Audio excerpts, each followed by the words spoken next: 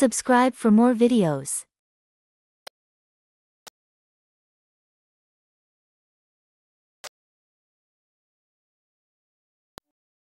Now, a full hour of mystery adventure.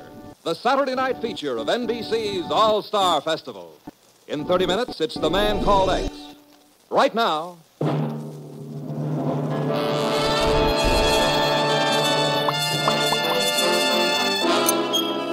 Dangerous Assignment, starring Brian Donlevy as Steve Mitchell. Brought to you by the makers of Anacin for fast relief from the pain of headaches, neuritis, and neuralgia. By Chesterfield, the only cigarette that combines mildness with no unpleasant aftertaste. The cigarette that brings you Bing Crosby and Bob Hope. By your local Ford dealer, who is now displaying the new 1951 Ford, the car that's built for the years ahead. And by RCA Victor, world leader in radio, first in recorded music, first in television.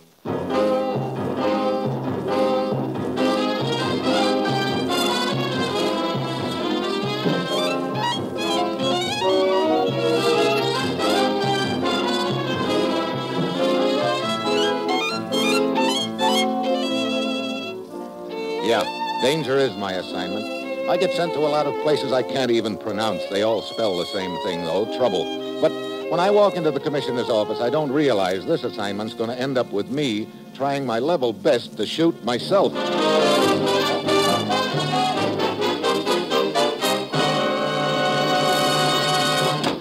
Morning, Commissioner. Ruth said you had an assignment for me. I do, Steve. Ever been kidnapped? Kidnapped? Well, I remember a redhead once who claimed we were out of gas. I'm sure you put up a terrific struggle. Like a tiger at bay. Well, that's all very interesting, but I didn't send for you to hear Chapter 33 of your memoirs. You're leaving for Berlin on the next plane. I'm flying clear to Berlin so somebody can kidnap me? No, you're flying there to find out who's been kidnapping a few other people. You know, I think you better start from the beginning, Commissioner. Steve, apparently there's been a nasty little racket flourishing in our occupation zone of Berlin for some time. It only came to light last night. What kind of a racket, Commissioner? A prominent German named Mueller was kidnapped several days ago. His wife received a ransom note telling her that if she didn't raise the required money, her husband would be turned over to interests in the eastern zone of Berlin. Apparently this Mueller had made a few enemies there. I see. Sort of sell Mueller to the highest bidder, huh? Yes, his wife raised the money and Mueller was returned. But when he tried to grab the man who returned him, he was shot and killed on his own doorstep. Look, this is all very interesting, but isn't kidnapping a matter for the Berlin police? What's it got to do with us? I'll tell you why it's our baby. Apparently the kidnapper was a U.S. government official. What? Now, look, don't try to tell me you believe that. I'm just giving you the facts, Steve. What's behind those facts could be another story, and I'm convinced it is. But that's what you're going over there to find out. But I still don't see what indicates that a government official is behind it. Here's how the deal was set up. Mueller had applied for a building permit several days before he was kidnapped. Those permits are handled by a special office, which is run under our supervision. A few nights later, a man who claimed he was from that office came to see Mueller. He told Mueller that they needed further information before they could issue the permit, that Mueller would have to come to the office.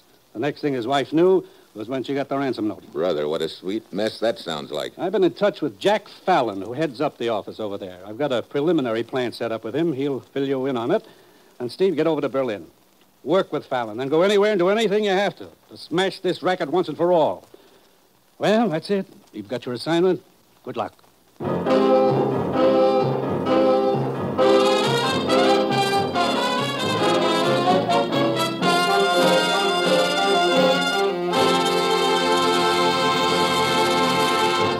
Dangerous Assignment, starring Brian Donlevy in the role of Steve Mitchell, will continue in just a moment. Here is something you should know if you ever suffer from the sudden pain of headaches, neuritis, or neuralgia. It's a way to ease the pain, often within a few minutes, a way that is incredibly fast and effective.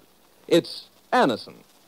Anacin is like a doctor's prescription. That is, Anacin contains not just one, but a combination of medically proven active ingredients in easy-to-take tablet form. Thousands of people were first introduced to Anacin through their own physicians or dentists. But today, these tablets are in such widespread use that all drug counters have them, and anyone may enjoy their benefits. Next time you suffer from the pains of headache, neuritis, or neuralgia, by all means, try Anacin. You'll like the convenience of Anacin tablets, and you'll be delighted with Anacin's incredibly fast action. Anacin, Anacin. Ask for Anacin by name today at your druggist.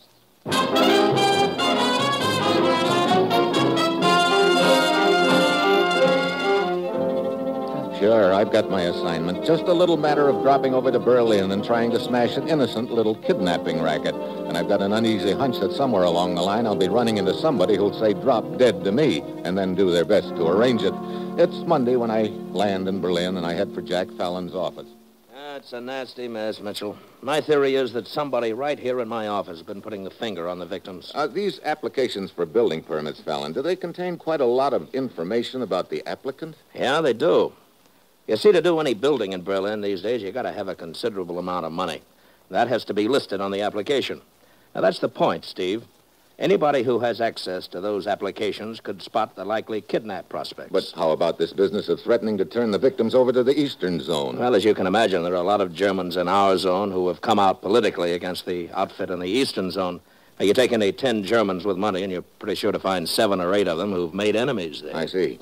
Tell me, Fallon, just who in this office has access to those applications? Well, my office manager can give you a better answer to that than I can. Herr Wittig, I was just going to call you. I was on my way to see you, Herr Fallon. Some reports for you to sign. Oh, come in. I want you to meet Steve Mitchell from the United States. Mr. Mitchell would like some information from you, Wittig. But of course, Herr Mitchell. I'd like to know how many people in this office have access to the applications for building permits. The files are available to Herr Fallon, of course, and to myself. Yeah, who else? The 3 clerks. Who are they? Frau Gunther, a woman of about 60, Fräulein Gottlieb, a younger woman, and Herr Linder. What can you tell me about them? I mean, have any of them ever acted in such a way as to arouse your suspicions? That's a hard question to answer, Herr Mitchell. They're all hard-working people. Frau Gunther particularly. She keeps mostly to herself. Fräulein Gottlieb, I have no problem with her, other than to keep her boyfriend from calling for her too early in the afternoon. Boyfriend? She's quite friendly with an American sergeant. Sergeant? I see. What about the other one, Linder? Herr Linder has notified us he'll be resigning soon. It seems he just inherited some money from the death of his uncle. Okay. I guess that'll be all, Wittig. Thank you. Of course. If there's any other information I can supply, Herr Mitchell, do not hesitate to call on me. I won't. Well, you know any more than you did before, Steve? How long has Wittig been your office manager, Fallon? Oh, about a year, I guess. Hey, wait a minute. You don't think he could have anything to do with this? Look, anybody who has access to those files could have something to do with it. Yeah, I guess you're right. The commissioner said something about having set up a plan with you. Yeah, he thought it might be a good idea to have somebody file a fake application and make it look like he was a red-hot prospect, you know? A pigeon, huh? Well, that's what it amounts to. Then we trail along and see what happens. Yeah, sounds like a good idea. You got a man for the job? Mm-hmm. Little character named Benner. Might be kind of dangerous for him, you know. Oh, Benner will do almost anything if the price is right. Besides, I think he can handle it okay. He's a very cautious little gent.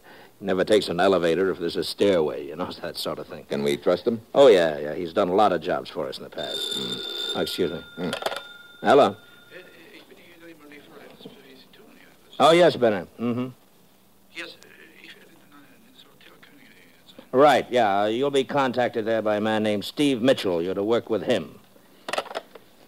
Well, Benner's on his way to the Kronig Hotel. He's going to register there. Okay, I'll get on over there myself. See you later, Fallon.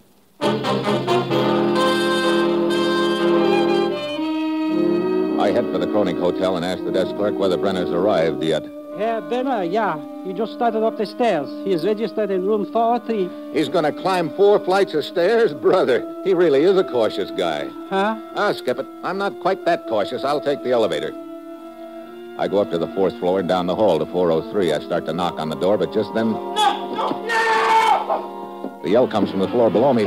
I pound down to the 3rd floor landing. The window at the fire escape is open, and on the floor, sprawled against the door to a broom closet, is a little guy with a few assorted bruises on his face. Benner? Benner! You okay? Yeah, I'm all right. What happened? Somebody was waiting for me on the landing.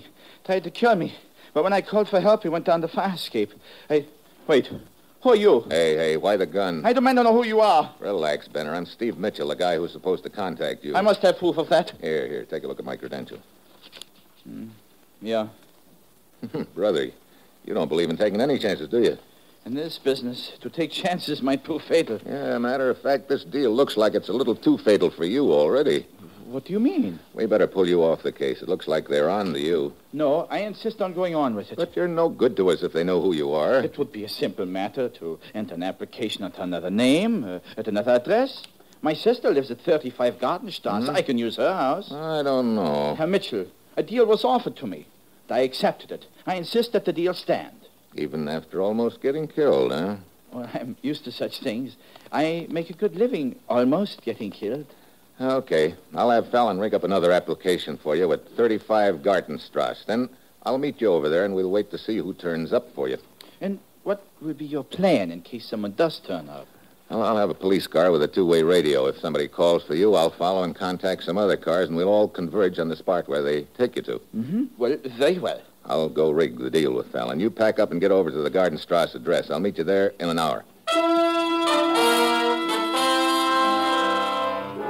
I go downstairs and out of the hotel. Then, 3 blocks away, as I'm heading for Fallon's office, I realize Benner forgot to tell me what name to use on the new application. I start back to the hotel. Then I spot the crowd on the sidewalk in front. I speed up. A couple of policemen are trying to push the crowd back. Then I see a body on the sidewalk covered up. All right, get back here now. Get back. What happened, officer? Man fell out of one of the hotel windows. What? You know who it was? Yeah. It's not much left of the body, but we found his papers. It was a little man named Benner.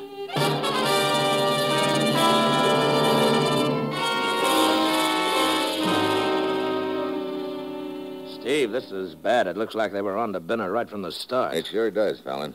He didn't just fall out of that window. He was probably slugged and pushed. Yeah. It must have happened right after I left him. Well, where does that leave us now? I don't know. I put in a call to the commissioner back in the States. As soon as it comes through... I suppose I could round up another man to take Benner's place. Yeah, same idea occurred to me. I'll take it. Hello. Steve? Commissioner? What's on your mind? Huh? Hey, this connection is lousy. Jiggle the phone, will you? That better? Yeah. I said, what's on your mind? I want to get married. What? You heard me. You're right in the middle of an assignment. You called me all the way from Berlin to tell me you want to get married? Well, a fella gets to thinking about those things once in a while, Commissioner. Now, look. I wanted you to be the first to know, Commissioner. All right. So you're going to get married. Who's the unlucky girl? I don't know. You don't know? I want you to pick her out for me. Steve, are you out of your mind? No more than usual. Hey, do we have any female-type agents running around in this neck of the woods? Agents? I get it now, Steve. Let's see. Yes, Martha Kane is just finishing up an assignment in Vienna. Martha? Hey, she speaks German, doesn't she? Yeah. Good. Okay, contact her and tell her to come here to Berlin and go to the Schaft apartment house. There's an apartment there under the name of Schiller. Martha is now Frau Schiller. All right, I'll contact her. What are you up to, Steve? Oh, just cooking up a little gag, Commissioner. If it works, I think we can bust this deal wide open. Well, if it doesn't work. Well, if it doesn't work, I'll leave you my best hand-painted necktie. You know the one that lights up in the dark? I don't like that. Oh, you ought to be a whiz with it. Now, Steve. See you later, Commissioner. What are you going to do, Steve? We need another clay pigeon to take Benner's place, don't we? Yes, but... Okay, so I've got me the pigeon. You mean this woman, Agent? No, I mean me.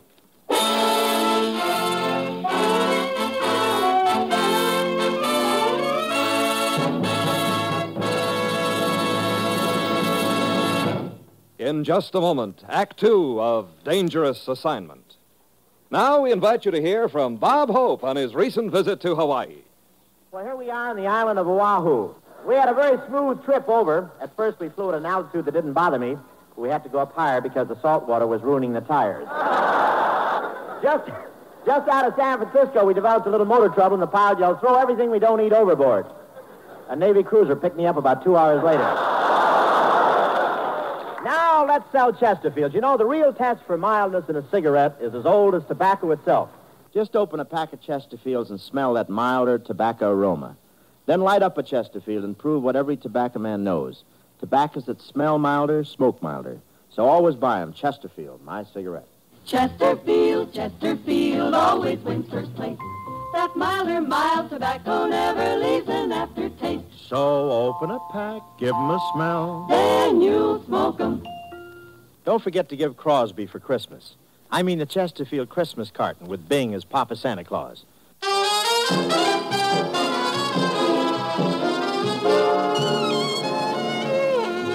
And now back to Dangerous Assignment and Brian Donlevy as Steve Mitchell.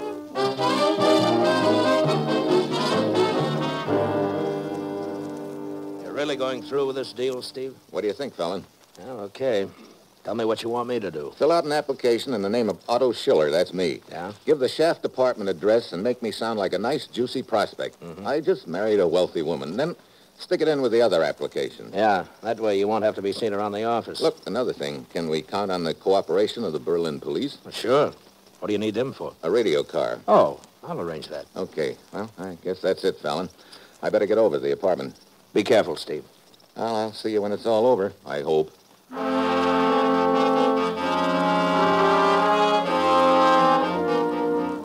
So I go over to the Shaft apartment house and settle down as Otto Schiller, a wealthy German. I'm not kidding myself about the various assorted things that could happen to me, all of them bad, but I know it's our best chance of finding out who's running this racket. I understand you want to get married, Steve. Hi, Martha. Come on in. You sure got to Berlin in a hurry. I caught a plane from Vienna as soon as the commissioner contacted me. Well, make yourself at home. It's half yours. What's the deal all about, Steve? The commissioner didn't give me any details. Not that I mind being Mrs. Mitchell, but... You mean Frau Schiller. Yeah, Frau Schiller. Well, it goes together something like this, Martha. Somebody posing as a U.S. government official has been kidnapping wealthy Germans. If the relatives don't pay off, he threatens to turn the victims over to the Eastern Zone. Where do you fit in? I'm the next victim, I hope. So, well, you know, Steve, you haven't changed a bit. You always did manage to figure yourself into the sweetest spots. Well, if the deal works, somebody will come for me here. You slip out the side door and downstairs to the radio car, follow us, and contact the police. Okay, when are you expecting the call? I don't know. Could be minutes or it could be days. Days? Any ideas on how Herr Schiller and wife are supposed to pass the time waiting? Well, as a matter of fact... Yeah, that's what I thought. Like I say, you haven't changed a bit. We'd better stick to my ideas. Oh? Well, what are your ideas? Canasta? Canasta? Now, look. Can't you think of any better way to pass the time than... Hey, wait a minute. Sorry, I just remembered we don't have any cards, so I guess we'll just have to... No. Hey, where'd that deck come from? My purse. Be prepared, I always say. Looks like you haven't changed a bit either. Okay, deal them up.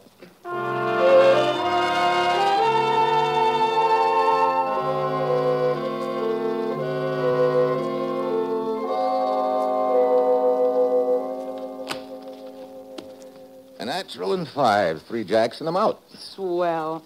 I suppose you know that wins you another game. So it does. I suppose you also know that makes 5 straight games. You've cleaned me and broke. Don't tell me your troubles, lady. Canasta was your idea. Yeah, I know. Steve. Better get into the next room. Right.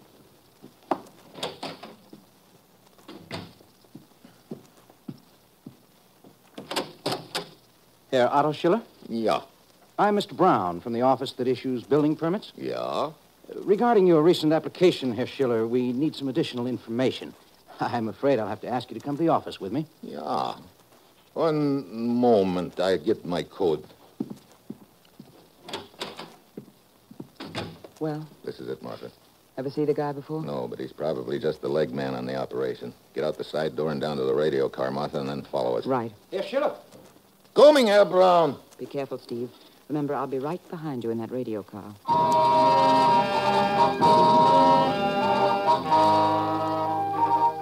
Martha slips out the back door of the apartment, and I join Mr. Brown in the living room. We go down the elevator to the street, and Brown motions toward the curb. Here's my car, Herr Schiller. I sent my driver on a little errand. He should be back in a moment. Here, we'll wait inside. Get in. Mitchell, huh? You heard me. You can cut out the Ya 9 routine. Inside, you get a slug. Little surprise party, huh, Brown? That's right. I've got another surprise for you, too, Mitchell. I can hardly wait. What is it? You'll love it. Take a look out the window. Martha. Yeah. Your little pal who was going to tag along in the radio car. Get her inside, Fritz. Yeah. He was waiting for me at the side door, Steve, complete with guns. Oh, this is just great. I thought you'd be overjoyed, Mitchell. Where are we going? To see the boss. Oh? Who is the boss? You'll find out, Mitchell. Okay, Fritz, let's get going.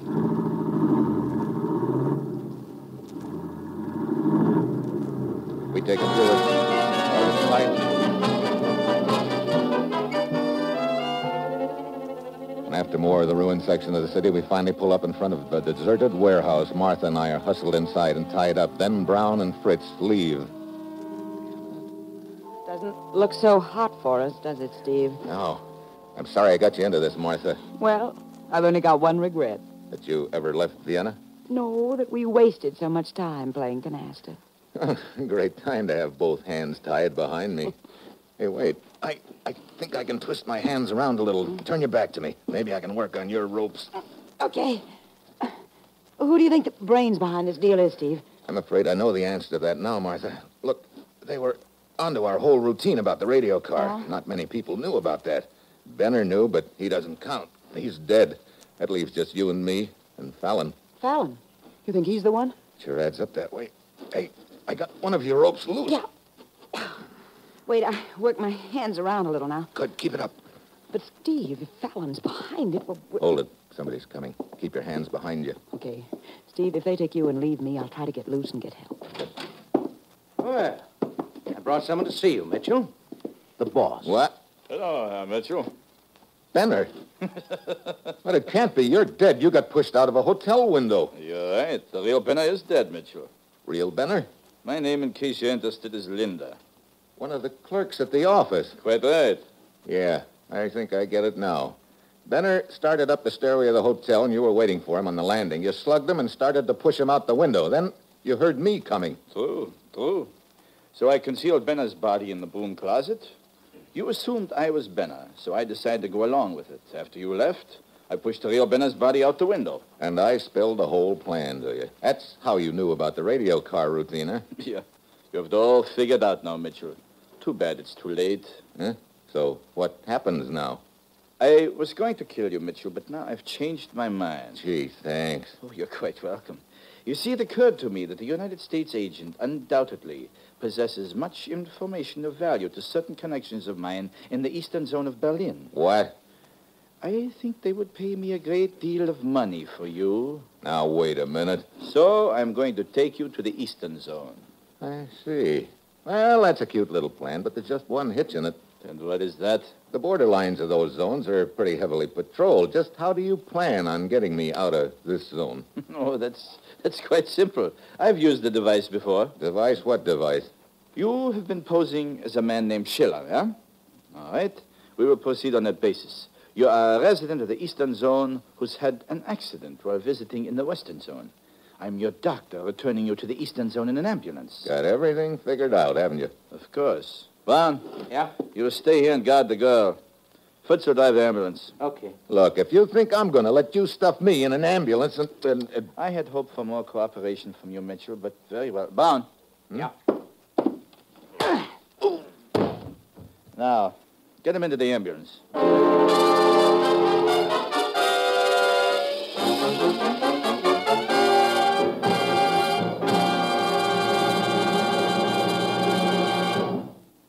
In just a moment, the conclusion of Dangerous Assignment.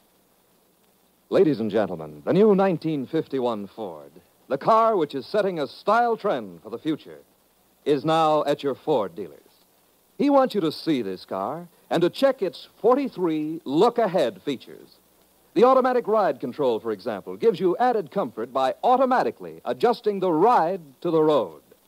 New key turn starting and a rear deck lid that pops up automatically are two of the features which give you new convenience. There's new style and beauty both inside and out. New luxury lounge interiors are upholstered with rich Ford craft fabrics in harmonizing shades to complement your choice of exterior color. And there's traditional Ford economy, for the automatic mileage maker matches timing to fuel charges with such accuracy that every drop of gasoline is used, none wasted. Visit your Ford dealer soon. Check all 43 look-ahead features. Then test drive the new 51 Ford. You'll agree you can pay more, but you can't buy better.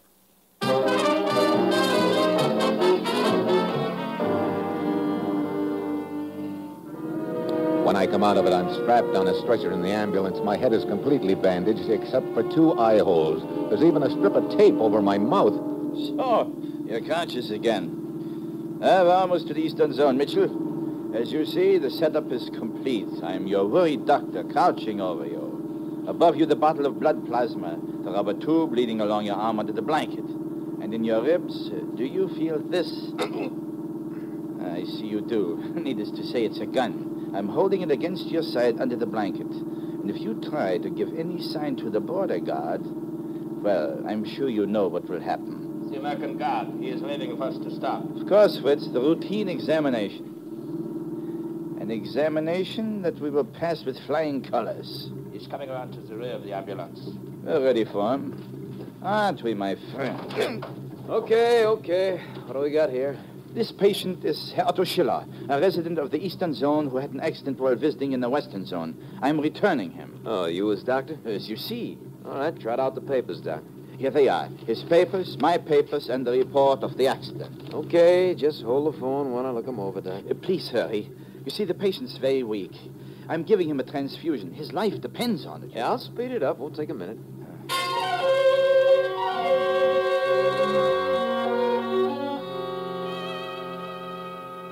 The sergeant keeps nodding as he checks the papers. They must be pretty clever forgeries. Right now, I feel like a chicken with his neck on the block waiting for the axe.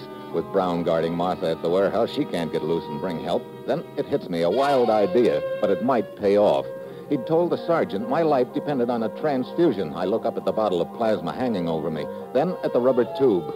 My wrists are strapped to the sides of the stretcher under the blanket, but my hands themselves are free.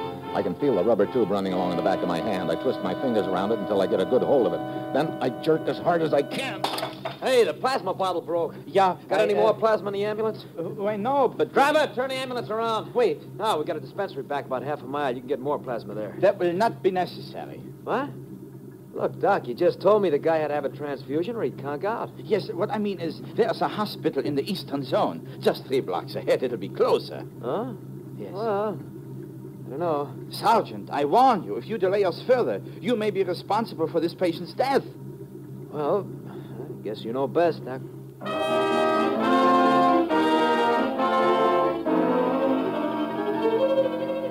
So it didn't work after all. I can feel the gun jam harder into my ribs under the blanket, but I know he won't shoot now. Then another idea smacks me.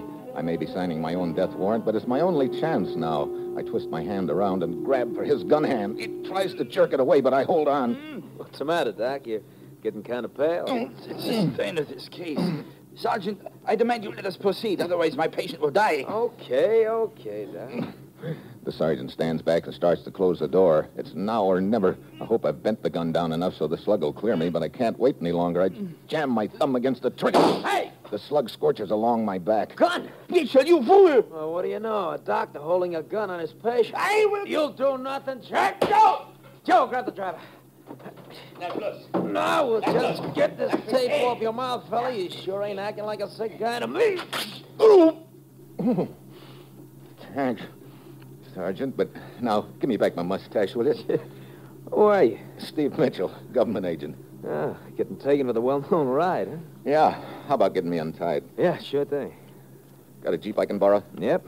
All right. Gonna take somebody else for a ride? I'm gonna pick up a guy named Brown and a girl named Martha at a warehouse. That makes 3 of you. 3's a crowd. We'll bump Brown real quick. Huh?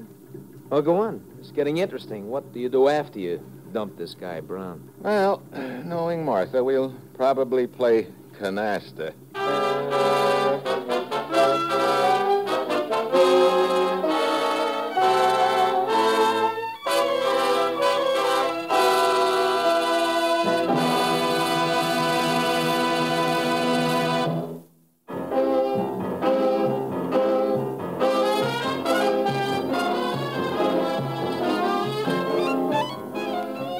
Dangerous Assignment, starring Brian Donlevy as Steve Mitchell, is written by Bob Reif and Adrian Jondo, with music by Robert Armbruster, and is produced and directed by Bill Karn. Be with us again next week at this same time when Brian Donlevy, starring in the role of Steve Mitchell, will embark on another Dangerous Assignment.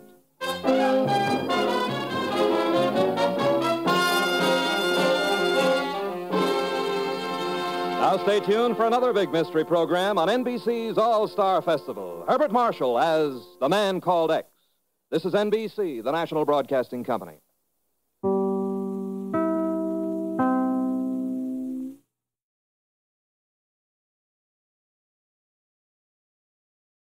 The Cavalcade of America.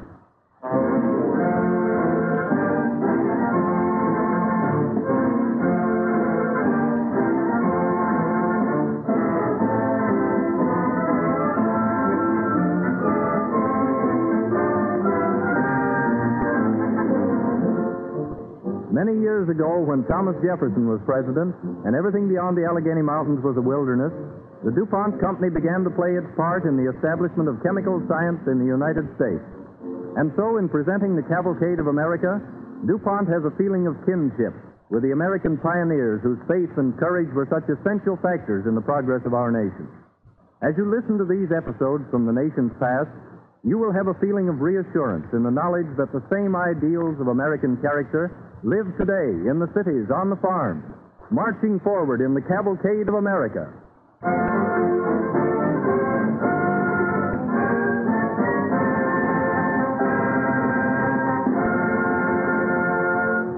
Our first story this evening takes place down south in Georgia in the year 1842. It was just about then that Stephen Foster began composing the melodies that became the folk songs of America. Our Cavalcade Orchestra will play a group of songs by Stephen Foster.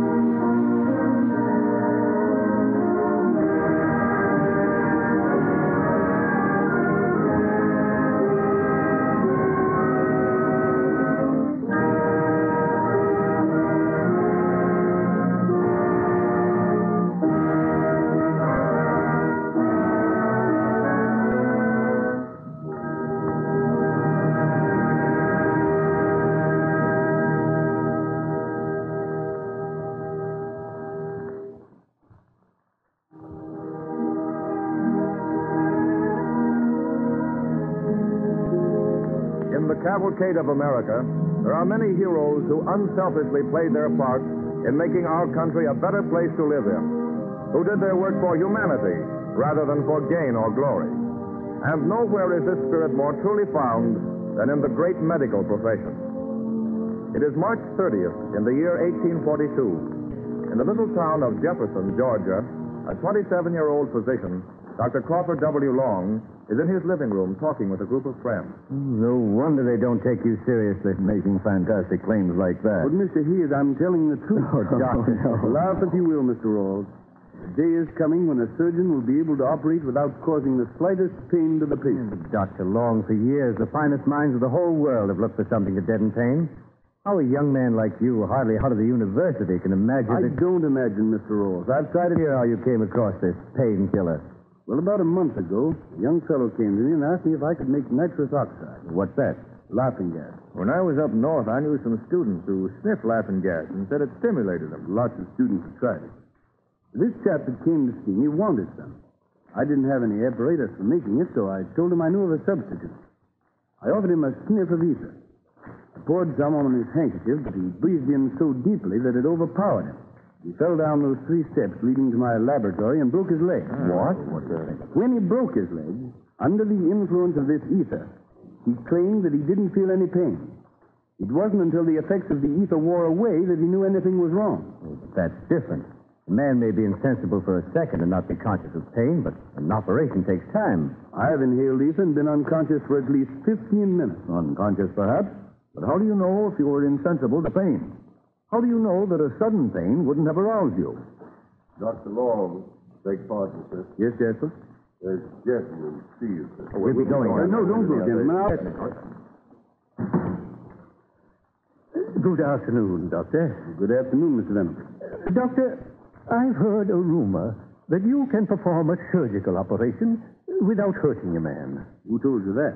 Your colored boy, Jasper, said something about it to my Sam. Jasper's a trifle premature in his boast. What's the trouble, sir? I have something on my neck. Dr. Wilson says it's a tumor that ought to be removed.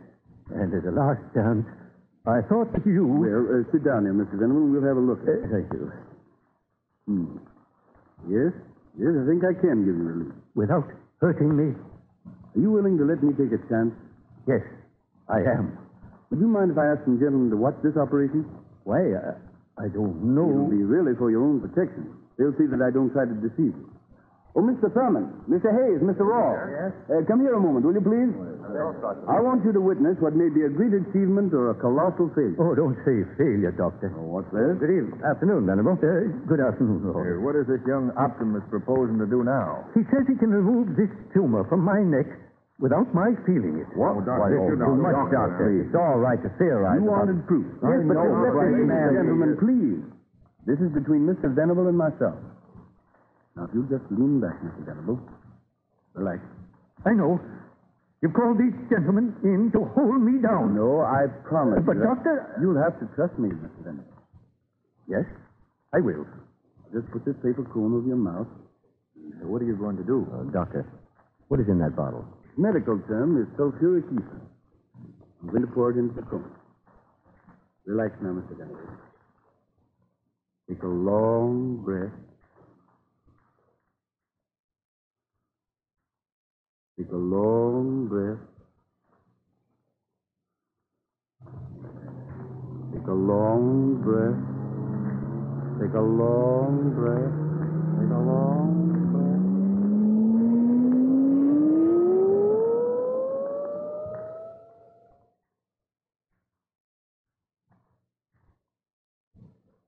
Incredible. No, There you are, Mr. Venable. It's all gone. The bandage isn't too tight, is it? No, I don't feel...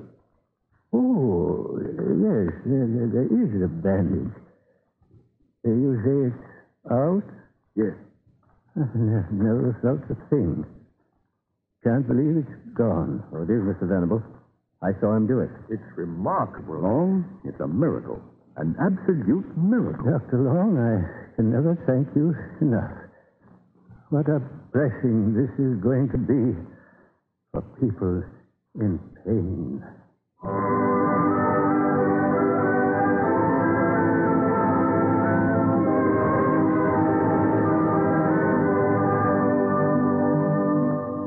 In the presence of his 3 friends, Dr. Crawford W. Long performed the first operation with ether as an anesthetic.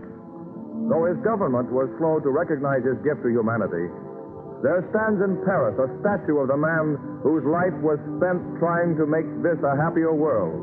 The discoverer of ether as an anesthetic, the Georgia practitioner, Dr. Crawford W. Long.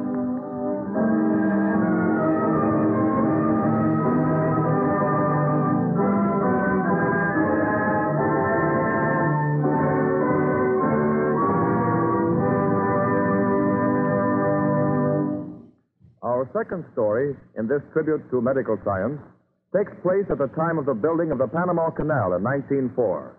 Our cavalcade orchestra sets the stage with Pan Americana, composed by Victor Herbert for the Pan American Exposition at Buffalo in 1901.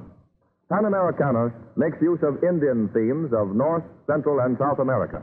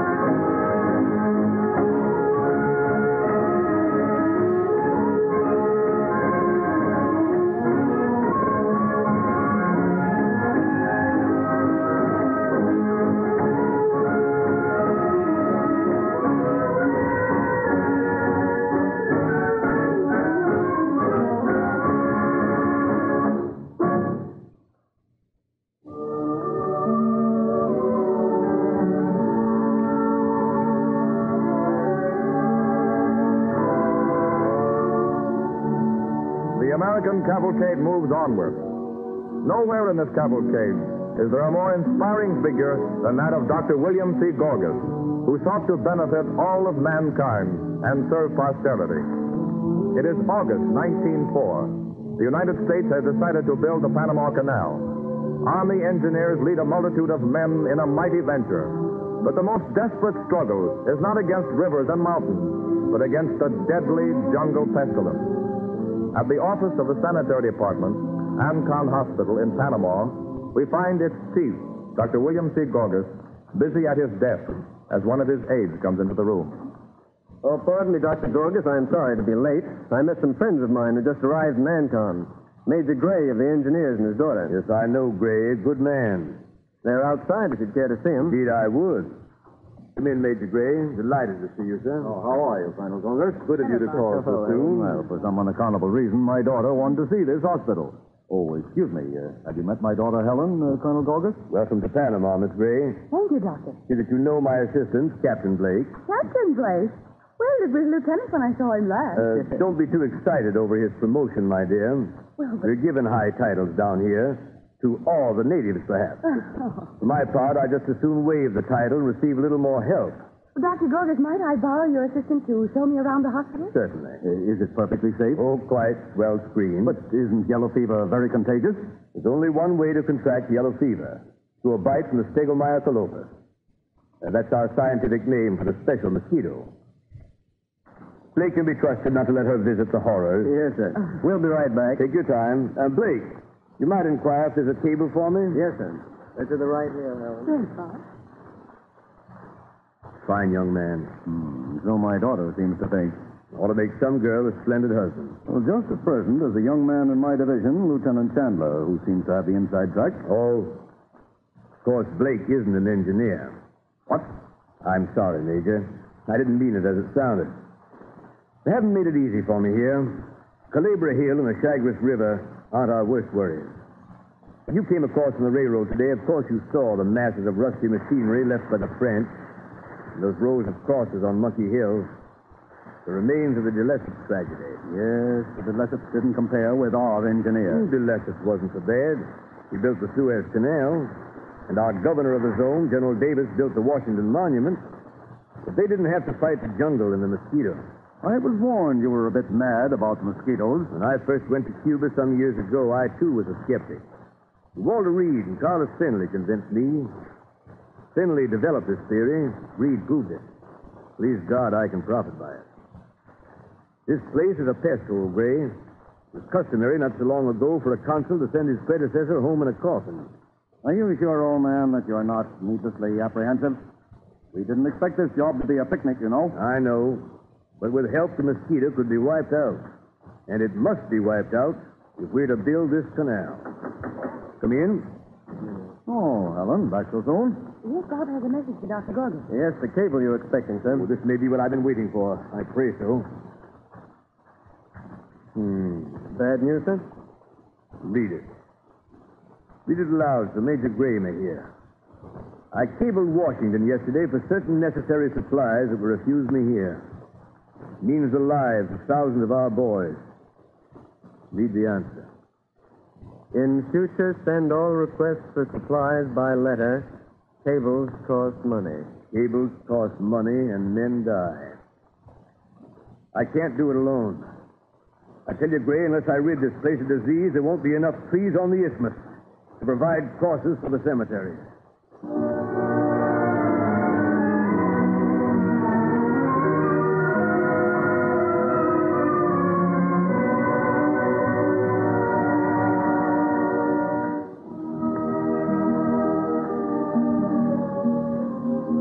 Sometime later, Major Gray and his daughter are situated at Empire, a government settlement above Calabria Hill, where the big cut is being made. And Bob Blake often finds his duties leading him in that direction. Oh, Captain Blake, are you here personally today or officially? What makes you ask? Well, it makes a difference in my attitude. I rather like you personally. Thank you. But officially, you're a great deal of trouble. You see, the last time you were here, you men put oil in my watering cans, and when I watered my Water flowers... breeds mosquitoes, Ellen. You can't always see the larvae, but oil kills them. Yes, and oil kills my flowers. You know, there's a fine of $10 for anyone who leaves any water standing in the open. Oh, well, my father's an official of the canal, so that doesn't apply to me. They fined the president of Panama last week. They're even oiling the holy water response from the cathedral. We're getting better cooperation from the Panamanians than we are from our own government. Oh, Bob, you're so solemn about it. Well, you've never seen a man die of yellowjack, Helen. Oh, that's all over. Why, look at us here in Empire, a settlement built by the Army. Why, it's clean, it's sanitary. There's no yellowjack here. You might give our oil sprays some credit. Well, if you're going to be disagreeable about my flowers again, I'll just... Well, anyway, it was clean water. The Sagamaya mosquito breeds in clean water. What's more, she likes places where people live. Oh, they're a social little beast, you see, and that's why we concentrate our oil in the residential areas. I see. You did come on an official visit, Captain Blake. You know, really, Tom Chandler is much more courteous. Oh. Well, I suppose you're seeing a lot of Tom Chandler these days. Yes, he's here now. In fact, he's going to take me to the dance at the Officers Club. Ellen. Yes, Tom, here I am. Ellen, what's the phone number for medical headquarters? I can't seem to raise anyone. Anything I can do, Chandler? Oh, hello, Blake. Yes. Yes, I wish you'd come in and take a look at Helen's father. But, Father? Well, what's the matter? Where is he? In the living room. He's been complaining all afternoon about his head. Dizzy? Tired muscles? Hot? Yes. Oh. What is it? Well, I don't know yet. Oh, Bob, what do you think? I'll tell you when I see him, dear. Well, he's right in here. Well, Tom, he's off in here. Why? He was in his chair. Oh, he's fallen. Father! Take it easy, Helen. He's fainted. Heat, perhaps. Chandler, will you get some water? Yes, right away. Helen, get Dr. Gorgas on the phone. I'd like to speak to him. Oh, yes, Bob, at once. Here's the water. Oh, thanks. Major?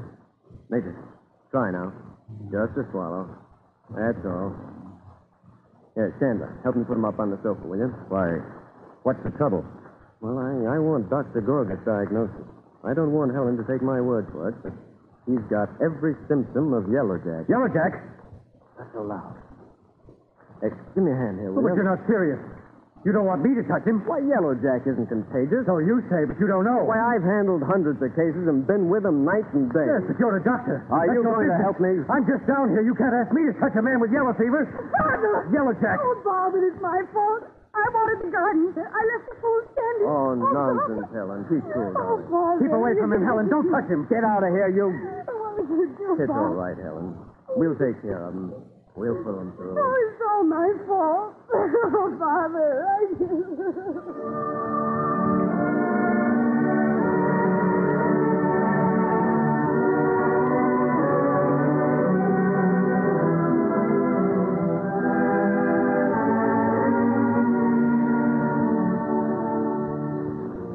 Weeks and weeks of devoted care and medical skill finally pulled Major Gray through the terrible illness. He was sent home to Washington, and it was over a year before he was able to return to Panama. Anxious to see what progress has been made on the canal, he and his daughter stand on Empire Hill above the great Culebra hut, watching the afternoon blasting. Helen, Major Gray. Bob! Oh, Bob Blake, you old darling. Hello, Major. I'm sorry I couldn't get off to meet you at the boat, but I got here just as soon as I could. I'm so glad to see you. How's Colonel Gorgas? Oh, he's working hard as usual. He'd hoped to meet you, too. Poor Gorgas still have his troubles? Well, I'm afraid so, Major. He's still grumbling about insufficient supplies. Well, I had hoped when the president appointed Colonel Goethals as head of the commission with Gorgas himself on the board, things would be different. Oh, they are better, but... Well, Colonel Goethals is an engineer first. Huh? Oh, I beg your pardon, sir. It slipped out. Oh, I don't blame you, Bob. I was as bad as any of them. I had to be convinced myself.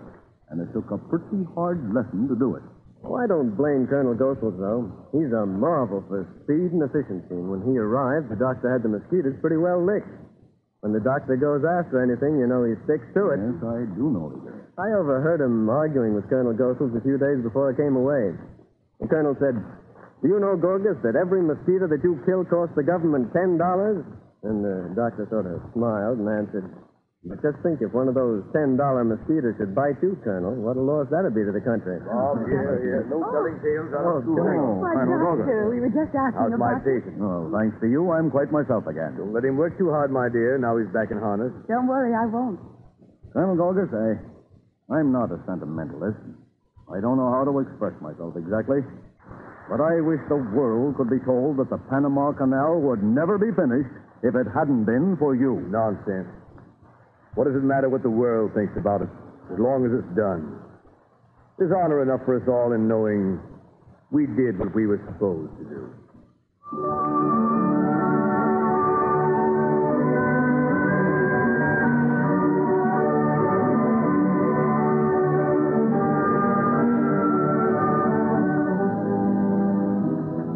The Panama Canal was formally opened in 1915. Its speedy completion due largely to the perseverance of the man who fought and conquered a deadly germ. Gorgas' fame spread to other countries. He was offered a post by the British government, where he again waged a winning fight against disease. It is July 1920.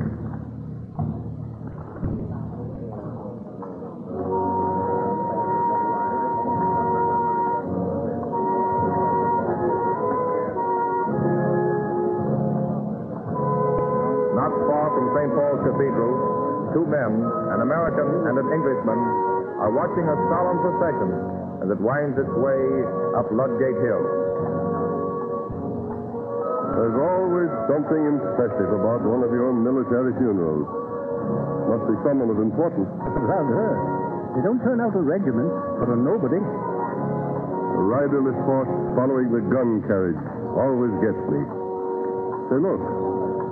Look, the stars and stripes over the coffin. Oh, must be some pretty well-known countryman of yours for our government to give him a tribute like this. I'll ask the Bobby.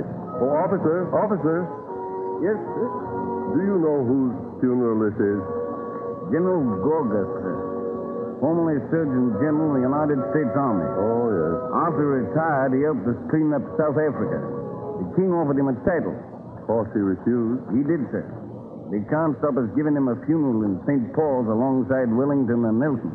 They'll take him back home to America? Seem me right enough, sir. But he don't belong to you alone. He was a soldier of the world, the highest kind of doctor. He belongs to us all.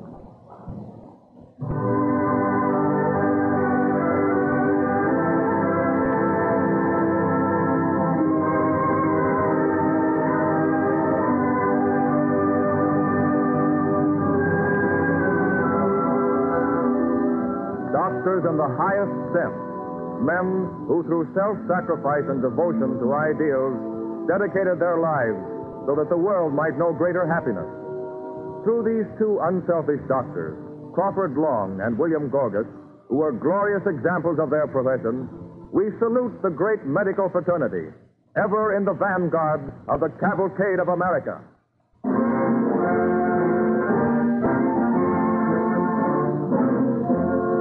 It is indeed true that all of us owe a debt of gratitude to the men and women, too, who, through the ages as well as through our own country's history, have devoted their lives to safeguarding the public health. In this connection, it's interesting to note that the DuPont Company recently established a permanent institution, the Haskell Laboratory at Wilmington, Delaware, for the study of occupational diseases, in an effort to make life in industrial America safer and happier for every worker. As the results of this study come to light, they will be available to all people throughout the world. Modern chemistry has done much within this present generation to develop many medicinal products, among them a number of excellent antiseptics. Starting with salt, the chemist makes sodium perborate, widely used in diseases of the mouth. Out of chemical processes that start with sulfur, air, and water, there comes hydrogen peroxide, an antiseptic familiar to everyone. The chemistry of zinc produces a new antiseptic, zinc peroxide. In working with coal tar, the chemist makes phenol, which you may know by its more common name, carbolic acid. And from cotton, the chemist derives that most important diagnostic aid, X-ray film. DuPont is one of the leading chemical companies making these products, which are eventually used by people throughout the land to protect human life. Incidentally, those of you who are in or near New York may see with your own eyes the wonderful strides that chemical science has made in recent years by visiting the Chemical Show all this week at Grand Central Palace in New York. The interesting exhibits there will give you a mighty good idea of the importance of chemical research, so well expressed by the watchword of DuPont chemists, better things for better living through chemistry.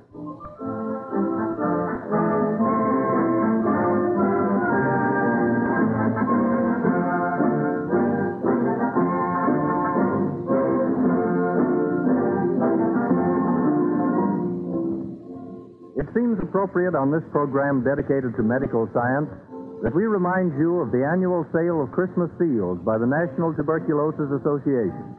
Those stamps pay for direct care and research, not only in tuberculosis, but in other communicable diseases. This splendid work should be supported by everyone. So remember, buy Christmas seals.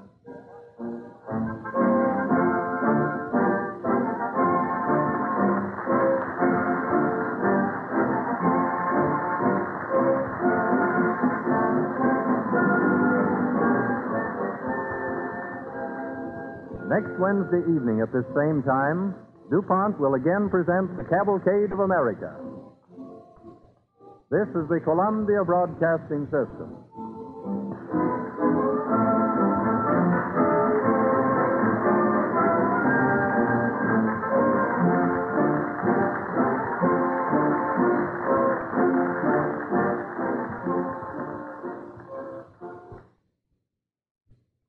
WABC, New York.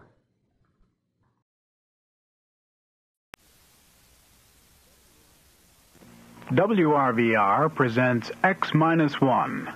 This is an experimental program on WRVR, and we'd like to hear your comments. Please drop us a note to X-1, WRVR, New York, New York, 10027. And now, tonight's adventure on X-1. Countdown for blast off. X-5, 4, 3, 2, X-1, fire.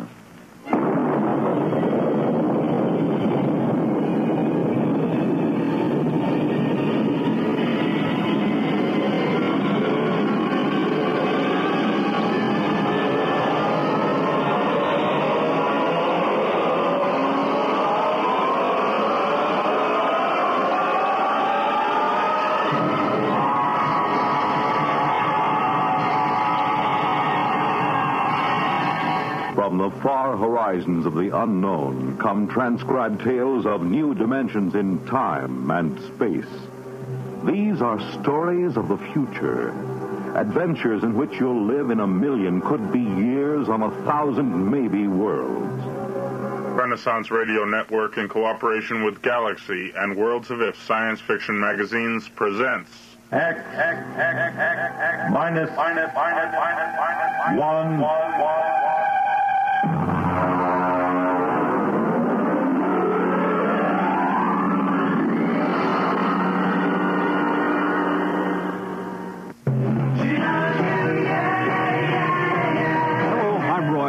As a broadcaster, I've seen fads come and go, but few have stayed with us. One of those few is the Beatles. The Beatles created a whole new world of music, fashion, and ideas, and though they're no longer together, radio stations around the world still play their music. Now, RRP has gathered 60 of their finest songs onto 4 LP records, cassettes, and 8-track tapes for only $13.98. You get such Beatle greats as I Want to Hold Your Hand, Hard Day's Night, Bangladesh, Hey Jude, Michelle, Help, The Ballad of John and Yoko, Sgt. Pepper, and I Love Her, Yellow Submarine, and 50 other great hits. You get your choice of stereo records, 8-tracks, or cassettes for only $13.98. This is an album that you'll want to keep, and it will surely grow more and more valuable in years to come. Here's your announcer to tell you how to order. Send $13.98 to Beatles, Box 377, Seymour, Connecticut. That's Beatles, Box 377, Seymour, Connecticut. Specify cartridges, cassettes, or records. Money back guaranteed by Electro Sound Dupe Incorporated. Tonight,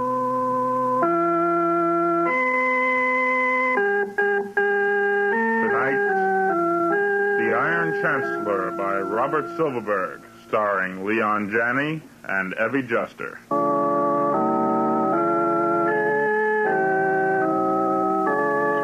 Like many other modern families, the 4 of us could all stand to shed quite a few pounds.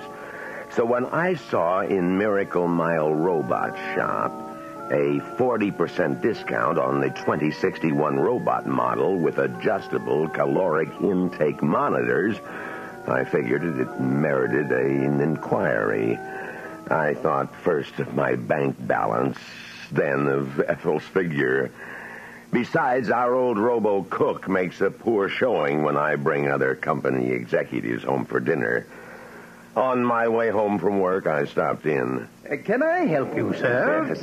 I see you're admiring our 2061. Yes, it's a real beauty. How much? Only $2,995, sir. Oh. That includes free service contract for the first 5 years, only 200 credits down.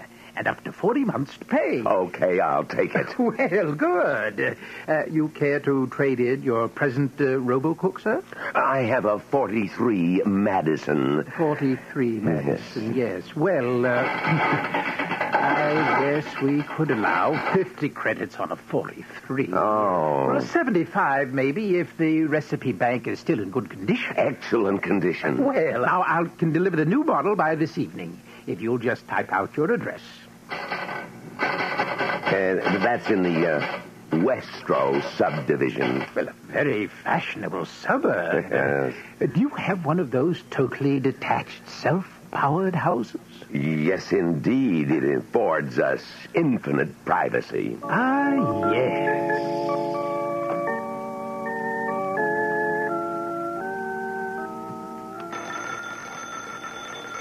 I'll get her.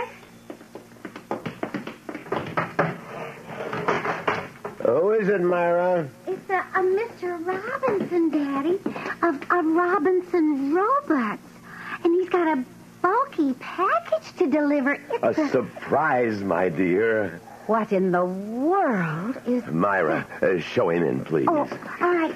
There we are. Got him all wrapped. All 7 feet of it, Mr. Carmichael.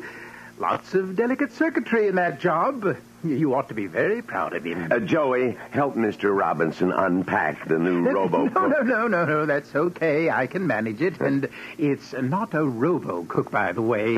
It's called a RoboServitor. Sam, it must be a fortune. It's very reasonable, Ethel. Now, don't worry so much. There, this is the instruction manual. Now, don't fret about the thickness of the booklet. It's just part of the trimmings. This robot's no trouble to handle. Now, here's the recipe bank.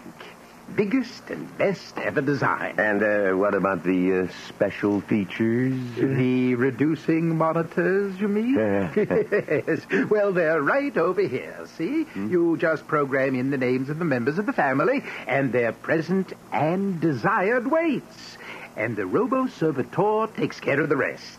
Computes caloric intake, adjusts menus, and everything else. I told you I was going to do something about our weight, Ethel. No more dieting. The robot does all the work. Oh, my. I don't think there'll be any trouble. But if there is, just give me a buzz. Right.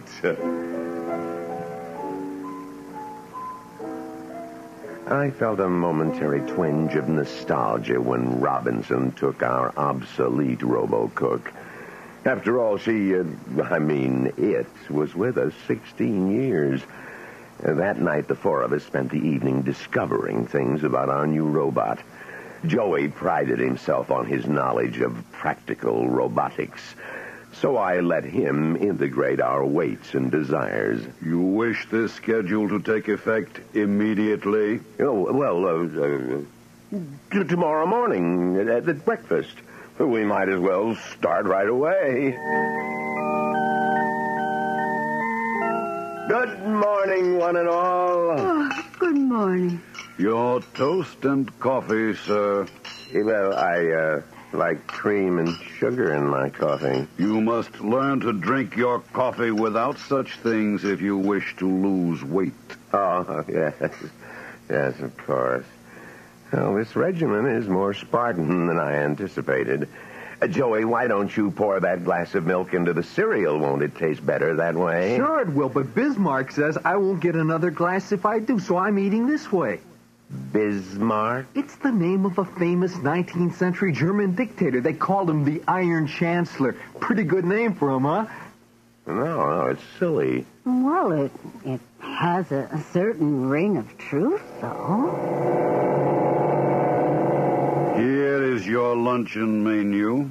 You are the only member of this family group who will not be eating 3 meals a day under my personal supervision. Please adhere. And I did, even though I had to avoid my colleagues and eat at a robo-cafeteria so as not to be ribbed or questioned. Needless to say, I wasn't full. Dinner loomed in my mind. My hand shook. When I arrived home that night, I handed the robo-servitor my hat and cloak and, as always, reached out for my cocktail. Yes, sir. How may I assist you? Are we, out of gin? No, sir. How come no drink, then? Because, sir, a martini's caloric content is inordinately high. But gin is rated at 100 calories per ounce. And Okay, enough. It is almost dinner time, sir. Did you have a good day, sir? No, I'm hungry. The first days of diet are the most difficult. Excuse me now while I prepare the meal. The name Bismarck was beginning to fit him more and more. After dinner, if you can call it that, Bismarck was in the basement. It gave us a chance to speak privately. Lord, Sam, I don't object to losing weight, but we're being tyrannized in our own home. Mom's right. It doesn't seem right for that thing to feed us whatever it pleases. I'm not happy about it either, but we have to give it a try. We can always make readjustments in the programming if it turns out to be necessary. I had 3 meals in the house, and I'm starved. Me too. Bismarck's downstairs. I'm going to get a slice of lemon pie while the coast is clear. No. No? There is no sense in my spending 3,000 credits on a dietary robot if you're going to cheat, Joey. I forbid you to have any pie. But, Dad, I'm hungry. I'm a growing boy. Now, don't give me that line. Sam, we can't starve Joey. If he wants pie, let him have it. Oh, you're carrying this reducing fetish too far. Well, All right, I guess a bit of pie won't wreck the plan. In fact, I suppose I'll have some myself. Joey, Begging your pardon. It would be most unfortunate if you were to have pie now, Mr. Carmichael. My calculations are very precise. Let's forget the lemon pie, Joey.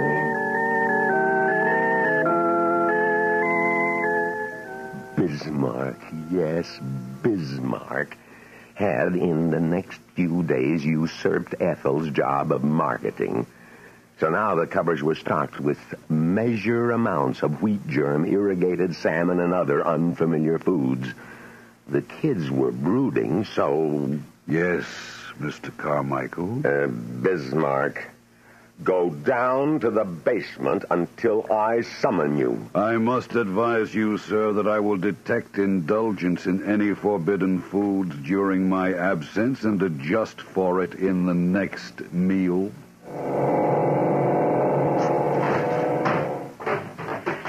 Joey, get the instruction manual. What are you going to do, Sam?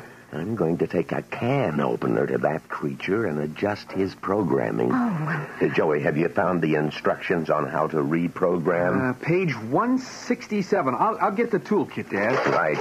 Right. I'll buzz Bismarck.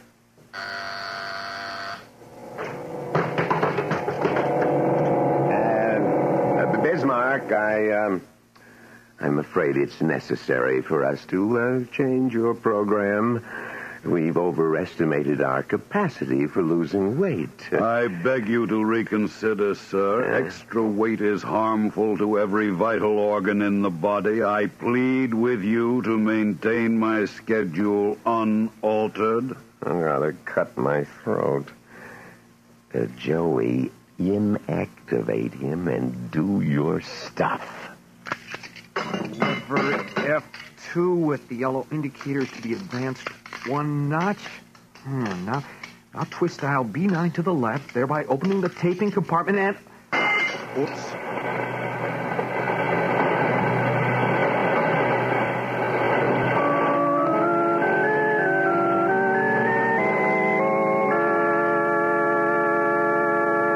We will be back with the second half of The Iron Chancellor after this message of importance. Roy Fox. As a broadcaster, I've seen fads come and go, but few have stayed with us. One of those few is the Beatles. The Beatles created a whole new world of music, fashion, and ideas, and though they're no longer together, radio stations around the world still play their music. Now RRP has gathered 60 of their finest songs onto 4 LP records, cassettes, and 8-track tapes for only $13.98. You get such Beatle greats as I Want to Hold Your Hand, Hard Day's Night, Bangladesh, Hey Jude, Michelle, Help, The Ballad of John and Yoko, Sgt. Pepper, and I Love Her, Yellow Submarine, and 50 other great hits. You get your choice of stereo records, 8-tracks, or cassettes for only $13.98. This is an album that you'll want to keep, and it will surely grow more and more valuable in years to come. Here's your announcer to tell you how to order. Send $13.98 to Beatles, Box 377, Seymour, Connecticut. That's Beatles, Box 377, Seymour, Connecticut. Specify cartridges, cassettes, or records. Money back guarantee by Electro Sound Dupe Incorporated.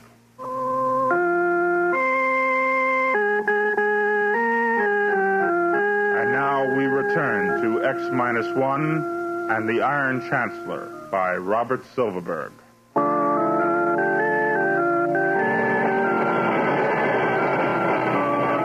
Damn it! What happened? Drop the damn wrench. I guess I shorted out something in there. We'd better call Mr. Robinson, Sam. A short-circuited robot is likely to explode or worse. We should have called Robinson in the first place. It's my fault for letting Joey tinker with an expensive and delicate mechanism like that. Myra, get me the card Mr. Robinson left. Gee, Dad, this is the first time I've ever had anything go wrong. Here, Daddy. Thank you, Myra. I hope we can reach him at this hour.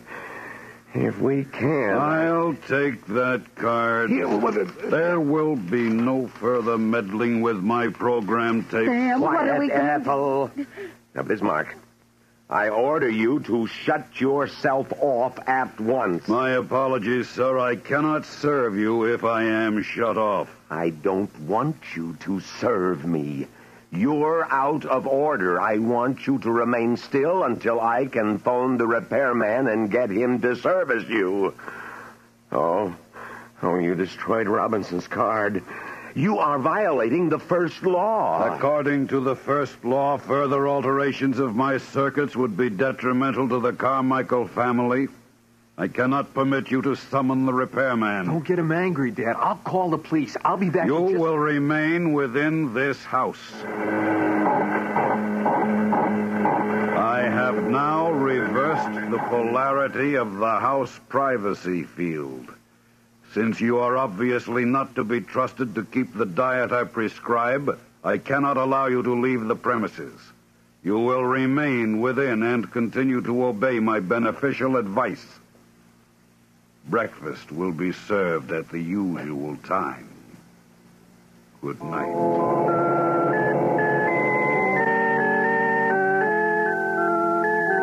I awoke late, well past 9.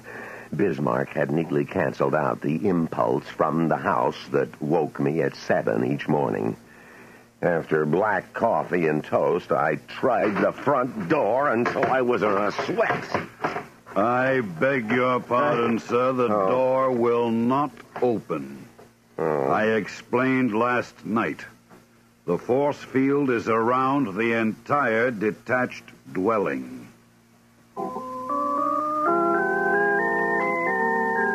Now, in theory, the field could be penetrated from the outside, but nobody comes calling without an invitation in Westro. It is not one of those neighborly subdivisions where everyone knows everyone. That was why we picked it. Dad, the phone connection's severed. Damn him. He can't hold us prisoners here. Oh, Bismarck's short circuit has resulted in exaggerating his sense of functioning. He's determined to make us lose weight, even if it kills us. He's got the kitchen wall up with some kind of electronic-based force web. He must have built it during the night. I tried to sneak in and scrounge some food and got a flat nose. Oh, we'll be skeletons any day. Hey, it isn't that bad, Mom. Yes, it is, Dad. I've lost 5 pounds in 4 days. Quiet. Bismarck's coming. Lunch will be served in 8 minutes. Probably down at the office. They're wondering where I am. Oh, they won't care. An executive isn't required to account for every day he takes off, you know. I haven't missed a day's work in years. I know. Oh, but they'll worry after 3 or 4 days, won't they? Maybe they'll try to phone her or even send a rescue mission. There will be no danger of that. While you slept this morning, I notified your place of employment that you were resigning. Well, you're lying. The phone is cut off. I communicated with them via microwave generator. If only we had an oilman the way we used to. He'd know how to shut the field off. But no. We've got a shiny, chromium-plated cryostat dishing out liquid helium. A neat, self-contained island in the middle of civilization with nobody bothering us. Ethel, please. Luncheon is served. You've got to do something about this, Sam. I'll have to, huh? And just what am I supposed to do? Daddy, don't get angry. Oh, don't tell me what I should or shouldn't do. Maybe you could distract him, and I could open him up again. No. That thing's 7 feet tall and weighs 3,000 pounds. I'm not going to wrestle with him. The haggard face in the mirror was mine. 6 days of starvation. I stepped on the scale. 12 pounds off in less than 2 weeks. Then it came to me in a flash. Ethel, Myra, Joey, come here. Where's that robot? In the kitchen. Bismarck? Bismarck, come out here. How may I serve you, sir? Damn you, scan me. with your super power receptors and tell me how much I weigh. 179 pounds, 11 ounces, Mr. Carmichael. Yes. And the original program I taped into you was supposed to reduce me from 192 to 180. So I'm finished with you as long as I don't gain weight. And so are all of us, I'll bet. Ethel, Myra, Joey, upstairs, and weigh yourselves. Sir, I find no record within me of any limitations on your reduction of weight. What? I have checked my tapes fully. I have a record of an order causing weight reduction, but the tape does not specify a termination of the program. But I thought... I'm sure we did. I know we instructed... Probably that part of his tape was erased when he short-circuited. Oh. Dear,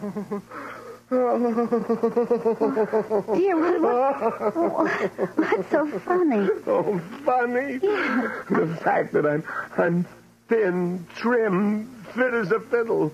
Oh. We're all magazine ad beauties, the enviable few who in our age of technology, when normal exercise is extinct, we'll all shrivel up. Bismarck will starve us to death. Don't worry, Dad. We're going to get out of this. Oh, we won't. We'll never get out.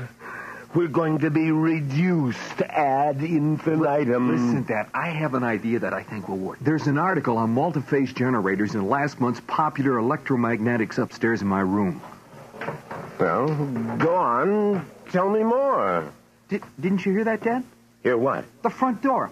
I thought I heard it open just now. Oh, we're all cracking up. I hope I'm not intruding, Mr. Carmichael. Robinson. Yes. How did you get in? Well, through the front door. I could see a light on inside, but nobody answered the doorbell when I rang, so I just stepped right in.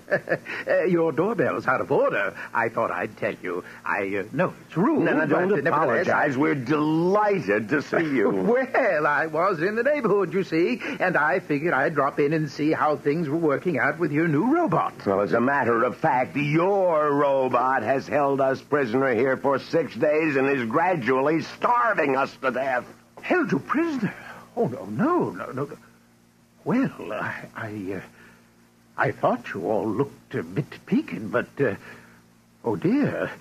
Now there'll be an investigation and all kinds of trouble. I think I short-circuited him. I see. Well, at least I can end your imprisonment. Now, let me see. I have a force field damper in my toolbox. There you are. Yes, that's a great little gadget. That neutralizes the blockade. Quick, here he comes. There. That should immobilize him. Oh. Now, let's have a look in that chassis.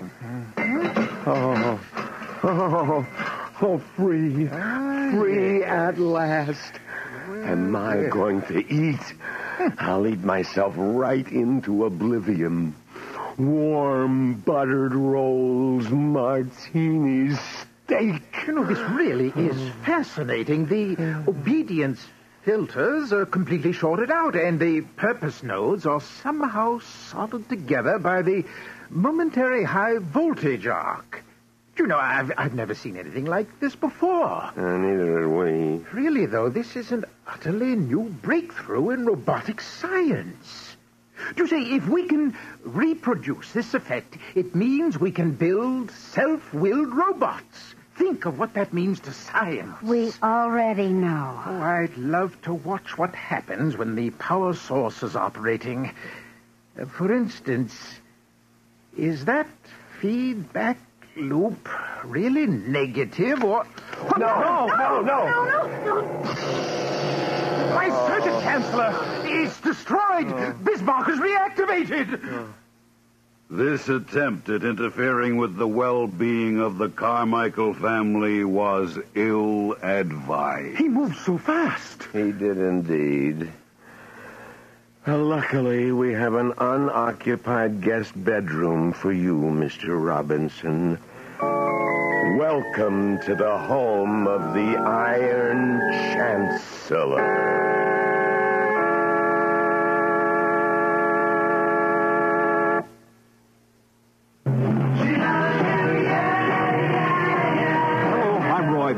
As a broadcaster, I've seen fads come and go, but few have stayed with us. One of those few is the Beatles. The Beatles created a whole new world of music, fashion, and ideas, and though they're no longer together, radio stations around the world still play their music. Now, RRP has gathered 60 of their finest songs onto 4 LP records, cassettes, and 8-track tapes for only $13.98. You get such Beatle greats as I Want to Hold Your Hand, Hard Day's Night, Bangladesh, Hey Jude, Michelle, Help, The Ballad of John and Yoko, Sgt. Pepper, and I Love Her, Yellow Submarine, and 50 other great hits. You get your choice of stereo records, 8-tracks, or cassettes for only $13.98. This is an album that you'll want to keep, and it will surely grow more and more valuable in years to come. Here's your announcer to tell you how to order. Send $13.98 to Beatles, Box 377, Seymour, Connecticut. That's Beatles, Box 377, Seymour, Connecticut. Specify cartridges, cassettes, or records. Money back guarantee by Electro Sound Dupe Incorporated. You have just heard the X-1 presentation of Robert Silverberg's Iron Chancellor, a story from the pages of Galaxy magazine. Galaxy, science fiction magazine, whose January 1973 issue features an article by astronomer Robert S. Richardson that delves into the existence of the Star of Bethlehem. Also, don't forget Galaxy's sister magazine, Worlds of If, which in its February issue will present Construction Shack by Clifford D. Simak. It was the day of the creation, just another one of those days where everything goes wrong. Galaxy and Worlds of If on your newsstands today. You have just heard The Iron Chancellor, a story from the pages of Galaxy written by Robert Silverberg and adapted for radio by Donna Fonfa. Featured in our cast were Leon Janney, Evie Juster, Jackson Beck, Donald Buca, and Roy Fox. If you enjoyed tonight's broadcast, please write to X-1, Box 377, Seymour, Connecticut. X-1 was directed by Irish Princeton and produced by Sal Trapani, and is a Renaissance radio production.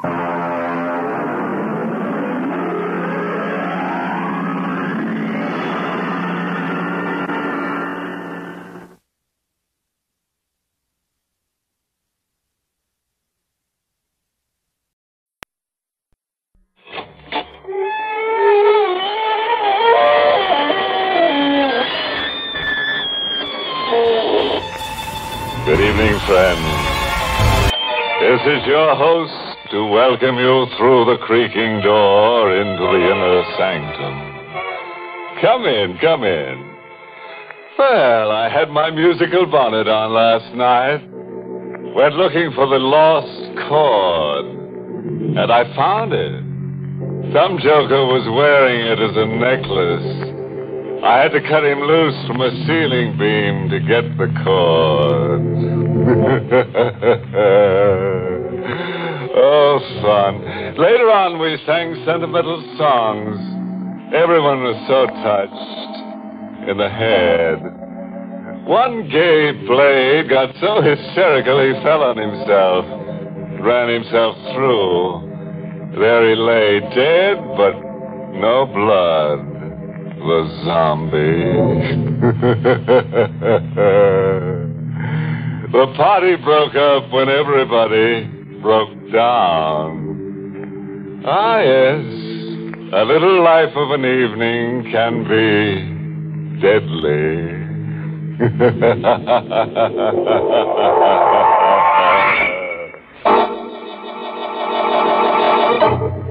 Tonight's Inner Sanctum Mystery, The Devil's Workshop, was written by John Robert and stars Mason Adams in the role of Tony with Joan Banks as Tina.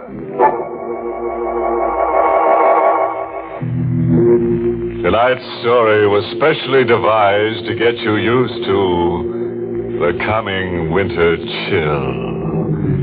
Just try to shrug it off, I dare you. Our hero is Tony Murillo, creator of the Devil's Workshop. A talented young man with a genius for evil. The Devil's Workshop. I created it and I live in it. Living with me is every murderer who ever amounted to anything. Hatchet men, pathological killers, Bloody Mary, and the devil himself. We live in it, all of us, with one difference only. I'm flesh and blood, and they're wax. My hands made them. It's a good business. I can't keep up with the cash orders pouring in from wax museums all over the world. It's a good business, except that sometimes it gets in the way of your love life a little. Your girl wonders about you sometimes. Tony, how did you ever fix on such a strange occupation? Maybe because I'm strange myself. And maybe because it's my name is Murillo. Murillo?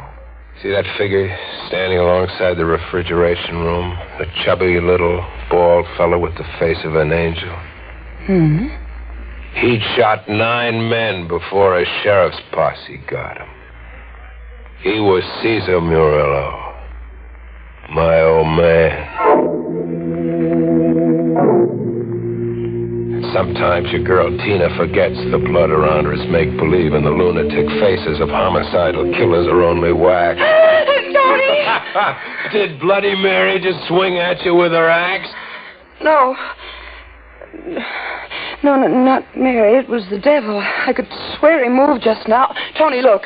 What do you want me to see? The devil grinning and moving his lips. Look, Tony, I'm not crazy. No, you're not crazy.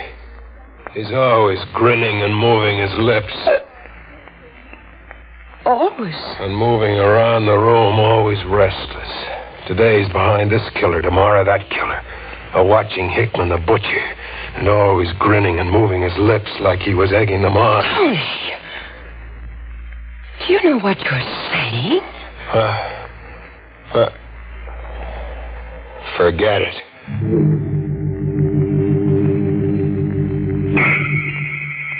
Things happen to you in my kind of workshop. You turn in for the night on an iron army cut and the shop comes alive.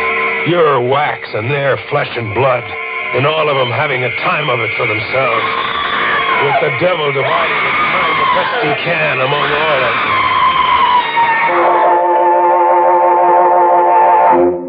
You wake up, and there he is behind someone else for the day. Or you wake up, and he's gone. The devil's nowhere in the workshop. As if he just upped and went on the town. Tina! Yes, Tony? What are you trying to pull? Paul, I don't understand. The devil, he's nowhere in the workshop. Tony, what are you saying? But you were here during the night and carried him off. Nobody else could have gotten in. Why should I steal your devil? I reported it to the police as a theft. To a Sergeant Tracy. Somebody stole your devil, you say? A wax devil. Is there another kind? You were asleep when the door was locked? Yes. Any windows to the loft? 2 leading to a fire escape, but they were bolted from the inside. Well, if the door and windows were locked, how do you figure the robbery was worked? I don't know.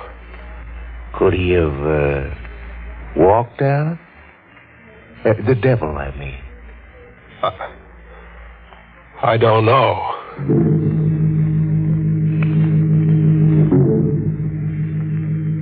I returned to the workshop by way of the docks. Just a door or 2 from the workshop, a man stopped me. A man in black. Black as if he was wearing the night around him. He wore a hood. Just his eyes showed like small batteries of light. Make an outcry and I'll kill you.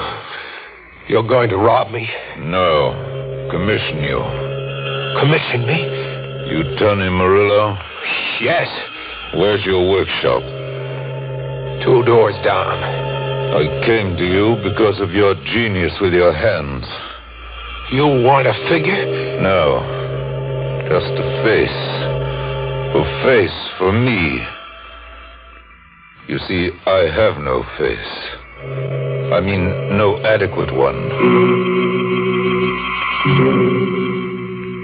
In the workshop, the eyes gleaming from holes in a hood turned on me. Sit down while I unmask. Sit down? It may be a shock. I'm not pretty. Every day I see things you're not pretty to see. Very well, then. Look! Where's your face? All that there is, you see. You're just a skull, like death. I can breathe. But through holes. I can eat and talk. But your mouth is just a slit, no lips, and no flesh, like your face was eaten away. It was eaten away. It was how? You really want to know? I can stand it. It was a bandit somewhere in desert country. The bandit had a sense of the grotesque. He didn't like my face, he said. You want a face for me? Yes. But a wax face, what good would it? You're not. You're only to comply, not to judge. You will rebuild my face. You will model a nose, lips, and a chin. But out of wax, it's crazy. Better a surgeon. Surgery's done miracles. I want a wax face. Tempered as firmly and durably as those dummies. But handsomer. I want to be handsome. In fact, as handsome as you. As me? Yes. Make my face in your likeness. Well, why do you keep staring? You could be the wax devil. You have a lively imagination. Have I?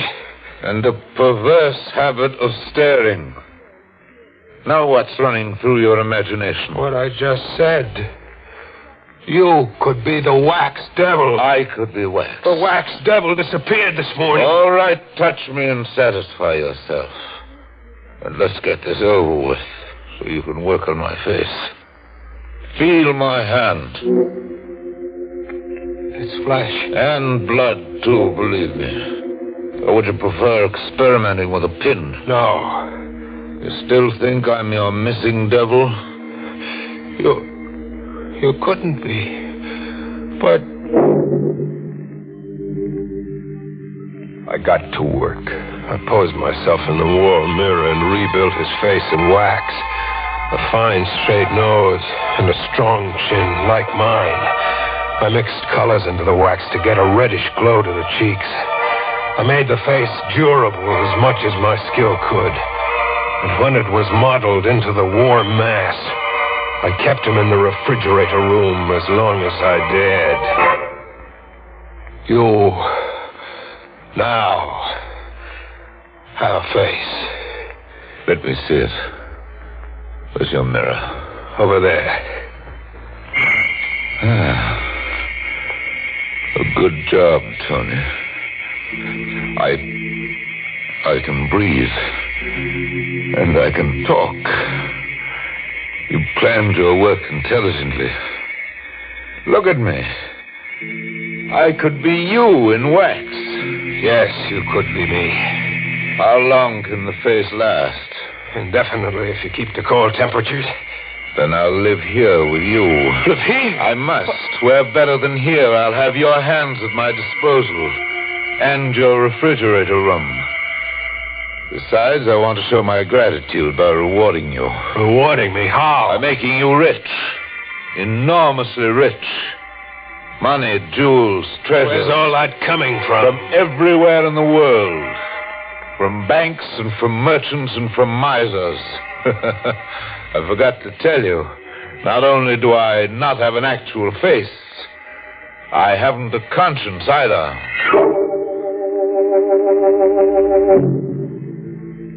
He was going to steal for me, he said. But he began by stealing from me. Tina. I'd had a date with her, but she hadn't shown up. I'd waited half the night, but she never came. The next day when she dropped into the workshop, I lammed into her. What changed your mind? Changed my mind? We had a date last night. I waited for you. You didn't show up. I didn't show... Tony, you're insane. We kept our date. We what? We kept our date. And we had fun for the first time in weeks. We had fun. I even fell in love with you all over again. What did we do? You don't remember? Tony, what's the matter with you? Never mind. What did we do? Well, there was an open-air movie and a drive into the country. We sang and joked and parked in Lover's Lane. Tony, what is it? What's come over you? You were out last night, all right, Tina. But not with me. You were out joyriding with the devil.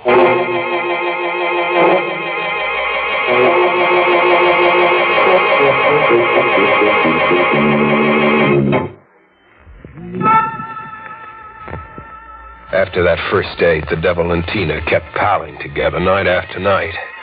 Dates every night. And Tina smiling like she just discovered herself, like she was having the time of her life. Even when Tina found out he was a ringer for me, she preferred him. I couldn't talk her out of it. I couldn't beat her out of it.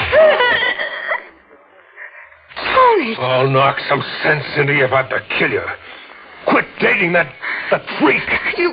You've no right to order me. He's a devil. Only in your crazy head. He's warm and real and even tender. His face is $1 worth of wax. Light a match to it, it'll melt away. He told me how that happened. The terrible way he was mutilated. I cried, Tony. I wasn't repelled. I just cried for him. You went for a gag.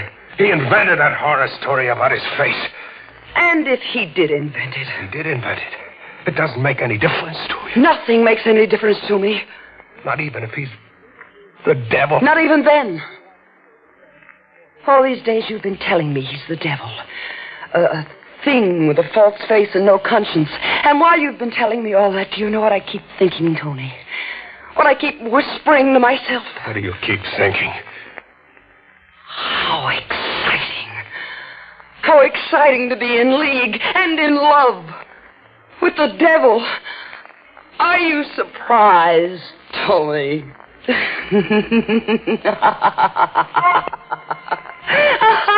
watched her laugh as if she was having a fit, moving away from me deeper into the workshop, losing herself in a crowd of wax figures, hatchetmen, and crazy killers.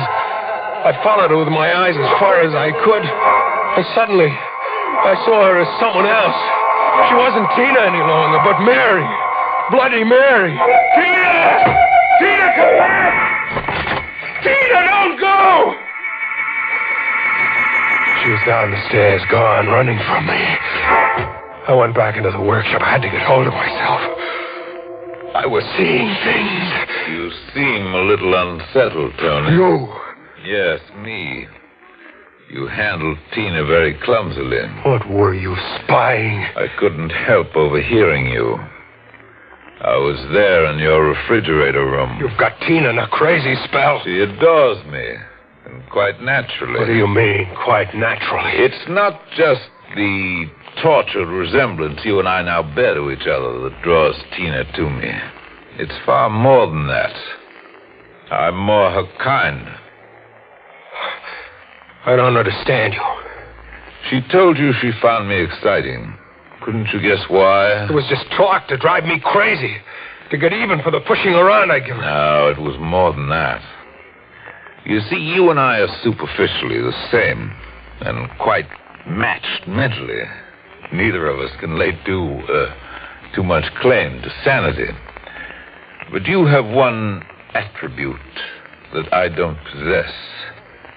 And it's the lack of that attribute in me that attracts Tina. What haven't you got that attracts Tina? A conscience. You think I'm joking? I don't think you know Tina. On the contrary, you don't know her.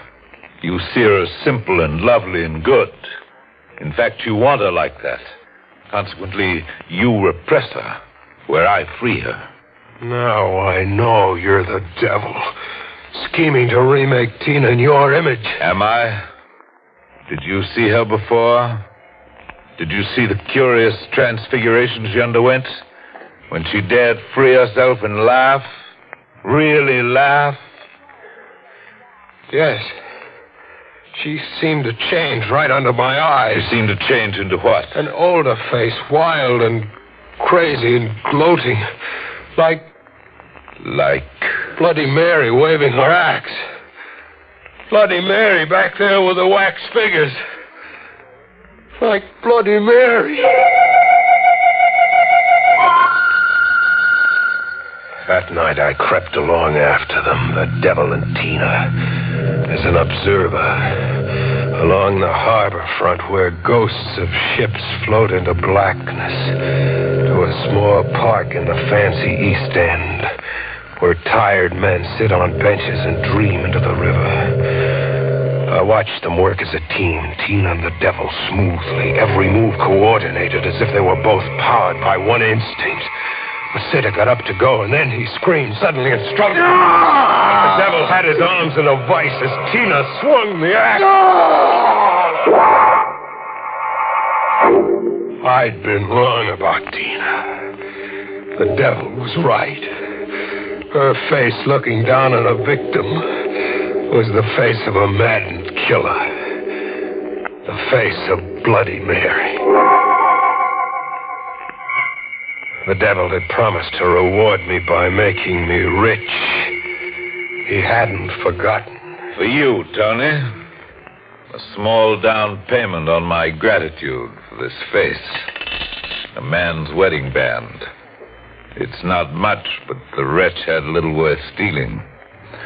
Only a watch, a few paltry dollars, and this ring. The money goes to Tina. I will keep the watch. I don't want the ring. But you must take it. It brings the three of us closer and ensures two of us against notions you may entertain about the police. It also suggests another way that you will eventually become a problem to me. How will I become a problem? You took the wedding band reluctantly just now, but soon you'll become bolder, greedier. Soon you'll want more. Soon you'll demand Tina, too. You'll try to recapture her from me. I want no part of Tina. I do. Tina. Yes? I never want to lose you to Tony. I don't think you ever will. Will you marry me then right away? Tina, no. Whatever you've done, but not that. You can't marry the devil. But I can, Tony, I can. And I will.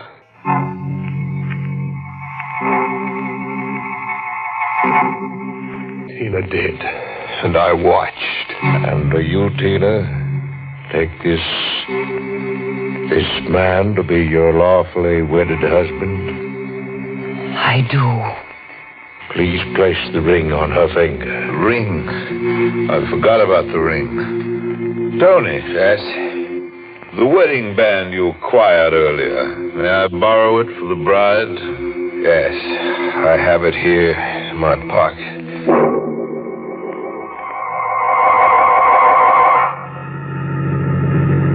It was a beautiful ceremony. You don't think so, Tony? It was a nightmare. You're bad company for honeymooners. Drop us in the nearest motor court and then be on your way. Be on my way? Yes. We'll manage without you. Nicely.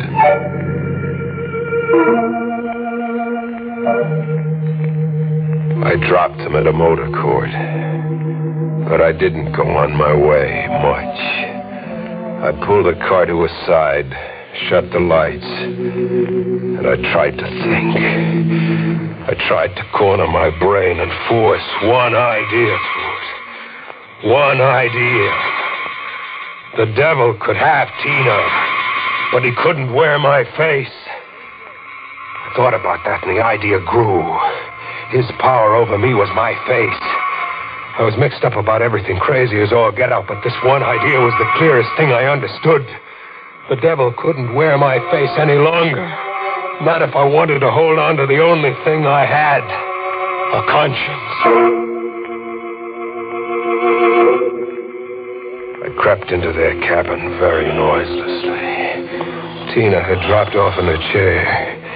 He was on a bed, breathing heavily. I lit a torch I'd made of paper and twigs. With my knee in the pit of his stomach and one hand like a steel vice on his throat, I held the blazing torch to his face. He awakened but lay helpless, making whimpering sounds. I watched first his chin mount and then his cheeks, and then little hot rivers of wax run down him and on me. Tina! Tony! Stop! Look, Tina, look behind his face. Look at your bridegroom now. Let go of me. You'll burn too. You'll burn too, Tony. Tina, fire! Tina, let go. Ready will be burned to a crisp.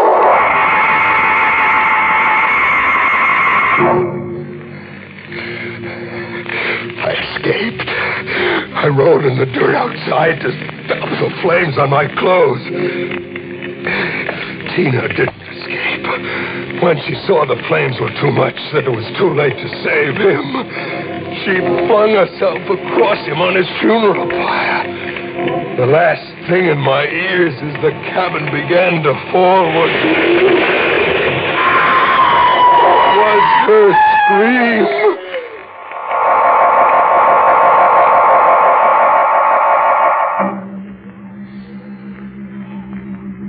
I'm back in the devil's workshop now, winding everything up, making plans to junk everything here for keeps. Sergeant Tracy is here with me, trying to make sense out of what he checked of my story. I had a whole group of specialists go through the rubble of that cabin that burned to the ground. I started the fire. I destroyed his face, and Tina fought with me. I know. You told us that already. There weren't two corpses in the rubble, Tony. Just a lot of wax. Wax over everything. The devil? Was undoubtedly that wax figure you reported missing. But Tina... We're checking over your workshop just now. I find another figure in your inventory missing. Another figure? Bloody Mary. Bloody Mary is missing. See for yourself. I didn't know exactly what you did the other night in acting out your hallucination, but there's no doubt in my mind that the two people who were burned in that fire was a wax devil and a Bloody Mary. A man was axed to death and robbed in the park on the East End, you said. That murder never took place, Tony. I'm as crazy as that?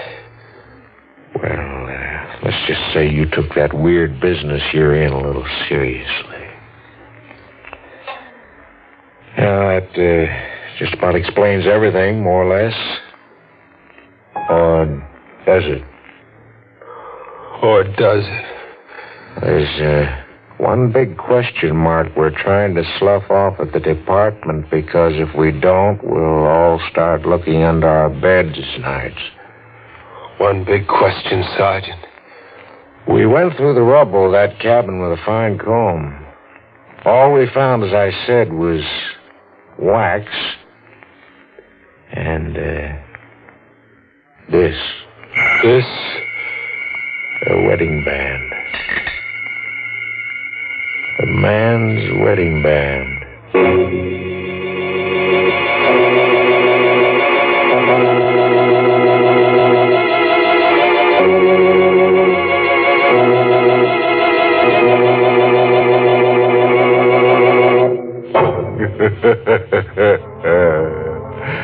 I hear there's a sign outside a certain workshop that reads, "For sale, owner gone off permanently."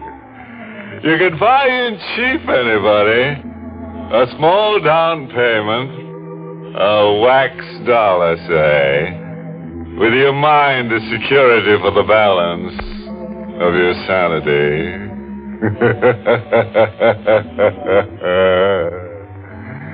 So the blazing lovers' triangle finally boiled down to just Tony. Imagine all that wax and no candle wick. As a close friend of mine remarked to his keeper, make a rental service out of your face and you're liable to get it in the neck.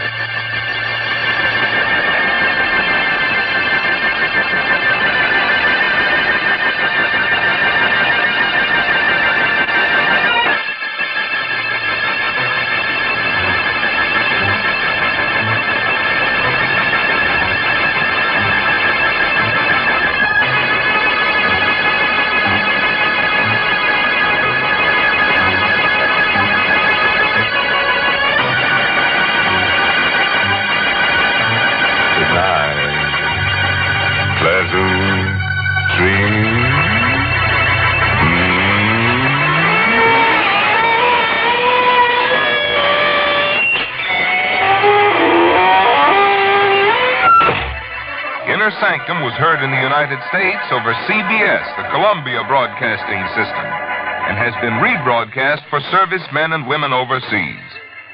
This is the United States Armed Forces Radio Service, the voice of information and education.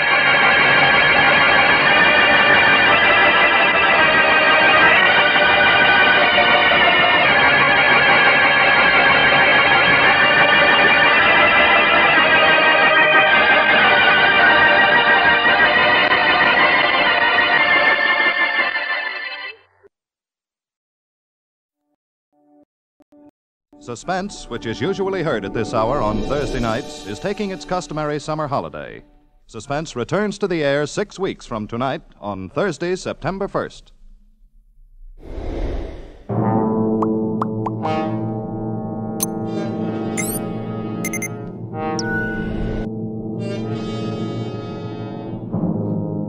You are hanging by your fingertips on the sheer face of an icy cliff, suspended 1,000 feet above instant death, with your strength running out and with no chance for escape.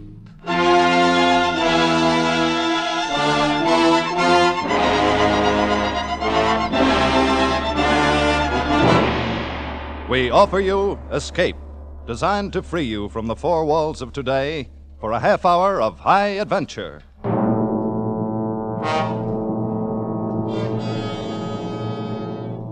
Tonight, we escape to the cold loneliness of a glacier high in the Swiss Alps, and to a man who learned much about death, as C.E. Montague tells it in his famous story, Action.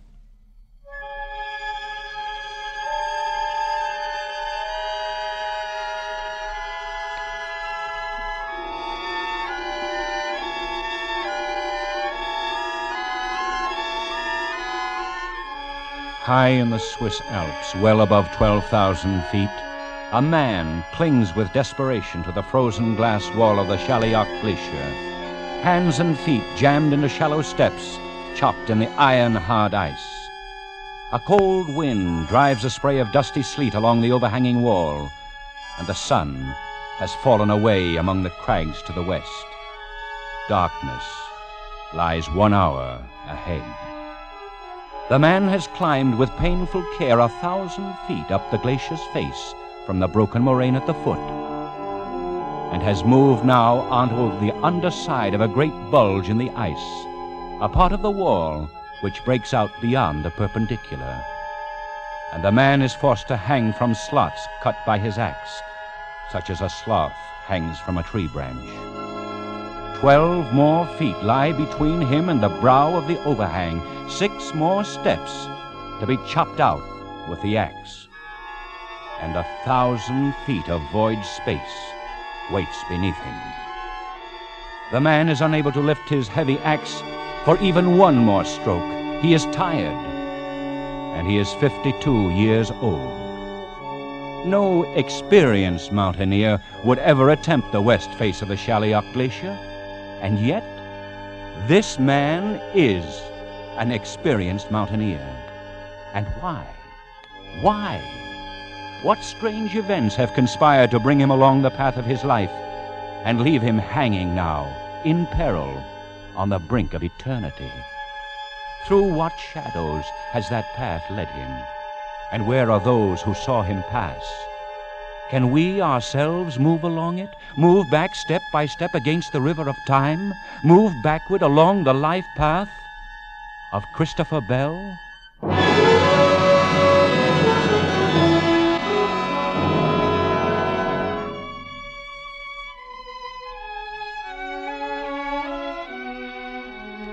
My name is Jean Vajour. I'm a guide for all the mountain trails on the Weisshorn and the Schalichorn. I talked with Mr. Bell this morning as he was leaving the village. Though, of course, at the time I did not know that was his name. The season is over, you understand. Winter will come in another week or two, and most all the visitors are gone. So, you see, I was very surprised to hear a stranger call out to me in English. Hello there. Which of these paths takes me to the foot of the Schaliach? The one on the left. But you will find no chimney there, sir. One arrives very soon at the glacier and can go no farther. Except, of course, to climb up it. The glacier? But that is impossible. It has never been done. Of course not. It's never been tried. There is not anyone who would be so foolish, monsieur. No, it isn't that. There are plenty of foolish people in the world. But even they hold on to their margin of safety. Margin of safety? Yes. The difference between the point where a man thinks he's reached his limit and the point where that limit really is. I'm afraid I do not understand this. All right. Take a mountaineer such as yourself. Uh-huh. You look at a slope and you estimate the effort needed to climb it. Yes. Then you estimate your own endurance. And if there isn't a good size safety factor, just don't make the climb. But it would be foolish not to do so. I dare say. Oh, it's all tied up in the fear of death. You take that out of a man for one instant, there's no telling what he might be able to do, or what limit he might reach. And how should a man lose that fear? He can't. He can't lose it. It has to be done for him, by things outside.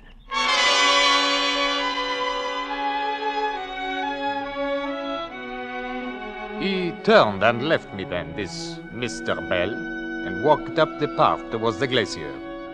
That was early this morning, and I did not see him again. His talk with me made no sense, and I could not understand what he meant to do or why he was going to do it. I remember thinking, what a strange man. But I really know nothing more about him. I believe he arrived in the village only last night and took a room in the Zinal Inn.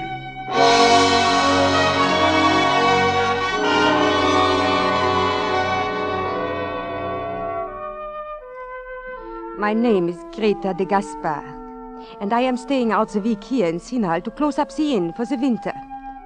I have known Mr. Bell for the last 30 years. Always before he came in the summer season for the climbing, and I was most surprised when he arrived last night. I opened one of the rooms and I found something for him to eat, and then later we sat and talked in front of the fire in the big empty lounge. Now, this is very good coffee, Madame Gaspard. Thank you, Mr. Bell. Had you let me know you were coming, I would have had everything ready for you, just like all the other times. Like all the other times. Now, this one's a little different, Madame Gaspard. You might call it a special visit. Oh, it is all so different now from the old days. Then it was you and your madame would come here, and it was Gaspard and I. And the summers seemed to last forever. I thought everything would last forever when she was alive. Now I'm really alone in the world. As am I. And it is not good to be alone. It gives one no reason for living. But there may be stronger reasons for not wanting to live. Is there something troubling you, Mr. Bell? No, not now. There may have been, but not now.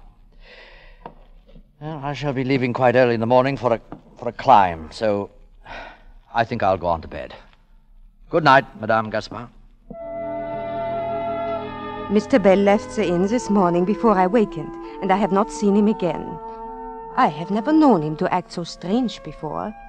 I have no idea what the reason is, or what he may be planning to do, but I am sure something is troubling him. Perhaps it may be something connected with his business in London.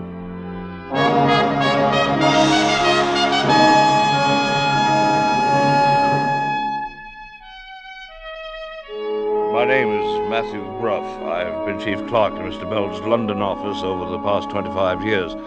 I've always found him to be a considerate and dependable employer. I've never noticed anything you might call unusual about him until one day, about 3 weeks ago. Mr. Bell entered the establishment a bit late, as I recall, and passed immediately into his own office without acknowledging my customary greeting. A little while afterward, he sent for me. Well, Matthew, where do we go from here? I can't say that I follow you, Mr. Bell. I mean the company's on a steady footing, so if we use our heads at all, we don't stand much chance of losing anything. Yes, our position is quite secure. On the other hand, we can't expect to do any more growing. We're through expanding. From now on, it's merely a matter of operation. Most enviable conditions, sir. Is it? There's nothing more to look forward to, nothing more to work for. So, where do we go from here? Sir, Matthew, I'm putting you in charge of the business, turning it over to you effective this week. Mr. Bell, you can't possibly mean that. Oh, yes, I've just decided. But what are you going to do, sir? I'm taking a trip. I'm going to Switzerland, maybe do a little mountain climbing. Oh, well, then at least it's only temporary, just for whatever time you're gone. Yes, that's right. For whatever time I'm gone. Just for whatever time I'm gone.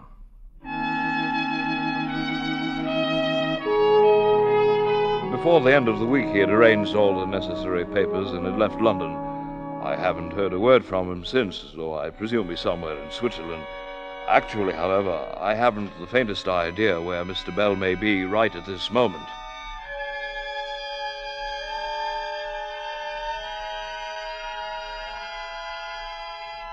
On the glacier, minutes pass, and the shadows grow longer from the jagged peaks to the west of the Shaliok, and reach out with dark fingers toward the man who clings to the icy wall. The man's thoughts have grown as unwieldy as the heavy ice axe gripped in his hand. He keeps trying to remember that he is Christopher Bell, a human being, and not a part of this free and empty space. For he knows if he stops remembering that, he may forget all else too, and then let go.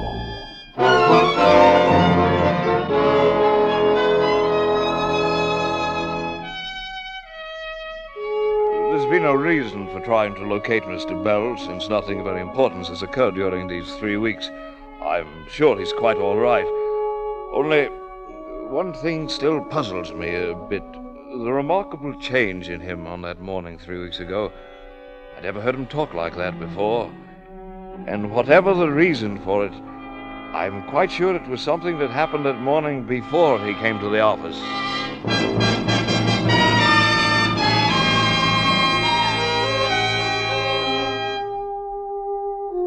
My name is John Uxford. I've been a conductor on the Westminster route for some 14 years now. And during all that time, Mr. Bell has been a daily passenger of mine on the early morning inbound run. As I recall it, the first time anything you might say, well, out of the way ever happened between us was one morning about 3 weeks ago. I saw Mr. Bell waiting at the usual place, so I signaled the driver to a stop. Good morning. Good morning, Mr. Bell. I'll be right there. Yeah, now let me come down and help you up, sir. No, I'll make it. If you'll just take my arm, Mr. Huxford. My arm, please. But I have taken it, Mr. Bell. Oh, yes, of course. I'm sorry. Here. Up we go. There we are, sir. Oh, thank you. I had a bit of a shock this morning. I'm quite all right now. Well, if it's all right now, then it's fine, I'd say. You take hold of that strap there now. Oh, yes, of course. Oh, just a moment. I have the fare here somewhere. Oh, yes. Here you are. Thank you, sir. No, thank you. Well, I don't quite understand what you mean, sir. Mr. Huxford, Have you ever had anyone take your arm and help you up a flight of steps? No, and I might say I hope the day never comes when I... Well, I'm sorry, sir. Not at all. Thank you, Mr. Huxford. Thank you very much. I don't rightly know what was wrong with him, though it's certain that something was. As I haven't seen him for nearly 3 weeks now. I can't imagine what it might have been that happened to him that morning before he got on the bus.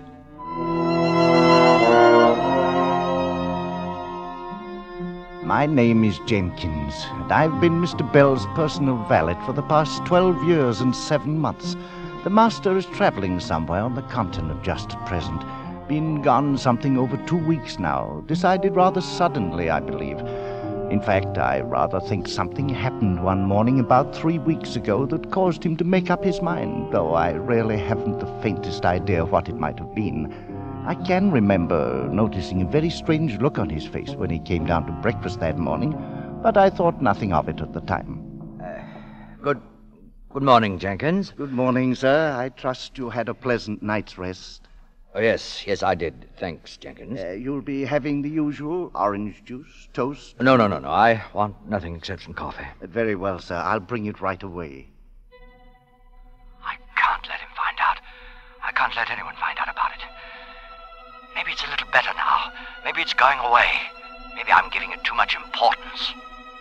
No, it's still there, that same lack of feeling, clear down the whole right side of my body. There. I can move my arms, my leg, all right. There's no feeling in them. They're numb. It's simply that at 52 years of age, I've had a light stroke. Your coffee, sir. Oh, thank you, Jenkins. Would you care for something more, sir? No, that's all. If you'll pardon me, sir, you don't seem quite yourself this morning. I do hope you're not ill. Oh, no, I'm quite all right, Jenkins. I hope you won't mind my saying this, Mr. Bell, but you don't take very good care of yourself anymore. Oh, now, Jenkins. It's been years now since you had a checkup, sir. Not since the mistress passed away, in fact. I'm quite all right, Jenkins. I'm quite all right. Then I'm relieved to hear it, sir. I'll bring your paper now. Good Lord. Is this what a man slaves his life away for, to end up helpless, dependent upon others, to be wheeled about, put out in the sun, taken in, like some great fat lava? Oh, it's disgusting. But I've got to face it. This stroke is the first warning. There'll be others, worse ones. And in a short time, I'll be helpless.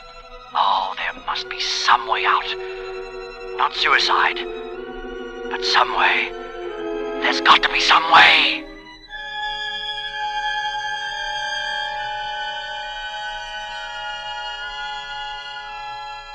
The icy wall hardens into cold, vitreous steel as the dusk-born shadows chill its surface.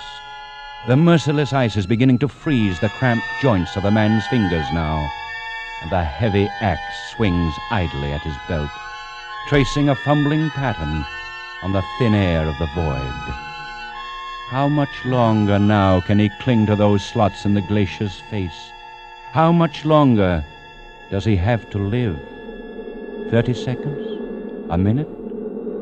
What's the margin of safety now? And what does a man think of while his pulse beats slower and he waits to die? Strange how I'm able to go on hanging to this slope, clinging on to life, when I can't feel another ounce of strength left in me. I was right, dying isn't so bad, really. Not when it's like this. It's rather pleasant, in fact. It looks so soft down there, the shadows and the snow, and the wind. Perhaps I could let go and float out in the wind like an eagle, be blown along by it like drifting snow. The sun's gone now. It'll be full dark in a few minutes. Maybe I can hold on that long, till everything is dark, even the snow and the ice. And who knows? Perhaps I'll watch the sunrise tomorrow and set again. And even beyond... Oh, no. I can't last even one full minute longer. I'm through. I'm finished. I can't even last a half minute. chips of ice sliding over the edge. Funny how a glacier sheds off that way. I suppose the difference in temperature between day and rain. An ice axe. That was an axe. No other sound in the world like it. Fell from up above the overhang there. There must be somebody up there on the slopes, coming down from the top. There is. Wait, that's 5, 6, 7, 8, 9, 10. That's a mountaineer's call for help. Someone's dropped his axe and he's in trouble up there. It's right above his bulge. If I can only... No. Throat's too dry. Well, 6 more steps to cut to reach the edge there. All right. 6 more steps. Now, 5 more steps.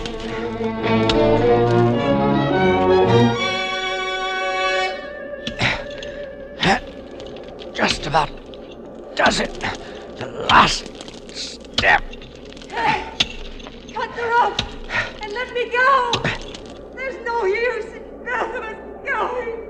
Good Lord. It's a woman. Hold on there. I'll be with you in a minute.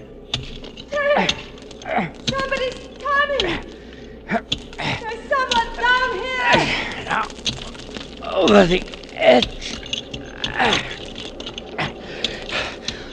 Take it easy there. Everything's going to be all right. Oh, thank heaven. I don't know where you came from, but thank heaven you're here. Here. Easy now. Let's get a step out for your feet here. I was just below the overhang there. Heard the fellow up above call out. He's got quite a voice on him. It's my husband. Oh, please, hurry. Easy now. Have a step out here in a second. You can put your feet on it. You get your breath. Then we'll tackle the slope. There now. That's it. I'll just scrape some of this ice away. Easy there. Oh, that's better, isn't it? Oh, yes. Oh. You're all right now. You just lean there. And when you feel like it, we'll go on up. Oh, my name is Christopher Bell, by the way. I'm Anna Garland. Oh, thank you. I thought we were done. I was cutting steps down ahead in the slope, and I slipped and dropped my axe. The rope held me, but neither of us dared to move. Well, you're all right now. As soon as you rest a minute, we'll cut some more steps back up the slope. You know, you shouldn't have started down this way. You'd never have been able to pass that bulge. Yes, I can see that now. Of course, it's harder to tell when you're moving downslope. Yes, I suppose it is. You were coming up the slope, weren't you? Yes, I came up from the foot. Alone and without a rope, and you deliberately climb onto the underside of an overhanging wall. Let's just say we're both foolhardy. Is that what you call it? Well, if you've got your breath back now, suppose we start up the slope. Yes.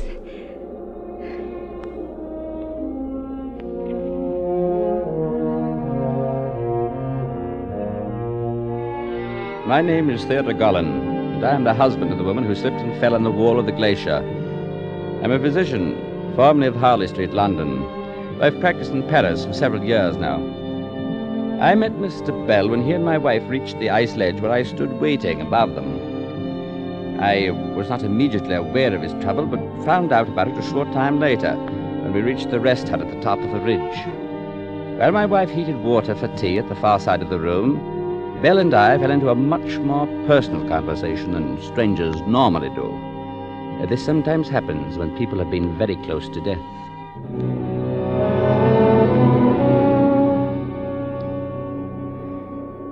Well, at any rate, Dr. Garland, you can see how it is. The life of an invalid doesn't seem very appealing to me. Tell me something, Mr. Bell. Yes? I gather you were pretty well done in when I called out there in the glacier. Couldn't lift a hand. Then how do you account for being able to chop 6 steps into that ice in a matter of some 5 minutes? I don't know exactly. I was through. I couldn't have lasted 30 seconds more. But when I realized somebody was in danger, I forgot about it. And this numbness, this lack of feeling in your right side, didn't bother you? No, I didn't notice. It isn't quite so bad even now. There's your answer, Mr. Bell. I don't believe I follow you. Action. When you were in action, working because you had a reason, living because you had to, because somebody was depending on you, then you were all right. Everything was back in its place again. Perhaps. But a man can't spend all his time climbing up a mountain. Oh, I don't mean physical action, movement. Call it incentive, if you like. Maybe that's a better way to put it. Incentive, eh? It's the one top pressure that keeps life moving and growing. And it's what you need. Well, it's an interesting theory, Doctor. But it's only a theory, hmm? I'll have the tea ready in a moment. Anybody interested? I am, my dear. Lucky we brought it. If no one minds, I believe I'll have a turn outside while we're waiting. Be careful out there in the dark. The ridge breaks off pretty sharply here. Oh, I'll be careful. Dr. Gollan, if things were turned around, I wonder if it'd be any more than just a theory to you.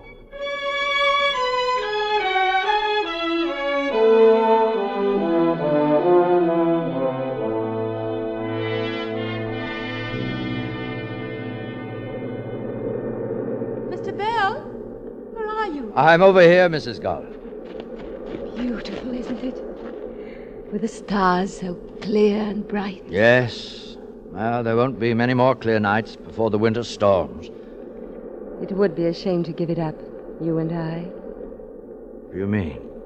I've got to say this quickly. We're not the kind to commit suicide, you and I. What? You deliberately climbed into a dead end out on that glacier. And I did the same thing. I went ahead and I picked the route down that slope. Sure. No, wait. In 30 seconds, I would have cut myself loose from that rope. Oh, we went to an awful lot of trouble so we wouldn't have to call it suicide. You? Why? I have a brain condition. There's no point in going into it, but it's incurable. Sooner or later, at any moment, I shall go blind. Oh, no. My husband doesn't know about it, and I don't want him to know. I'll make a bargain with you. What sort of bargain? I'm not brave, really. To go on living, I need something to cling to. I need to know all the time that there's someone else with courage, too. Mr. Bell, I'll go on living if you will. I'd say you're amazingly brave. If I were, I could do it alone, without having to make myself dependent on you and on your courage. That sort of thing would work both ways. I wouldn't dare let you down. Nor could I you. Do you want to make that bargain? Shall we go on living, Mr. Bell? As I said before, I am Dr. Theodore Gollan. And I met Mr. Bell some 3 hours ago on the Shalioch Glacier. At the moment, he's outside the hut a few yards away, talking to my wife. I can hear the sound of their voices, but I can't make out the words. However, I know what they're talking about and what his answer will be. My wife and I discussed that before she went to join him. You may have heard of my wife, incidentally, though it would likely have been under the stage name she uses in the Paris theater. You see, she's quite a talented actress.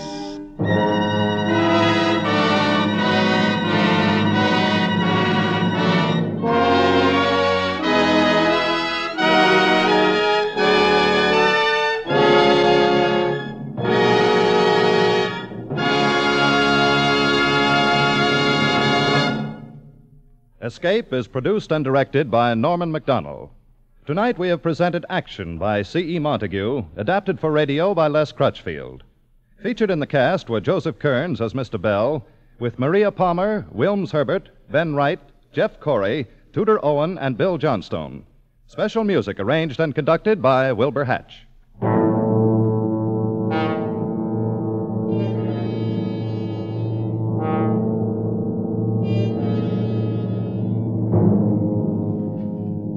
Next week, you are trapped in the native quarter of Mozambique, with the police closing in on you, while at your feet lie 2 dead men, And standing beside you is a sultry girl who offers you escape.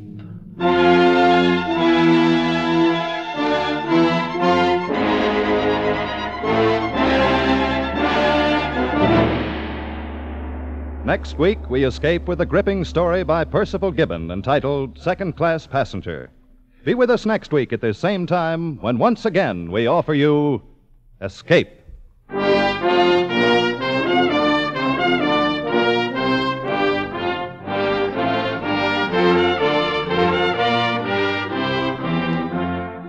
And now stay tuned for Casey, crime photographer, to hear the story of Durable Dennis. It'll be along in just a few moments on most of these same CBS stations. This is Tip Corning speaking.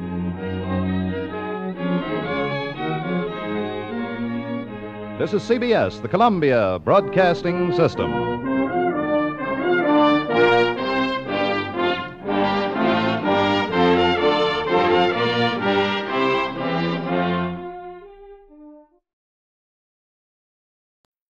Hollywood, California, Monday, December 14th.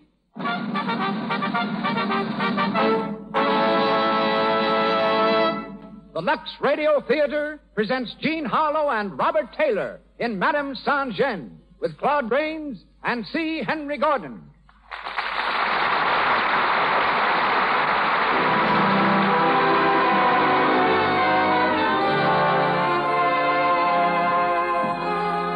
Lux presents Hollywood. Our stars, Jean Harlow, Robert Taylor, Claude Rains, and C. Henry Gordon. Our guests, Jerome Napoleon Bonaparte and William Councilman, screenwriter and creator of Ella Cinders. Our producer, Cecil B. DeMille. Our conductor, Louis Silvers. To you who crowd our theater on Hollywood Boulevard tonight, and to you unseen millions the nation over, welcome to the Lux Radio Theater.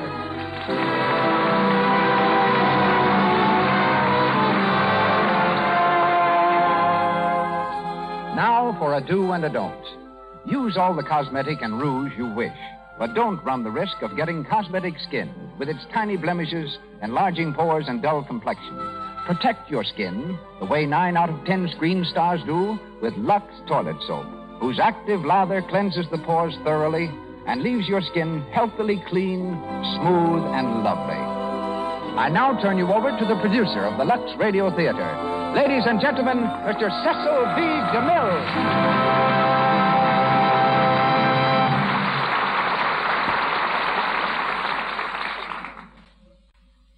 Greetings from Hollywood, ladies and gentlemen. To preface tonight's play, as it would be prefaced on the screen, I should smack my lips, glance at the audience, and roar like the Metro-Goldwyn-Mayer lion. For we're presenting two of MGM's brightest stars, Jean Harlow and Robert Taylor. I've been hearing about Jean ever since she was a child. My daughter Cecilia used to come home from school and tell me that this little blue-eyed blonde was making so many conquests there weren't enough boys left to go round. At 17, Jean was offered a contract by the Hal Roach Studios, but the shock of seeing her on the screen was too much for her grandfather. His telephone call from Kansas City resulted in her promise to stop acting. For 8 months, Jean kept her word. Then Grandpop relented, and she went into the lead of Hell's Angels. She has since become quite a figure in the industry. Of Robert Taylor's storybook rise, I told you a few weeks ago when he appeared here in Saturday's Children. Like Lord Byron, he awoke one day to find himself famous. He's just completed his role opposite Greta Garbo in Camille.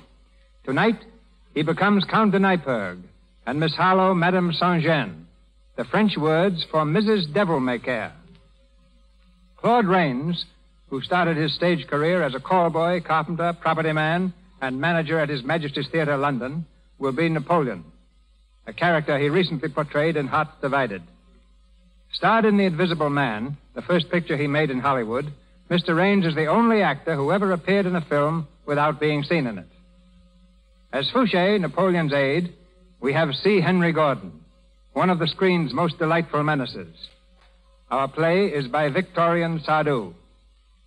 And nothing remains but to ring up the curtain. Lights, music.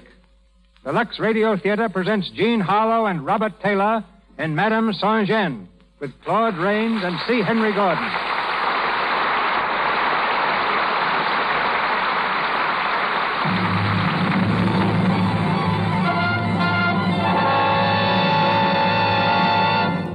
August 10th, 1792.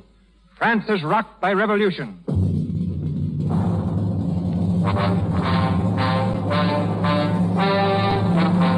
In the city of Paris, a rabble mob sweeps on to the Tuileries, thirsting for revenge, intent on the slaughter of their king and queen.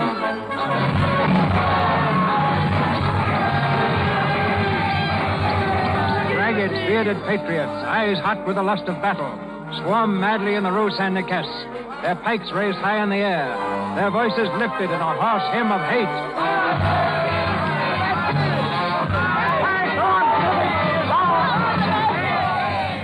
Through the crowd comes a young girl, her clothing in shreds, a laundry basket on her arm. She fights past the men, pushing her way toward the end of the street.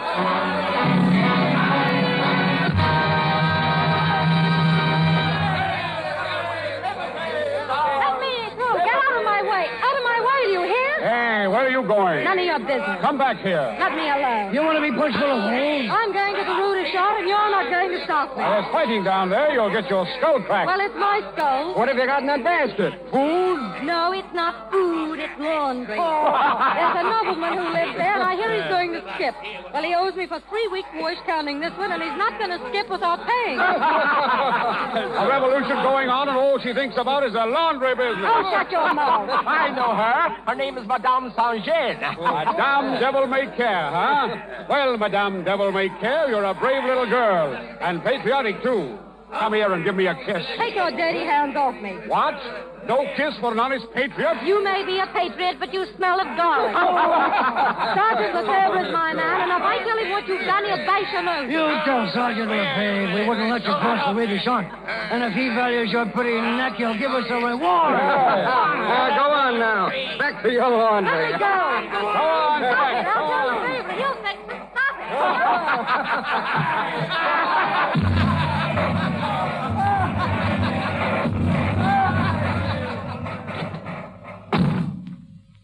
Meddling fools, interfering with a lady's business. Wait till I...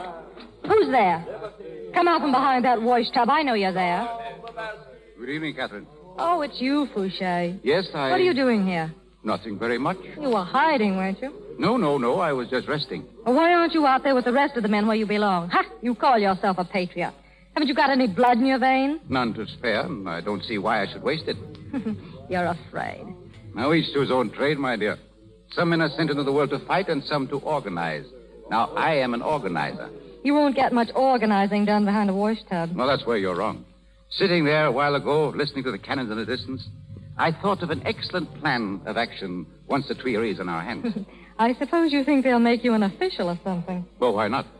I should make a very good minister. Well, it won't be Minister of War. Oh, even that. When the war is over. You've got about as much chance of being a minister as I have of being a duchess. I can scarcely imagine you in that character, my dear. Neither can I. Hey, pour some water in that tub, will you? Yeah, certainly. Well, besides, they're going to do away with duchesses. Yeah, but they will always need organizers. Well, when you're a minister, I hope you won't forget that little washing bill you owe me. Oh, for shame, my dear. Asking favors already. How is it you're so hard on me when you're so obliging to others? What others? Well, that young artillery officer. What's his name? Bonaparte. I'm sure you never press him for money. You know a lot, don't you? I merely observe things. Well, Napoleon Bonaparte can have all the credit he wants. He's a soldier and a defender of his country. Napoleon. What an outlandish name. It's Corsican, and so is he. Yes, I suppose it is. Listen, the fighting's coming closer. Yes, so it is. How long have you been here? An hour, perhaps more. Did Lefebvre come by? No. Well, he might be with that mob, but you better get out. Well, I can't leave now. All right, then. Stay if you don't mind having your neck twisted. What? Oh, he's very jealous, my Lefebvre. Oh, not of me. He's crazy enough to be. Of course, if you want to stay, it's up to you. Well, I believe I'd have time to get to my rooms. Good night, Catherine.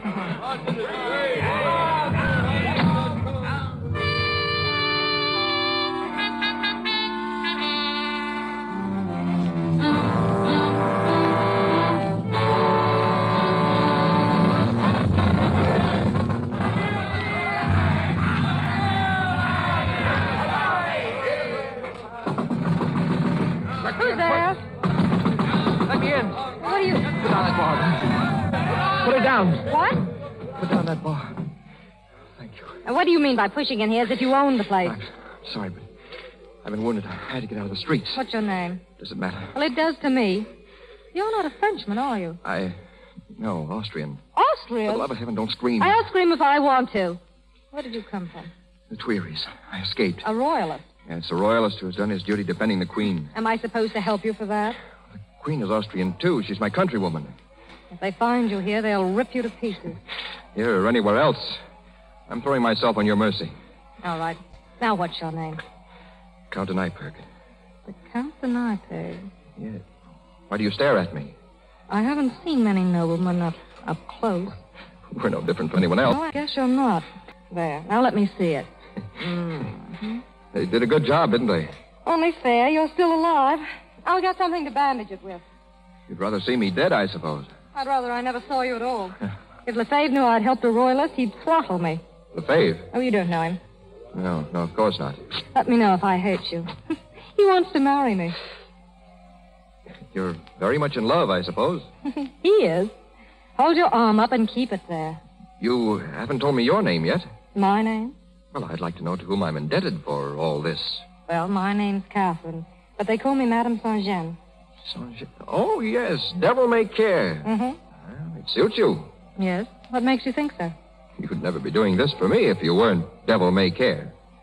Harboring a royalist is a capital offense among patriots, isn't it? You mean they'd kill me?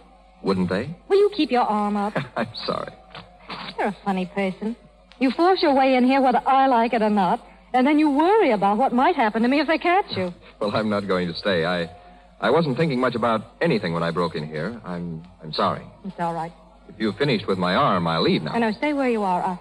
I'll get you some other clothes. They'd spot you in a minute with that fancy brocaded coat. Just as you spotted me? I knew you weren't French. I guess somehow I knew you weren't like the rest of the mob. You're a gentleman. You talk like a royalist sympathizer. Well, I'm not. But that doesn't mean I can't sympathize with one of you. Thank you. Well, we'd all have been nobles if we could have been. Though right now, I'm glad I'm not. You should be. Well, I guess you can go now, Count de Nyperg. I don't know how I can thank you for this. Don't try. And if I get out safely, and if there's anything I can ever do for you, you'll let me know, won't you? I guess I won't need much help. I don't believe you will. Who's that? Oh, Corcoran. It's Lefebvre. Quick, get into the bedroom. Yes, but you... Don't stop to talk. Go in there. Oh, open the door. Now, don't come out until I tell you. You understand? Yes, very well. Open up. Open up, Corcoran. It's Lefebvre. I'm coming. Don't be in such a rush. Well, it's about time. Oh, come on in. Where the devil were you, up in the garret? I don't open doors at night until I find out who's there. Oh. A good rule. Well, don't we get a kiss? If you want. If you want. There's a nice greeting for a victorious patriot. Victorious? They've taken the Tuileries by storm. Listen to them. It's a night to be remembered, girl. The king and queen. The temple under lock and key. They won't be for long if that mob has anything to say about it. Bring me some wine. We'll drink a toast to Madame Guillotine.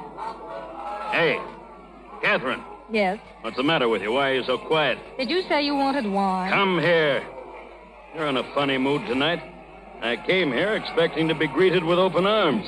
You expected too much. I'll get the glasses. I can wait. What are you looking at? Nothing.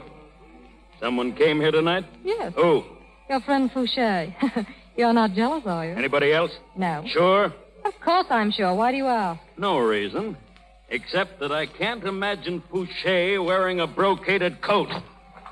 It's hardly Fouché's style, is it? Put down that coat and get out of here. I'll have a look around first. Get away from that door. Oh, so that's where he is. Thank you. Get away or I'll burn you with this iron. Put it down. I mean it.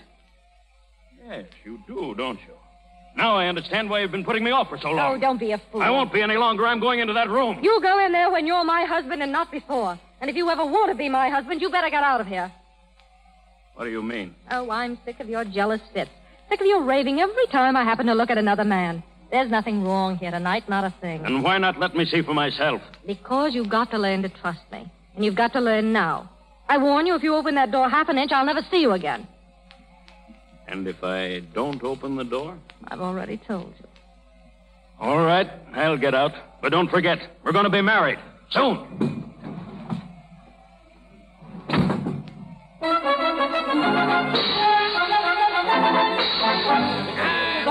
Everyone quick! Look, after the revolution, the king is alive!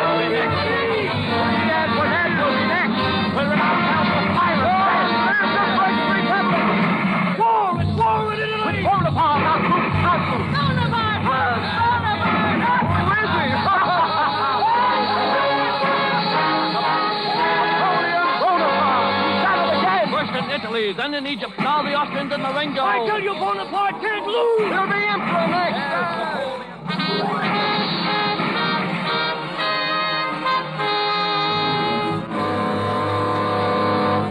War. When is the man ever going to stop? Never, probably. But why worry? You haven't done so badly, Catherine. The wife of General Lefebvre. Huh.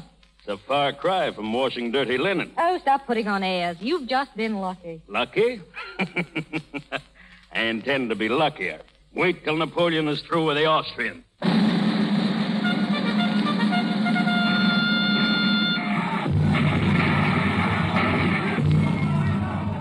You have a list of the wounded, Sergeant? And the dead, monsieur. Austerlitz will be a costly victory. Any officers killed? 12, monsieur. One of them a general. Who is it? General Lefebvre, monsieur. He died at the hospital tent an hour ago.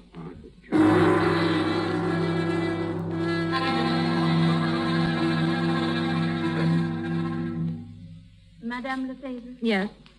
A gentleman to see you, madame. Tell him to come in. Will you come in, please, monsieur? Thank you. Good afternoon, Madame Lefebvre. Fouché, I'm glad to see you. Sit down. Thank you. It's been a long time since I've met you. It's been ages. I hear you've grown up in the world, Fouché. Oh, yes? His Majesty the Emperor has seen fit to bestow certain honors upon me. Don't be so pompous. What brought you here? I have a bit of news for you.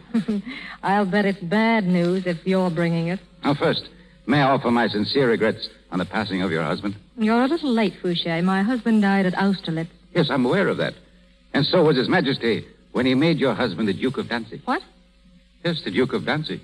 His Majesty conferred the honor on the field of battle. So that's your news. Well, what of it?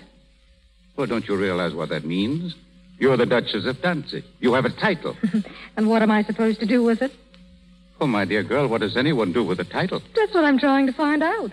Well, you go to court, you attend His Majesty. He seems to have enough attendance now. Who's at the court, Fouché? I'm not up on those things. Oh, among others, they're the Duke of Rovigo, Carnouville, the Queen Caroline of Naples, the Count of Nyberg. What? Nothing. Go on. Count de Nyberg, who else? Well, does it make any difference? There are many hundreds of them. It's funny, Fouché. Remember a long time ago, I said you had about as much chance of being a minister of state as I had of being a duchess. Well, I'll be a minister yet. But I'm a duchess already. Tell me, do I meet all those people at the court? Certainly. On the same footing? Practically. You'll be the social equal of any person there. Even of a count? What count? Oh, any count. Well, I should say, yes. All right, then I'll go. It might be fun after all. Yes.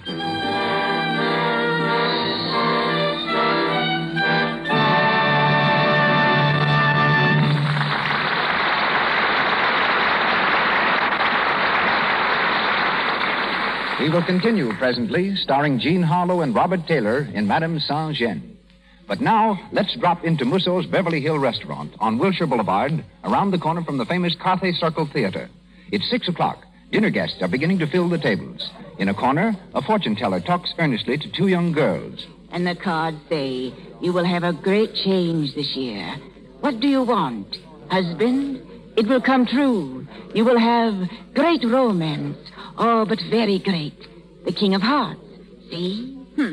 Well, you're encouraging. Is 50 cents right? Yes. Thank you. Good evening and good luck. Needn't be so uppity, Adele. After all, she was doing her best. Well, personally, I'm sick and tired of hearing about romances and wishes coming true. She might as well have predicted I'd be a second Joan Blondell. Say, Adele, you look a little like Joan at that. And Joan Blondell just had a big romance. Listen, Adele, would you get mad if I told you something? No. Why should I? Listen, I'm no fortune teller, and I'm not trying to say you'd be a second Blondell. But doesn't it make sense to you if... Well, darn it, Adele, why don't you do something about your complexion? It's in the cards that if you have a lovely complexion, you're bound to win. So don't take chances with cosmetic skin, dullness, tiny blemishes, enlarging pores. Joan Blondell never takes such chances. This beautiful star is a Lux toilet soap user. She knows the active lather of Lux toilet soap guards against cosmetic skin because it removes dust, dirt, stale rouge, and powder thoroughly, so they can't choke the pores. Use powder and rouge all you like, but remove them with Lux toilet soap. Remember, 9 out of 10 screen stars use this soap. Joan Blondell says, I'm delighted with the way Lux toilet soap keeps my skin so smooth. And you know, clear, smooth skin means success, romance. And now, Mr. DeMille. We continue with Madame Saint-Jean, starring Jean Harlow and Robert Taylor, with Claude Rains and C. Henry Gordon.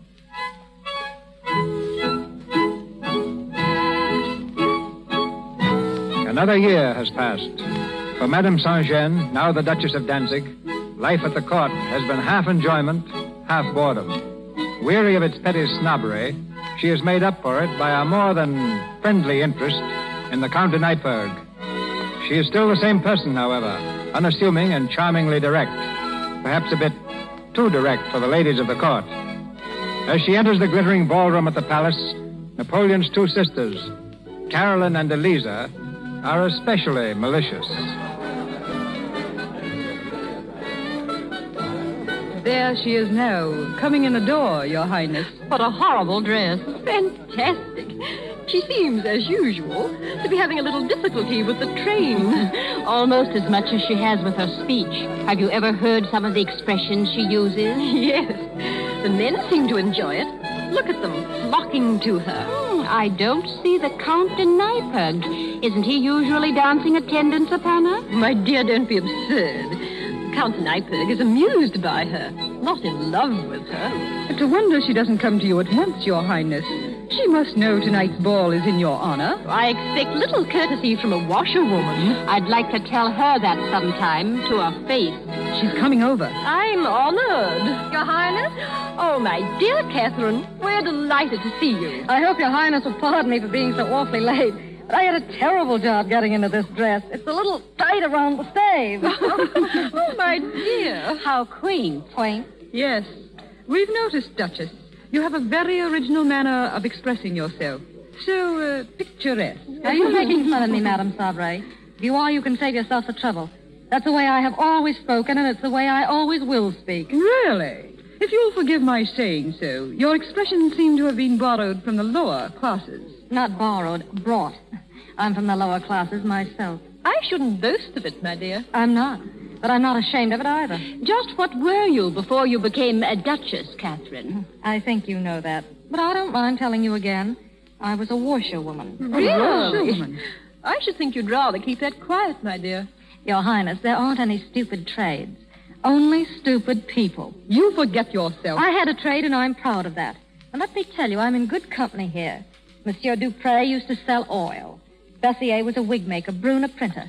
And your own husband, Your Highness, who is now the King of Naples, was once a servant in his father's wine shop. Be quiet. And some people here who now call him Your Majesty used to shout at him, "Hey, waiter, bring me some soup." Oh, I think you have said enough. The Emperor shall hear of this. Oh, I'm sure he will. Good evening, Your Highness.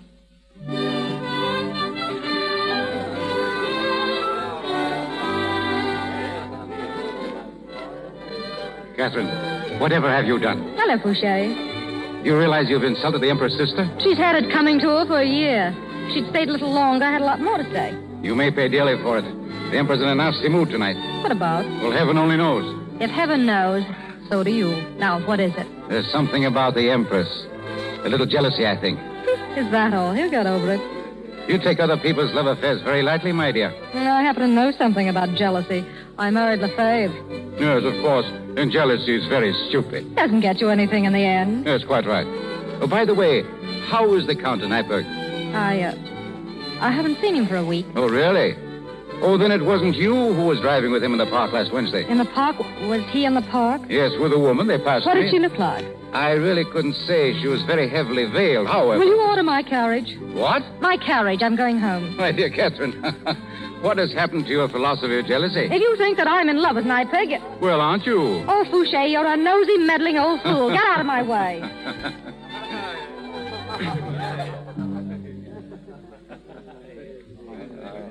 Majesty, the Emperor. Good evening, Your Majesty. Good evening, Your Majesty. Your Majesty. Good evening, sire. Good evening. Did you receive my message, Fouché? No, sire. I asked you to report to the West Wing as soon as you arrived. I'm sorry, Your Majesty, but... Never mind. Go there and wait for me. There's something I want to speak to you about. Go now. Yes, Your Majesty. At once. Your Majesty, the Duke of Chantier asks if he might see you in private. Tell him I'm busy. Yes, Your Majesty. And your sister, the Queen of Naples. Tell her I'm busy. I'm going to the West Room. Cancel all appointments and see that I'm not disturbed. Yes, Your Majesty. Sit down, Fouché. Thank you, sire. Now, Fouché, how well are you acquainted with the palace guards? You know 8 or 10 who can be trusted to keep their mouths shut? Why, I believe so, sire. Good. Find them and tell them to report to Roussin. I'm putting a special guard around the Empress' apartment tonight. And I want men, not fools. A special guard around Her Majesty's apartment? May I ask why, sire? Are you pretending that you don't know? Oh, Your Majesty, I have reason to suspect, Fouché, that someone will try to gain admittance to the Empress' chambers late tonight. A scandal must be avoided at all costs. Oh, Your Majesty, you surely don't imagine why it's incredible. You must be mistaken, sire. You're paid to follow orders, Fouché, not to question them. Very good, Your Majesty. One moment. Yes, sir. There's a woman here tonight, the Duchess of Danzig. Do you know her? Very well, Your Majesty. My sister tells me this woman has insulted her publicly. I wish to see her at once. I'm sorry, Your Majesty, but the Duchess of Danzig has already left the palace. Are you sure? I'm quite sure, Your Majesty. She asked me to order her carriage. She must be on her way by now. Well, I'll see her in the morning. Leave word that she's to be here at 10 o'clock. Yes, sir.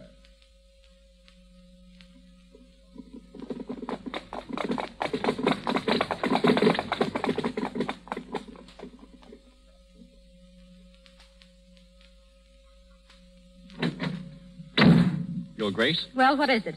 The Count de Nyberg is here, Your Grace. The Count de Nyberg. Where is In the he? drawing room. I told him you were at the palace. Oh, never mind now. Yes, Your Grace. Good evening, Louis. Catherine. I've been waiting for you. You knew I was at the palace. If you wanted to see me... Well, I wanted to speak to you alone. Oh, sit down, Louis. There isn't much time, Catherine. I may have waited too long now. But I couldn't leave without... Leave where? What are you saying? I'm trying to say goodbye, Catherine. I'm leaving France tonight. You mean for good? Yes. Why? This afternoon, the Duke of Rovigo handed me the Emperor's orders to leave before nightfall. Leave? Yes, to cross the frontier by the shortest route and never come back. But what have you done? He can't send you away for nothing. My motto covers all crimes, Catherine. I've been faithful. But Faithful to my name and to Austria. You see, I was a friend of the Duc d'Angoulême. Napoleon never forgave that. When the date was fixed for his marriage to Marie-Louise, a list of officers was submitted to his inspection. Officers who were to conduct Her Majesty from Austria into France. With one stroke of the pen, he scratched my name from the list. He hates me. And that's why he's sending you away? No, he's a little too clever for that. He's discovered what he thinks to be a love affair of mine in the palace. A love affair? He's become very strict on that point since his second marriage. He's using this affair as an excuse to get me out of the country. Is it only an excuse, Louis? Yes. You don't love this woman? I told you I didn't. Then why do you look so sad? Who is she, Louis? I can't tell you that. Then you do love her, don't you? Catherine. Oh, you do. It's written all over you. Are you going to see her before you leave? Tonight, very late. She's arranged a meeting. Louis, will you do something for me? Yes. Don't see her. But it's my last chance. Please, for my sake. Do you know what you're asking, Catherine? I think I do. I know what you're going through, Louis.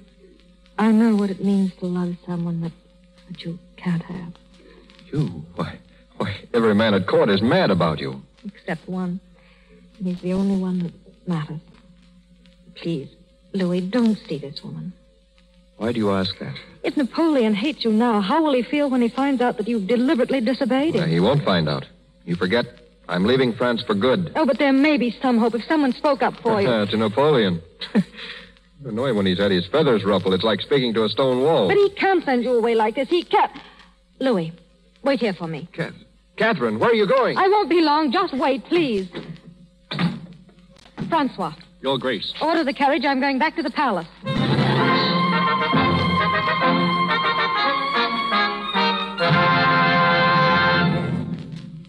Your Majesty. Well, what is it? Don't you see I'm busy? I beg your pardon, sire. But the Duchess of Danzig is here. She insists upon seeing you at once, sire. At this hour? Well, who did you say it was? The Duchess of Danzig, sire. Oh, yes. Send her in. Yes, sire. Your Majesty. So you're the Duchess of Danzig. Yes, Your Majesty must have seen me at... I can't remember everybody. Sit down. Thank you, sire. It's strange that you should come here tonight. It's about the Very strange. Because I was going to send for you in the morning. I suppose you know why.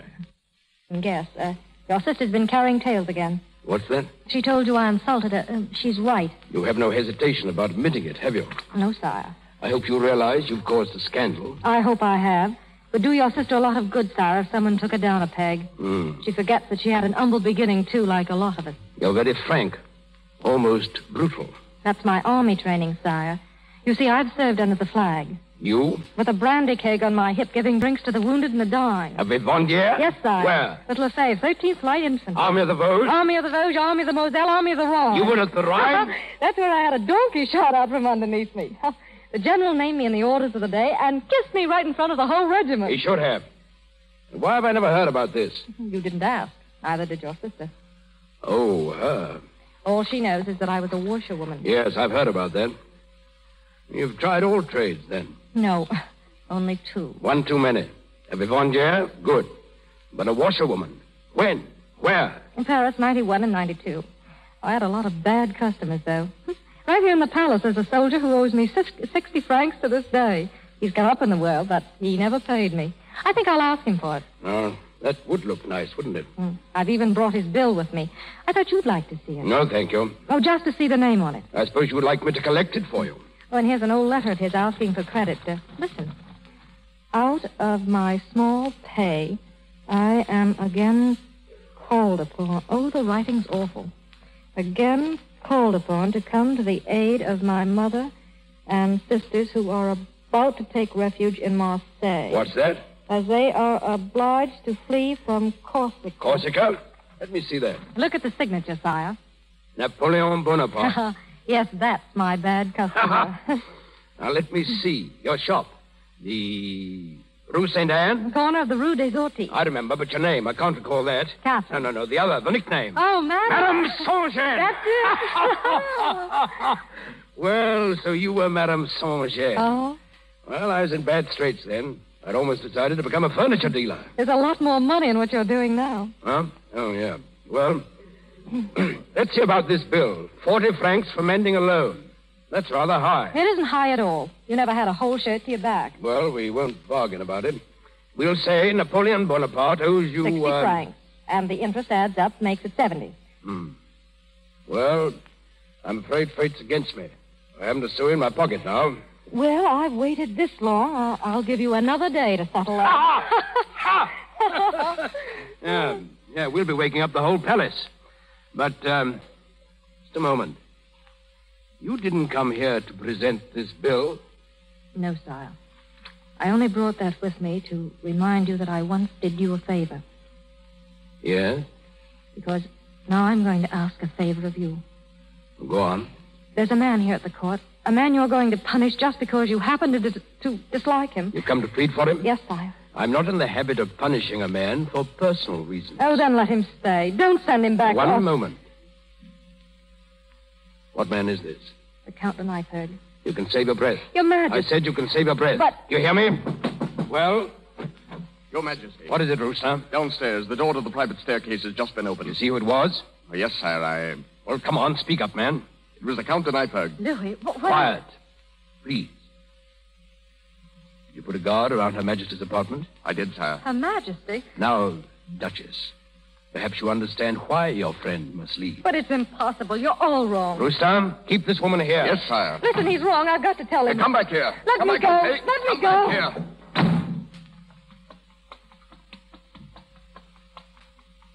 Your Majesty. Stand back. Go on. Here he is, sire. We've got him. Louis.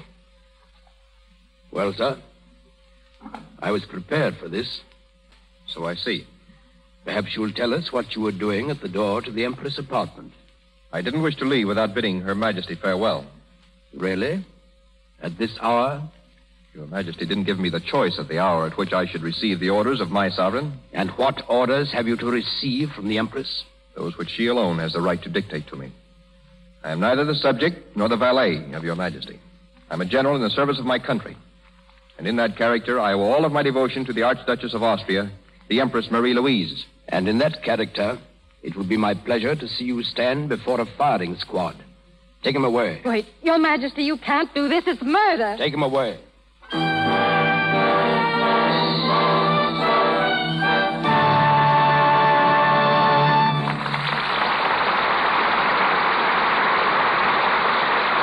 pause for station identification. This is the Columbia Broadcasting System.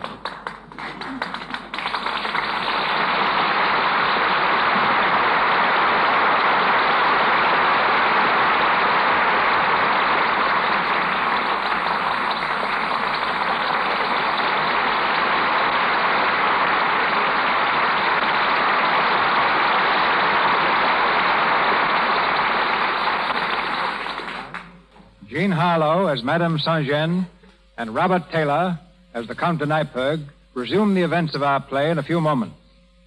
And now, ladies and gentlemen, from the corridor of Napoleon's palace, the Chateau de Compiègne, we traverse land, sea, and time to enter the drawing room of a later Napoleon Bonaparte. It's a privilege and an honor to present the only living descendant of the Emperor of France in America. One of the great figures in the social life of New York, Palm Beach, and Newport. We switch you now to New York City, to the drawing room of a house on East 69th Street. Seated there, amid rare portraits of his illustrious ancestor, is that emperor's great-great-nephew. From Hollywood, we welcome and introduce him. From New York, he speaks to you. The pretender to the French Empire, Jerome Napoleon Bonaparte. Thank you, Mr. DeMille, and good evening. I count it a great pleasure to take part in one of the performances from your brilliant Lux Radio Theater. As I sit here, I know that if the likeness of the Emperor in this room could come to life, he would nod his approval. In his day, all the theaters were under the subsidy of his government. And whenever he returned to Paris from trans-European campaigns, he wasted no time in taking his place with his court to hear the latest plays at the Comédie Française. This famous institution had been closed during the Revolution, but Napoleon was so interested in it that he had it reopened in 1799. He reestablished it in the building which it still occupies today. Mr. DeMille introduced me as the pretender to the French Empire. I think his statement needs some explanation. Technically, I am the present pretender, as I am the direct descendant of the Emperor Napoleon's brother by his first marriage. But I have lived all my life in America. My family and my friends are here, and also there is no French Empire. There's one detail of my ancestry Mr. DeMille omitted in introducing me, and it's one that I'm very proud of. While I am descended from the Emperor of France, I also claim another honor. My mother was the former Miss Appleton of Boston, and the great-granddaughter of the great American statesman Daniel Webster. It always amuses me to think that the great Napoleon has become related by other people's marriages to Daniel Webster. Our family, of course, can never enter into discussions as to whether or not the pen is mightier than the sword. As I am seated here, the microphone stands on a rosewood desk that may interest you. I have used it all my life. It was originally given to my cousin, the Empress Eugénie, by the city of Paris when her son, the Prince Imperial, was born. There's no telling how many great documents have crossed it, and its value to me personally is even greater now that a Napoleon can use it to broadcast his words to a nation. Now, in saying good night to you, may I congratulate you all on this great Lux Radio Theater. My compliments to your brilliant Madame Saint-Jean Jean Harlow, to Mr. Taylor, and of course to Mr. Claude Rains for his very fine characterization of my great-great-uncle.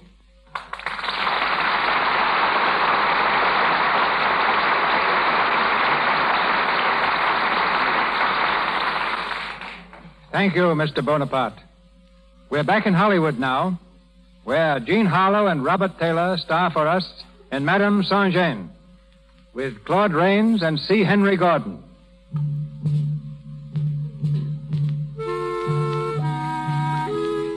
It's later, the same night. The execution of the Count de Nyperg is set for 5 o'clock, 3 hours from now. In the drawing room of her house, Catherine paces the floor nervously, desperately trying to find a way to save him She has sent for Fouché. As he enters, she moves quickly toward him. Fouché, is there any news? None. I tried to see the Emperor, but it's no use. He won't see anyone. What time is the execution? At 5 o'clock. And Nightpeg, where are they holding him? At the palace. I'm afraid it's a bad job, Catherine. The Emperor's keeping the whole thing hushed up to avoid a scandal. We can't do anything through the usual channels. We've got to get Nightpeg out of the country. Are you mad? What do you intend to do? Storm the palace and release him by force? I tell you it's useless. He's blundered badly this time. Of all the women in the palace to fall in love with, he picks the Empress. Does she know what's happened? No, Napoleon has forbidden anyone to see her. Then she won't know until it's over. Exactly. He's taking no chances of her interfering. We've got to do something. We've got to. Oh, why do you stand there, you stupid fool? They're going to kill him. Do you realize that? They're going to kill him.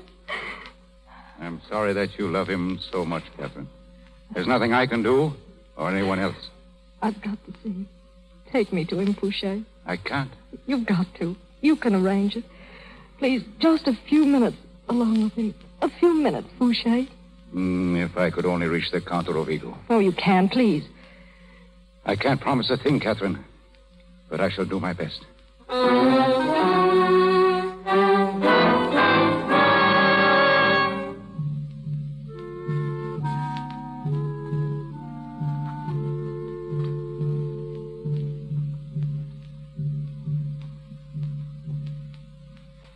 In here. Thank you. You can't stay long. When I knock on the door, you must come out. I will, thank you. Who's that? It's me, Louis. Catherine. Catherine, how did you get in here? Fouché arranged it. I had to see you again.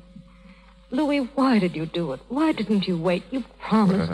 Would it have done any good? I came here tonight to see the Emperor, to ask him to let you stay. You came here without knowing the facts, Catherine. Did you try to send word to the Empress? No, there's no one I can trust. A letter would be intercepted. The Austrian ambassador? No, there isn't time. It's no use, Catherine.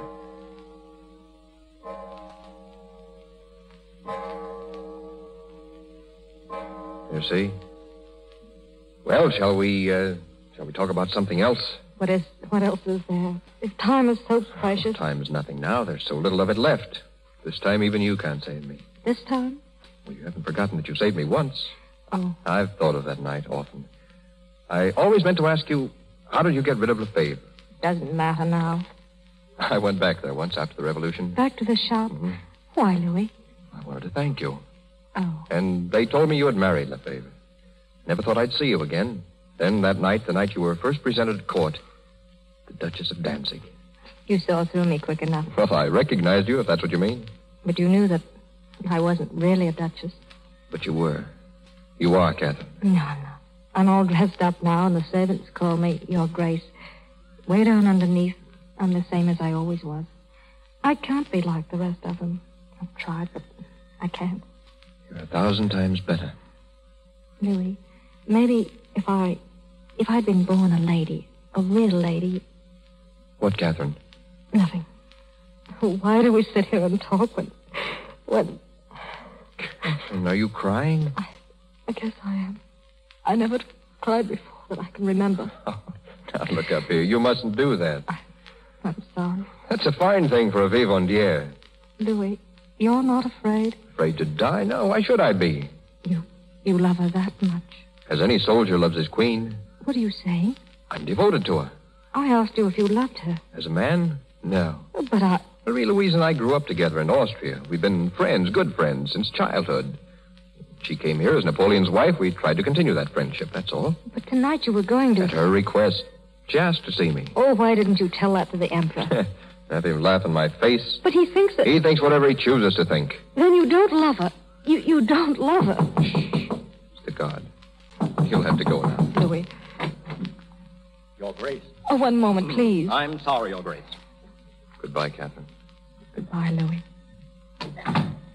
This way, Your Grace. Wait. I want you to take me to the Emperor. Your Grace, that's Take me to impossible. him. He won't see you. He won't see anyone, Your Grace. Take me to him. If you don't, I swear I'll wake the whole palace. I want to see the Emperor.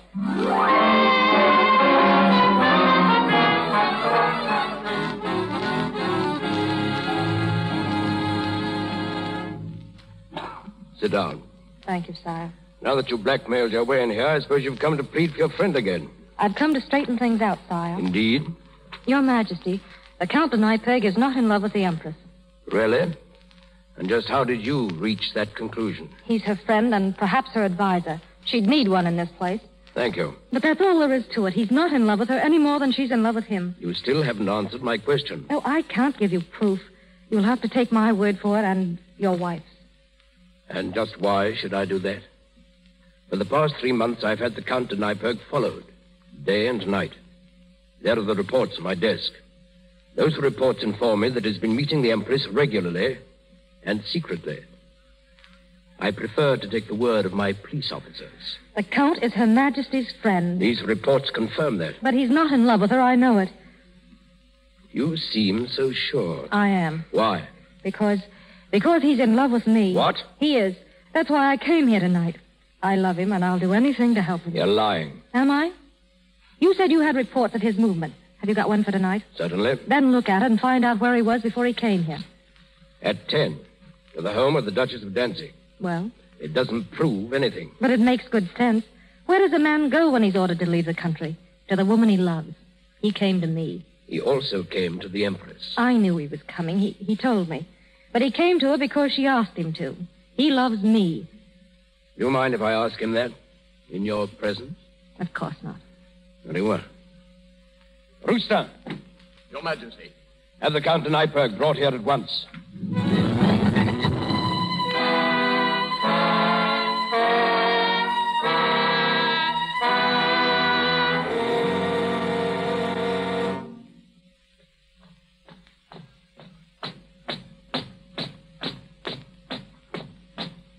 Halt! Open that door.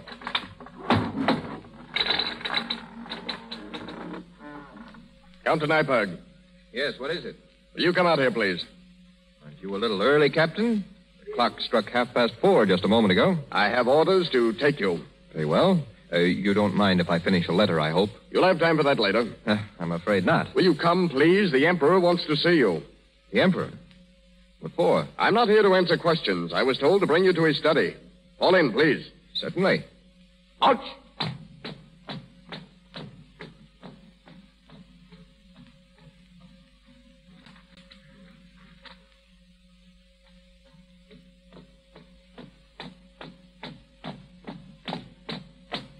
Halt! Your Majesty. Bring him in, Roussin. In here, please. Louis. Catherine, what are you doing? That'll be all, Roustin. Wait outside. Yes, sire. Well, Neipperg? Your Majesty? I have a question to ask you. It's rather important. So I want you to think carefully before answering. Your Majesty, may I ask? Thank you. I'll ask it myself. Neipperg, if you'll pardon a purely personal question, are you in love? Your Majesty? Are you? I have been for a long time. I hardly knew it myself, but I'm sure of it now. Good. Now, this is the important point. Would you mind telling me with whom? Must I answer that? I insist. Very well. Since I'm to die in an hour, it can't do much harm. Who is she? Well? Your Majesty doesn't know her. Louis. I don't know her, eh? No, Your Majesty. Her name is Madame Saint-Jean. Oh, Saint-Jean? Lord. Here, catch her quick. Catherine, what's wrong? She's fainted.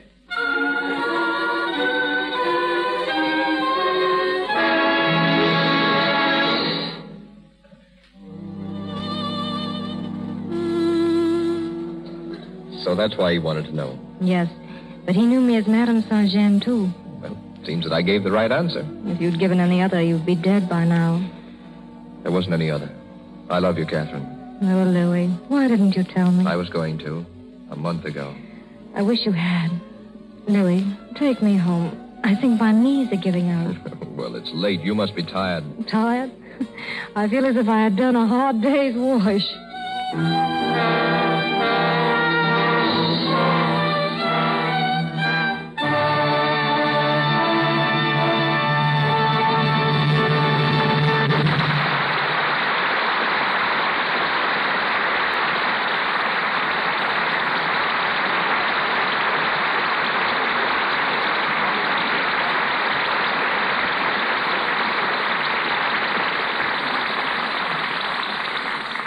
play is through, but not the players.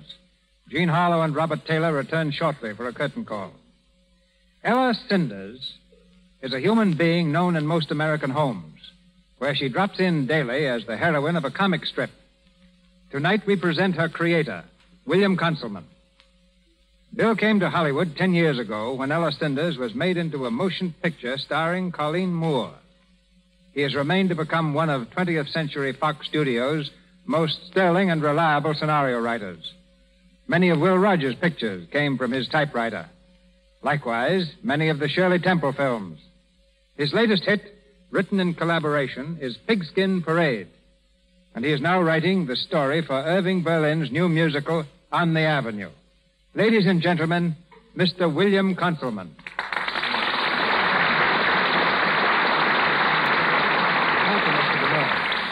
What'll I do first? Talk about movies or comic strips? Well, you can choose your weapons, Bill. But remember, you're supposed to be a humorist. All right, then suppose I tell the latest story making the Hollywood rounds. It's about a well-known director, present company accepted, who was pestered to death every single day with people trying to see him. Nothing he could say or do would keep them away. Well, last week he was taken suddenly ill. He rushed home and told his wife to get a doctor quickly. 3 hours later, she managed to reach one, and as the physician drove up to the house, the director's wife rushed into his room. "Henry," she said, "Dr. Brown is here to see you." "Impossible," he said weakly. "Tell him to drop around next week. Can't you see? I'm much too sick to see anybody." Well, not bad, Bill. Not bad for a starter. But now I have to confess, that story I just told is pure myth. It's the exact story, worded a little differently, that was pulled in France about 400 years ago. I cited it to prove the point I'm about to make. Namely, there's no such thing as a new joke. Take any funny story, and if you're curious and patient enough, you can find its duplicate, told in different languages, all the way back to ancient Greece and Rome. That's why trying to be funny is such a sad job. All we can do is grind away and trust we'll be lucky enough to find a new twist to someone else's gag. That goes for pictures and comic strips, too. Well, I've noticed a definite change in comic strips, Bill. They seem to be dropping humor in favor of melodrama. Even Ella Cinders has lost those freckles she used to have. That's because the people didn't like Ella with freckles. Women take a tremendous interest in comic strip characters. Originally, Ella was a skinny little girl with freckles and scraggly hair. Readers protested so much we dropped the freckles. The next campaign to get Ella a permanent wave. By this, we drew the line. If we're ever interested in making Ella as beautiful as the Hollywood picture stars, why, we'll follow their example and acquaint Ella with your splendid product, Lux Toilet Soap. Once Charlie Plum, my associate, and I were debating whether or not to have her marry. This question drew 40,000 letters from our readers on the blisses and pitfalls of the wedded state. Ella, by the way, is still single. Today, about 200 different comic strips are read in the United States. Over a period of time, they wield a mighty influence. Popeye, for example, has probably sold more spinach than all the advice the physicians can give. The first comic strip ever published was printed in Germany about 50 years ago, while the granddaddy of the American funny paper was the still-remembered Yellow Kid. Ella Cinders is perhaps a little different from most others, in that it has a closely knit continuity, and we try to tell a complete story every day. Between the movies and Ella, I seldom waste a single gag. If I can't work it into a scenario, you can depend you'll see it in the funny papers. But whether it's a motion picture, a comic strip, or a radio program, we're all working for the same common end, to please as many people of as many different types as possible. It's been very nice being here, Mr. DeMille, and meeting you and Robert Taylor again. I can't help but feel a little proud of Bob's success. When I was writing the script of Handy Andy for Will Rogers, we decided to look outside our own studio for the masculine love interest. We borrowed Bob from MGM, and Handy Andy was the first picture he ever played in. Thank you, and good night. Good night, Bill. Good night.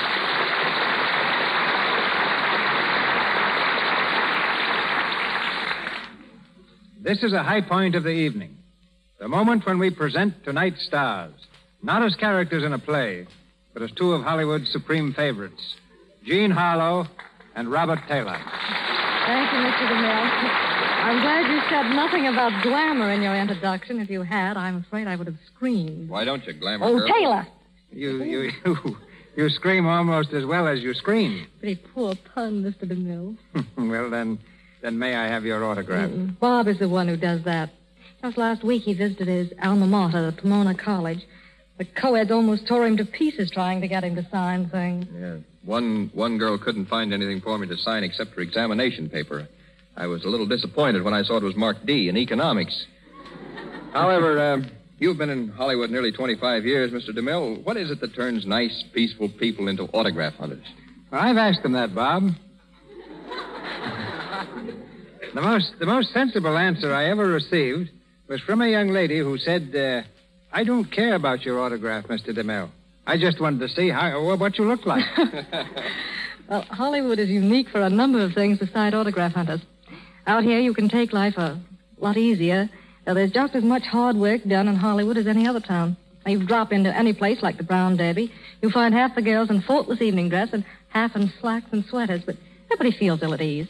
If you're invited to someone's home for a 7 o'clock dinner, you arrive at 9 and you find you're early. But the only thing that really puts on a show in Hollywood is a hamburger sandwich, and they're served with pecans and walnuts, and, oh, well, this is a town that is all so constantly bubbling over with new ideas. Hundreds of them come and go every week. But as far as keeping a lovely complexion is concerned, the actresses, including myself, have just one idea, and that's to use Lux toilet soap. Oh, and yes, Hollywood is probably the only town where a kiss is measured in feet. 5 feet of film for a peck, and 85 feet for the real thing. Now, the strangest kiss I've seen in pictures was that film the other day at Paramount. Marcia Hunt and Leif Erikson playing in College Holiday were the participants. And the scene of action was the bottom of a tank filled with 40,000 gallons of water. Ducky, I call it. Oh, that's worse than mine. Well, Robert, any further remarks? None, Gene, except my thanks to the Lux Radio Theater for another swell evening. And mine, too, Mr. DeMille. It really was a privilege to be here. Good night. Good night, Gene. Good night. Good night, Bob.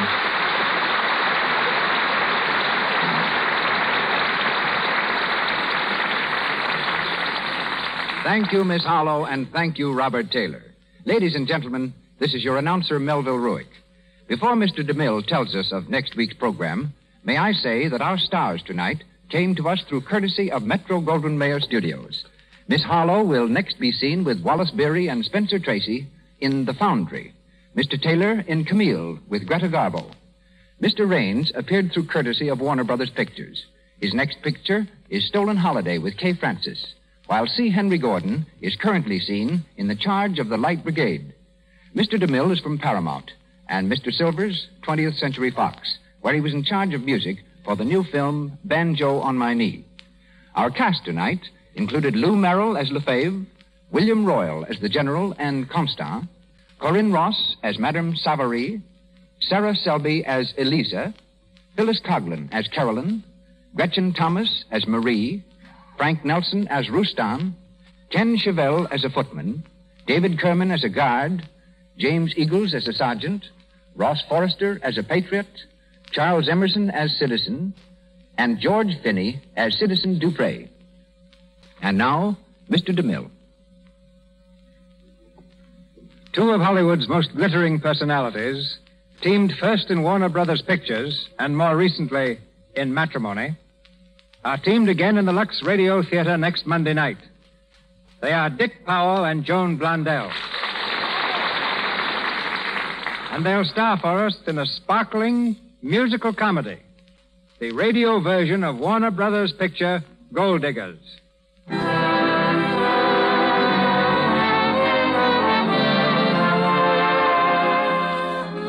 Our sponsors, the makers of Lux Toilet Soap, join me in inviting you to be with us again next Monday night when the Lux Radio Theater presents Dick Powell and Joan Blondell in the radio version of Warner Brothers' picture Gold Diggers.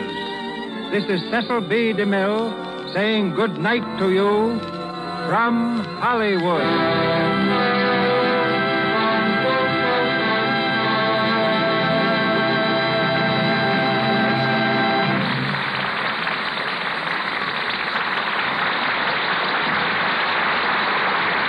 This is the Columbia Broadcasting System.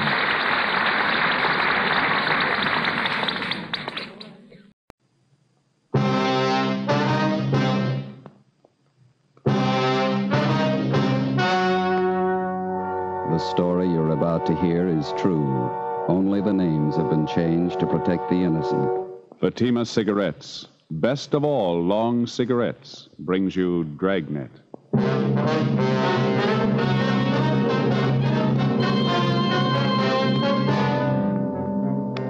You're a detective sergeant. You're assigned to homicide detail. A small boy is reported missing from his home. His age, 9 years. Foul play is suspected. Your job, find him.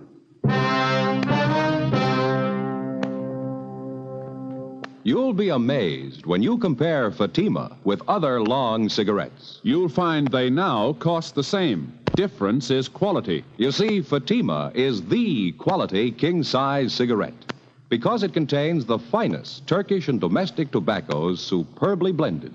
And Fatima is extra mild, with a much different, much better flavor and aroma than any other long cigarette. So try comparing Fatima yourself. Fatimas now cost the same as other long cigarettes, but your first puff will tell you... Ah, that's different. Yes, in Fatima, the difference is quality. Ask your dealer for Fatima, the quality king-size cigarette. Best of all long cigarettes. Start enjoying Fatima tomorrow.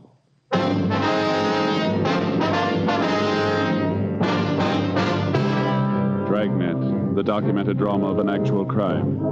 For the next 30 minutes, in cooperation with the Los Angeles Police Department, you will travel step by step on the side of the law through an actual case transcribed from official police files. From beginning to end, from crime to punishment, Dragnet is the story of your police force in action. It was Thursday, December 22nd. It was cold in Los Angeles. We were working the night watch out of homicide. My partner's Ben Romero. The boss is Thad Brown, chief of detectives. My name's Friday. I was on the way into work, and it was 3:55 p.m. when I got to room 42. Homicide. Hi, Joe. Ben? Well, here's the file on the Webster case. Have all the follow-ups been made? Yeah. I'll get it. Homicide, Friday. This Levinson unit, 113J. Got something for you. Yeah, Harry, what's doing? Doherty and I are out here on Collis Avenue, 4656, trying to track down a 9-year-old boy. Yeah, what's the story? The kid's missing, suspicion of foul play. How long's he been gone? About 2 hours. Looks like a job for homicide. How do you figure? The kid was last seen playing in the backyard of his home. Yeah? We checked over the yard. Did you find anything? Bloodstains, lots of them. They look new. Ben and I left a message for Chief of Detectives Thad Brown. Then we went over to the crime lab, picked up Lieutenant Lee Jones, and drove out the Arroyo Seco freeway to Collis Avenue. It was an average neighborhood. Number 4656 was a one-story green stucco residence situated on the corner of Collis Avenue and Harrison Drive. Beyond the backyard was a tract of undeveloped land covered with scrub oak. Harry Levinson from Highland Park Juvenile was waiting for us in front of the house. Let's back this way, fellas. Coming, Lee? Till I get my bag. Who notified you that the boy was missing, Harry? The mother said she went out to do some Christmas shopping about 11 this morning, left the boy home. Mm-hmm. She came back about 2 this afternoon. He was gone. What's the name? Johnstone. The kid's name is Stanley, 9 years old. Mm-hmm. Was this gate open like this when you got here? Yeah, I haven't touched the thing. You hear the stains over here, Lieutenant Jones, along the edge of the walk? See? Yeah. Let me see. Yeah, quite a few stains, huh? Yeah. Looks like it might be blood. Try some benzodine on them.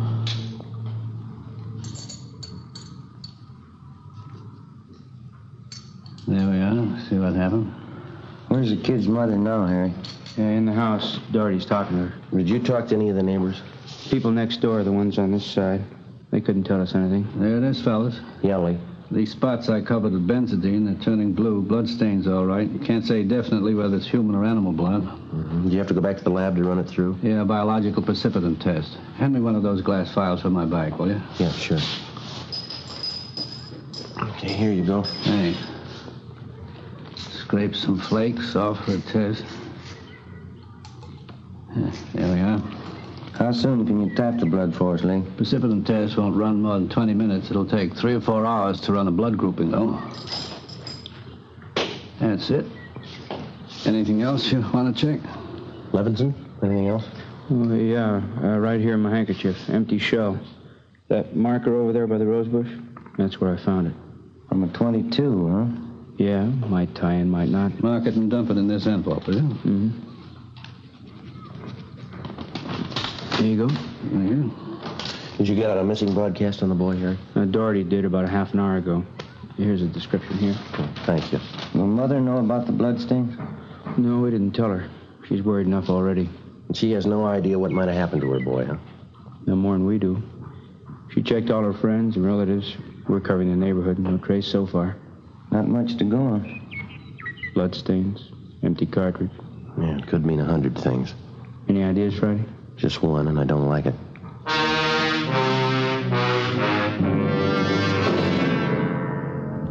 4:30 p.m. Thursday, December 22nd. The neighborhood search for 9-year-old Stanley Johnstone continued. Lee Jones went back to the crime lab to start the precipitant test and the blood grouping.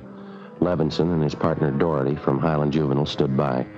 We called Chief of Detectives Thad Brown, and he ordered up a special detail to aid in the search for the missing boy. Ben and I questioned the boy's mother, Mrs. Ruth Johnstone, a woman in her early 40s. She seemed fairly calm under the circumstances. Miss Johnson, is your boy Stanley in the habit of wandering off without telling you where he's going? No, he's not in the habit of wandering off, but he has done it before. Well, when was the last time, Miss Johnstone?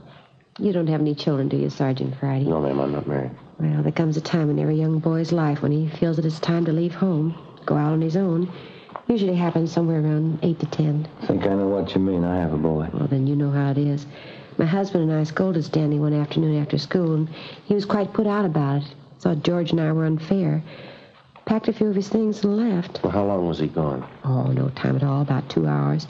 I was worried about him, but my husband said to leave him alone. Said every boy had to go through that stage. Mm-hmm. Well, then you think that he's run away from home again this time? Yes, I think so. He's been gone about 4 hours now, and I have a funny feeling about it. Did you and his father have some misunderstanding with the boy recently? Well, that's just it. We haven't. I don't mind telling you now that we're talking about it. I am getting worried. Well, is there any place around that he might like to visit, a hobby shop, playground, someplace he might be? Yes, there's Jensen's model shop, Little Shannon Burroughs, but I've already called there, and he hasn't been seen all day. I've called all his friends, and they have no idea where he is either. Well, we'd like a list of all of his friends and the places that he was known to frequent. Yes, all right, I'll give them to you. Where do you suppose he is? Where's your husband now, Miss Johnson? At work. George works for the city. He's a fireman. What house is he stationed at? Engine Company 12. He's working the A platoon. He'll be home tomorrow morning. I haven't told him Stanley's gone. Well, is there any chance that the boy might be down at the firehouse with his father? No, he seldom goes down there anymore.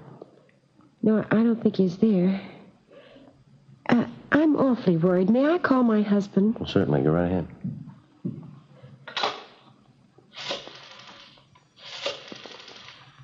I know George will be worried. Engine Company 12, please. Stanley's been gone too long. Hello? May I please speak with George Johnstone? This is Mrs. Johnstone. Thank you. Oh, I hate to call George at his work. Yes, ma'am. Does your husband own a gun? Yes, he does. What caliber, do you know? What's a .45 automatic? He got a knife. George? This is Ruth. George, is Stanley down there with you by any chance? Oh. No, I can't find him anywhere. He wasn't here when I came home from doing my shopping. There are 2 policemen here. No, I said there are 2 policemen here. No, dear, I'll call you if we don't find him soon. All right, dear. Yes, you too. Goodbye. I didn't think he'd be with George. At 45, is that the only gun in the household? Yes. Why are you asking about guns? Has anything happened that you're not telling me about? No, ma'am, just routine checking. We'll have to take a look at that .45 if you don't mind. Maybe I should tell you we do have another gun in the house, but it's all wrapped up. George bought it for Stanley's Christmas present. What if we could see it, please? Yes, well, will you have to unwrap it? Yes, ma'am, I'm afraid so. It's in the closet. I think I can reach it. We had to hide it. Let me see. Well, here's the paper it was wrapped in, and Stanley must have found it. It's gone. You see, here's the gift card and the box the gun came in, the rifle. I wonder if I could look at that box, ma'am. Thank you. How about it, Joe? .22 caliber. Thursday, December 22nd, 5:15 p.m. It was getting dark. The search for the missing boy continued. We checked the list of Stanley Johnstone's friends. None of them or their parents had any idea of his whereabouts. We talked with Levinson again. He'd been in touch with the detail combing the neighborhood. They'd found nothing. We went down to Collis Avenue and 10th Street, service station on the corner. 1 nickel, Joe? No, I got one. Will you watch for Thad? Yeah. Okay.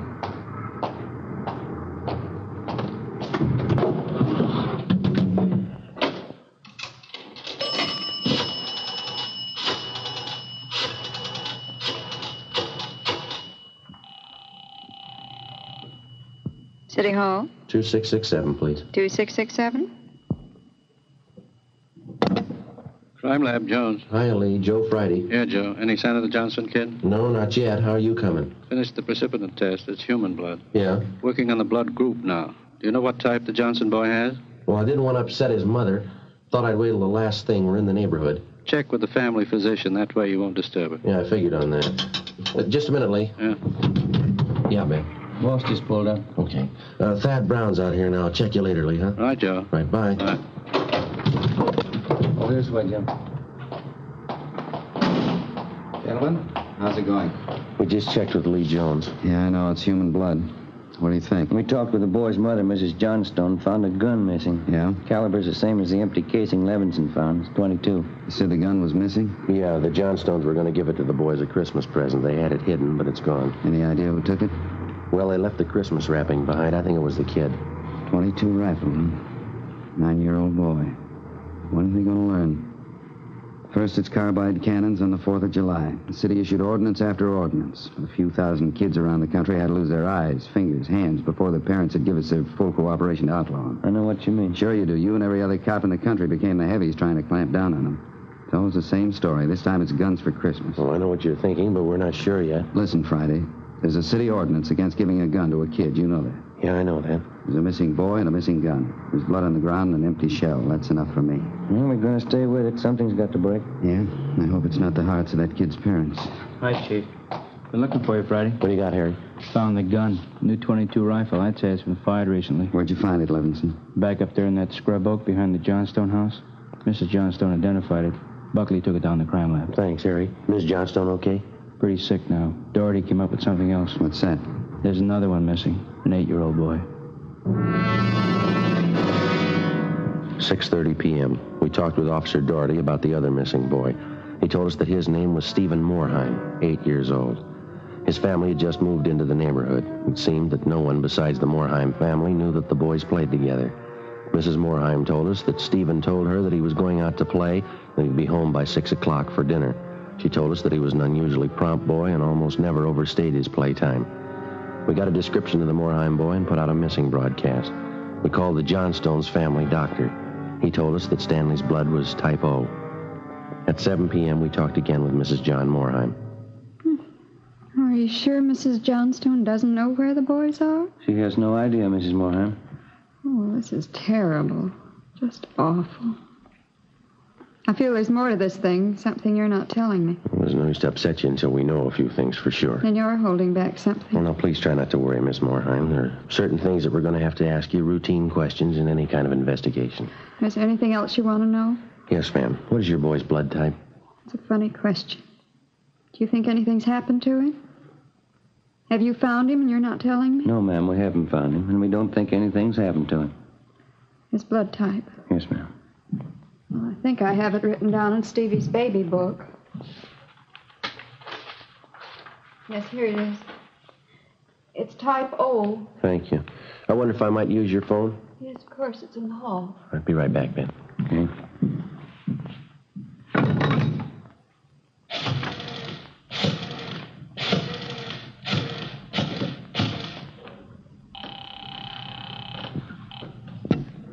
City Hall. 2667, please. 2667?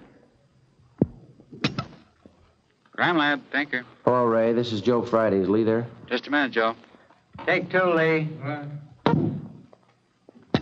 John speaking. Checking back, Lee. Did you get the blood types on the 2 missing boys? Yeah, both type O. So were the stains, Joe. Type O.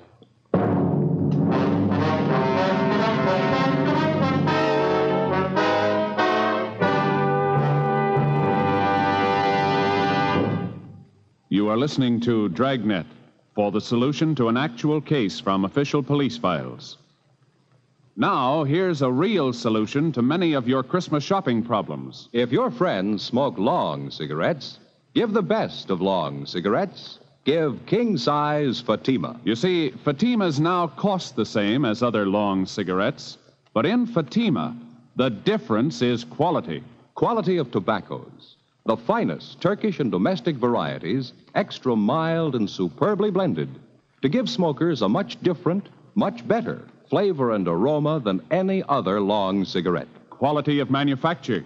Smooth, plump cigarettes rolled in the finest paper money can buy. Quality. Even to the appearance of the distinctive royal blue Fatima gift carton. Christmas wrapped and carefully sealed to ensure Fatima's rich, fresh, extra mild flavor. Remember, Fatimas now cost the same as other long cigarettes. But in Fatima, the difference is quality. So this Christmas, give your friends the best. Give Fatima, the quality king-size cigarette. Best of all long cigarettes.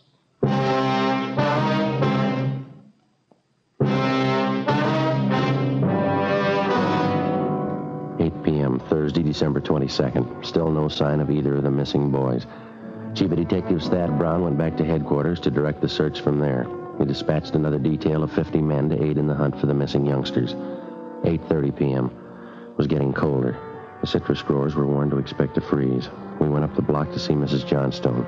Her husband had quit work early and returned home. We talked with him. He could tell us nothing more than we already knew. We still had not informed either of the families about the bloodstains in the empty cartridge casing, which had been discovered in the backyard of the Johnstone home.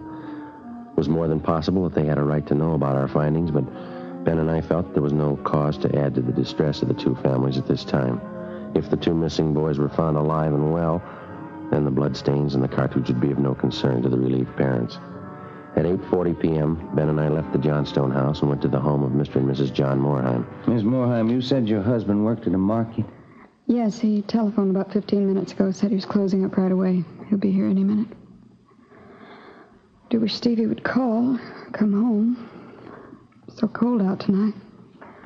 All he had on was a thin cotton jacket. We'll try not to worry. We're doing everything we can. He'll be all right.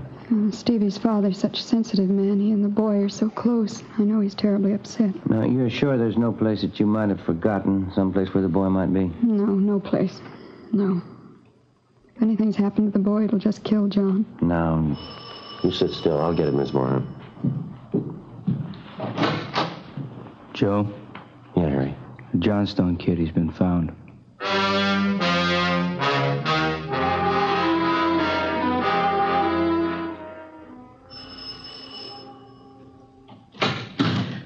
He's home, Sergeant. He's come home. Thank God he's all right. Where's he been? Did he tell you? No, he didn't. His clothes are all dirty and he's acting strange. I've never seen him like this. How do you mean, Miss Johnston? Well, he just came to the front door and said, "Hello, Mom." And he sat down in a chair and stared at the floor. Won't talk to his father or me. Do you mind if I talk to him? No, go ahead. I asked him about the little Moorheim boy, but he wouldn't tell me a thing. Where is he now? Right over there in the living room. Looks all right. Yes. Son, this is a police officer. He wants to talk to you. Don't be afraid, dear. He only wants to ask you some questions. Son. You see, Sergeant? Stanley, look at me, son. Come on, youngster, get your head up there. That's better. You had your mother pretty worried, you know that. You want to tell us where you've been? We should try to get him to eat a little something. You hear that, son? Want something to eat? Stanley, there's another little boy up the street who hasn't come home. You know where he is? His father and mother are worried about him, too. Just like your folks were. We're going to ask you to help us find him. I killed him. I killed Steve with the .22. We were only playing, but I killed him. How do you know you killed him? Maybe he's only hurt now, isn't that it? No, he's dead. I know he's dead. The gun went off. I forgot we put bullets in there. Where is he, Stanley? I hit him. I was scared. I didn't want anybody to find him. Where did you hide him, son? In a cave up on the hill. I didn't mean it. He was my pal. Do you want to show us where, Stanley? Yes, I'll show you. Please, don't send me to jail.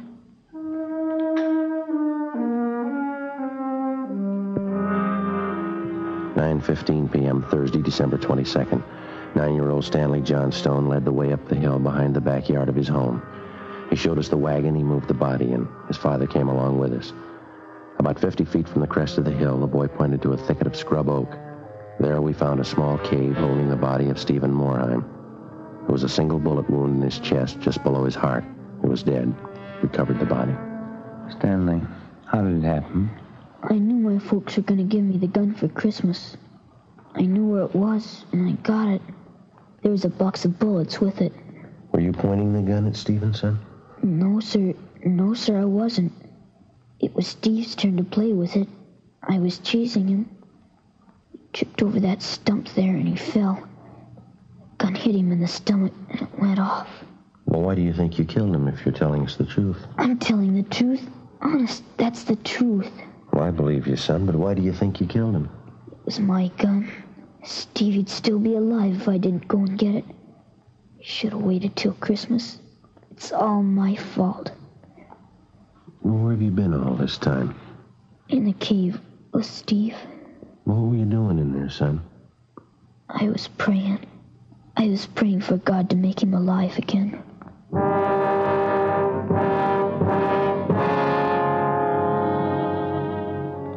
After a thorough investigation, Ben and I were convinced that the shooting of Stephen Morheim was accidental. Lieutenant Lee Jones' findings substantiated the Johnstone boy's story even to the smallest detail. We put in a call to the coroner's office and acquainted him with the facts. He designated a local mortuary to handle the body pending autopsy and granted us permission to remove the body to the Morheim home. Mrs. Morheim collapsed. The family doctor was called. Ben and I sat in the living room to wait for John Morheim, the dead boy's father. Edith? Edith? Mr. Morheim? Yeah, you the police? Yes, sir. Where's Edith? Where's my wife?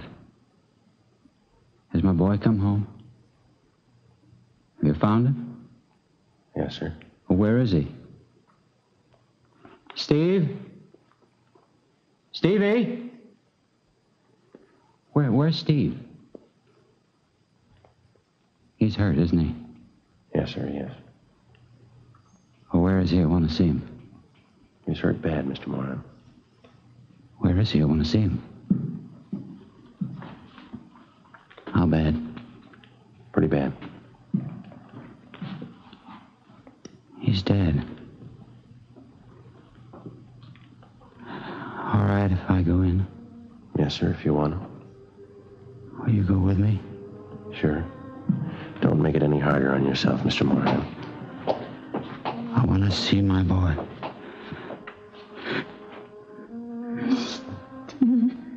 Mr. Morheim.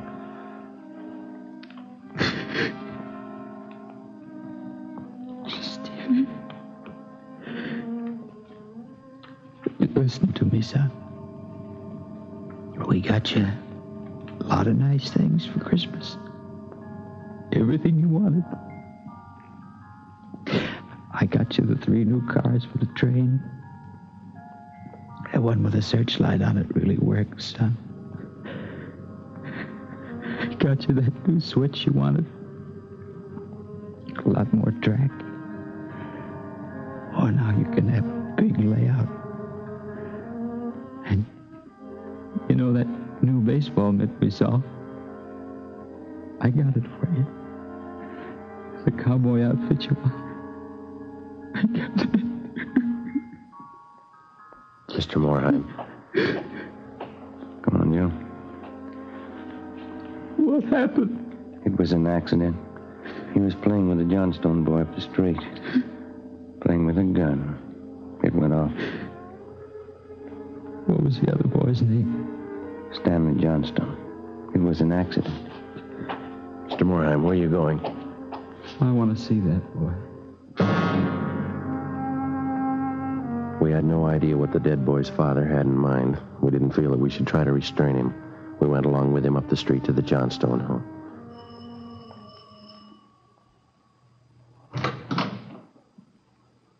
I'm Stevie's father. Where's your boy? I'm sorry. We bought the rifle. We were going to tell him not to use it unless his father was with him until he learned how to treat firearms. Where's your boy? Right here. Won't you come in? It's all right, Miss Johnstone.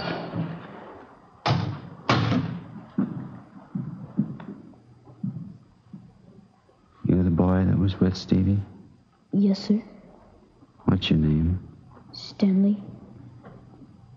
I know it wasn't your fault, Stanley. Wonder if you'd do something for me. Yes, sir. I've got a lot of nice presents for Stevie. I know he'd want you to have them. I want to give them to you Christmas Eve. Mom? I think that'd be a fine idea, son. Come on, Ben.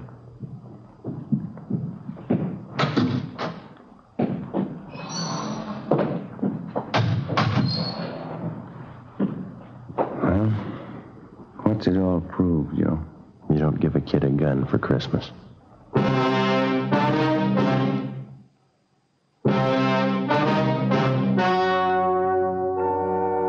The story you have just heard was true. Only the names were changed to protect the innocent. On December 24th, 1948, a coroner's inquest was held in the county morgue, city and county of Los Angeles, state of California. In a moment, the results of that inquest. Now, here is our star, Jack Webb. Thank you.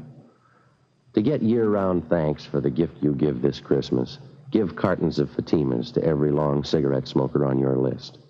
Christmas Fatimas in the special royal blue slip-over jacket make a perfect gift just as is. And to my friends who sell Fatimas, the retail dealers and the wholesale distributors all over America, to each one of you, a special season's greeting. And to everyone, a Merry Christmas.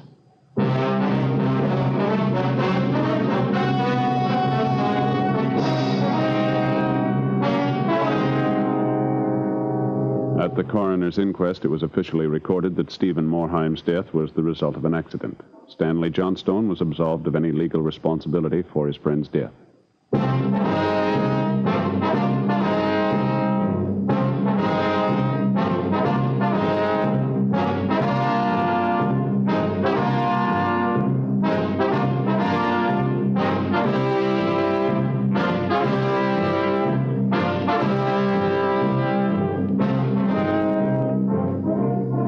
Just heard Dragnet, a series of authentic cases from official files. Technical advice for Dragnet comes from the Office of Chief of Police W.H. Parker, Los Angeles Police Department.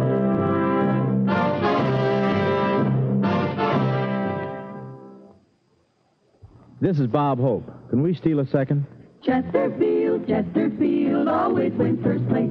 That milder, mild tobacco never leaves an aftertaste. So open a pack, give 'em a smell. Then you'll smoke 'em. Don't forget to give Crosby for Christmas. I mean the Chesterfield Christmas carton with Bing as Papa Santa Claus. See you Tuesday.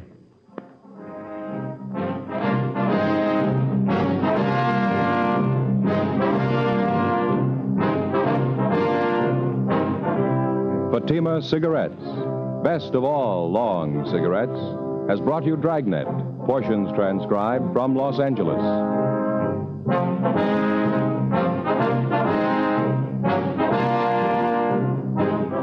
We the People is next with more Good Times on NBC.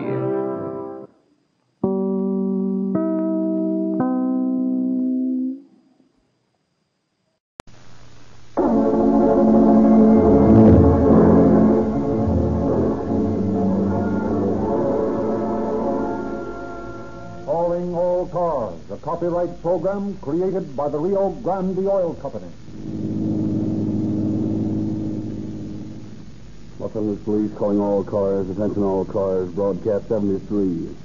A burglar operating on Hollywood Boulevard between Ivar and Cahuenga. That's all. Rosenquist.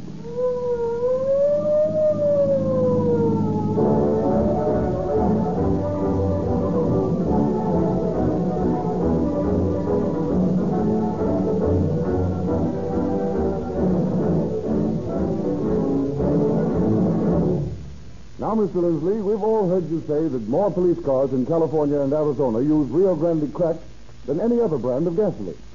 But we'd like to know why. What makes Rio Grande different from any other gasoline? Rio Grande is the only gasoline in this market made by the costly Sinclair cracking process. Well, so what does that mean? Well, petroleum engineers agree that cracking creates the finest gasoline made. And Rio Grande has the finest and most modern cracking plant in America.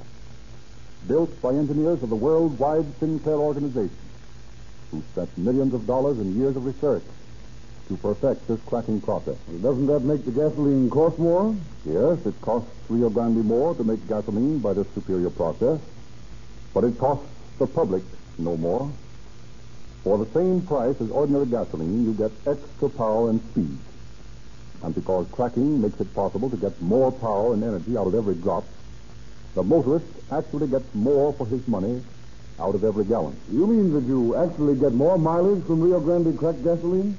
You will find the proof of that in the records of the many police departments who use Rio Grande Cracked gasoline exclusively to power all emergency cars. Police and city purchasing departments keep accurate records on every car. They continually test to find which gasoline is most economical. Do you suppose the city of Los Angeles, for example, would be using Rio Grande Cracked gasoline for the third consecutive year unless the records clearly showed that it was the most efficient and economical gasoline they could buy? Well, do you make a special gasoline for police cars, or is it the same that Rio Grande Cracked gasoline that your dealers sell? Rio Grande supplies cracked gasoline for the emergency equipment of Oakland, Berkeley, Fresno, Merced, Los Angeles, and Maricopa County, Arizona, and many, many others. And it's exactly the same gasoline that is supplied to independent dealers. Any motorist can stop at a Rio Grande service station, fill up with the same Rio Grande Cracked gasoline that police and fire engines use, and feel the thrill of police car performance in his own car.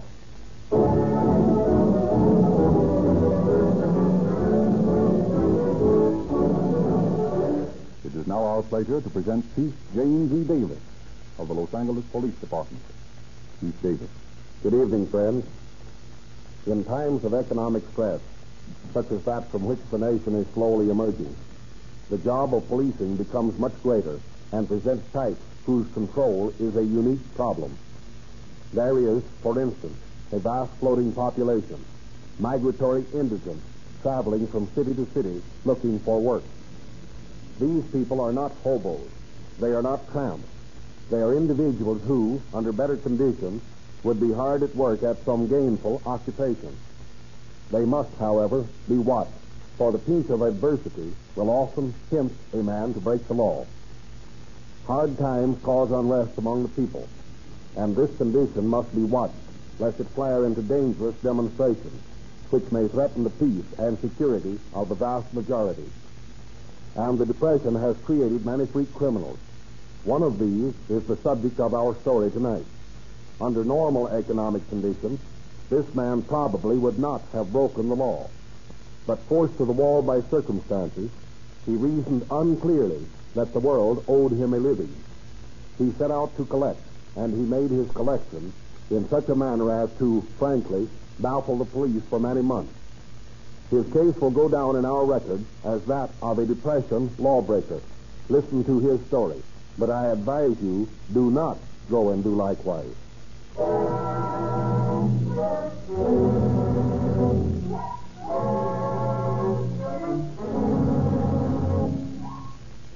It is an early morning in November 1931. A.B. Humphreys, manager of the Owl Drug Store at Hollywood and Cahuenga Boulevard, is standing before the safe in the basement. Slowly he turns the dial. One by one the tumblers click. The big door swings open. What's this? George. George! Where is that janitor? George! Yes, sir. Yes, sir. Well, come down here. Coming, sir.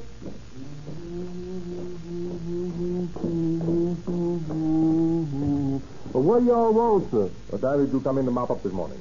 5 o'clock, I expect it was. Maybe a mite later. Were the doors all locked? Oh, yes, sir. Locked tight. You've been all over the store? Yes, sir. Haven't noticed anything unusual? No, sir, I haven't. Oh, that's strange. Very strange. What's the matter with you, Mr. Humphreys? You all as pale as a ghost. George, there was more than $1,000 in that safe last night, and now look. Why, there ain't nothing in there. That's a fifth. We've been robbed.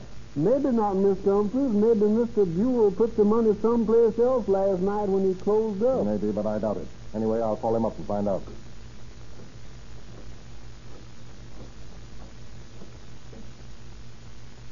Hello. Sorry to bother you so early in the morning, Jim. Oh, hello, H. What's on your mind? What'd you do with the cash last night? Put it in the safe, of course. Well, it isn't there now. What? Are you sure you locked the safe? Oh, positive. Well, you'd better get in some clothes and get down here. I'm going to report this thing to the main office, and they'll probably send a man out who will want to question us. Oh, okay. I'll be right down.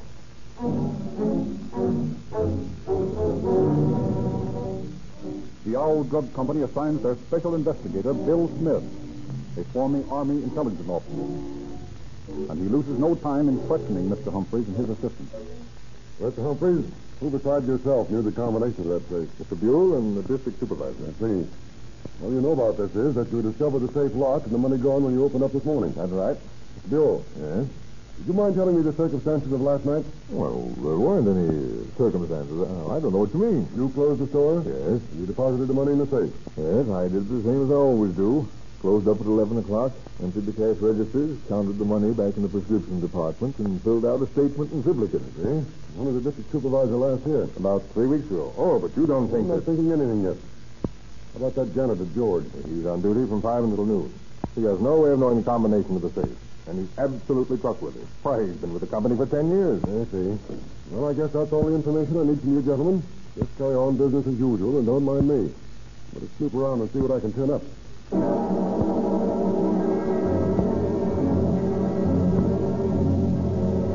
In addition to Special Investigator Smith, Los Angeles detectives are assigned to the case.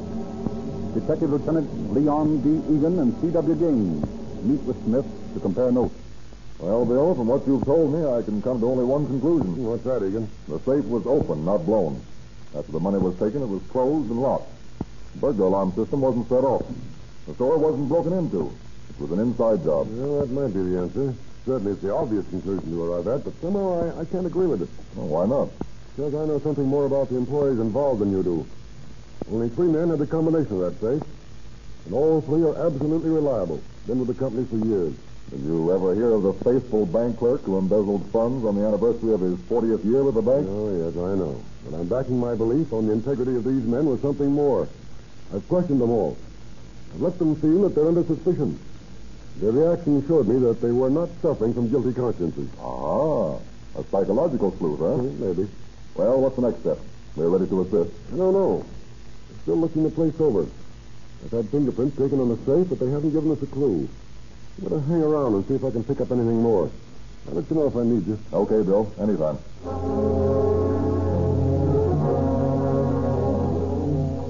But a couple of days later, it is Egan who contacts Smith with the startling news that the Anita dress shop next door to the drugstore had been robbed. Together, they interview the excited proprietor. I just can't understand it, gentlemen. I put the cash in the back room, same as usual, locked the safe, and fastened the back door. Then I locked the front door and set the burglar alarm. And this morning, when I open up, the money's gone. Who else has the key to the place besides you? Well, I'm the only one. I opened the store and I closed it myself. And add this, Bill. A regular night watchman and a harness bull within a block of the place all night, and no one heard the burglar alarm go off. It didn't go off. The burglar alarm company has no record of this alarm being turned in. Does that alarm connect with all the doors and windows? Yes. How much did they get? Almost $100. Oh, Negan, let's have a look around the back here. Well, what do you say now, Bill? Same sort of a job as your owl robbery. Yes, it is. And it's an inside job. Inside job? What could it be? Why would this man rob himself? Well, I can't answer that one. That's the only way it could happen. Maybe, but I don't think so. Well, you give me the answer then. I can't. I'm still looking for it. And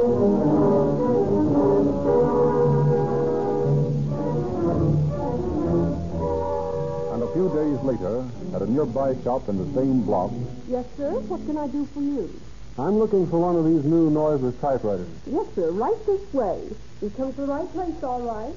We carry everything in typewriters from the old-fashioned 3-bank portable to the latest noise rate. Now, this model here... Yes. That's funny. What's the matter? Why, last night there was a noiseless on this table. A brand new demonstration model, and this morning it's not...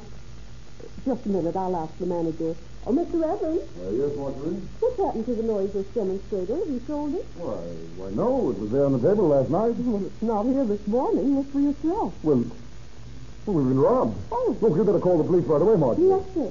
Now, Mr. Kent, I interest you in something in the rebuilt line. Now, here's a very excellent machine here.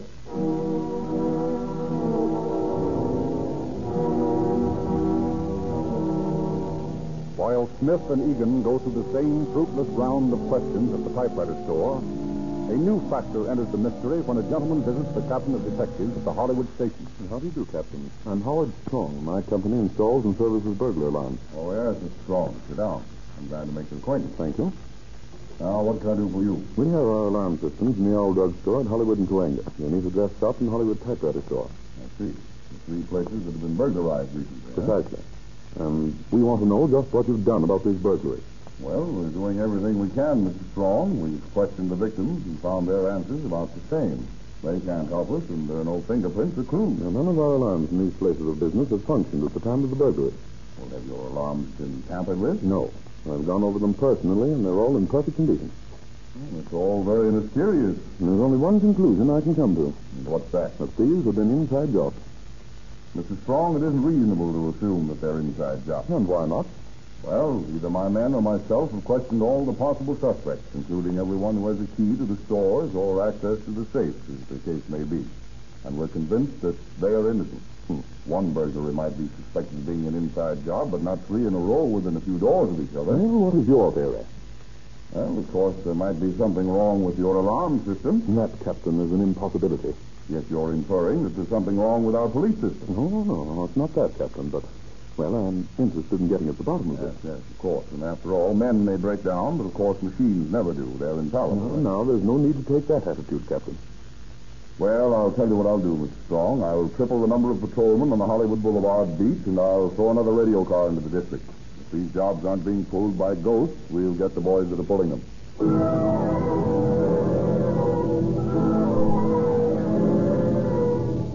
So the double guard goes on the boulevard.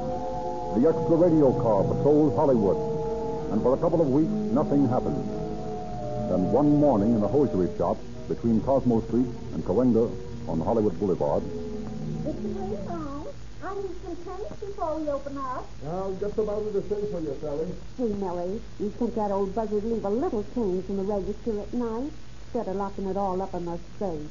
Who the devil break into this stuff? You think he was peddling diamonds instead of filthy stockings. Sally! Call the police! Quick! Bring it up! And a few days later, a few doors down the street. Yes, sir. What can I do for you? Why, I'd like a pair of those Clark Gable Oxfords with the high-keeping heels. Yes, sir. What size? Oh, I'll try to squeak in at 9. Yes, sir. Won't you be seated? Thanks.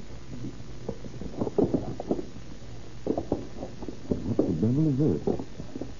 Hey, Mr. Robbins. Mr. Robbins, there's 4 pairs of Clark Gables missing.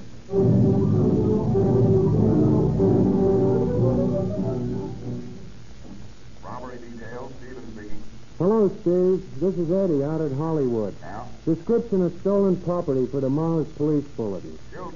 1 set Walter Hagen golf clubs, 4 dozen tennis balls, 3 Spalding rackets. Hey, what kind of a burglar is that? Search me, but I'm getting tired of hearing about him. It's our old friend at Hollywood and Cahuenga. What's the matter with you guys out there? Can't you catch that guy? Now, Stephen, don't you start, too. That's all we hear from morning to night. From the Academy of Motion Picture Arts and Sciences down to the Chamber of Commerce. If you think this bird's so easy to catch, come on out and catch him yourself. No, thanks. You're smart to say that. I'm spending my nights from now on staked out in the smarter Hollywood Boulevard shop.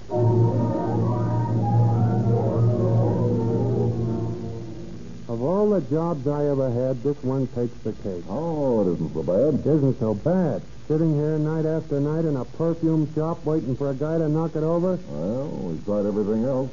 Now we simply have to sit down and wait for him. Yeah, but sitting here for a week and nothing happens.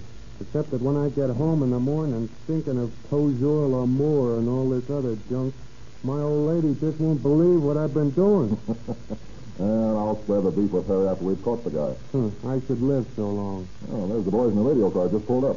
Let's go out and get a breath of fresh air. Okay, but if one of them mugs makes a crack about me smelling like a certain flower, I'm going to let him have it. Oh, forget it. I asked him to bring us some sandwiches and coffee. Come on. How about the burglar we got a date with? Well, a couple of the boys are out in the alley. Anyway, we'll only be gone a minute. Come on.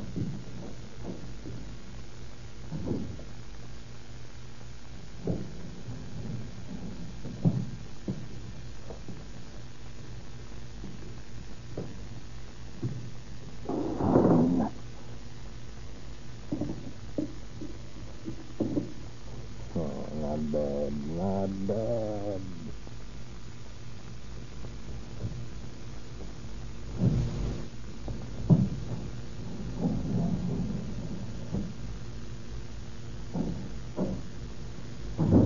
There.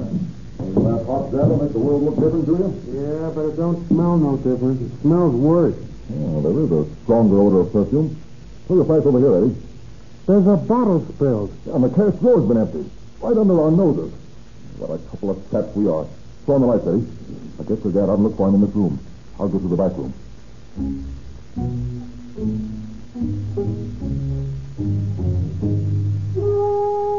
But the two officers find nothing, and the guards on the outside have seen no one enter or leave the building. The nocturnal depredations of the strange burglar take on an eerie aspect. The nerves of the overworked police are stretched to the breaking point. They begin actually to believe that they are trying to outwit a supernatural being who can melt through thick stone walls. Weeks pass, and still the robberies go on. And then one night the Owl Drug Store is visited again. Mr. Humphreys sends for Egan and Smith. Well, Mr. Humphreys, what is it this time? We had a visit from our mystery man again last night. What did he get this time? He didn't touch the safe. What? Any narcotics missing? No. Is there anything missing? Yes, and I'll be darned if I can understand it. He took 15 gallons of hydrochloric acid and 15 gallons of nitric acid. What? Yes. 30 gallons of corrosive acid. Well, that doesn't make sense. This guy must be a human trade rat. What the devil can he want with all that acid? Search me. It sounds dangerous. What do you mean? I don't know for sure, but nitric and hydrochloric acid are dangerous things to monkey with. They have homicidal intent. Yeah, but you can't kill a person with acid. No. I'd hate to take a bath in it or have a glassful thrown in my face.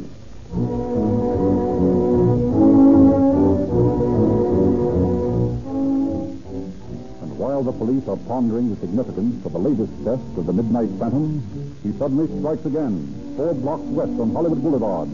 Proceeds from a 5 and 10 cent store, a clothing store, a furniture store. The situation becomes increasingly more desperate for the merchants along Hollywood Boulevard. Insurance rates go up. A feeling of uneasiness pervades the shopping district. And for all of the intensive efforts of the police, the burglaries continue unchecked as the weeks stretch into months. Then one morning, Bill Smith is summoned into the office of a high official of the Owl Drug Company. Good morning, Bill. Morning, sir. Suppose you want to know what I'm doing about the Hollywood robberies. Well, I'm keeping my eyes on the Owl store at Hollywood and Las Palmas. The guy seems to be working in that section now. Wait a minute, Bill. Not so fast. I didn't call you in for that. Oh, I thought not. Well, unfortunately, I've got some more grief for you. If you want me taken off the job, I can't blame you.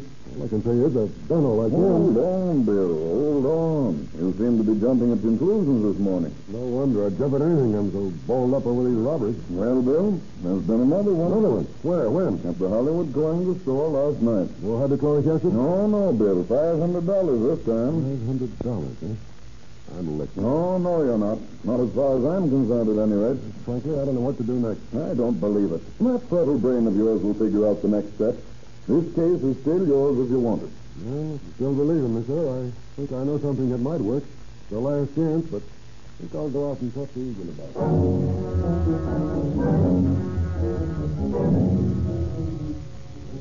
No matter where else this guy strikes, he seems to come back to that old drugstore at Hollywood and Coingus. Yeah, it looks that way. Even if he only wants to steal a postage stamp, he'd steal it there. Right. I'm going to camp right down there in the basement at the Owl, right by the safe. You mean you're going to stake it out yourself? Right. Yeah, but you might sit there for 6 months and never see a thing. Sure, but it'll be worth it to get this guy. I'll sit there the rest of my life if I have to. You'll help me. Sure, I'll do anything I can. Fine. What'll it be? I want you to patrol the outside. And men on Coinga and on Hollywood near the store. Also men in the alley. Okay. But Bill, we can't tie up a lot of men indefinitely. Play along with me for a month or so, and I'll bet in that time we'll get our man. Okay. I'll sit down there in the dark. First person to come into that cellar will get a load of buckshot from me. I don't care who he is. If you hear a shot, it'll be your cue to keep your eyes open. Buckshot will only wound him. And we'll try to make a break for the outside. Okay, Bill. When do we start? Tonight, of course.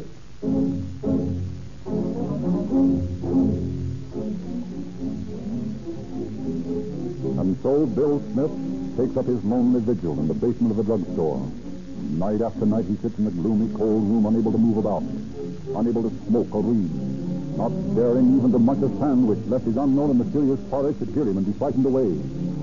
The only light Bill sees in his self-imposed prison is the weak blue glare from the corner street lamp which filters through the sidewalk grating. The only sound he hears are the occasional muffled footsteps of a belated merrymaker hurrying home to bed. Thus does Bill Smith pass 8 hours a night for a week, or 2 weeks, or 3 weeks. 8 cold, bone-stiffening, torturous hours of black boredom. Each morning sees him climb from the cellar exhausted from the tension under which he has sat and waited. Each evening sees him descend to his cave more wan, more fatigued, less convinced that he will ever get his man. And then one night, after nearly a month of fruitless vigil, he hears a scratching sound that seems to come from the east wall of the basement. A sound such as a rat might make. He listens intently, half rises to his feet, grasps his shotgun. 5, 10, 15 seconds, a half minute ticks by. And then a more definite sound, a metallic grating. And in the faint light, the screw of a ventilator is shoved out of place and lifted downward by a human hand. Without a second's hesitation, Smith swings his shotgun to his shoulder and... Before he can take another shot, the hand is hastily withdrawn. Smith switches on the light, hastens the pile of boxes to the ventilator, tries to climb through. Outside, the officers patrolling the neighborhood have heard the signal shot. On the TV, Lieutenant Gaines in the alley behind the immediate rest shop has drawn his gun, stands tense, ready for action, when a shadowy figure, seen to materialize in the black mass of the darkened building, scuttles across the alley. Hold on, shoot. Okay, boys, what else?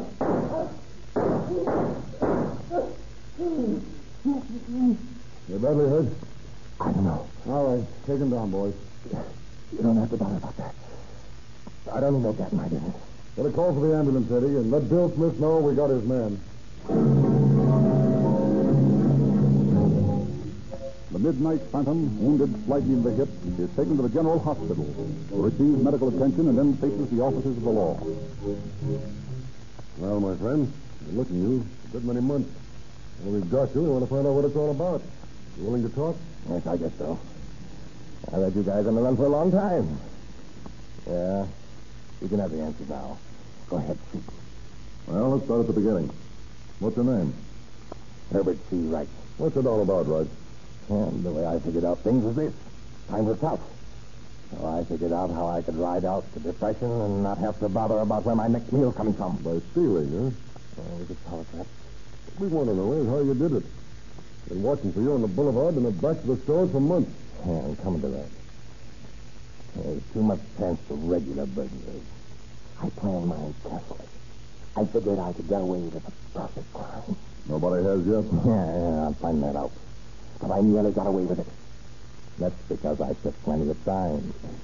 I looked over downtown Los Angeles and Hollywood both before I went to work on the corner of Hollywood and Boeing. No, why did you pick that spot?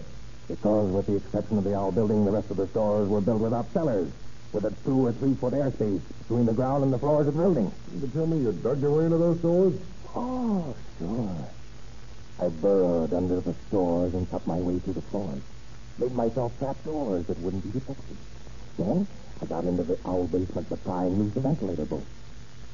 After I pulled the owl job and the Anita dress shop and the typewriter job, I started to work east. I found somebody else who got the same idea once before. But because there was a tunnel already made, so I used that. And I got under Cosmo Street and almost to the Broadway. Were you planning on burglarizing the Broadway? Sure.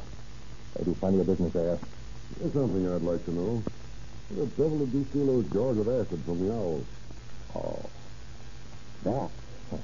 I was going to tell you about them. It's lucky none of you guys found my tunnel and tried to follow it. Why? I had jars of acid placed along the tunnel with cords arranged to trip them. Anybody who didn't know where they was, hell, the acid could have spilled all over them. And then the best trap of them all was a big plant over the entrance to my living quarters. It was studded with spikes, and weighted with 50 bricks. I bet he would have killed a man if it had fallen on him. You're a nice, pleasant sort of guy, aren't you? Well, I had to live, didn't I? I got as much right to live as the rest of that. I was only protecting my interests. The same way as a businessman protects his with burglar alarms. Or a manufacturer with armed guards when there's a strike. Let's pass over that delicate ethical point. There's something I want to ask you. What's that? You mentioned living quarters. What do you mean by that? Oh. I burrowed out a room under one of the shops in the middle of the block. I had blankets in there. And the typewriter I stole. I was writing a novel. It was quite comfortable. If it looked too dangerous for me to go outside, I could stay in there for several days. That's your idea of living. Sure, why not? It's as good a life as any you can get these days. I know. I tried. You mean you tried? Well, during the day, I'd go out and try to get work. But if I couldn't find any, I wanted to go straight. Now, that's not that what I did was crooked, you understand? Oh, sure, we understand. Yeah, but I couldn't find a job. So, this is easier. Why did you take 20 cents out of that shoe store and leave $2,000 behind? Well, I didn't have any particular use for the money at the time, and I didn't want to run the risk of depositing too much in the bank at one time.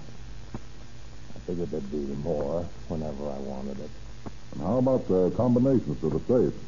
How did you get them? Well, you see, I bored peepholes in the wall or in the floor of every store I worked.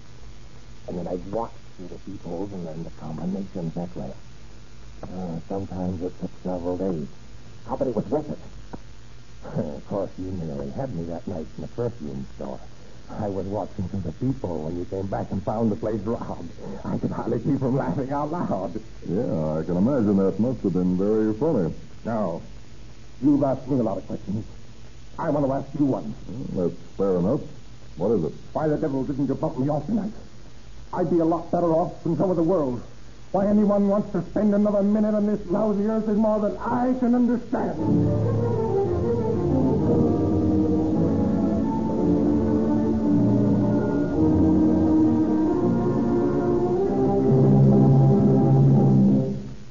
But regardless of his opinion, Harold Wright will have to spend several more years on this earth. For just a few months ago, he was brought to trial, found guilty to 3 counts of burglary, and sentenced to San Quentin Penitentiary for the term prescribed by law. A further proof that crime doesn't pay. Thank you, Chief Davis. Many listeners tonight will want to know more about the case of the human mole. And we refer them to the April issue of the Calling All Cars News, which contains the full story of this amazing Hollywood burglar with pictures of his hideaways. Any Rio Grande service station will gladly give you a free copy of this unique publication, which contains true detective stories, movie and radio news. Just drive into any Rio Grande station and ask for the news. There's no obligation to buy any Rio Grande cracked gasoline, but if you're interested in getting more value for your money, we ask you to try a tankful and see what a vast difference this famous cracking process makes. It costs no more to enjoy police car performance in your car.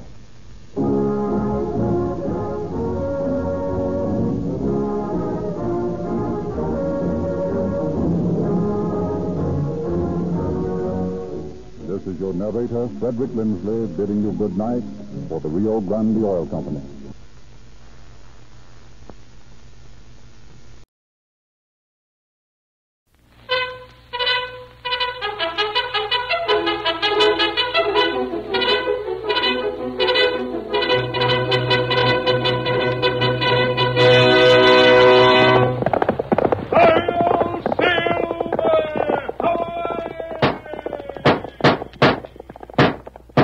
Fiery horse with the speed of light, a cloud of dust, and a hearty hi-yo Silver, the Lone Ranger.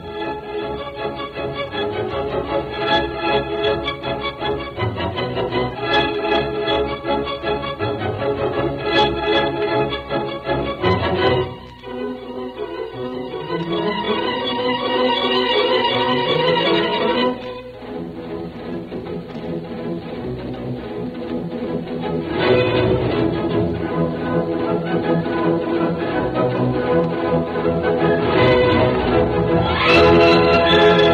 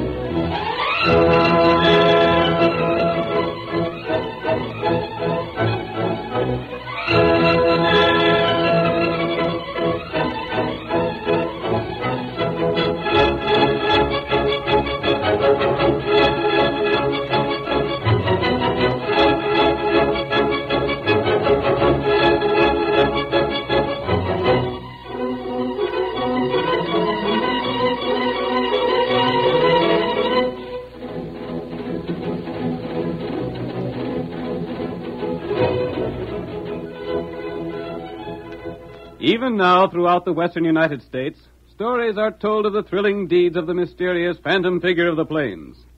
Cowboys tell of the bullets of silver he used in his guns, of the silver shoes worn by his powerful white horse, of Tonto, his faithful Indian companion. The masked rider of justice, Tonto, and the great horse Silver were tireless in their fight to bring law and order to the lawless frontier. And now we return once more in fancy to the adventurous days of the past.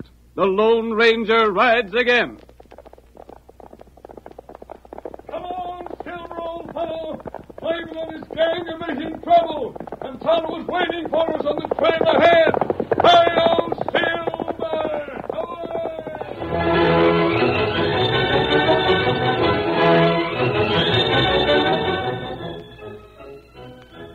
The Lone Ranger and his faithful Indian companion Tonto had been in the town of Medicine Flats, but now were riding slowly toward the north. Suddenly, as their mounts picked their way down the length of Dry Gulch, the sharp crack of a rifle brought them to a halt. Oh, there, Silver. Oh, rifle. Tonto, there was a rifle. It plenty close. Wait here. I'm going to climb the bank of this arroyo and see what's on the plain. Rifle sound from east. Yes. I'll be right back, Tonto. You see, feller? Yes. Come on, Tonto. Here, Silver. Get him up, white feller. Look ahead there, Tonto.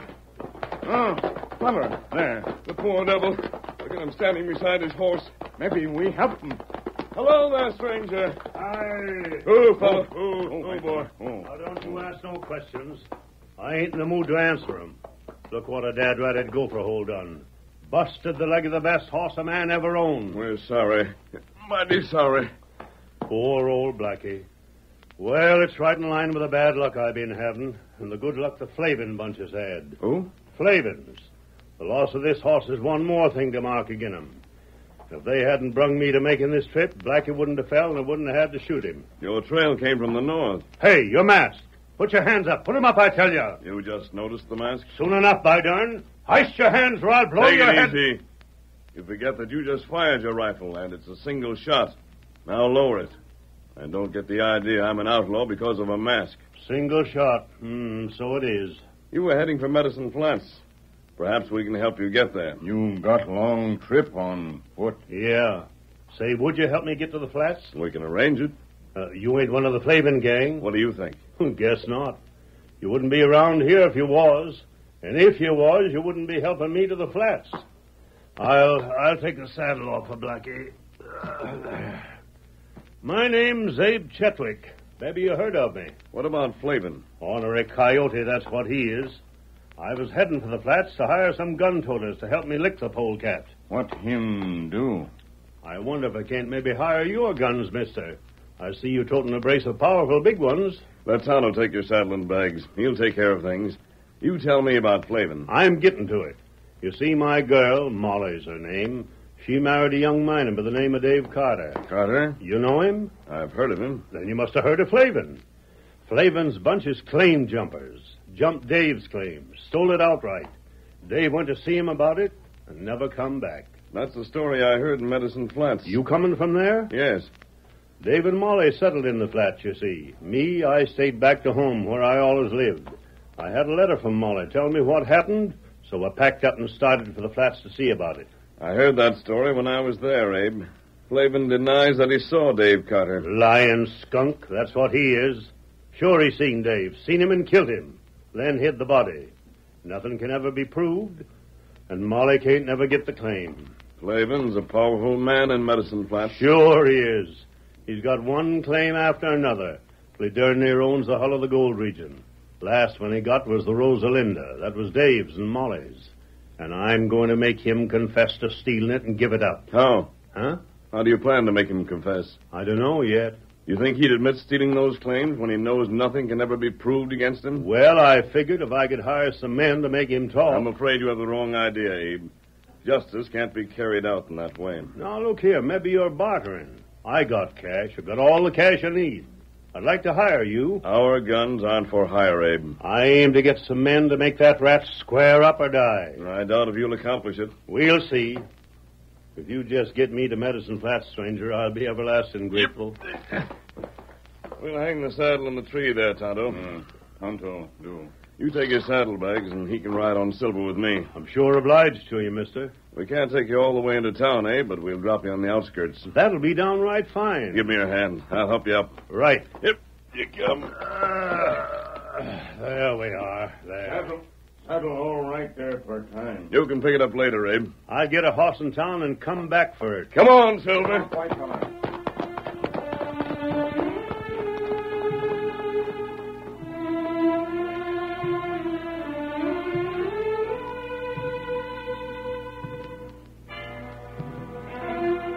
The Lone Ranger dropped Abe Chetwick at the edge of Medicine Flats, then circled the town and entered unseen from the other side. In the meantime, Molly, Abe's daughter, was surprised by a visit from Ned Flavin. We see them standing in the doorway of her home.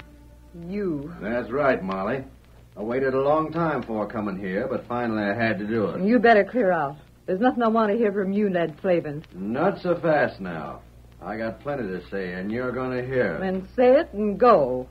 There's been stories circulating around town about me, and I reckon you're the one started them. Well, what about it? In the first place, I didn't jump Dave's claim.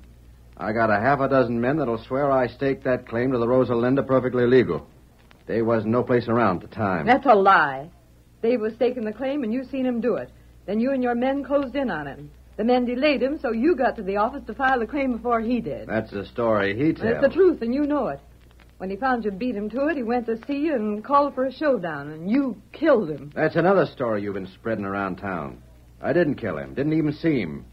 You better quit telling that sort of thing. More lies. The night he was supposed to have been killed, I was over to the cafe all evening. Maybe you was, but you had men hired to kill him. That makes you just as much to blame. You can think what you like, but just remember this.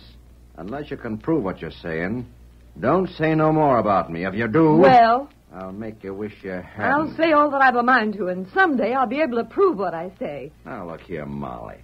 Why don't you think it out? Don't you suppose that maybe Dave run away from you? Why, you... You said about enough, Ned Flavin. Now you clear out of here. I'll show you. I said get out. Put on that bullwhip. Get... You'll pay for that. Clear out. Hurry up. If you wasn't a woman, I'd fix you for that. Remember what I said and hold your tongue, that's all. Ornery rat.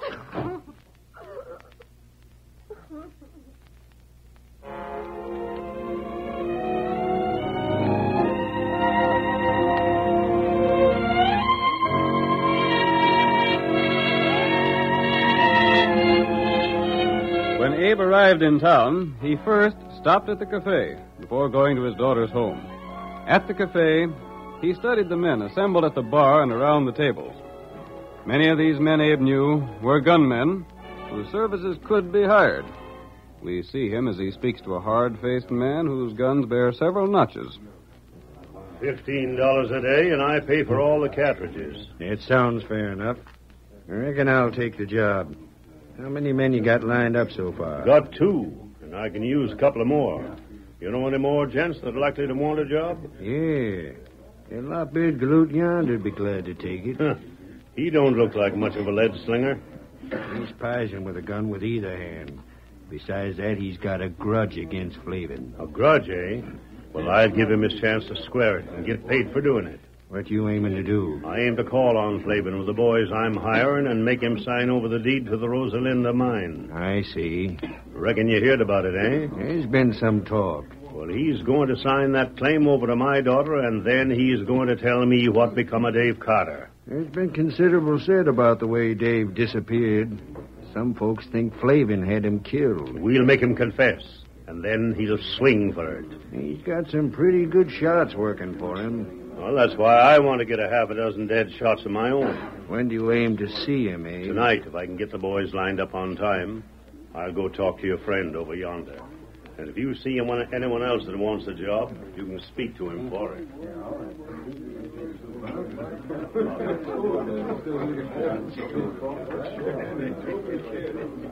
Plenty trouble come tonight. We'll have to work fast, Tonto. We're going to prevent a fight. Is my disguise all right? It plenty good. We'll have a look at that claim tonight. But before we go there, here's what you're going to do. What? That? Old Abe will undoubtedly go from here to his daughter's home. Wait outside the house. You'll meet him before he goes in.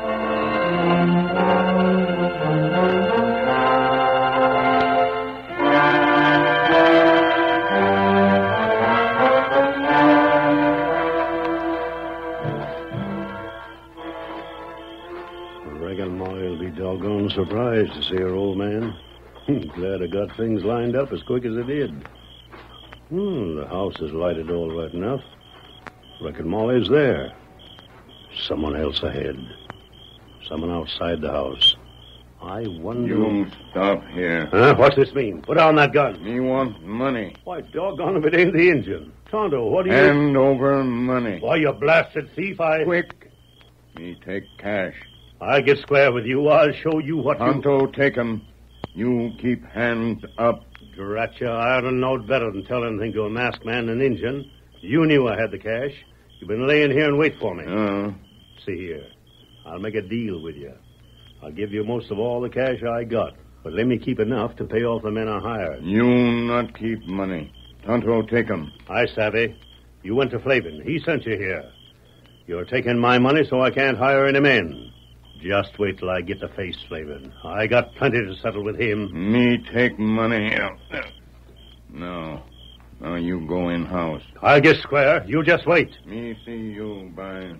Yes, we'll meet again. And the next time, by thunder, I'll have my gun handy. You won't get the drop on me again. Oh, is that you out there? Yes, it's me. Drop the concerned luck. Oh, goodness, Paul, come in the house here. When did you get to town? What are you here for? I just got robbed. An ornery redskin stuck me up and took my cash. And just when I thought I had things lined up to make that Flavin critter talk. What do you mean, Pa? Come in here. Oh, I'm a-coming. Well, it's nice to see you, but my sakes alive, what a way to come here. What a way is right. First I hear of you is you being held up outside the house. Get robbed by a redskin I trusted. I should have known better and tell him I had cash money. Yes, you should. Ain't no use chasing him, neither. I seen his horse. Seems like being robbed runs in the family. The worst of it is I had the men all lined up to fight for me, and now I can't use them, can't pay them. Fight for you? That's what I said, Molly. What were you planning to do? Plan to hire some gunslingers. For what? To face Flavin and make him tell the truth about things. What? Admit he stole the Rosalinda and turn it back to you. Admitted what he done to Dave. Oh, Pa, do you think he'd be so stupid as to admit the things that'd hang him? He'd admit 'em. By darn, a go down filled with lead. Remember, he's got some men of his own, and they're right handy with guns. They might have something to say about who got shot. Besides, Pa, he's got the Rosalinda all recorded in his own name. We can't prove anything. Only by his own confession. And he ain't confessing. Oh, Dadrat, it seems like everything I do turns out wrong. But I ain't done yet. I ain't done, not by a long shot. Molly, we ain't licked yet.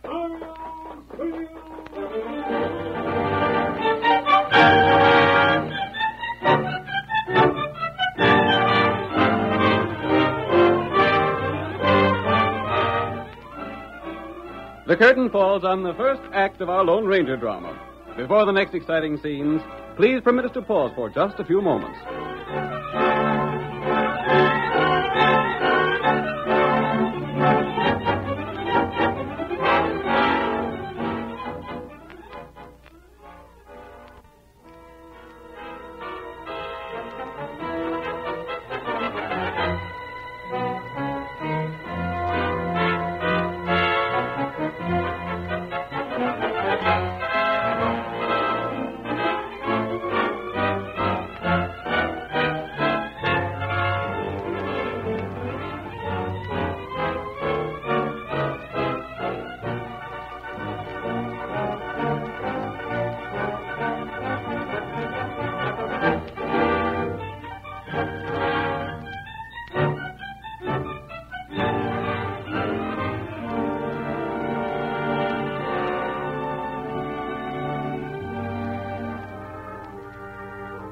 Now to continue our story.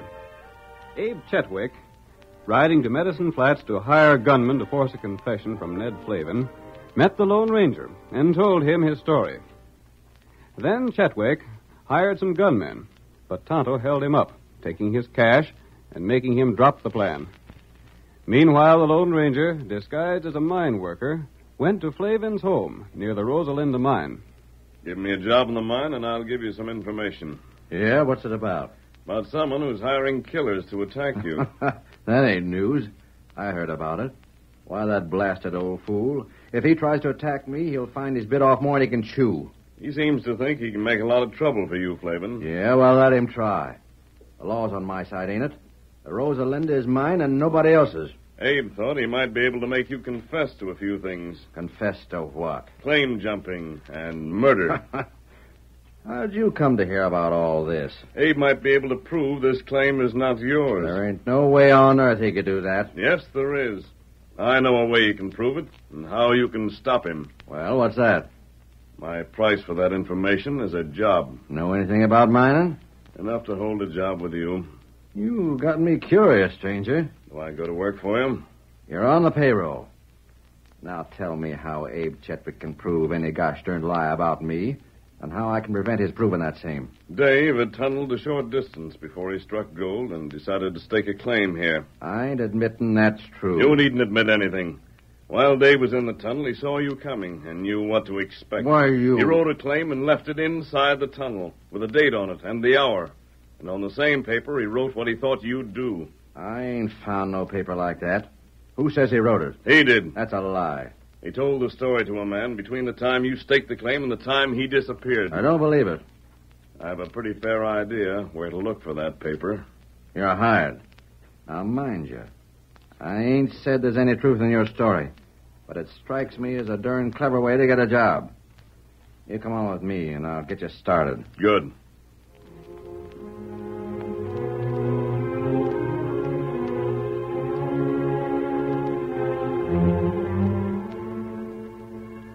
A short time later, while the Lone Ranger was working near the mouth of the tunnel, Flavin left him and made his way to a side shaft some 50 feet distant. He followed this tunnel until he came to a chamber that was illuminated only by a single candle. The faint light revealed the bound figure of a man on the floor. Well, Dave, I've been learning things. I reckon I'll have to ungag you so as you can talk. But mind you, the first sign of you letting out a yell, and I'll bash your head with a gun butt. There, the gag's out. You're a rat. Take your time to get your tongue loosed up. Here, take a swig of water. You ought to be blamed glad I ain't killed you yet. Glad I come here frequent and give you water. Drink your fill, and we'll talk. How long you got? The only reason you're still alive is because I figured I might find need of you. Molly. How's Molly? I got news about her that's downright important. I'll tell you that news if you tell just where you hid the paper to prove you was in this tunnel when I got here. I don't know what you're talking about. Yes, you do. You sunk a shaft here and done some work before you tried to stake a claim. When you see me coming, you writ a note and hid it. Where's that note? Tell me, Flavin. What about my wife? What about that paper? I don't know what you're talking about. Lion. Well, think it over some more. I got plenty important news about your wife. Tell me. Not a chance. Not till you tell me about that paper. Honest, Flavin, I don't know where you got that idea. Well, we'll see. I'll just gag you again and let you do more thinking. If you didn't write nothing, well and good. If you did and you're lying to me, you'll be downright sorry.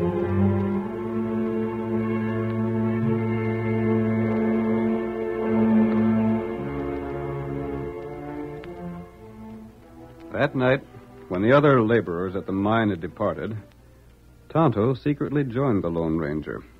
The two of them worked hard with pick and spade near the mouth of the tunnel. When daybreak was near, the Lone Ranger spoke to his faithful companion. Almost finished, Kemosabe. The work inside the tunnel is done. Work outside soon. Yes. And then we can arrange for the accident any time we want it. But come, we've got to keep digging if we're to finish our job.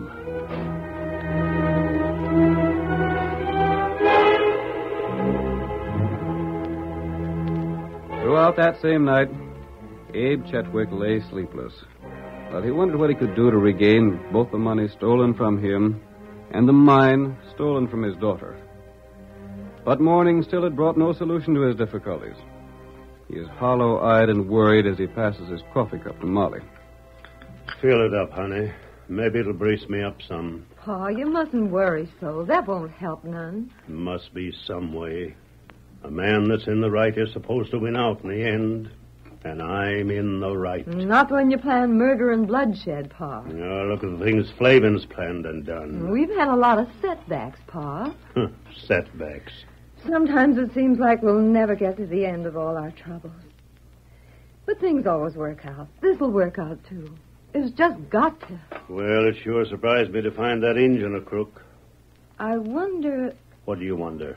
His taking your cash made it so you couldn't hire those gunmen, didn't it? Yes.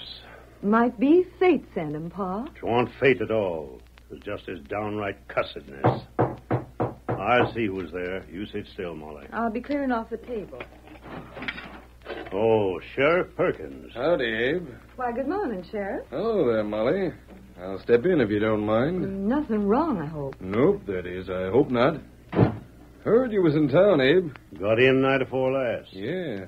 Spent a half hour in the cafe, from what I hear. That's right. You was in town all day yesterday and never took the trouble to look me up. What's the use looking you up? When a man avoids the law, it's sometimes because he aims to start a lot of trouble. I don't need to start trouble. Trouble comes and slaps me right in the face. Reckon you heard I was robbed by a redskin. Yeah, heard about that. Ain't seen no sign of him, have you? Maybe I have. But tell me, Abe, what's this about you trying to hire a lot of gunmen? Killers. Well, I didn't hire him. No. You lined them up night before last, and then you went and seen them yesterday and told them the deal was off. Well, my money was stole. What'd you have in mind, Abe, when you hired them? Well, You may as well tell the truth, Pa. I aim to make Flavin confess to being a claim jumper and a murderer. You aim to clear up a claim jumper's misdeeds by killing a half a dozen men. Never mind what I aim to do, Sheriff. If you want to keep yourself busy, hunt down the redskin that stole my cash. You didn't need to. He hunted me down. What do you mean, Sheriff? Here, Abe. Reckon this is your cash. Great day. Where'd you get this? The engine brought it to me. Now maybe you won't wag your tongue so free about the way law and order's enforced in this town. What'd they give it to you for, Sheriff? Well, he was a sort of peculiar critter. He fetched it to me and said to bring it to you this morning. Said I might do well to stay here till we heard a big blast over by the Rosalinda mine. A blast? Then what? Well, according to what the engine told me, we might do well to go there when we hear the blast. I'd like to hear a blast that'd blow Flavin into eternity. That's what I'd like to hear. Oh. Well, reckon there ain't no more business to attend to here. I'll be getting on. I wouldn't forget that about the blast if I was you, Abe. It might be important. Did you hear that? That sounded like a blast. It come from over by the Rosalinda. It was a blast. Come on, we're going. Reckon I'd better go along. Look at that white horse heading this way. The masked man. Look at that horse travel. That's the man that fetched me into town. The partner of the engine that robbed me. Yeah? Oh, hold on. Oh, Hi there. Hi there, stranger. Sheriff, get a posse. Get to the Rosalinda mine at once. Abe, you get over there, too. What's going on? He said to get a posse. Get over there if you want to hear a confession. I'll Silver!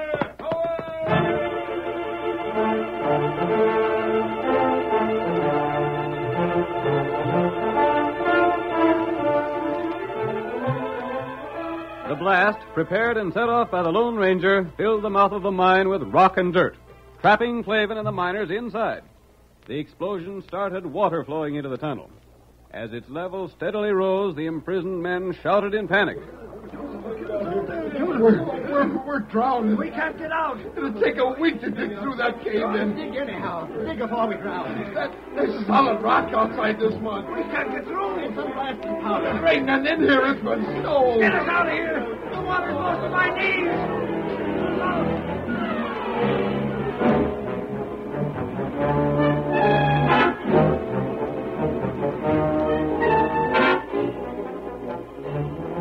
A crowd had quickly gathered outside the mine. The sheriff was present with his deputies, as well as Molly and her father. Tonto was there also, but his presence was overlooked when the people discovered to their astonishment that the masked man, mounted on Silver and holding 2 guns in his hands, refused to let the crowd go to the assistance of the men inside the blocked shaft. Quiet! Quiet, everyone! Inside there is Ned Flavin and his miners. You can hear them. I'm going to let you hear something. Flavin! Flavin! If you want to be rescued, get your men quiet and listen to me. We're getting drowned. Get us out of here. Are your men there with you? Yeah. Get us out. We're down them. Unless you bring the owner of the Rosalinda with you, you'll be left to drown. I'm the owner. I mean Dave. He's in there. Get him and see that he's the first to come out. He'll also confess to jumping his claim before I release you. What sort of game is this, stranger? Put them guns down in the name of the law. Law be concerned. This fellow makes his own law. You mean Dave is in there alive? What do you say, Flavin? I won't confess to nothing. The rest of us will. He's a crook. He's all you say. Let us out. He sees us drown like rats in here. Where is Dave? One of the boys is getting him. No, you can't do that. I won't confess. It's a frame-up. Dave! Dave! Molly, I'm here. Where are you? Are you all right? Yes, I'm all right, Dave. Oh, listen, mister, you can let him out now, can't you? Please let Dave out. What do you say, Flavin? You can't even confess. It's a dirty frame-up. We got Dave. He's the real owner. Let us out. We'll tell you all about Flavin. We got him. Dave is here, too. Mister, let Dave out. Let them all out. You've heard enough, Sheriff. I did. But how are you going to let him out? He got a dig. No, there's a better way. Stand back, everyone. There's another blast hut beneath the rock that holds them. Back, all of you. See here, mister, you can't run things to suit yourself. Leave him be. He's running things first straight. Get Dave out, mister. Dave! Back! Hurry! Come on, Silver. Push them back. You men inside the cave, stand back for the blast. All right, Tonto.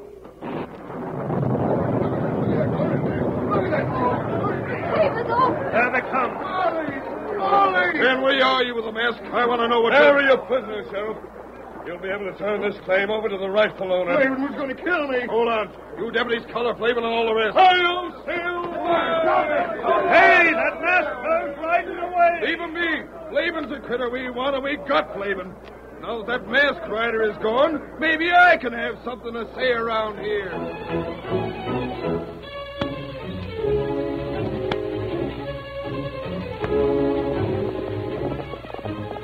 Come on, Silver! Stretch out those great legs of yours! Donald's waiting for us on the trail ahead! Hi-yo, Silver!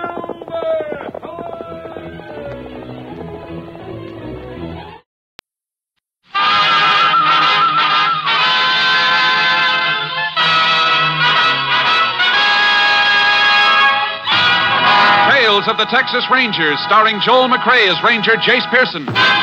Another authentic reenactment of a case transcribed from the files of the Texas Rangers.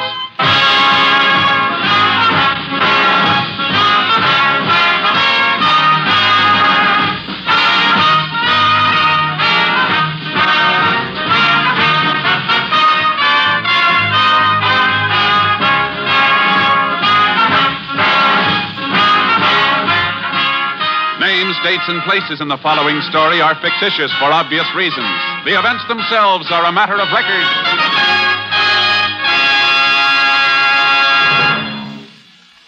With only 6 shopping days till Christmas, thoughts go quickly to the many happy, hurried preparations for this wonderful religious feast day. There are presents for the children, the turkey for dinner, and 1,001 important things to plan and arrange before December 25th rolls around. Sunday is probably your day to rest, your day to take it easy. And it's on Sunday that NBC brings you a whole evening of great entertainment to help you relax, put you into a holiday mood, and provide you with many hours of pleasant radio listening. Today, hear The Big Show with stars including Rosalind Russell, Phil Silvers, Jack Carson, Sarah Vaughan, and many more. Yes, a full 90 minutes of great entertainment is yours. Comedy, drama, music. It's The Big Show. Then Phil Harris and Alice Faye are featured in a half hour of mirth and music. Later, Theater Guild on the Air presents Tyrone Power and Loretta Young in Aerosmith by Sinclair Lewis. Stay tuned to NBC, now entering its second quarter century as the leader in radio programming.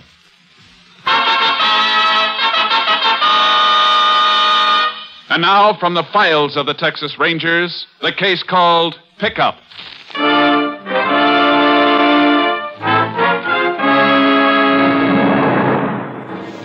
It is 11:30 on the night of July 15th, 1948. In a hobo jungle just outside the freight yards of Stone Canyon, Texas, two men crouch beside a small fire. Ain't that coffee ready yet, Whitey? Before you know it, the freight'll be here. Well, it ought to be ready now. Hand me them 2 tin cans. Catch. I wish we was already riding that rattler, Joe. I'm getting cold. You're always getting cold. Well, it's my chest. Ain't been right since last winter. Yeah. Well, here's your coffee. You know, I've been thinking, Joe, maybe we ought to stick around a while. What for? Well, there's plenty of work here. Besides, I'm getting tired. Always moving. Never getting set long enough to rest. Now, what's the matter? This coffee. What'd you put in it? Why, it's the same as always, Joe. I ought to know better than to let you make it, Whitey. You never could make a cup of coffee fit to drink. Come on, let's grab that rattler. Hey, you're pouring the coffee on the fire. That's all it's good for. Put out fires. Come on, let's go. Well, let me finish my coffee first. Come on, Whitey. You want to miss this freight? Well, okay, Joe. Joe, wait. I can't run so fast. Come on, Whitey.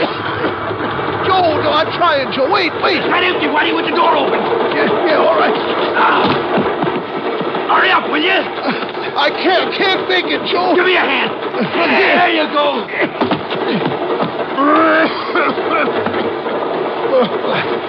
I don't know why I bother with you. More trouble. Move out of the way. I want to get the door closed. Might be some railroad ticks around. Yeah. That's better. Joe. Yeah? There's somebody else riding in this car, over in the corner. Well, so what? You don't own the railroad. Well, he's laying on his face. Something's wrong with him. He's probably drunk. Leave him be. Well, maybe he's sick. I'm going to... Joe. Now what's the matter with you? This guy, he's dead. What? Yeah, let me see. Yeah. We had to pick this car. We got to get out of here, Joe. You crazy, Whitey? This rattler's moving too fast now. We get killed. Well, if the cops find us in here with that stiff, they'd send us away for good. We got to get out of here, Joe. Wait, I got a better idea. He's going to get out. You going to throw a dead man off the train? Why not? He won't care.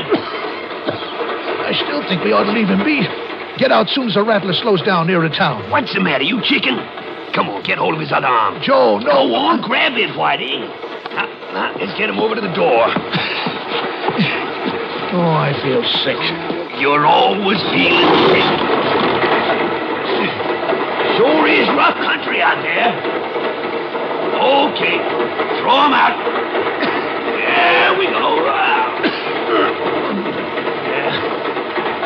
Don't have to worry about him no more. Okay, Whitey. What do you say we get some sleep?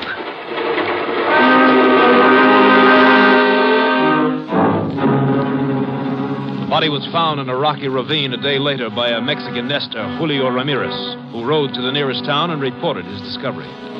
In the absence of the sheriff, the Rangers were notified.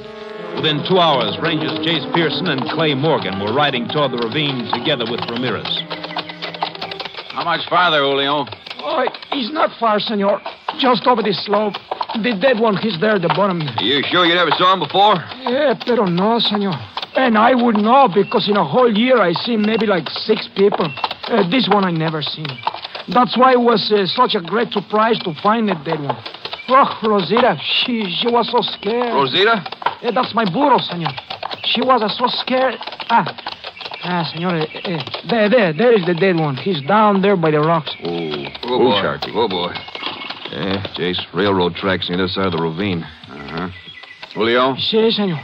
How often do the trains come past here? Oh, 2 times a day, senor. But they do not carry a lot of people. You mean the freight trains? Si, that's it. Freight trains. He could have fallen off one of these freights, Jace. Yeah, we'll know better when we get a look at the body. Get up, Charge. Come on. Yeah, arre, Rosita, arre. No, Rosita, don't be scared. The dead one will not hurt you, querida. Easy, Charge. Easy, boy. Yes, senores. My Rosita, she's still scared. If you don't need me some more... You can go now, Julio. Thanks for helping us. Por nada, senor. I'll be in my shack over that hill. Arre. Adios, senores.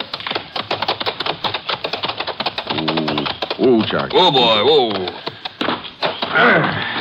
Let's get to work, Clay. shirt's torn. There's dirt and rock dust all over his back. Looks like he did fall off one of those freights. Or got pushed. Yeah, turn him over, will you? Yeah. Jace. Yeah, shot in the chest. Well, that's our first break. Bullet didn't go through the body. We'll be able to turn the slug over to ballistics. I'll check him for identification. Not what you'd call a pretty boy, is he? Rolling down that hill didn't improve his looks any. You find anything? Not yet. Pockets are clean.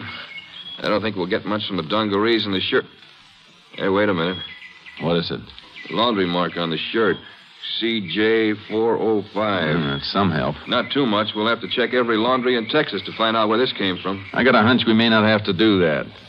That stain on his shirt and those two on his dungarees. What would you say they were? It could be crude oil. Uh-huh. And take a look at his shoes. Some more stains on top and oil caked in the soles. Yeah, looks like he worked in the oil fields. We'll have the lab go over these clothes, but it sounds like a pretty good bet. An awful lot of oil towns in Texas, Jason. Yeah, but only one I know of on this rail line. You mean that boom town south of here? That's it. Ralston. I suppose we find out he did come from there. How'd he get in one of those freights and who pushed him off right here at this spot? We'll worry about that later. Come on, Clay. We got a lot to do before we head for Ralston.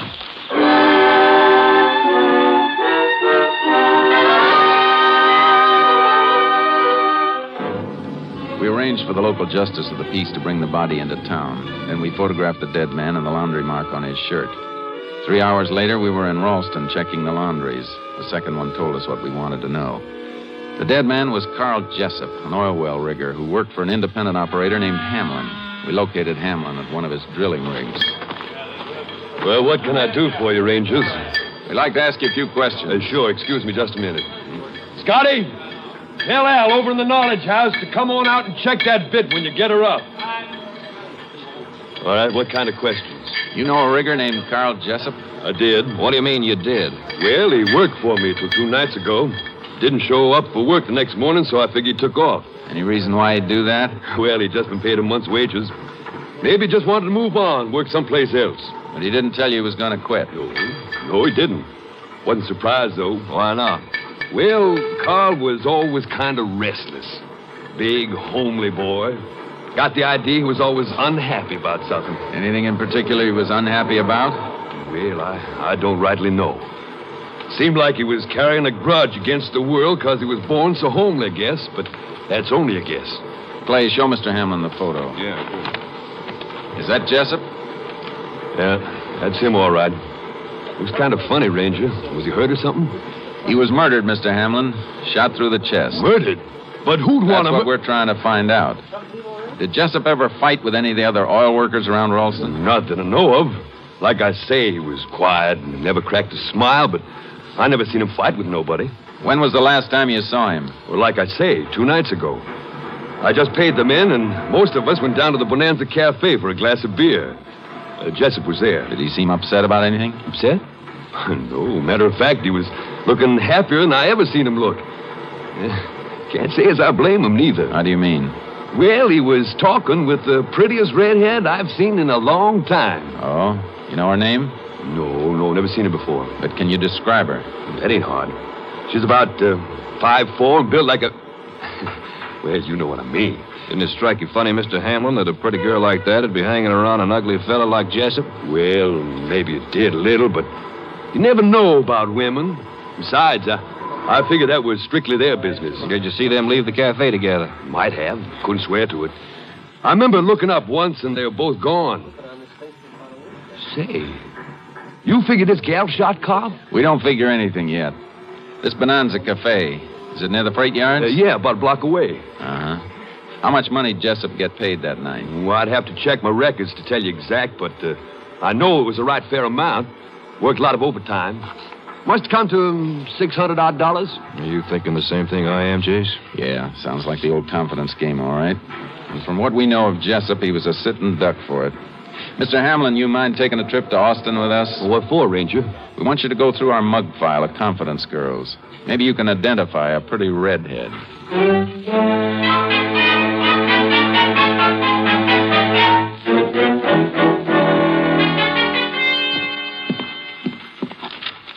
How about that one, Mr. Hamlin? No, that ain't her.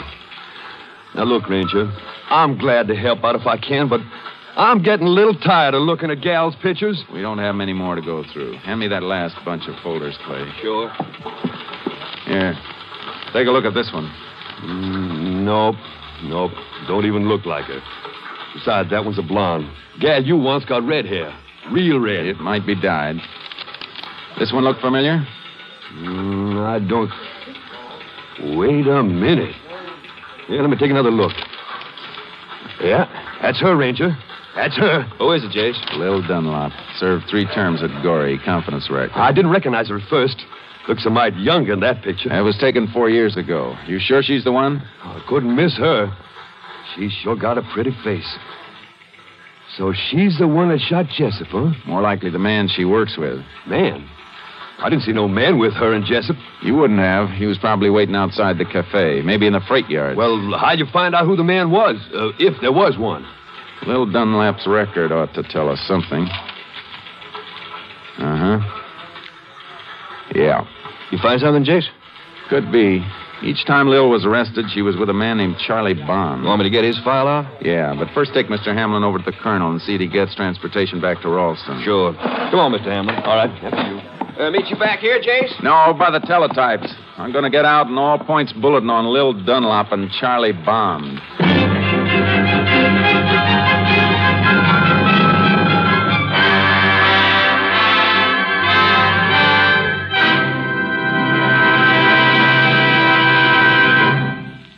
In a moment, we will continue with Tales of the Texas Rangers, starring Joel McCrea as Ranger Jace Pearson.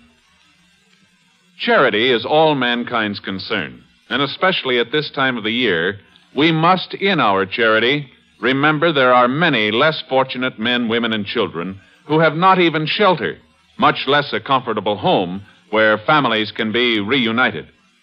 We must, in our charity, remember the poor and the lonely who will not receive a Christmas present or be remembered by anyone if we forget them.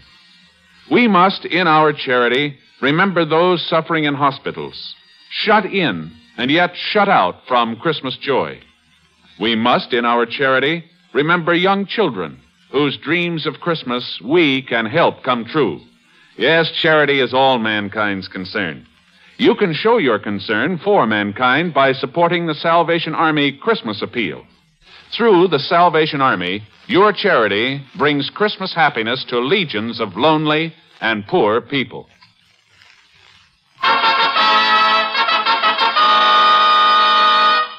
We continue now with Tales of the Texas Rangers and our authentic story, Pickup.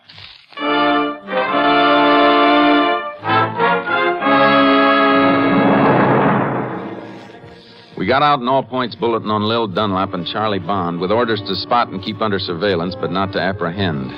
Clay worked south and I worked north, hoping to get some line on them. The first day passed without results. So did the second. The third day at noon, I received an urgent radio call from Clay. I met him back at company headquarters. Well, you got back here in a hurry, Jace. What's up, Clay? Phone call from San Antone about Lil Dunlop. They ever spotted? Well, not exactly, but a rancher identified her as the girl who picked him up in a cafe last night. She invited him to a party.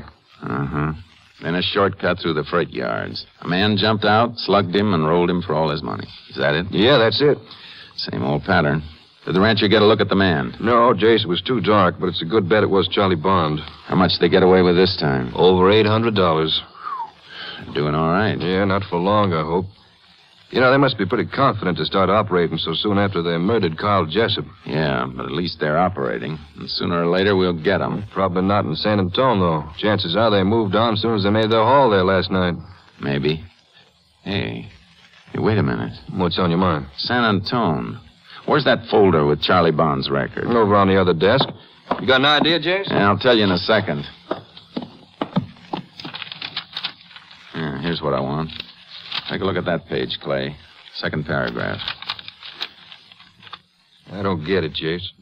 This just says Charlie once attempted escape from Huntsville with his cellmate, a guy named Earl Dorn. Otherwise known as Mousy Dorn. You know this fella? I sent him off on his last trip to Huntsville. He worked the confidence racket, same as Charlie Bond. Yeah, but what's that got to do with... San Antone, Clay? That's where Mousy lives. Never operated any other place. You don't think he was in on that job with the other pair last night, do you? No, but if he was as good a friend of Charlie as I think he was, Charlie wouldn't leave San Antone without seeing him. Maybe he and the girl even stayed with Mousy. Could be worth our paying a visit, huh? Yeah. Come on, Clay. Let's get to San Antone.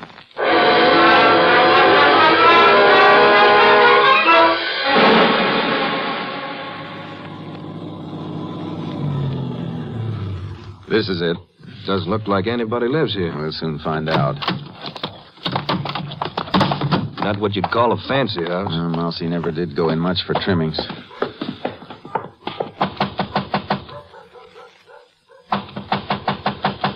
Yeah, I didn't think anybody was here. Try the door. Yeah. Jay, she's going out the back window. Yeah. Hold it, Mousy. Let me go. Come on, let me go, huh? Stick around, Mousy. It's not polite to walk out on your visitors. Why, I ain't done nothing, Ranger. Why are you trying to run away? I wasn't trying to run away. I just got scared. Let me go, huh? Sure. Now, come on, let's go sit down. We want to have a little talk with you.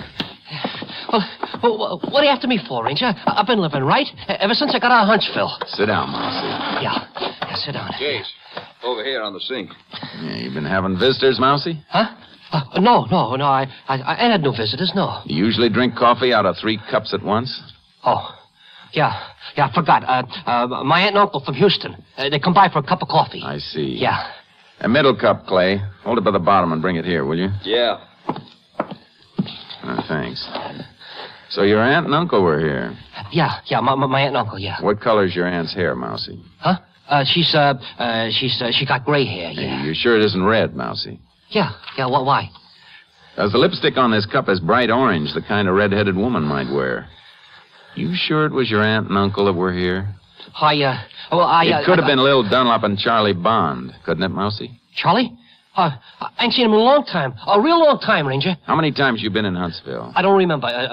Twice, I think. 3 times, I know. Yeah, I remember now. It was 3 times, yeah. You know what happens when you get sent up again? Oh, you can't send me up again. I ain't done nothing. We're looking for Charlie Bond and Lil Dunlop. They were here, weren't they? No. If they were here and you don't tell us, the charge will be harboring criminals. The judge will throw the book at you. They weren't here, I tell you. All right, Clay. Let's take these cups down to the sheriff's office. We'll bring Mousy along for company. Oh, you can't take me in. I ain't done nothing. We won't keep you long, just till we take the fingerprints off these cups. Fingerprints? Uh-huh. As soon as we find out they don't belong to Charlie and Lil, we'll bring you back home. You ready, Mousy? Well, wait a minute. You ready to start talking? Maybe they was here. How long ago? Early this morning. Did they say where they were heading? No, they didn't say. Come on, Mousy. Let's go. Oh, wait.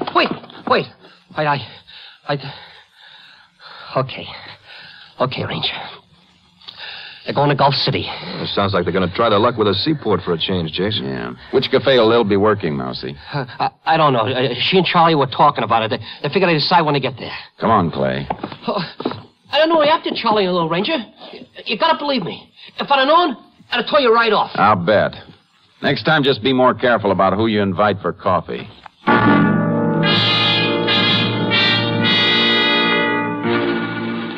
I phoned the Gulf City chief of police and asked him to stake out his men in every cafe where Lil might be expected. As soon as one of them spotted her, he was to keep an eye on her and phone the chief's office. Then Clay and I headed for Gulf City. Yeah, just 20 more miles to Gulf City, Jace. Yeah. We ought to make it before dark. And the chief's men on the job, it shouldn't be too hard to spot Lil. Our problem's to take Lil and Charlie together. We'll have to set a trap, Clay. I don't follow you. As soon as we get to Gulf City, I'm going to borrow a pair of dungarees and a denim shirt. What for? So I can pose as a seaman who's just been paid, walk into the cafe where Lil is, and try and get her to pick me up. Well, let's say she does, then what?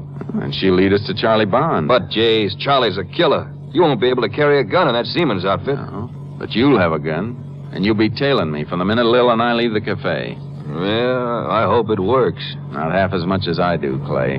Not half as much.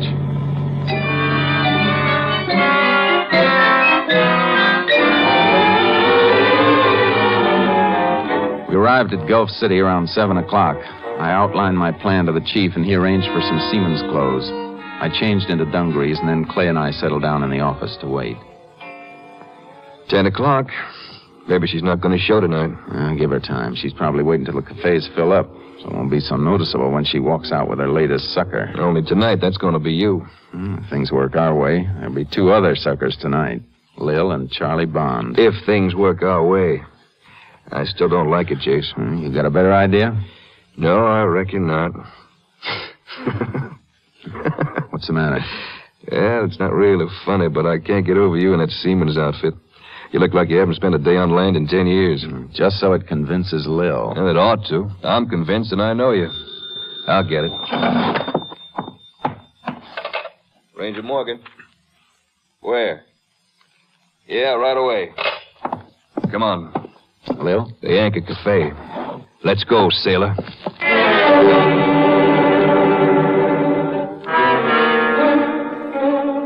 The cafe was crowded with seamen when I walked in. I spotted Lil at a corner table and passed her on my way to the counter. Took out a wad of bills and made sure she could see them, and then I asked the proprietor for change to play the jukebox. I put in a nickel, and when I turned around, she was standing at my shoulder. Hello, sailor. Hi. You like music, huh? Uh-huh. We don't get to hear much aboard ship. You off one of the tankers? Yeah. What's your name? Jack. Jack. That's a real nice name. Mine's Lil. Buy me a beer, Jack? Sure. Come on over. I hope you don't think I did wrong coming up to you and speaking first. Glad you did. One beer and coffee, please. But don't you drink beer? Yes, sometimes. Oh, I knew when you came in you'd be nice to talk to. I was right, too. It's funny, I was thinking the same thing when I saw you. Were you? I didn't even know you'd noticed me. Oh, with that pretty red hair and... How could I miss you? You are nice. Gee, I wish we could dance in here. Yes, so do I. Hey, I got an idea. A few friends of mine are having a party tonight. Why don't we go? We could dance there. I couldn't go in these work clothes. Oh, that won't make any difference. Come on, Jack. Well, but don't you want to wait for your beer? There'll be plenty at the party. Come on. Okay. Forget that beer and coffee. Maybe I ought to go back to the ship and change into some better clothes. I told you it won't make any difference. My friends won't care. Which way? Right down here. Sure, I'm glad I met you tonight. Yeah, me too. Only I wish we'd met a long time before this. You see, I was right. You are nice. Oh, we take a shortcut through here. The freight yards? Mm-hmm. My friends live right on the other side. This'll save us a couple of miles of walking. Well, if you say so. It only takes a few minutes. How come you're so quiet all of a sudden? Reckon I don't have much to say. Oh, I expect we'll have a lot to talk about before the evening's over. You can say that again. Well, now, that's more like it. For a minute there, I was beginning to think you didn't like me. You scared of something, Lil? Well, of course not. Why? The way you're looking around, No, you don't. Slug him, Charlie. Slug him. Give me that gun. Charlie, look out. Grab the girl, Clay. I got this one. Yeah. Get your hands off me. Hey, come on. Get 'em off. Come on, I said give me that gun, you... Charlie. You killed Charlie. Yeah, he'll be all right. You okay, Jace? Yeah. Put the other pair of cuffs on Charlie. Sure. Dirty, dirty cops. Hey, you sure hit him hard, Jace. He's out cold in the fish. I should have known you were a cop. I should have figured it out the minute I saw you. Don't worry, Lil. You'll have plenty of time for figuring from now on.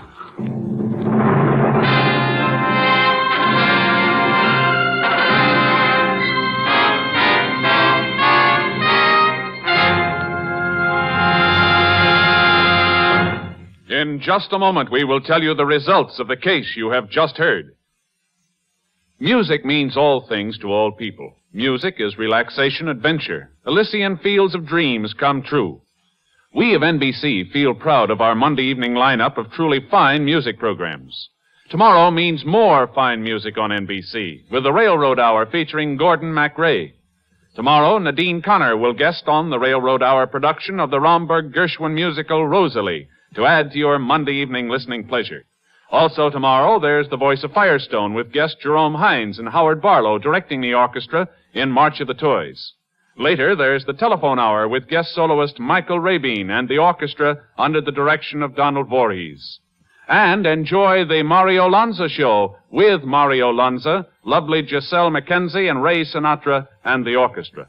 Yes, Monday is your invitation to hear the Railroad Hour, The Voice of Firestone, the Telephone Hour, and the Mario Lanza Show. Hear it on this station.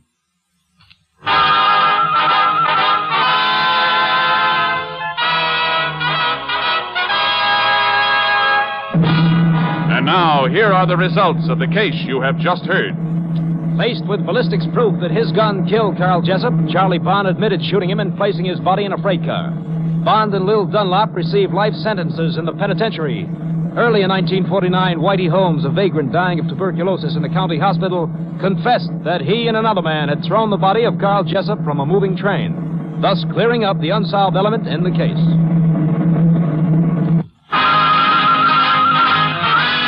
Next week, Joel McRae in another authentic reenactment of a case from the files of the Texas Rangers.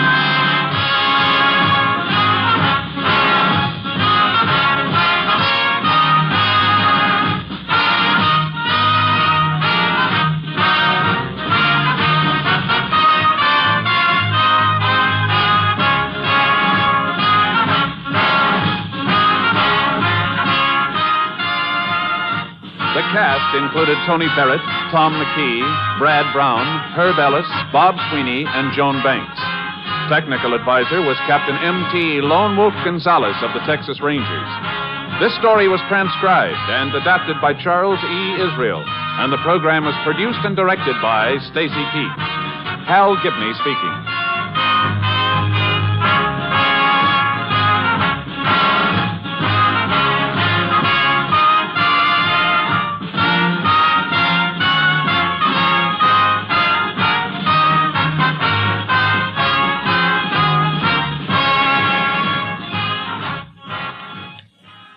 Next, it's The Big Show. All this and Tallulah, too, on NBC.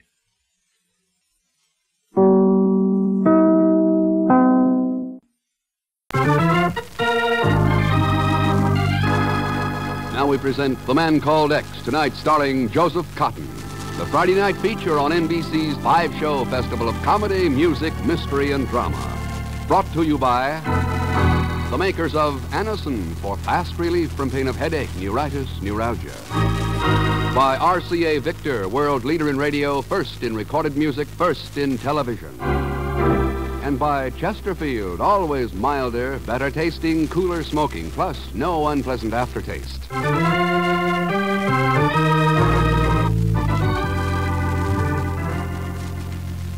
Joseph Cotton in The Man Called X. Wherever there is mystery, intrigue, romance, in all the strange and dangerous places of the world, there you will find The Man Called X.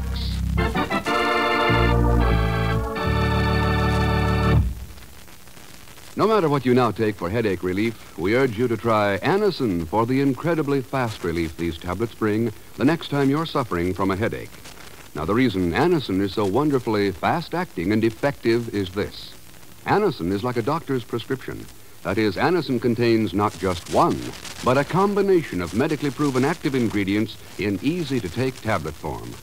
Thousands of people have received envelopes containing Anacin tablets from their own dentist or physician, and in this way discovered the incredibly fast relief Anacin brings from pains of headache, neuritis, or neuralgia.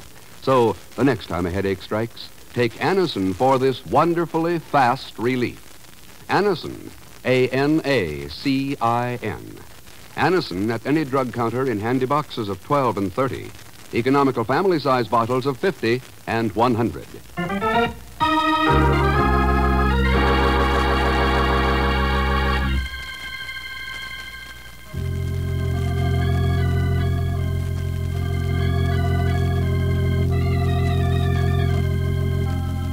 The city of Algiers, lying as it does on the borderline between Africa and Europe, is a city of continual tension between the old and the new, a place where the ordinary disagreements among men may flare suddenly into violence and sweep overnight from the desert to the sea.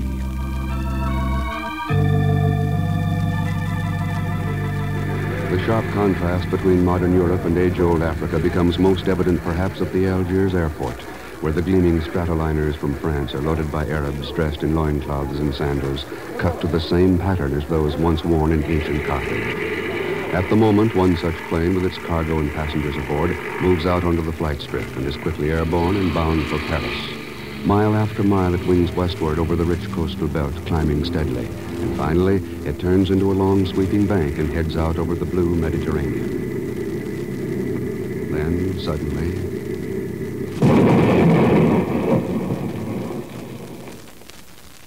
Where the plane was flying, there is nothing. Scattered pieces of blasted wreckage drop from the sky and fall into the sea. The streets of Algiers seethe with anger and hatred, and messages pour out by wire and radio to Paris, London, and New York. On a floor of offices high above Manhattan streets, the messages come flooding into the teletype room of the Bureau, where trained specialists take them line by line, decode and analyze them, and send them on their way. And eventually, at the end of a long hall on the same floor, the report from Algiers arrives at the office of the chief. I'm sorry to have to pull you off that Bramby case, Joe, but with Ken Thirst on the sick list, well, you've worked closer with him than anyone else. Well, all I know about it is what I got from the newspapers on the way up here, Chief, and that wasn't much. We don't have much more ourselves, Joe. But Sir Hartley Manning was on board that plane, and that's reason enough to drop everything else. Yeah, I know. UN advisor on North African affairs. The only man who's ever shown a chance of bringing about some permanent agreement between the Arabs and the French. Yeah. He was supposed to give his decision on the Arab farm loan in Paris today. That's why the lid's ready to blow off over there. You see, nobody knows for sure what his decision was going to be, and each side's blaming the other for his murder. I suppose there's no doubt that it was murder. No. The plane was literally blown to bits. It couldn't have been an accident. Joe, somebody put a time bomb aboard. Well, one thing's certain, Chief. It's got to be solved fast, or there's no point in solving it at all. I know Algiers pretty well. One spark can start a blaze. There's a plane standing by. It's ready to leave whenever you are. I guess I'd better start. Joe, there's one other thing. Don't know exactly how to say it, and I'd rather that Ken Thurston wasn't told just... Well, Joe, I just got the full passenger list a little while ago, the victims of that explosion, and... Well... Oh, what? One of the names was Pagan Zellschmidt. Pagan... Yeah. No. I've always been pretty rough on Zellschmidt, but... Well, I'm sorry. Pagan. Well, all of us here in the Bureau have been pretty rough on him, and you come right down to it, underneath it all... Well, Chief, I'll call you from Algiers.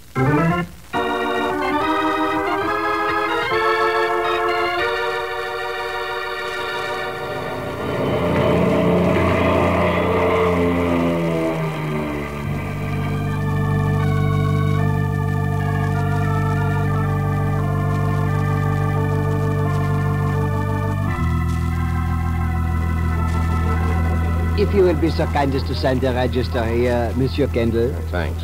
I do hope that you will find our services adequate. We are somewhat disorganized, you understand, because of the tragedy. You mean Sir Hartley Manning's Oui, death? monsieur, oui. He was staying here in the hotel. I watched him walk out through this very lobby on his way to the airfield. Too bad. Only Aben Ahmed was with him, and a boy who was carrying the large box which Monsieur Manning was taking with him on the plane. Large box? Oui, monsieur. I am told it contained wine from the Arab vineyards, a bon voyage gift from Aben Hamid. I see.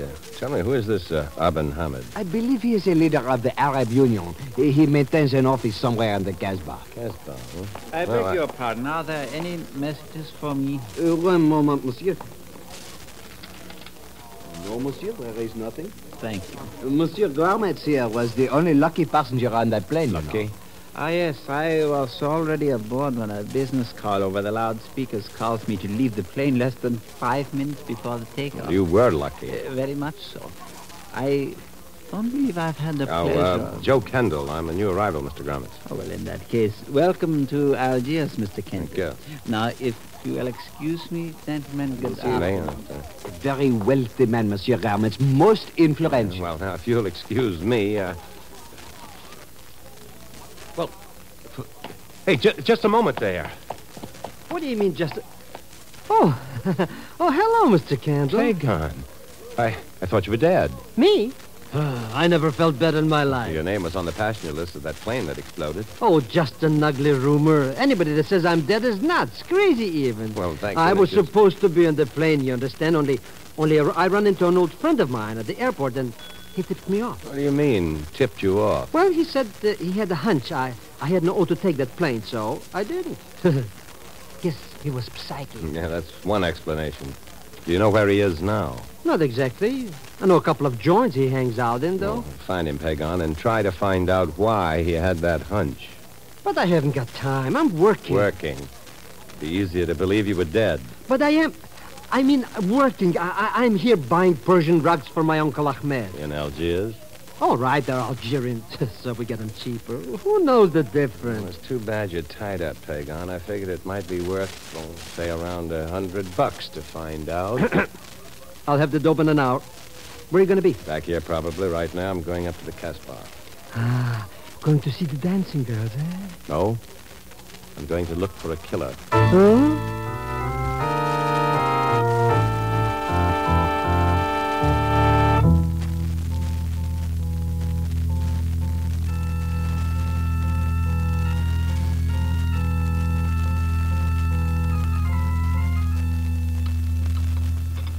More tea, Mr. Kendall. No, thanks, Aben Hamid.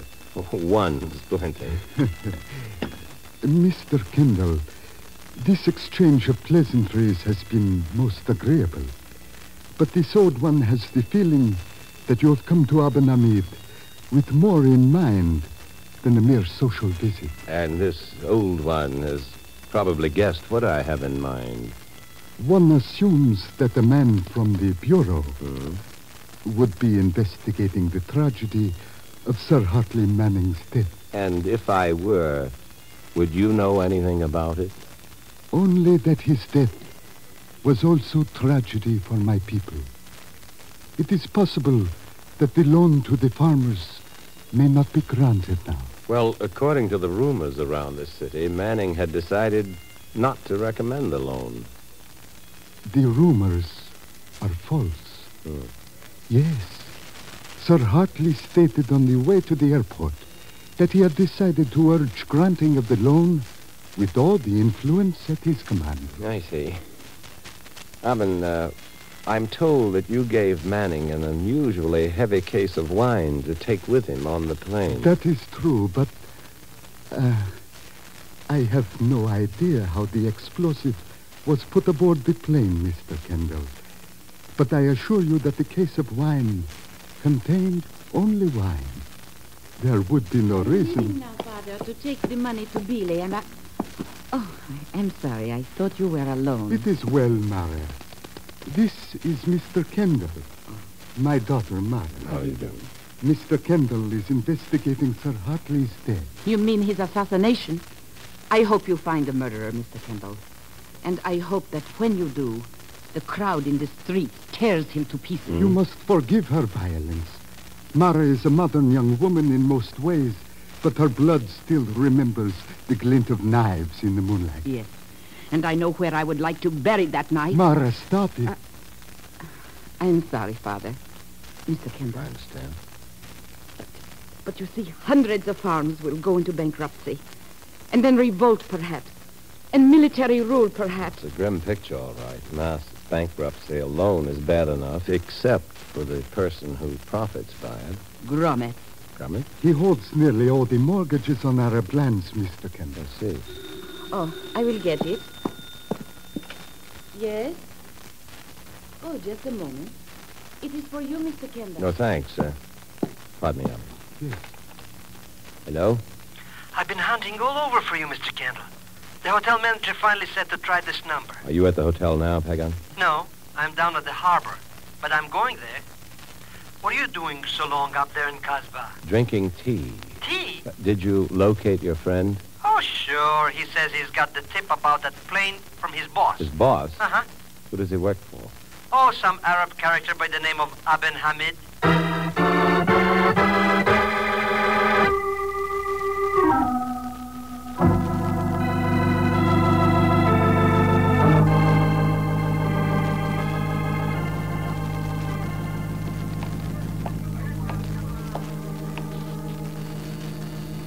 Good evening, Mr. Kendall.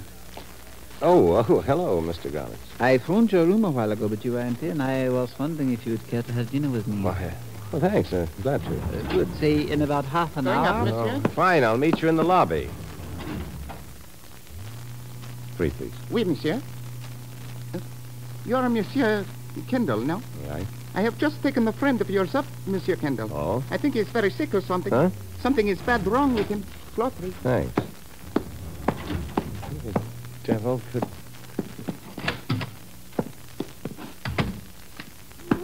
What? Pagan. Pagan, what's wrong? Stop, Mr. Kendall. In the back. Here, have a look. Oh. Forgive me, Mr. Kendall, for getting blood all over your floor. Now, easy now. I've got a doctor up here right away. Just lie back there. Pagan. Pagan.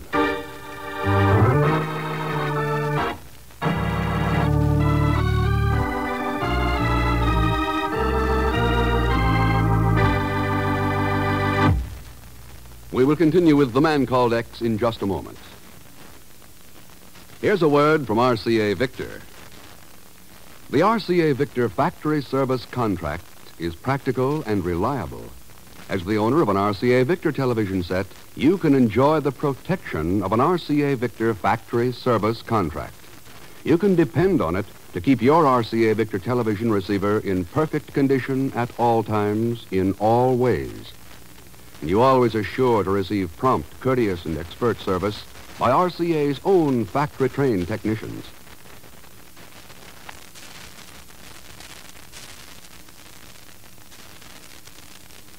Think of it. Hours and hours of uninterrupted pleasure. No unnecessary expense for repairs or parts. And service is available with or without a contract only to RCA Victor television owners. So make yours an RCA Victor television set. And if you're planning on buying a new one, be sure to hear and see the incomparable Regency, a magnificent television console. It's America's favorite television, featuring a big 17-inch screen in a matchless setting. And inquire about RCA Victor's factory service contract when you buy the Regency. Now to continue with The Man Called X, tonight starring Joseph Cotton with Leon Velasco as Pagan Zellschmidt.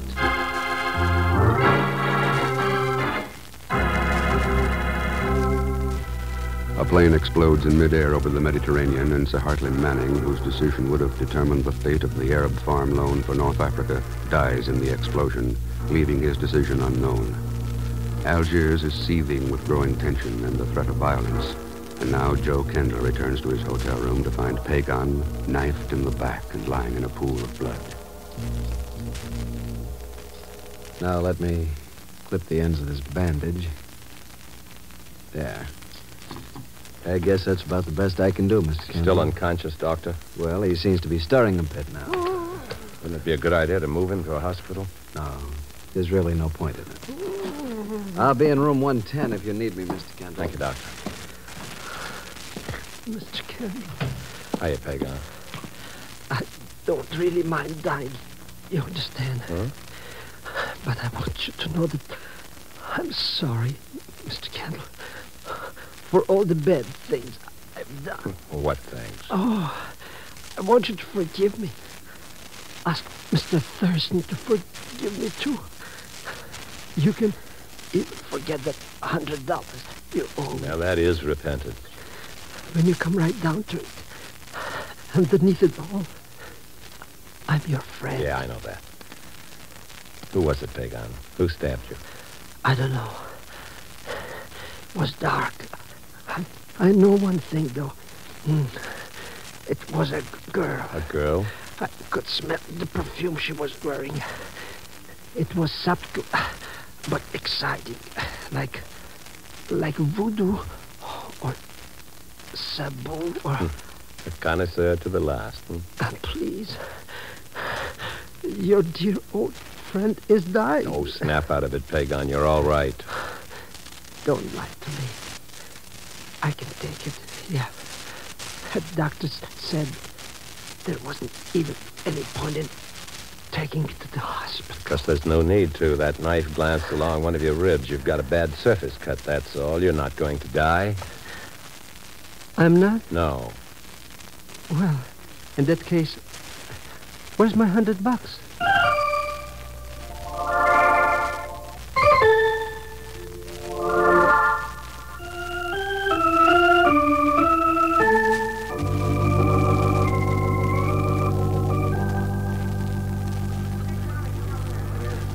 Yes, the Arabs have always been their own worst enemies, Mr. Kendall, and this Manning affair has proved to be no exception. How do you mean, Mr. Gromitz? Well, I mean they antagonized Manning in every way possible, in spite of the efforts of some of us to get a favorable decision for the loan. And then when it became known that Manning would oppose the loan, they killed him. You think, then, that the Arabs were responsible for the plane explosion? I believe it is the only explanation that fits the fact. Provided, of course, that the main fact you're referring to is correct, that Manning had decided to refuse the loan. As far as I know, that's only a rumor.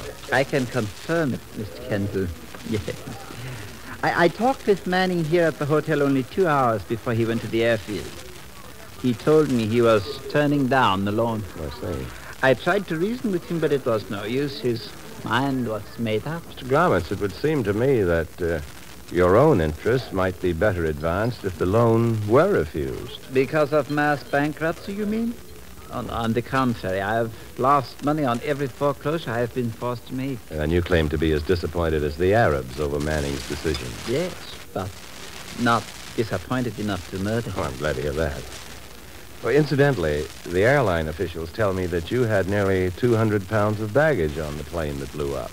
Why, yes, I had to leave the plane so hurriedly that there was no time to remove it. They also tell me you've made no claim for reimbursement. Well, I've been so shaken by that narrow escape that Kendall, I completely forgot about it.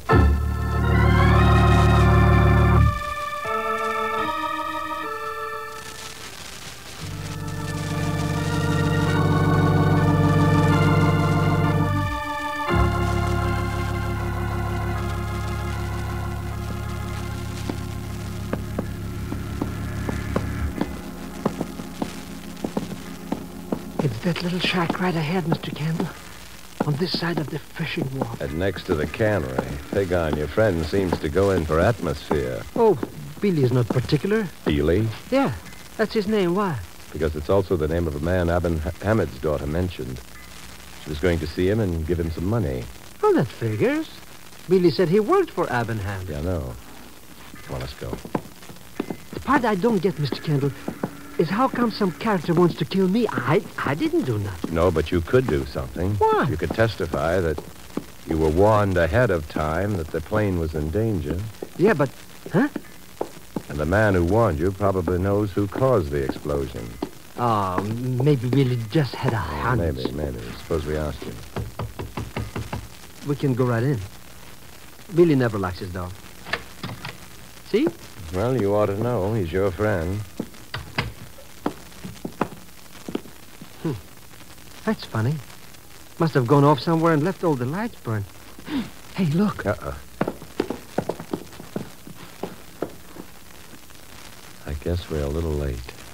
Somebody stuck a knife in Billy, too. And they did a better job this time. He's dead. But why did they kill him? Why not? He served his purpose, and there was no use taking a chance on it. Huh? Hey, what did you find? A couple of bank drafts in his coat pocket. Signed by Aben Hamid. Well. But who's behind all this stuff? Blowing up airplanes, killing people? Well, we've got two good possibilities on opposite sides of the fence in this business of the Arab farm loan. Aben Hamid and a man named Gromitz. They both claim to know Manning's decision, and their claims disagree. I got it. One of them is lying. The question is which one? What was Manning's decision? Well, I guess that's something we'll never know. Maybe not, Pagan. But we can pretend to know.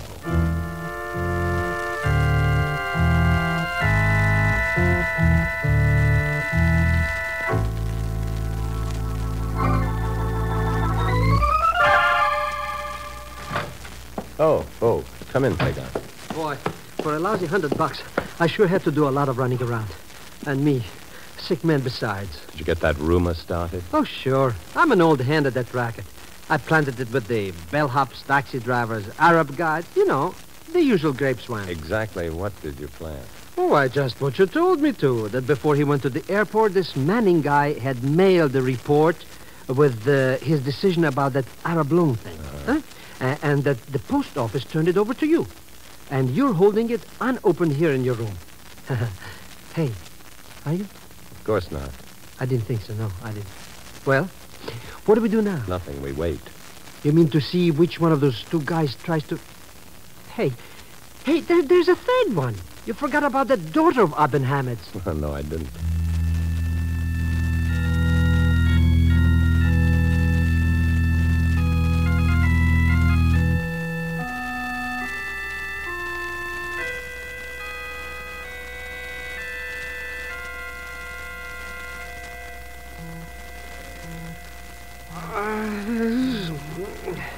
It's after midnight. I don't think anybody is going to come here Well, at you all. could be right. Why I'm always getting myself mixed up with these messes anyhow. Pagan, I often wonder. Here I am, peacefully buying Persian rugs in Algiers, strictly legitimate, and what happens? You nearly got blown up in an airplane. Oh, that was an accident. What I mean is, I run into you, and 3 hours later I get knifed in the back. That's friendship for you. A friend wouldn't make a wounded man sit up all night. You don't have to. Go on down to your room. You get stabbed again? That's the kind of dilemma I always get myself into when... Mr. Kent, that perfume. Huh? Smell it? She's here somewhere. Pagan, you All made... right, gentlemen, don't move. Put up your hands, please. Fire escape, huh? I was afraid you might be expecting someone by way of the door, Mr. Kendall. Hey, it's that Groundwood's guy. That's right. Who did you expect? But that perfume, I thought... He wears it on his hair. I know. I noticed it at dinner. This is the man who stabbed you. Killed Bealey, too, didn't you, Gromit? Certainly. After I had him tell your friend he worked for Aben Hamed, I wanted to make sure he wouldn't change the story. And I imagine the explosives were planted in the luggage you left aboard the plane. Of course, when Manning told me I was going to recommend a loan, I decided to eliminate him. It was really too easy. But, Mr. Kendall, what about those bank drafts and Bealeys from Aben Hamed? Interest payments on mortgages, I suppose, right, Gromit? I really did not come here for a question and answer session, Mr. Kendall. I would like to have that report of Manning's. Oh? Now we're in for it. Mr. Kendall, if you knew he was that one, why did you let him come in here with a gun and Because get I the drop wanted of it? him to admit a few things in front of witnesses. Witnesses? That's right.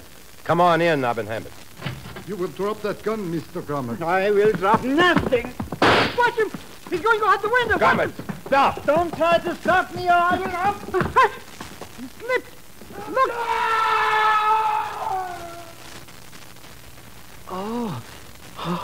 Oh, Mr. Kendall. He fell off the fire escape. He fell clear to the pavement. Yeah.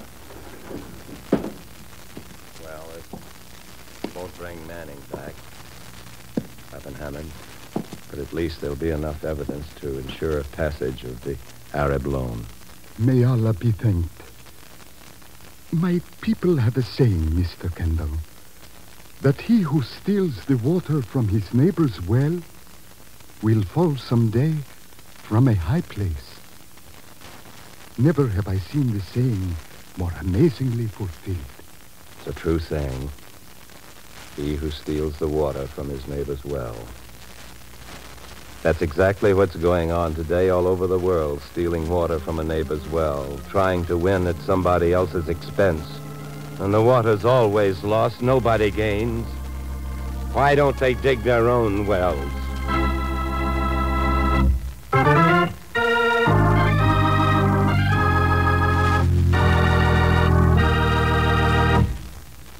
Our star for tonight, Mr. Joseph Cotton, will return in just a moment.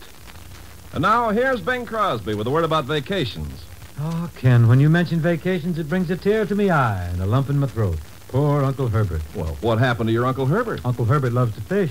So on his vacation, he hied himself off all alone to a secluded spot way back in the woods. Poor Uncle Herbert. He forgot his fishing pole? He forgot his Chesterfield. So friends, take a tip from me. Whether you're packing to take off for the weekend or for that long-anticipated vacation, pack a couple of cartons of those milder Chesterfields. When you take off on a trip like that, you like to go where you want and do what you want. So take along the cigarette that gives you what you want. Chesterfield. Chesterfield gives you its famous ABCs. Always milder, better tasting, cooler smoking. Plus, no unpleasant aftertaste. Yep, the country's first and only cigarette taste panel reported, of all brands tested, only Chesterfield leaves no unpleasant aftertaste. Vacation time, anytime. Take Chesterfields with you.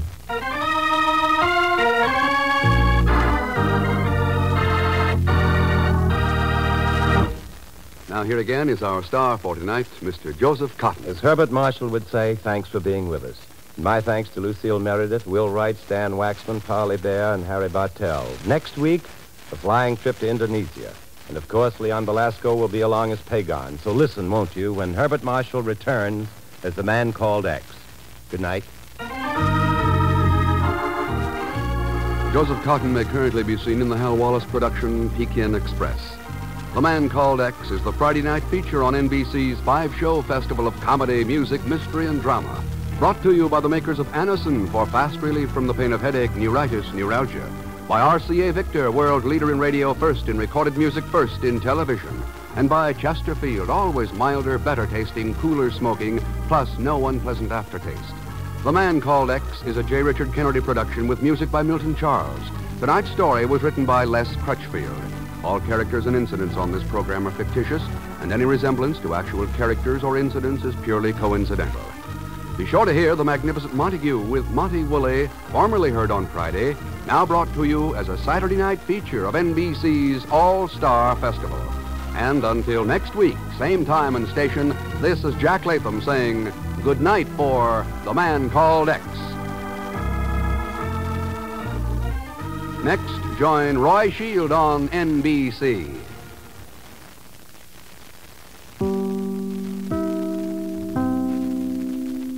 Subscribe for more videos.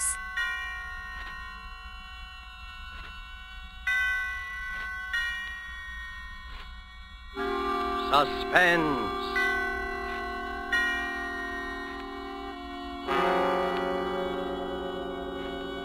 Presented by Roma Wines, made in California for enjoyment throughout the world.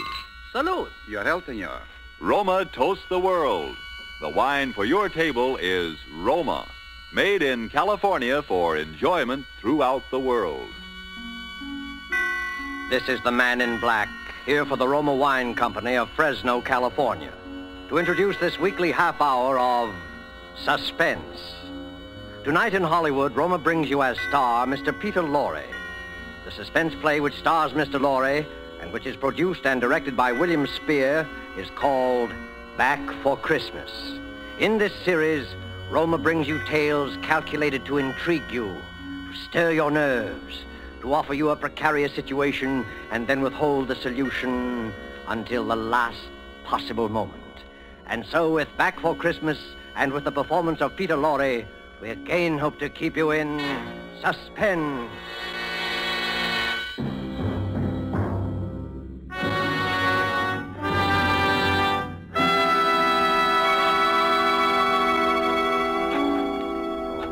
Jingle bells, jingle bells, jingle all the way. Oh, what fun it is to ride a one-horse open. Yes, Marie? What on earth are you doing down here in the cellar? Oh, just doing a little digging. And why, may I ask, have you chosen this day of all days to dig up the cellar floor? Oh, I thought because the weather has been so damp, this would be a good time to plant that little devil's garden I told you about. Devil's garden? Whatever nonsense is that? Don't you remember that was my little joke about it? You see, I've managed to get hold of the spores of several unclassified wild orchids. In our wild state, they bloom under damp masses of leaf mold. The South American Indians call them devil flowers because they appear to bloom under the ground. Well, I'm sure the South American Indians will be very interested if you succeed in growing these ridiculous flowers under the cellar floor. Whom else it will interest, I can't imagine. Oh, what's that terrible smell? Oh, that's the leaf mold, chemically identical with the earth blanket they grow under in our wild state. And I want to get these started before we close the house. Do you realize that we're sailing for America a week from today, and you've made no arrangements whatever? Unless you call digging a hole in the cellar making arrangements. I certainly don't. Devil's garden, indeed. Sometimes I think you're going soft in the head, Hubert. Oh, I suppose it is inconsiderate of me. You see, and I've been wanting to try this experiment for a long time, but with all those lectures and seminars at the university, there never seemed to be enough time. Well, there certainly isn't any time for it now. I suppose you've forgotten I made an appointment for you at the barber's this afternoon. Oh, must I shave my beard off, Hermione? I thought we'd been through all that. Of course you must. They don't wear beards in America. It's bad enough you're speaking with that accent. They'll probably think we're Germans as it is. Oh, I should think it would be quite easy just to explain that I'm Swiss. Now, Hubert, don't be argumentative. Go and get your jacket on and do as I tell you. Yes, Hermione. And don't forget to take your umbrella. It looks like rain. Yes, Hermione. And don't look so put upon, Hubert. Someone has to plan things in this house. Never even get to the university in time for your lectures, much less make arrangements for a trip to America. I know, but what about my specimens? There'll be plenty of time to plant your precious devil's garden when we get home from America. We're not going to be gone forever, you know. We'll be back here for Christmas. Yes, of course. Back for Christmas. I'd forgotten. We'll try to remember it. And if you can't do that, just do as I tell you. I've been making the plans in this house for 20 years. And if there's any digging to be done, I'll manage that as well. You understand, Hubert? Yes, Hermione. Good. Now, you have just 20 minutes to clean up this mess down here and keep your appointment at the barber's. And when you're finished there, I want you to come straight home. All right. I wanted to stop at Miss Markham's and pick up some books I ordered. Well, all right. But don't loiter there the whole afternoon mulling over those old books the way you usually do. Now, hurry and clear up this rubbish. Get rid of that smelly stuff. And no more digging, mind you. No more digging. I'll show her. I'll have my devil's garden, and if I... No more digging, eh? No more digging. Oh, 15 men on a dead man's chest. Yoo-hoo, yoo-hoo, and a bottle of rum.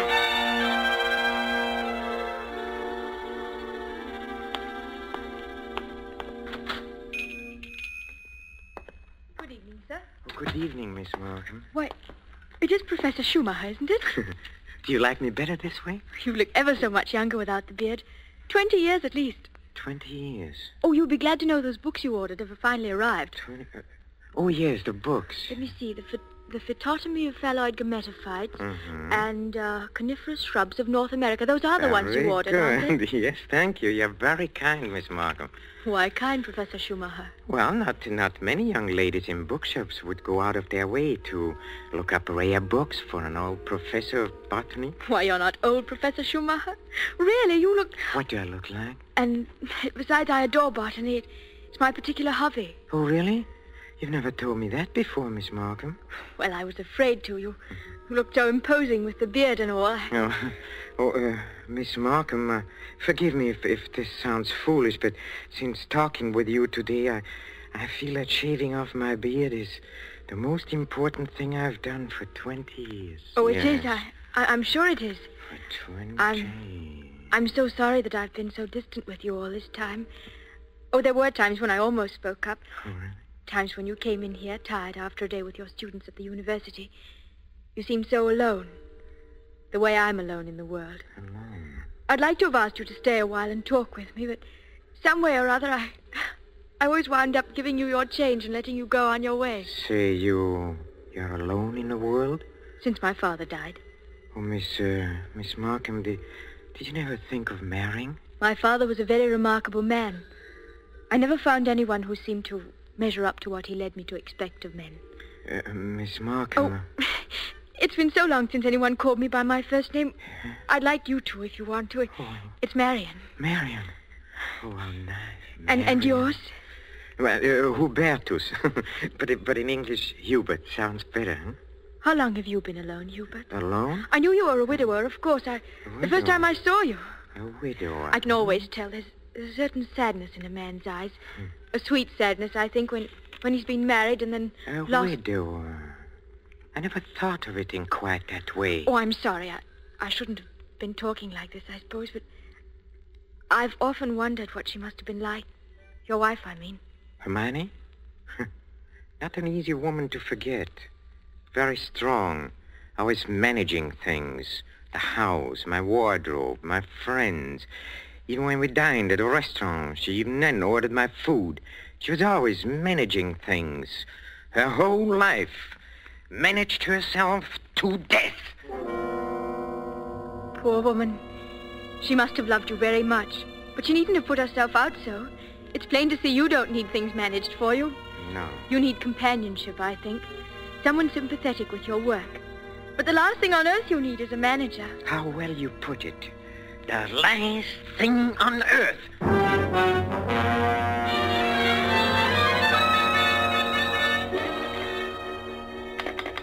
Operator, are you there? I'm still waiting on that call to Salisbury. Well, put them on quickly. Hello. Is this Paul Holt and Sons? It's Mrs. Hubert Schumacher. Did you receive my letter? Good. Now remember, we'll be back for Christmas and I want the job done without fail. What's that? No, I'm sure he doesn't suspect anything.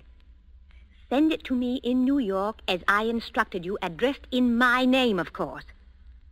Yes. I've already put them in the mail. You'll get them tomorrow. Thank you. Thank you so much. Oh, here you are, Hubert. Where have you been? Oh, backstairs. I dismissed the servants. Dismissed the servants? Mm-hmm. But I've asked some friends of mine into a farewell luncheon. Go and tell them it's a mistake. Well, I'm afraid it's too late now. They've packed and gone. You have messed things up properly. How many times have I told you to leave things to me? I make the plans around here. Yes, Hermione. You have to do better than this when I plan the trip home, or we'll never in the world be back for Christmas. Back for Christmas. Back for Christmas. Must you keep saying that? Why not? We are coming back for Christmas, aren't we? Well, supposing I were offered a professorship in one of those wealthy American universities. Nonsense. Americans care nothing for botany. Well, Luther Burbank was an American, wasn't he? That's different. What have you ever done except muck around in the dirt with a lot of roots and tubers? Well, they asked me to lecture, didn't they? All right. Now, there's no use getting yourself in a state about this, Hubert.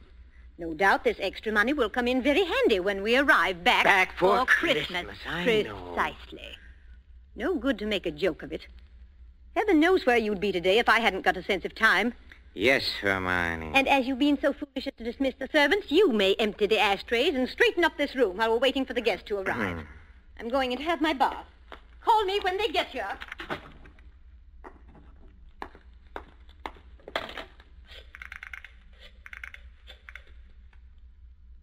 Marion?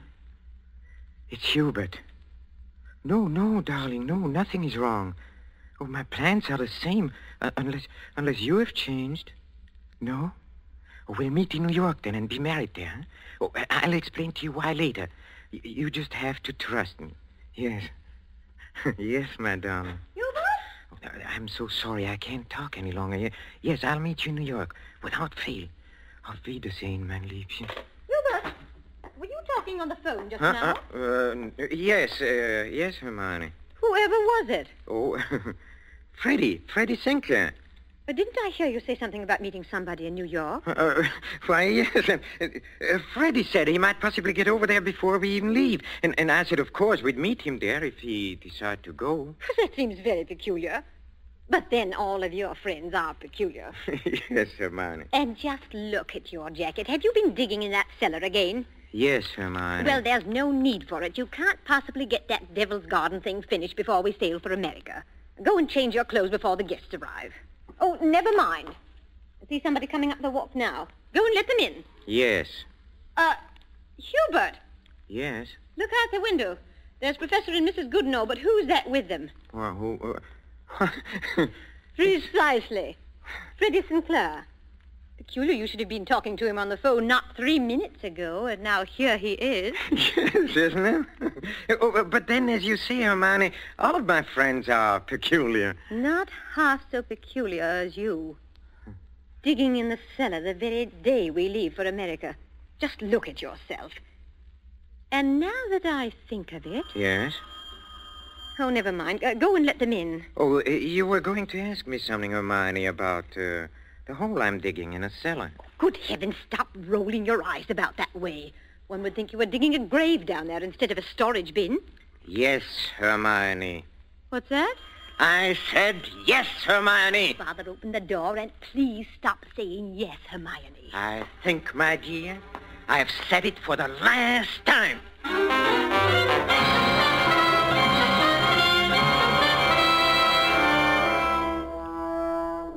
A professor of botany his loving wife, and an oblong pit in the cellar. Just the right size for his botanical specimens, his devil's garden. With these ingredients for a story of a perfect crime, Back for Christmas by John Collier and starring Peter Lorre, the Roma Wine Company closes the curtain for a moment on another breathless study in suspense.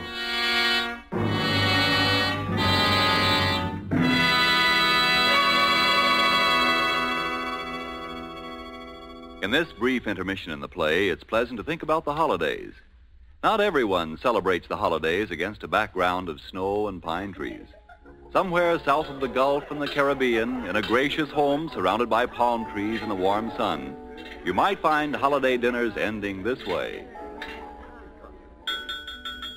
One moment, please. Our North American guest wishes to propose a toast. Yes, mis amigos.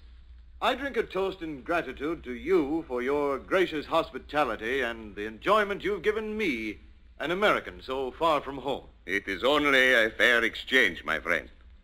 This wine in which you drink your toast, it brings enjoyment to us from your country, from America. It is Roma wine, made in your own California. Yes, and when you choose the wine for your holiday table, remember this. Only a few wines are so fine that many countries of the world import them. And among these greatly enjoyable wines are the wines of Roma, R-O-M-A, made in California for enjoyment throughout the world. Yet here in America we are truly fortunate, for we may buy Roma wines at a very low cost, since we don't have to pay import duty or costly shipping charges. So serve Roma wine with pride on any and all holiday occasions. Serve Roma, too, for everyday dinners you can afford to.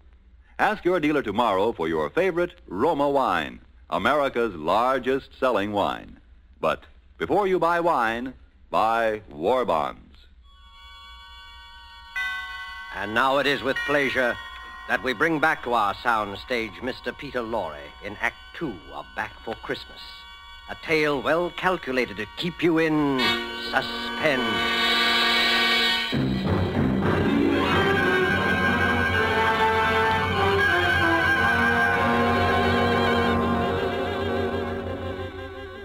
Back for Christmas. Hermione was so positive we would be back for Christmas.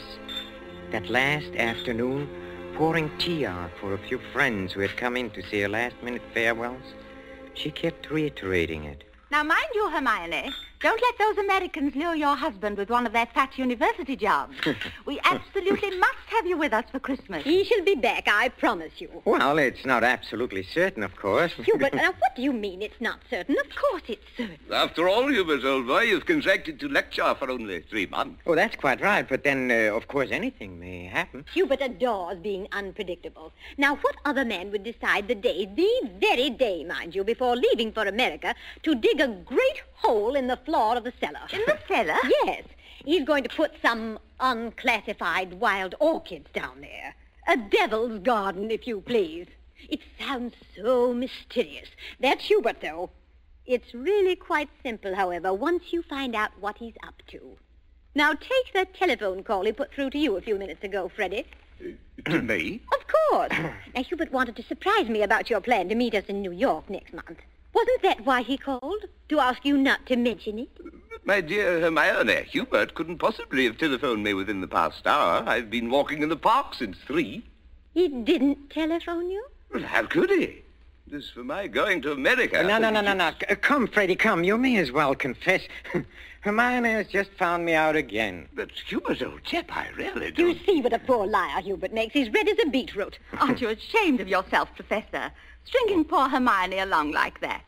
And as for you, Freddie, I'm furious you said nothing to us about going to America. But look here, old girl. I've been trying to tell everyone here that I'm... Stuff and nonsense. The game's gone on long enough. Besides, we must start getting ready. Now, it was marvelous of all of you to come in to say goodbye. And don't worry about Hubert's little jokes.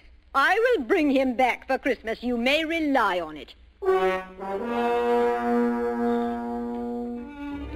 They all believed her. For years, she had been promising me for dinner parties, garden parties, committees, and the promises had always been kept. This time, they would not be. I had seen to that. The servants were gone for good. The farewells all said. I had timed to the minute how long it would take to fill in a hole in a cellar. My devil's garden. Upstairs in a bedroom, I undressed and put on my old bathrobe, and then I opened the door into Hermione's room. Hermione, have you a moment to spare? Of course, dear. I'm just finished. Oh, then, will you come in here for a moment, please? There's something rather extraordinary here. Oh, good heavens, Hubert. What are you lounging about in that filthy old bathrobe for? I told you to put it into the furnace. Oh, I'll do it. I'll do it today. Yes, really, I will. I promise. Well, high time. Now, what is it you want to show me? Oh, here, in the bathroom. Just look. Who in the world do you suppose dropped a gold chain down the bathtub drain? Nobody has, of course. Nobody wears such a thing. Then what is it doing in here? I don't see anything. Well, look. I'll hold this flashlight here for you. If you lean right over, you can see it shining. It's deep down. Oh, such a lot of nonsense. Just as well. Well, I don't see it, Hubert. Go on looking, Hermione. In just a moment. Hubert, I absolutely refuse. Hubert, what are you doing? Take your hands off my neck. I will, Hermione. Just as soon as I've finished the arrangements for my trip to America. What are you talking about? You thought you were the only one who could plan things, didn't you? Didn't you, Hermione, huh? Well, I've been making some plans of my own this past week. In exactly 2 minutes and 16 seconds, you'll be dead. You see? You see, I have planned it very accurately. You'll never get away with it. Oh, I thought you would say that, Hermione, but I will get away with it. You won't mind the smell of the leaf mold down in the cellar when I take you down there today? Yes, that is where you are going, Hermione. Right into my devil's garden that annoyed you so much. My friends all expect me back for Christmas. They do. If they don't hear from me, they'll start asking questions. No, they won't. Because you'll write them letters, Hermione, on a typewriter, as you always do. They'll be signed H, in that neat, correcting way you always sign your notes to your friends. Here, let me up now. No! It won't work, Hubert. You were never any good at planning. Oh, but I have changed. I've learned from watching you all these years. The lecture people in America. They'll expect you to be traveling with your wife. I will be traveling with my wife, but not my present wife, Hermione. Hubert! It won't work, I tell you. That pit you dug in the cellar... Oh, it will work. It'll serve its purpose well. Hubert! No, I'm sorry, dear. This thing has to be done exactly as planned. You have just 5 seconds to say your prayers. Hubert, you must listen. The cellar, it... Don't do it, Hubert! Yes, Hermione!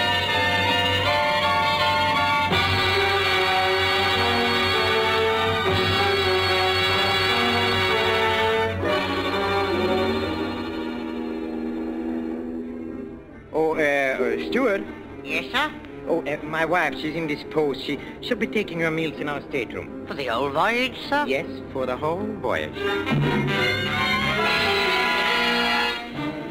I trust your wife is feeling better this morning, Professor Schumacher. A little. Not yet well enough to leave her cabin. Oh, what a shame. Oh, Professor Schumacher. Yes? Here's a copy of the radiogram you sent for your wife last evening. Oh, thank you. I'll just check it over. Oh, but look here. Why? What's the matter? Did the typist make a mistake? No. It's nothing important. She can correct it later.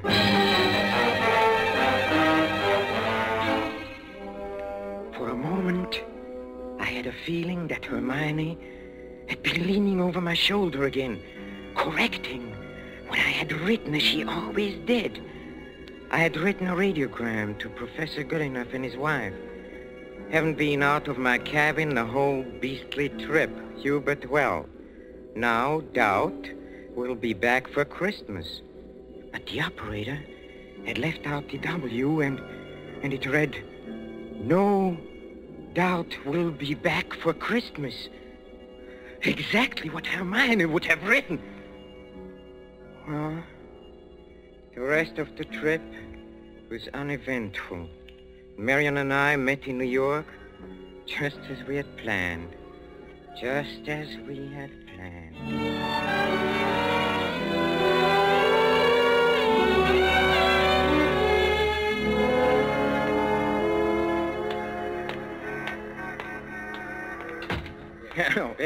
Professor and Mrs. Schumacher, we have reservations, I believe. Oh, yes, we've been expecting you, sir. Boy, take Professor and Mrs. Schumacher's luggage up to their suite. You know, Mrs. Schumacher, you're quite a surprise. Oh? Your letter reserving the rooms was so thorough, I was expecting an older, more forbidding sort of person, frankly, ma'am. No. As a matter of fact, we're just married, but my letter reserving the rooms. Oh, I wrote the letter, my dear, and I signed it Mrs. Hubert Schumacher. Just a joke. What a cunning old fox you are, Hubert. Now that I think of it, I almost forgot. There's a letter for you, Mrs. Schumacher. That's peculiar. I wonder who on earth... Oh, well, we'll soon find out in good time. Come along, darling. Oh, we are keeping the boy waiting. Come.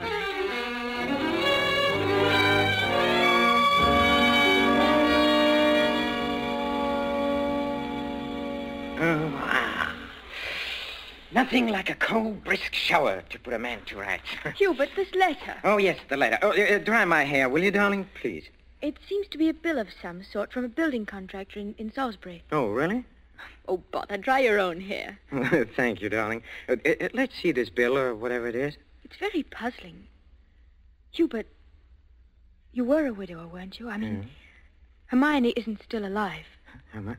Good heavens, no. Well, let me read that. Dear Madame, this is to acknowledge your order together with the keys to your house in Launceston Place. Our man had no difficulty in finding the place where your husband had begun the excavation in a cellar, but apparently he changed his mind at the last moment and filled it in again. What is it, Hubert? Our man will begin digging tomorrow, and the job will be completed in ample time for your surprise Christmas present to your husband.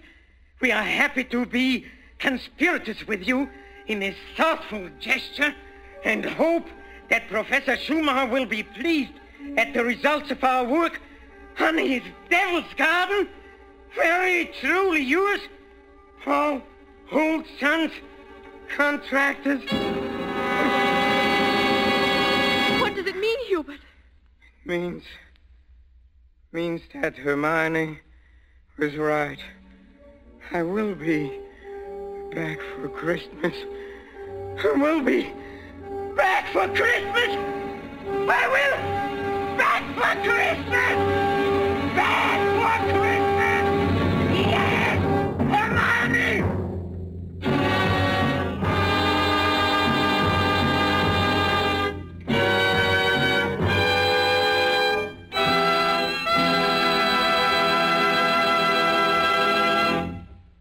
And so closes Back for Christmas, starring Mr. Peter Lorre, tonight's tale of suspense. In just a moment, we shall hear again from Mr. Lorre. But first, just a word that seems appropriate.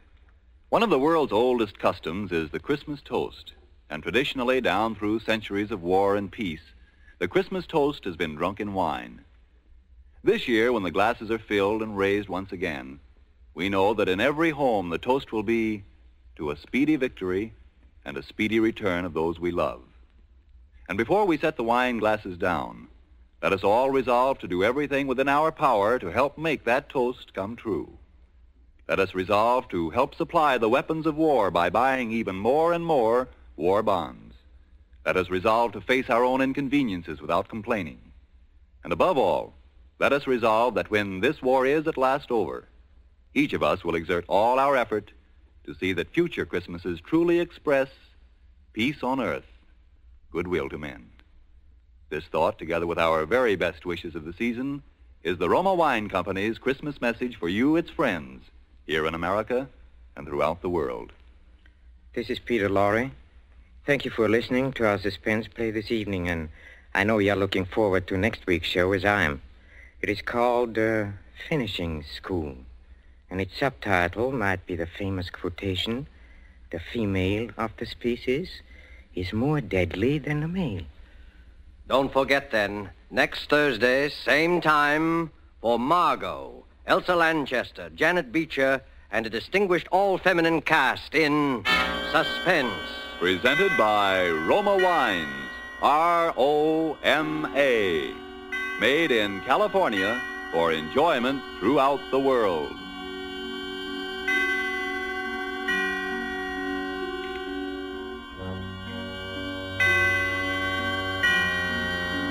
This is the Columbia Broadcasting System.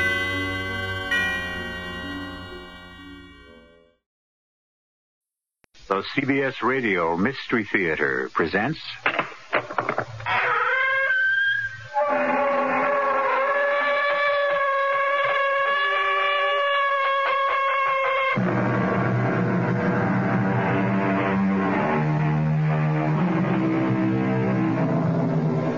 Come in. Welcome. I'm E.G. Marshall. Have you ever known terror? Have you ever come up against something that so threatened you, so horrified you, that it stopped your heart for a moment? If you never have, count yourself lucky. But don't count on your luck too much. After all, who's to say that terror may never touch you, huh? Consider Helen and Jim Crane. They never thought it would ever touch them. Blood. Jim, there's blood all over. And the axe. Did you see the axe? Come on, let's get out of here. Blizzard, we can't stay here either. There must have been a terrible fight in that kitchen, and I'm not waiting for the winner to come back. You don't suppose... What? The murderer the police are looking for. The man who slaughtered the Grant family. They said he was holed up somewhere on the mountain. This cabin, maybe? You don't think... All I think is that we'd better get out of here.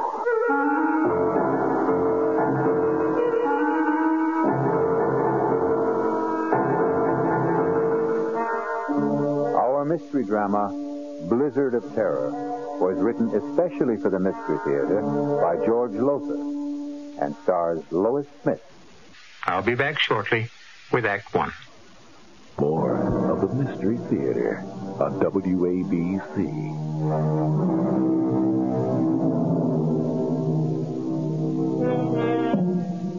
Dare you join me now in a blizzard of terror? Not so fast, not so quick to answer yes. Are your nerves in shape for what lies ahead? Have you promised yourself a good night's sleep? A promise you want to keep? In simple brief, are you who now listen to my voice ready to cope with terror? Very well. You made the choice, not I. Come along, then. Well, come on. That China will form no coalition with Russia in the foreseeable future. That's the world news. Now I have a special bulletin from the big Indian Sheriff's office. Jim, turn the radio off. Sheriff Ed Ralston warns all motorists to stay off the roads on Thunder Mountain. Not only because of the blizzard, but also because the man sought for the brutal murder of the Grant family is believed to be hiding out somewhere on the mountain. Please, shut it off. All of them, with a kitchen carving knife. The Grant family... Thank you, Mr. Crane. You're welcome, Mrs. Crane. We don't need to be told again and again that we're in a blizzard on Thunder Mountain. We know we are, thanks to you. I'm sorry. Okay, skip it. Maybe it is my fault. Jim! Wow, that was a close one. You know, I can't see the road. All I can see is snow. What's that? What's what? There, just ahead. Back under the trees. A cabin. So? We better stop. Oh, no way. Yeah. We're just managing to make it up this grade now. If we stop, we'll never get started If again. we keep going, we're sure to get stuck. Those snowdrifts out there are getting worse. Yeah, I know, We'd be safer in that cabin. we could freeze to death. Jim, please. For once, listen to reason. Okay. You win. You always do. Don't stop stop here. The cabin's over there. If we drive in there, we will get stuck. You really are going to have to get new glasses. Can't you see the road? Oh, yeah. Tire tracks. Snowed over, but tracks. Those tire tracks, they mean somebody's there. Yes.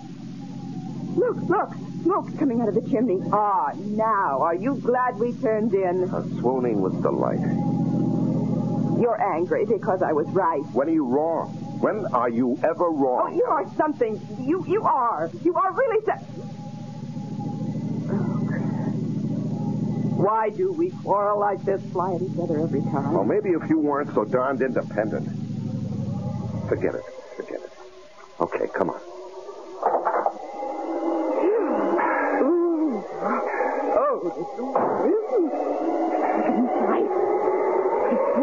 Yeah, all right, let's get inside.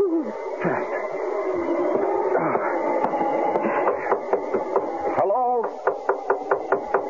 Hello? Anybody home? Hello? Just open the door and go in. Well, I don't like to just barge in. Jim, under the circumstances, if you won't, I will.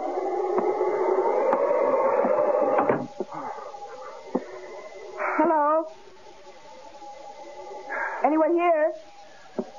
Hello? There must be somebody here. There's a fire smoldering in the fireplace. Here, look, there's a pipe in this ashtray. The tray is full of pipe ashes. Yeah. Oh, here's a coffee cup, half full. Uh-huh. There's a book open on the table. Huh. Jung's Psychology of the Unconscious. Whoever owns this place must be a brain. Hello? Anyone here? Hello? Helen, don't do that. You've got no right to go nosing around. Bedroom. Nobody in it. Must be the kitchen. Behind that door. Helen! Yes. Let's just sit down and just wait for whoever owns this place to come back, huh? I just want... You've got no right, Helen. Now, the owner of this place must be the kind of person who wouldn't like people nosing around. Oh, now, I'm telling really? you. Just look at it. This isn't just a cabin. It's a kind of lodge. Here, that wall lined with books. There, a hi-fi. Stacks of records, all classical. And those paintings on the walls. Helen, please. I want a cup of coffee, and if this door leads to the kitchen... Just won't listen. Just won't ever listen. Well, what are you standing there for? Now that you've opened the door, go on in. Oh. Good Lord. What is it? Oh. Jim. Oh, Jim. Helen, what is it? The kitchen. Oh. The kitchen. Here. Helen, here. You better sit down. You look like you're going to faint. Now, you just sit there. I'll have a look.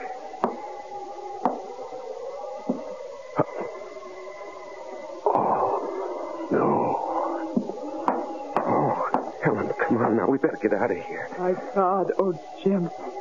Blood all over. And the axe. Did you see the axe? Yeah, that's the first thing I saw. Come on. Blizzard. We can't stay here. There must have been some hell of a fight in that kitchen, and I'm not waiting for the winner to come back. Oh, you don't suppose... What? The murderer? The murderer they're looking for, that man who slaughtered the Grant family. They said he was holed up somewhere on the mountain. Helen, I don't know, and we're not going to hang around to find out. Now, come on, let's get out of it. Hello. Hello. I'm Jim Crane. This is my wife, Helen. We got caught in a blizzard, and we saw your cabin, and we just came in. We were over at Big Mountain for a skiing weekend, and we started back too late, thanks to my husband. Oh? Yeah, I guess it was my fault. You see, I don't ski. My wife does, but I don't, and, I got into this poker game, and I was winning, and I couldn't quit when I was ahead. You know how it is? You don't have to make any excuses to me, friend. Maybe to her, but not to me. Well, I was just explaining. Like ice in here. Better get that fire going again. You needn't bother on our account. I'm not. Well, what I meant was we were just leaving. Not in that blizzard, you're not, Mrs. Crane. It's Miss Morgan, if you don't mind. I thought you said she's your wife. Well, she keeps her maiden name. You kidding? No, You marry a doll and give her your name and she won't use it? What's the matter, excuse me, Miss Morgan, you said, huh? What's the matter? Your husband's name isn't good enough for you? It isn't that. Then what is it? I prefer to keep my own name, that's all. A lot of women do these days. Yeah, they call it women's lib. Women's what? Lib. For liberation. You know, they keep their names, their independence, their jobs, everything. Everything, eh? That's too bad. You were my wife, doll. You wouldn't keep your name or your job or, anything. What do you do besides letting her get away with all this? Engineer. I'm an engineer. You drive a train? Oh, no, not that kind of engineer. Hydraulic engineer. Water power. Oh. Cigarette? No, thanks. I don't smoke. You? I don't smoke either. And I thought you... Huh? Nothing. You thought I was? Well, I noticed the pipe in the ashtray, so... Oh, well, yes. I do smoke a pipe now and then. Cigarettes, too. You haven't told us your name. Jake. Jake what? Jake's enough. We need more wood. I'll get it. Let's get out of here. No, we can't. Well, we've got to. He doesn't own this place. He doesn't live here. And from the looks of him, oh, good Lord, what a bruiser. He could be the murderer the sheriff's looking for. The blood on his clothes, it's all over his parka. Helen, we can't be sure it's blood. What else could it be? And what about the cigarettes? There's not one cigarette in that ashtray. There's nothing but pipe ashes. Yeah, that's true, all right. And he's stupid and totally uninformed. He couldn't be the man who reads these books, listens to that music. He never heard of women's lib. He thought you drove a train. Helen, we can't leave. We could die out there. We can die in here. And I have a feeling we will if we don't get...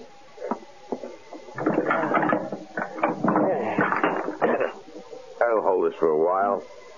And enough wood in the shed to keep us warm through the night. As though with a little lady like this to keep you warm, you wouldn't have to worry too much, would you? Well, don't look so upset, Jimmy boy, would you? I wouldn't. But then I'd see to that. Not a bad idea, come to think of it. How about a drink, sweetie? Or don't you do that either?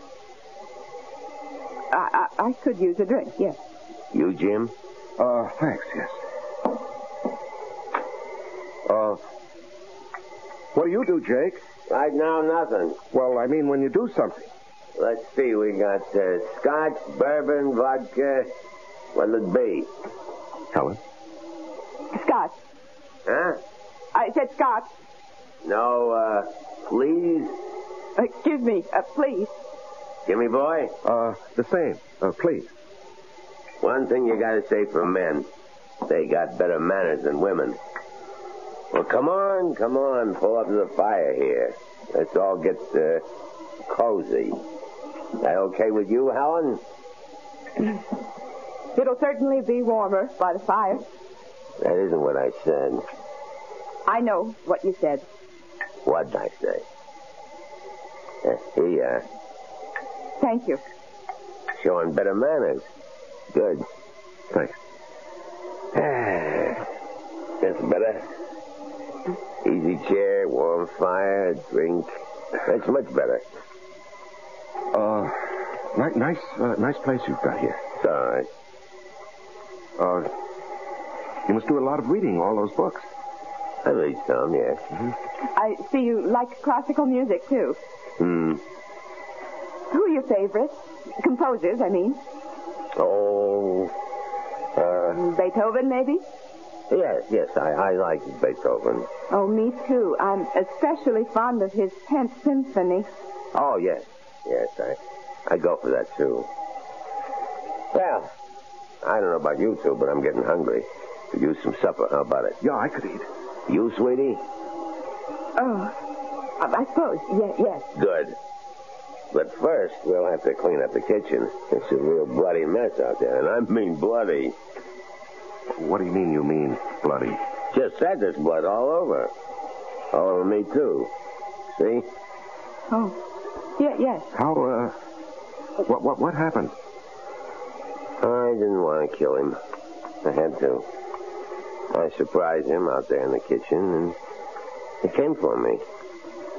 There was an axe, and it was the handiest thing, and I used that. I sank it into his skull, deep. I couldn't help thinking of the Grant family. The Grant? Yes, you haven't heard about that. Whole family down in the valley. Slaughtered. Blood all over. Like out there in the kitchen. Well, we better get to it. You mean me? There's a lot to clean up. I can't do it by myself. Jim will help you. No. You will. I'd rather not. I didn't ask you whether you'd rather or wouldn't. I'm telling you. I'll give you 2 minutes to get out in this kitchen with me and get to work.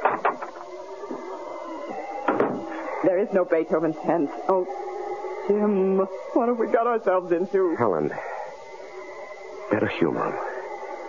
Go on now. You better go on out into that kitchen. I'm scared. I just can't be in that kitchen, not alone with him. Oh, you saw the way he looks at me. The things he says. Oh, don't worry. I'll protect you. You? Well, how about it, dollface? Are you coming? Yes. Yes. I'm coming.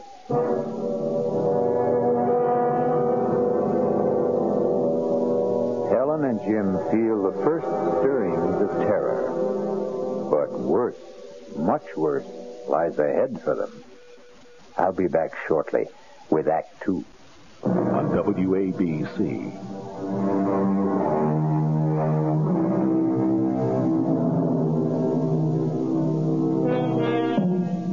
Suppose now that you, not Jim and Helen Crane, but you had sought shelter from the blizzard in that forsaken mountain cabin. You had met this strange and quite obviously murderous man who called himself Jake. Suppose you, not Helen, are helping him, against your will, to clean up the shambles in the kitchen. The bloody shambles.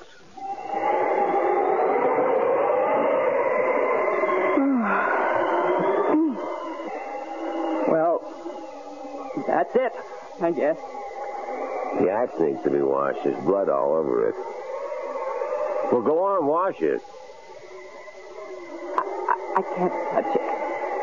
And not as liberated, wasn't that the word, as you thought? I don't see what that's got to do with it. I kind of got the impression you felt you could do anything a man could do. All right, I'll wash the axe. You start making supper. Well, what are you standing there for? Get busy. I don't know where anything is. Lots of canned stuff in that closet, and there's a can over on the wall. Think you know how to use it? I'll try. Spunky, aren't you? Spunky. You know there was a killer in this kitchen this afternoon, and I was the one used this axe. You know that, but you got the nerve to stand up to me. Maybe too much nerve. Here's beans and spaghetti, stew. And that's about it. What do you want? You decide. I figure you're good at deciding things. That's what's wrong between you and your hubby. How do you know there's something wrong? No sweat. 5 minutes with the two of you, and anybody could see you're too pushy. And him, he's too much the other way. Yep, like I said, you're too spunky. Somebody ought to take a little of it out of you. Get your hands off me. Oh, come on now. Now let me go. Oh, stop it. Stop it. Hey, what's going on here? Oh, What's going on? Well, you might say I was starting to do what you should do, Jimmy boy. Well, don't try that again. You do. And you won't do any more than you're doing right now. Oh, no? Oh, no? Oh, Jim, please. It's all right now. No harm done. I'm not hurt or anything. What's the big deal, Jimmy boy? Little kiss between friends. What's to get psyched up about? Come on, chum. Let's you and me have a friendly drink while Helen gets supper ready. No, I don't want to. Come on. You know how to use that can opener, sweetie? I'll manage. That's my girl. Scotch, right? Yeah. Oh, I see you tried to use the phone. Don't look so surprised. You put it back the wrong way around. The phone's dead. I could have told you that. The wires are down, I guess. No. I cut the wires. You cut? I see. Well, you drink, Jimmy boy. Cheers. Oh, and by the way, in case you've got any other ideas about getting help, those guns over the fireplace aren't loaded. And neither is that revolver on your mantel. Jake. Yeah? I'll make a deal with you. What gives you the idea that you're in any position to make a deal? I'm not, but you've got aces back to back. I know that, but I'm still in the game, Jake.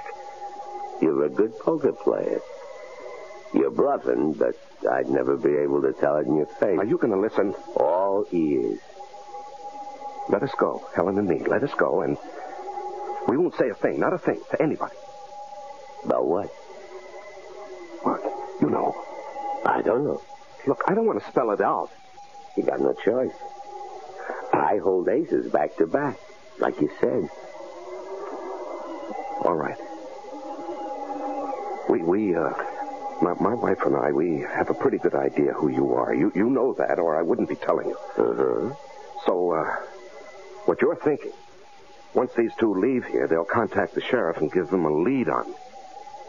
Well, all I want to say is, just give us a break and we won't say a word to anybody. Thanks. I appreciate that. And in return, you just let us go.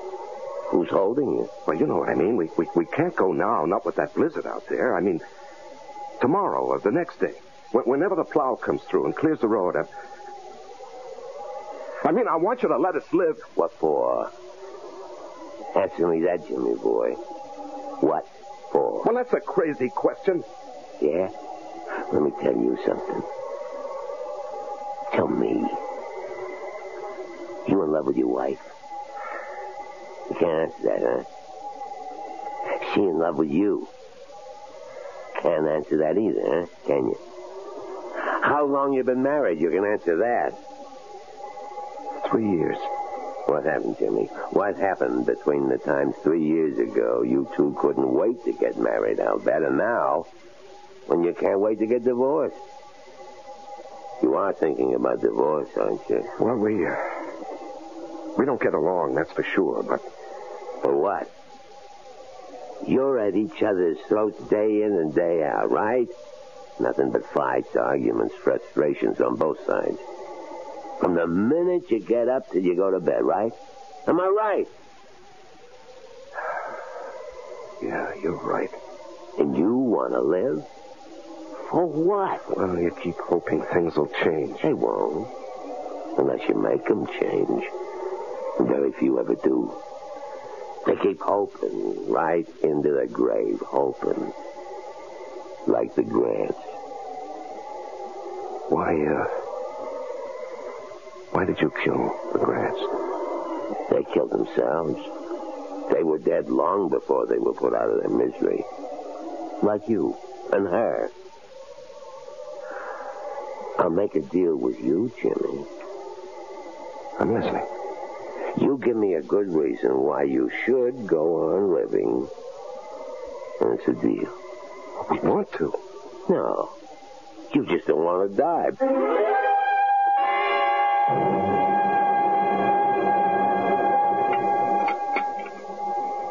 Now, it wasn't a bad meal, sweetie. You're real talented with a can opener. Thank you. Storm's getting worse. Yeah, we're really snowed in now. Drifts above the windowsills. Better build this fire up, and then I guess we'll hit the sack. Where do you want to sleep, sweetie? Come on now. You shouldn't have any trouble making up your mind. Oh, I haven't. I'll sleep with my husband, as usual. As usual? What kind of a crack is that? Now, cool it, Jimmy boy. I won't have my wife insulted. I don't care how big you are, Jake, or how tough or cold-blooded. I won't have you insulted. Jim, now stop it. This is no time for gallantry. You're no match for him. He'd kill you. Besides, you took me the wrong way. All I meant was... Well, come on now, be honest. How long has it been since you two did sleep together as husband and wife? That's no business of yours. Long time, huh? Well, the minute I laid eyes on you, the way you acted toward each other, looked at each other, the way you talked, anybody could see you hated each other. We don't hate each other. You love each other? You see, that's what I mean. You two. You don't hate, you don't love. You don't nothing. And you ask me, that's a nutty way to live. So how about it, sweetie? How about what? There's a nice big double bed in that bedroom, and it's going to be a cold night. And me, I sure appreciate it. I warn you, Jake. Oh, Jim. I'll sleep out here on the couch. Come here, sweetie. What? Oh. Let old Jake see if he can change your mind. Oh, hey, now. Get what your are you hands off her. You dirty... Jim! Why, you little creep. Hit me, would you? Oh.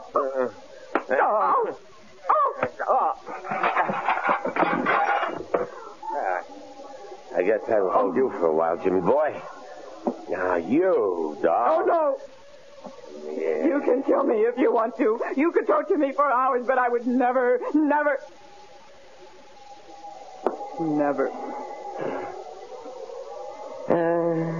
Suit yourself. No, I think about it.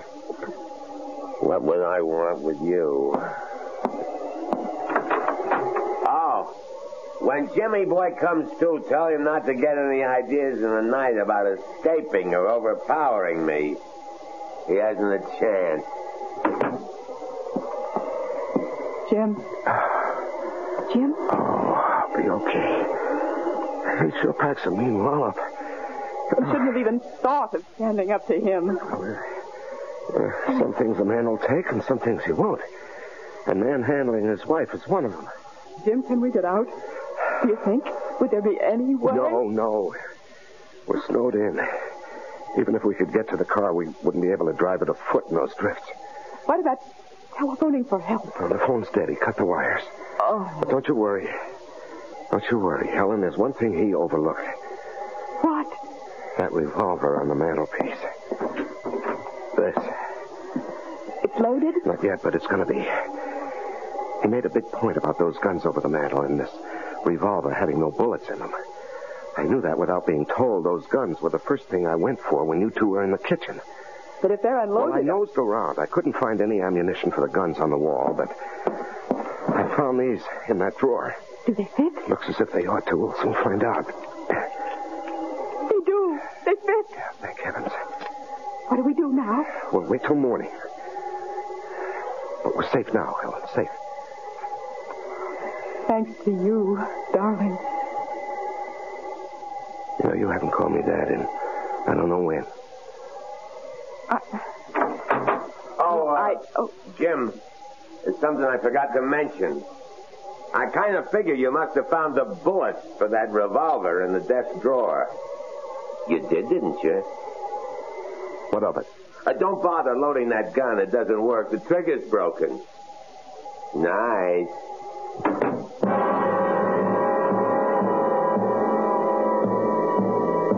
Helpless once again, Jim and Helen can only stare at each other as fear touches them with icy fingers. I'll be back shortly with Act 3.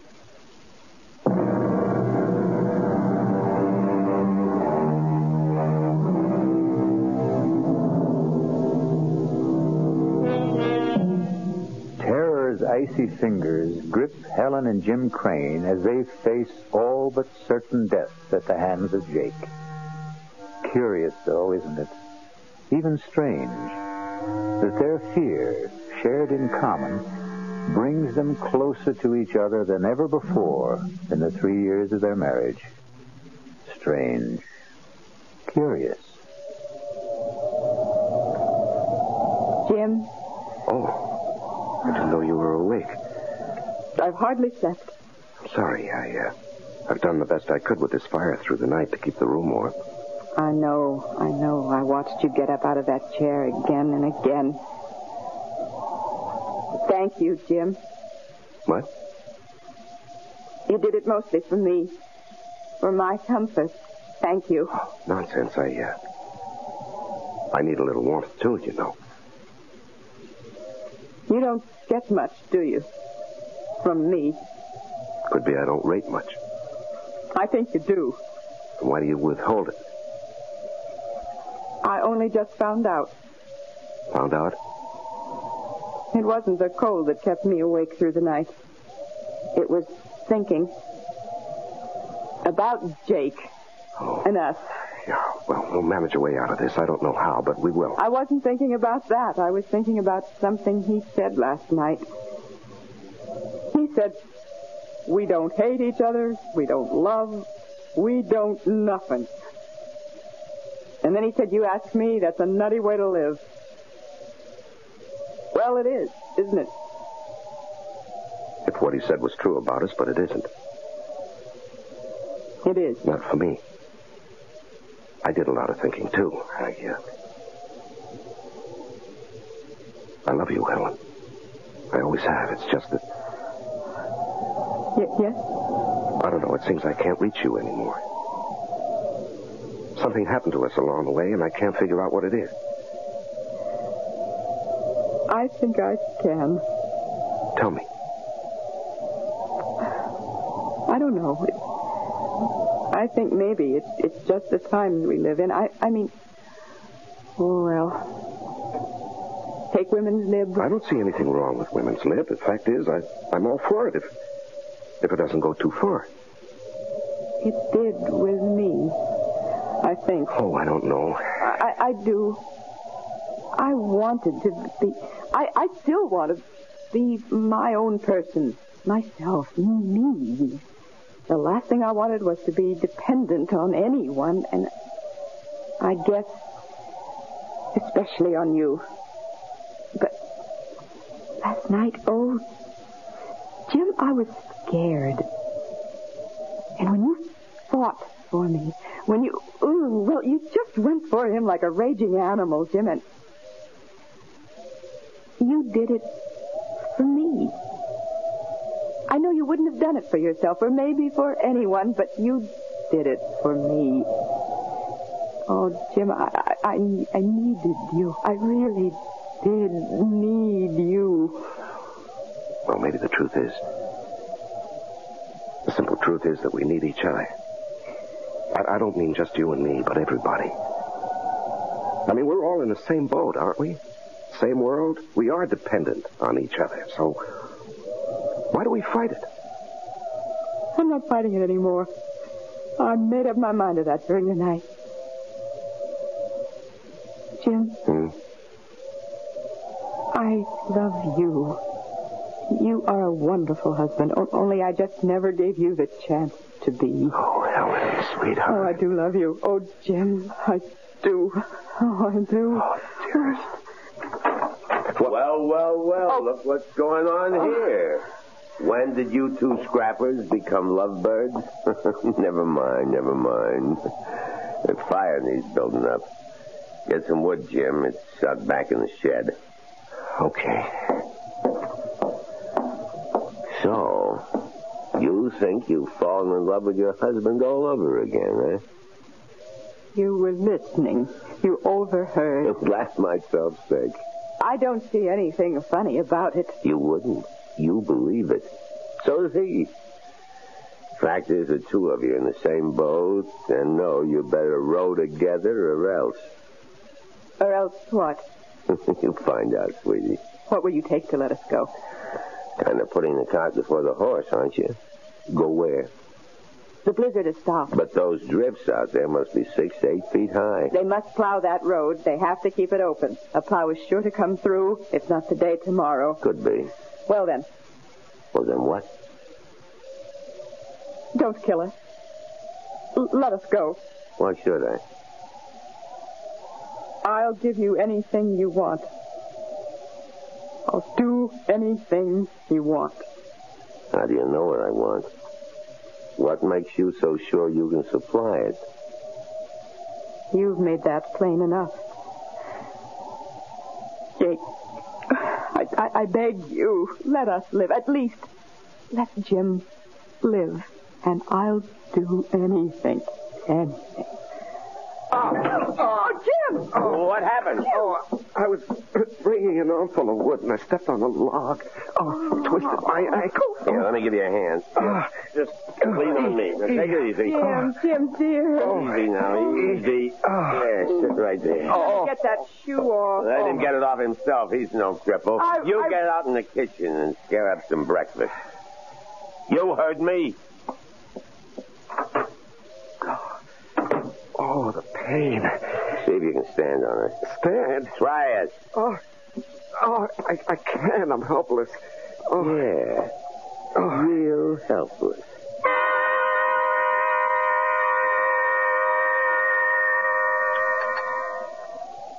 Hey, you make a good cup of coffee, Doe. Thank you. I'll get another cold compress for your ankle, Jim. He's all right. I said he's okay.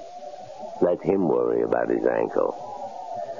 You and me have some unfinished business. What is this? Helen, what is this? It's the only way. What only way? What are you talking about? Jim, I made a deal with him. A deal? I said I'd do anything if he'd let us go. Are you out of your mind? He's going to kill us. Now, you know that. Now, you're crazy. He'll get what he wants, and then he'll kill us. No. Yes. No, because I'm going to kill him with his kitchen knife. All I want is to get close enough to him. No, you can't do that. It isn't in you to do that. It's got to be. There isn't any other way. What's keeping you? I'm coming. And leave the knife, doll. These petitions are awful thin. You ought to know that by now.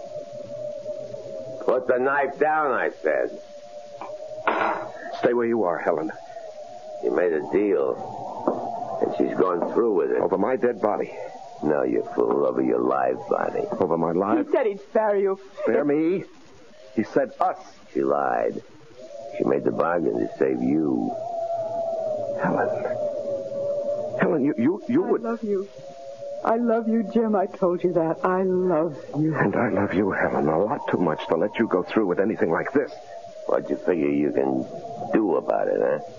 You can't even stand, not on that bad ankle you can't. Oh, yes, I can. Jimmy, boy, not you. Now, doll. No. I can't. I can't go through with it. Oh, yes, you can. Leave her alone. Leave her alone. Oh, please, I can't. Stop it, you hear me? Stop it. Oh, Jim. You... How did you? I don't know, Helen. I somehow grabbed the poker and made it across the floor and hit him with it. I don't know how I did it. Oh, I've got to sit down and get off this. Oh, here. Oh, lean on me. All right, now. Easy. Yeah, thanks. Better have a look at him, Helen. See if he's breathing. I may have killed him. He's breathing. His head's bleeding. Where you hit him. I get something to tie him up with. See if there's some rope around. And snap it up. He's coming to. Oh, yes. It's a phone. He said he cut the wires. He couldn't have. It was a bluff. Hello? Sheriff? It's the sheriff and Big Indian. Who? Professor Moran. No. There is a man here. I'm afraid he's hurt. Me?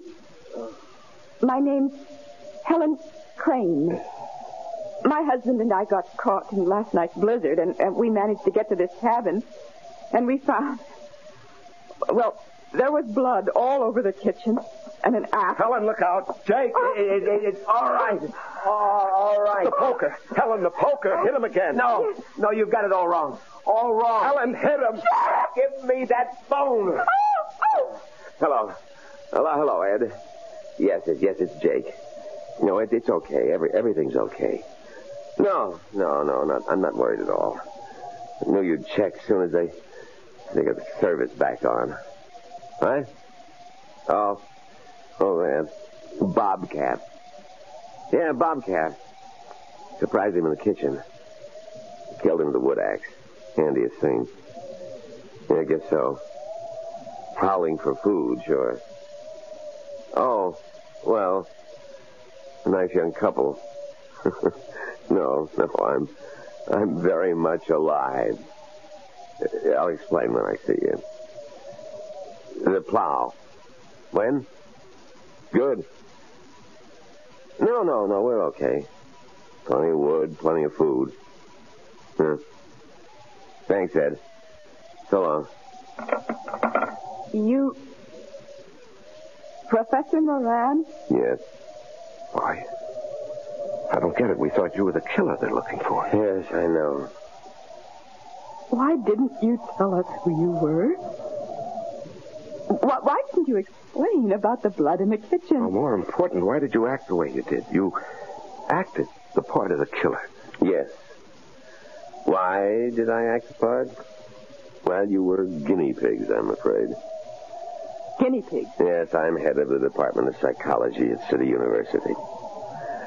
I sized you two up the minute I saw you. Your marriage was headed for the rocks, and like most couples, you didn't know it. No,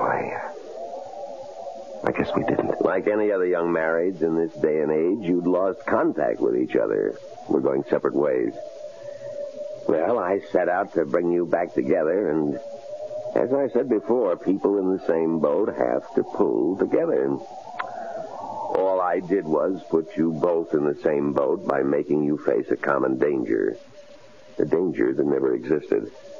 Well, I'm hanged. You carried things pretty far, Professor Moran. Too far, my dear. Much too far. You'll find aspirin in the medicine cabinet. Bring me a couple, would you?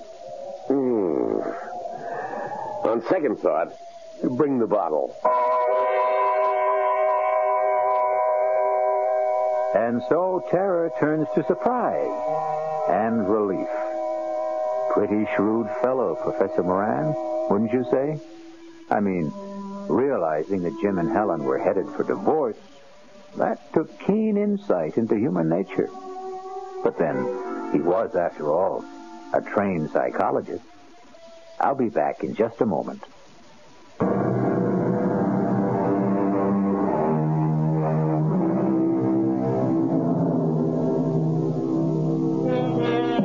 Marriage is two people in the same boat. A cliche, of course. But the very core of every cliche is truth. All is not gold that glitters. A stitch in time saves 9, and so on. I couldn't help thinking that all humanity is in the same boat. And what an infinitely better and happier world it would be if we all learned to pull together. Our cast included Lois Smith, Larry Haynes, and Leon Janney. The entire production was under the direction of Hyman Brown. This is E.G. Marshall inviting you to return to our Mystery Theater for another adventure in the macabre. Until next time, pleasant dreams.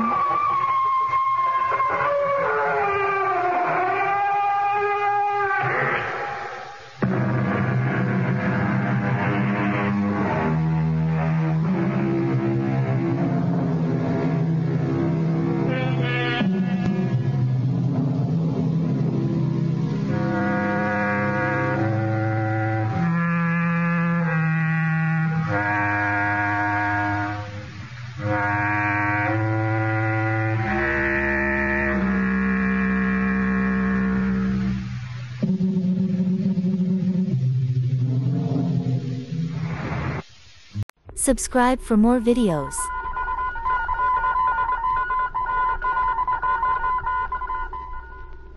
Secret Agent K7 returns.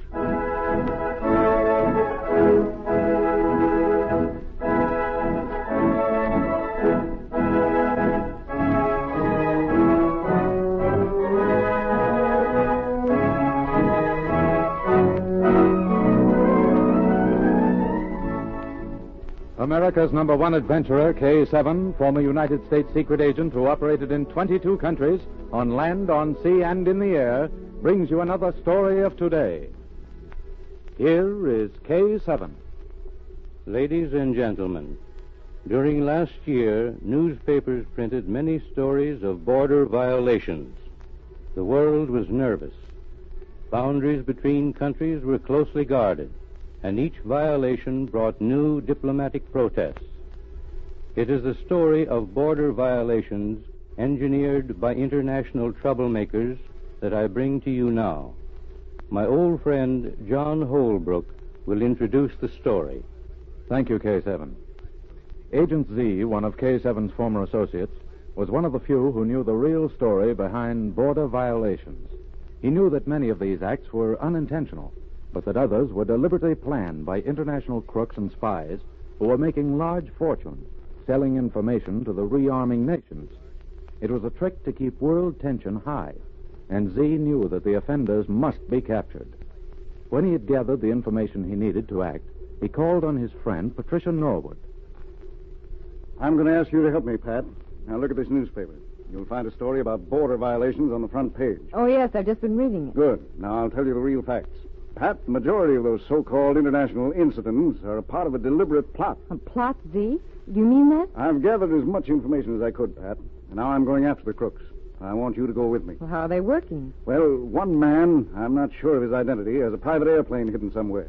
He's painted the insignia of one country on the underside of the wing. So that it will be easily identified when he flies over the other. Yep, that's right.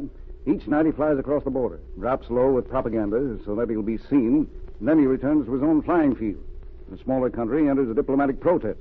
The result is world unrest, a threat of war. And I suppose this crook is selling information. Exactly. Now, he's got to be captured, Pat. I need your help again. Will you come with me? No, I will, Z. When do we start? Tonight. My plane is waiting at the airport, and there's no time to lose.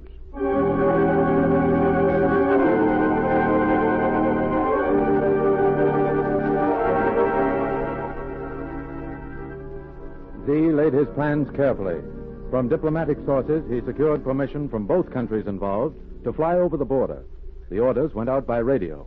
Permission is hereby granted to Agent Z for flights over the border. Night flights over such territory will be at his own risk, since border guards have orders to shoot down violators. Night flights at Z's own risk. Z immediately established headquarters at a small field near the disputed border. 2 nights after his talk with Pat, the two had their equipment set up and were ready. They waited on the darkened airfield. Well, Pat, we're ready. Have you ever operated a radio direction finder? No, but I think I know how. You'll manage. Now, let's go over our plans again. As soon as the airplane that's violating the border is heard, I'll take off. When the pilot sees my plane in the air, he'll probably turn and head for his home field as fast as possible. I'll try to follow it. Well, I hope you're successful, Z. Be sure and fly high over the border. The guards might shoot you down. No, I won't take any unnecessary chances. Now, while I'm in the air, I'll keep in constant touch with you by radio. Yes. I know how to work the transmitter at this end. Now, your biggest job will be to keep the direction finder trained on me at all times. And that'll tell you which way I'm flying. South, southeast, southwest. And then if I should lose the other plane up there in the darkness, we'd at least know in which direction his field lies. And by computing the speed of your plane, you could tell approximately how far from here the field is. That's it, Pat. Knowing the direction and the approximate distance from this field, we should be able to locate it, even if he gets away from me tonight. Z, listen. Yep, he's up there, Pat. I'm going to take off. Remember what you have to do. If all goes well, I'll see you in an hour or two. Tune in your radio as soon as I'm in the air. I will. Be careful, Z.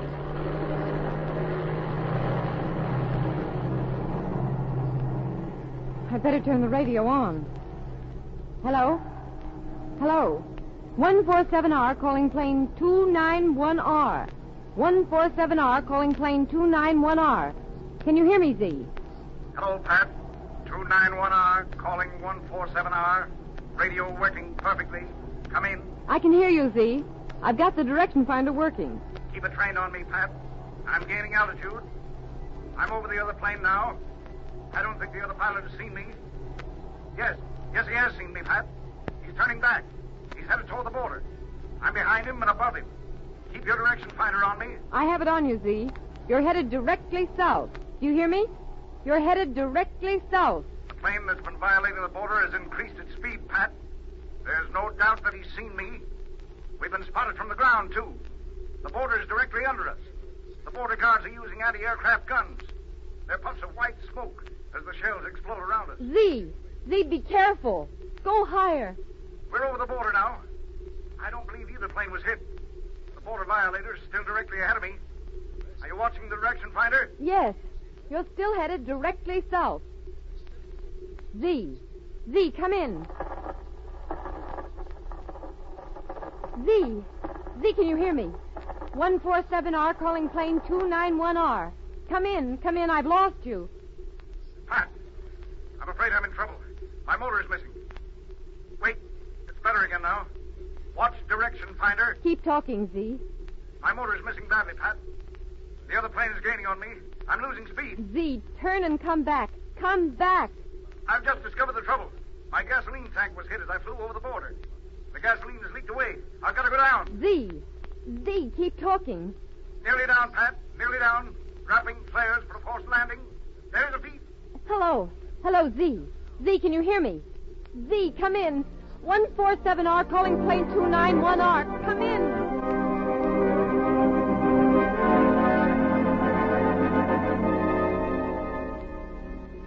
Z's radio was silent, his fate unknown.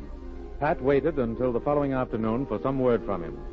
Then she wirelessed M's old friend, K7. He advised her to notify the authorities of both countries and to charter a plane, cross the border, and make a close survey of the countryside from the air.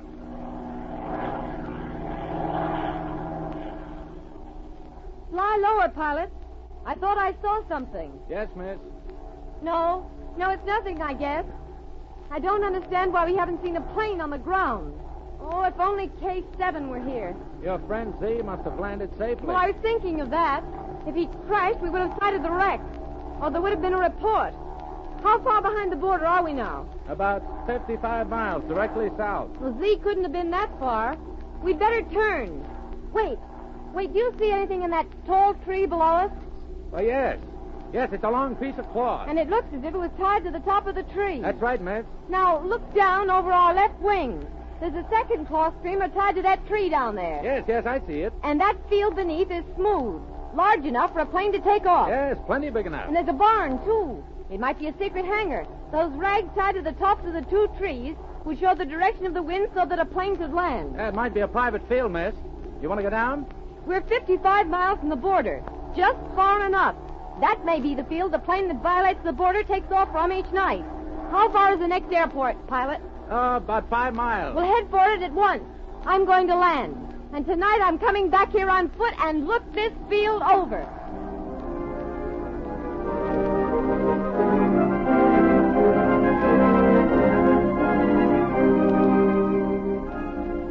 That night, Pat made her way back to the field she had sighted from the air. Was it the one used by the international crooks?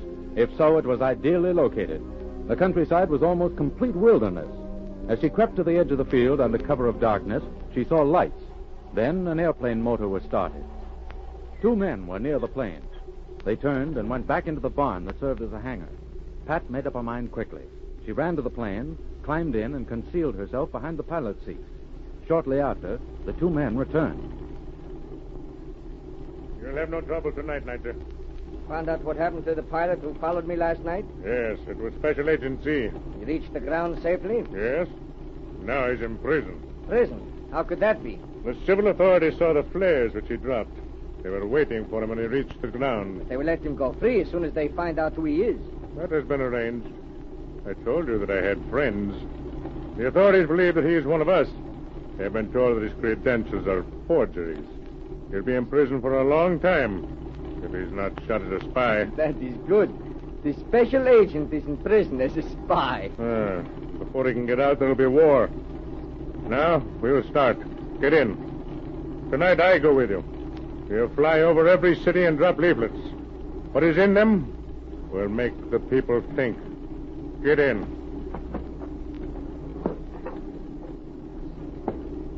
Remember, I am with you. Fly high over the border. Take no chances. I'm ready. Take off. Very well.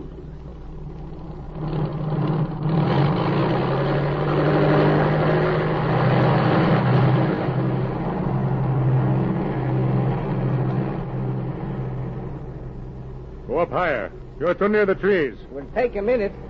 The tail seems heavy. It is the extra gasoline, and because you are with me.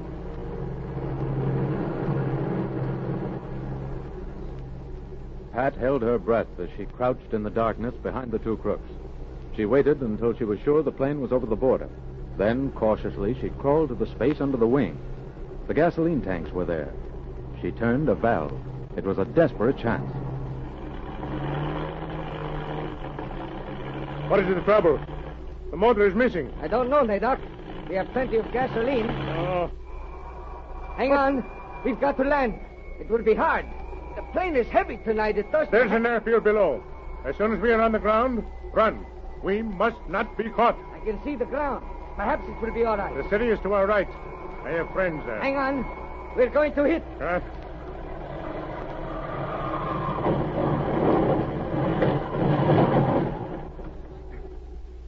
Jump. We've been seen. There are men coming. Stay in the plane. If either of you attempt to get out, I'll have to shoot. Who are you?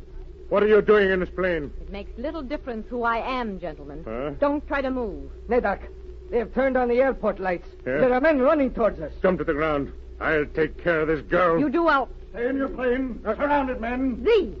Z, is that you? Pat, say, how did you get there? Who are these men? Z, keep them covered. These are the border violators. And this one, Nadok, is head of the ring. Nadok? Well, I've heard about you from K7. Pat, this man tried to have me put in prison. K7 freed me. You've captured one of the world's most daring international crooks.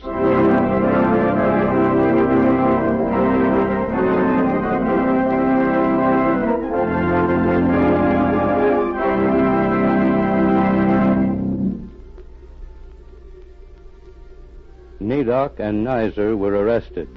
Under questioning, they revealed the names of the others in the plot. Z rounded them up and sent them to prison. Within a week, diplomatic tension had lessened. Once again, Z had served the cause of peace. Listen for my next story. This is K7 speaking.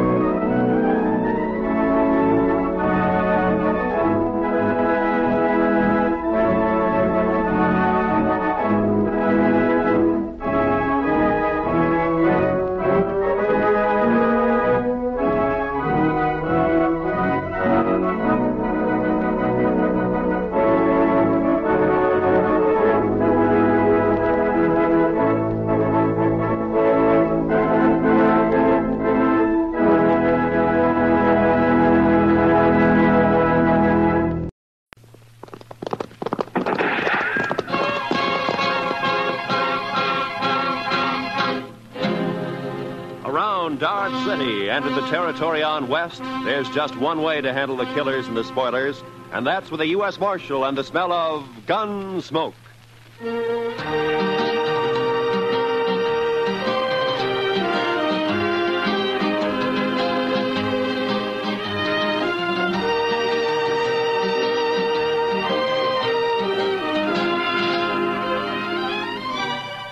Gunsmoke, starring William Conrad. The story of the violence that moved west with young America. The story of a man who moved with it. Matt Dillon, United States Marshal.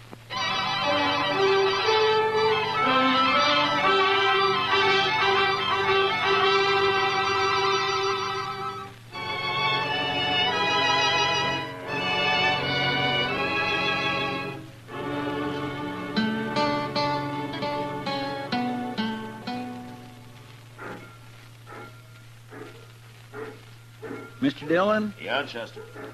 You want to see the prettiest sight north of the Pecos? Huh? Sight? Come over here to the window and look what's a-coming down the street. Not if it's anything besides trouble, it'll surprise me. She must have come in on the Santa Fe from the east. Wow. Say, I think she's coming here. Yeah, it looks that way. My, I should have shaved this morning. Or even yesterday morning. Now, what could a lady like that be doing in Dodge City? Say, maybe she's going to work in one of the saloons, Mr. Dillon. No, I hope not, Chester. Good morning, ma'am. How do you do? I'm looking for the United States Marshal. Well, I'm the, my name's Dillon, Matt Dillon. I'm Catherine Blair, Mr. Dillon. Oh, it's a pleasure, Miss Blair. May I introduce my deputy? This is Chester Proudfoot. How do you do? How do you do? I just got in on the train from Boston, Mr. Dillon. Oh? The station master said that you might be able to help me. Well, I'll be glad to. I'm looking for my brother, Martin Blair. Why, say, Mr. Dillon... Chester, will you punch up that fire? It seems a little chilly in here. Chilly? Yeah, sure. Right away, Mr. Dillon.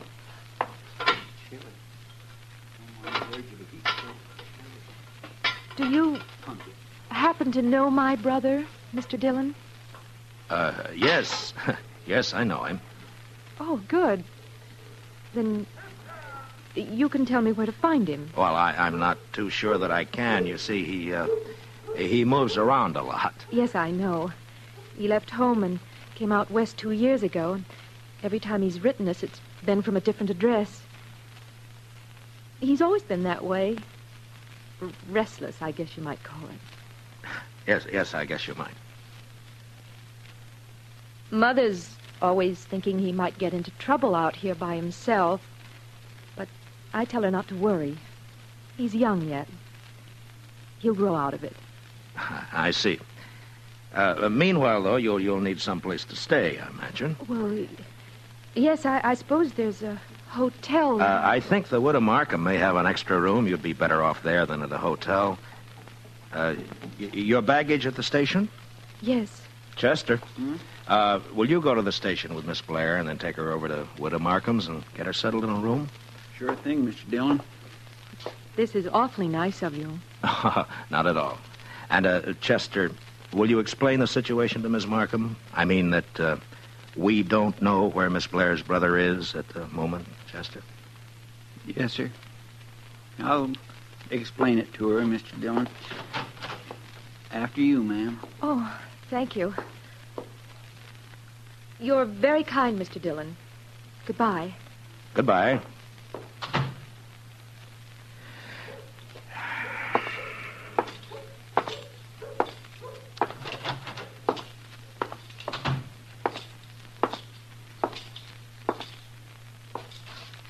Jack? Wake up, Jack. I'm not asleep, Marshal. What do you want? The jail cell usually softens a man up. Not this one, Dillon. Not now or 20 years from now. Yeah, I know. You want something, or are you just making conversation? Your sister's in town, Martin. Kathy? Kathy's here in Dodge? She just left the office. She's looking for you. What'd you tell her? Nothing. Yet. Seems like a fine girl. You gotta get her out of here, Dillon. Don't let her find out. Get her on a train and get her out of here. No? Why? Maybe I'm no good, but there's no reason why Kathy should pay for it. It's got nothing to do with me. Then you won't help. You won't keep her from finding out? I don't know if I can, Martin. But I'll think about it.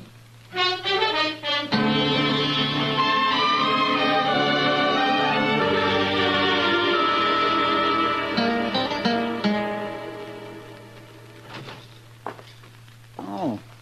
Evening, Mr. Dillon. Hello, Chester. Anything come up? No, sir. It's been the quietest night in weeks. Yeah, no trail herds in town. I guess that's the reason.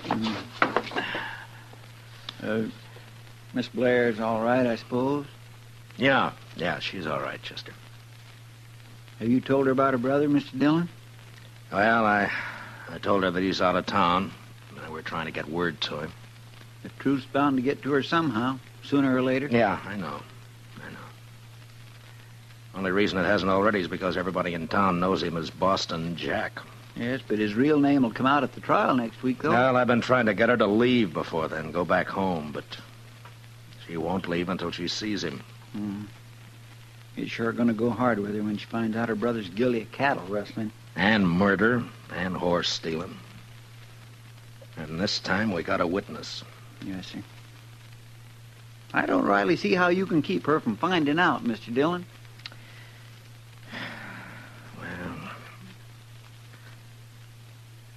Come on, Chester, let's have a talk with Martin.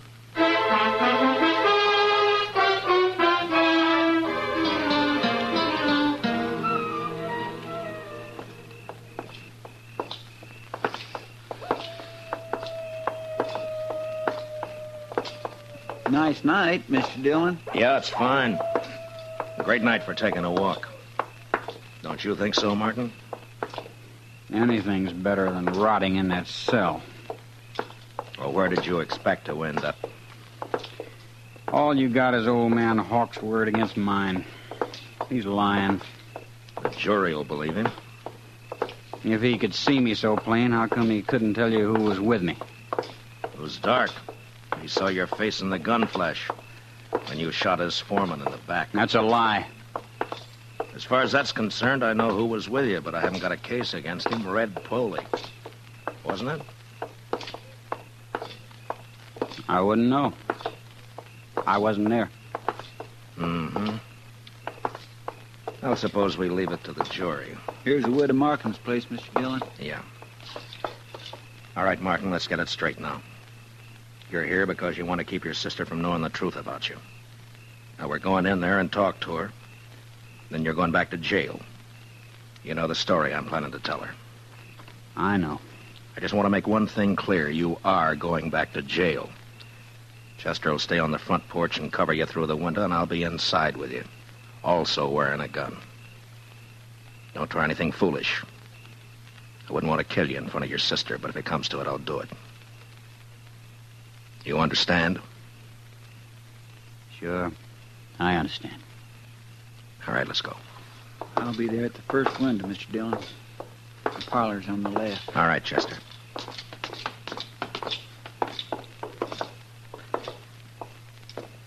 Heads up, Chester. Yes, sir.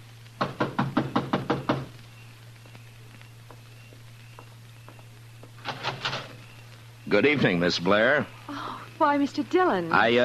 I've brought you a visitor. A visit? Martin. Hiya, Kathy. Oh, Martin. Oh, Martin. Here now. Take it easy. Oh, it's been so long. Oh, Martin, why didn't you write? Well, you know how it is, sis. Say, maybe we could all go inside, huh? Oh, of course. Come on in. Come in.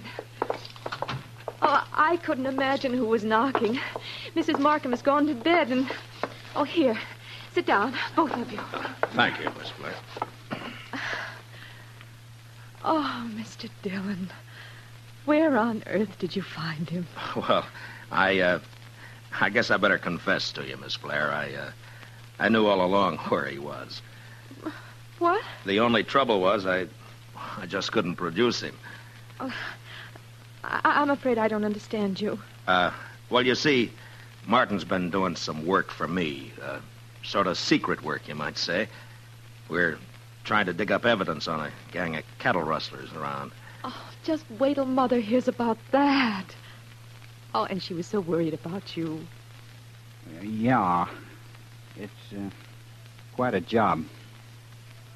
It's pretty hard for your brother to get away from the gang without stirring up suspicion. In fact, he's only got about an hour this evening. Oh? But you will manage more time in the next day or so. I'm afraid not, sis. I may not be able to get away again for a month. A month? In fact, I've been thinking it over, and I think the best thing you can do is to take a train back home right away. But I just got here, Martin. It's no place for you, Kathy. He's right, Miss Blair. Dodge City's no town for a girl alone. But I came all this way to see Martin. It's like I told you, though, sis. It may be a month before I can manage to get away again. Tell you what. After this job's finished, maybe I can get back east for a week or so. Oh, Martin, if you only could. We'd all be so happy. Well, I can't guarantee it, but I'll sure try. I'll admit I'm a little nervous here. Why, the very first thing Mrs. Markham showed me was a revolver she keeps hanging out there in the hall. In case of intruders, she said. Good heavens. Well, this is the frontier, Miss Blair. The law is still pretty much with the man who shoots first. Except sometimes. Yeah. That sounds awful. Martin, you will be careful, won't you? I'm always careful. I suppose I had better take your advice and arrange to leave in the next day or two. But meanwhile, we have an hour at least. Tell me about yourself, Martin. Tell me everything you've been doing.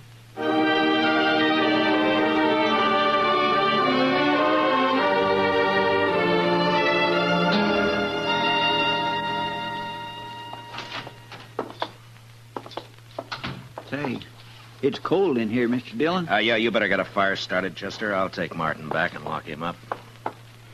I could use a little heat back in that cell. You got plenty of blankets.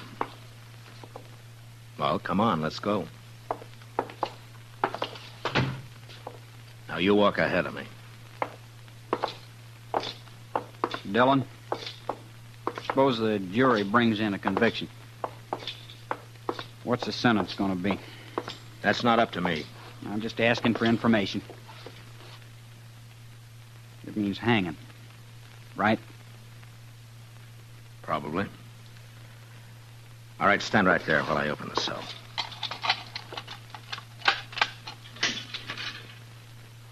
I don't want much to hang, Marshal. Nobody does. All right, Martin, get in. Slow and easy, Dillon. Put your hands up slow. Good. Now keep them that way. Where'd you get the gun? In the hall at Mrs. Markham's. I slipped it under my coat when I was kissing Kathy goodbye. I'll take your gun now, Dillon. Thanks. Feels good to be holding a pair of guns again. You won't be holding them long. Maybe. One thing, though. If you take me again, you'll have to take me dead. Any way you want it. In the cell, Dillon. Come on, move.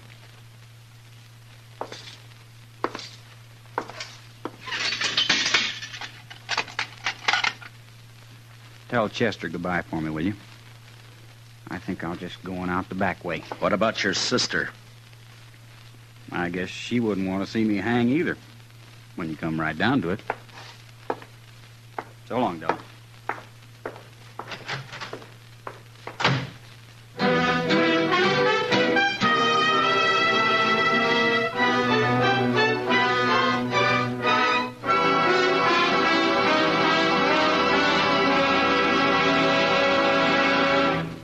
We will return for the second act of Gunsmoke in just a moment. But first, if you've ever had delusions of grandeur or a particularly soul-satisfying daydream, you'll understand the predicament of My Little Margie tomorrow night on CBS Radio.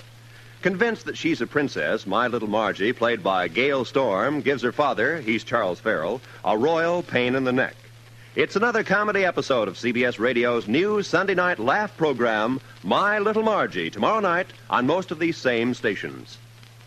Now for the second act of Gunsmoke.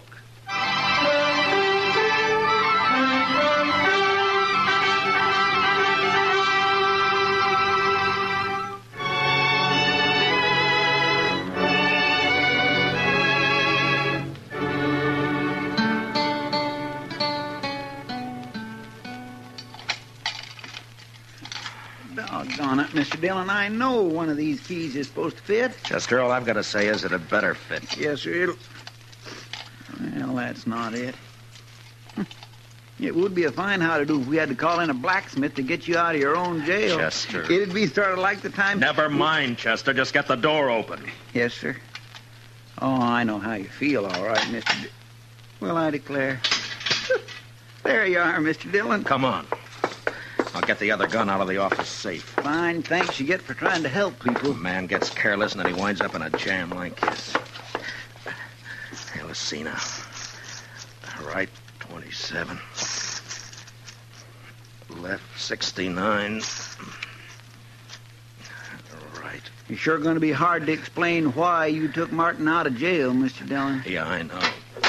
If he gets clean away, we're going to look pretty foolish. He's not going to get away, Chester. Yes, sir. 10-1, Martin will try to team up with his sidekick Polly before he heads out of town. Let's try the saloons first and see if we can pick up his trail. Yes, Mr. Dillon. Martin said we'd never bring him in alive, so don't take any chances.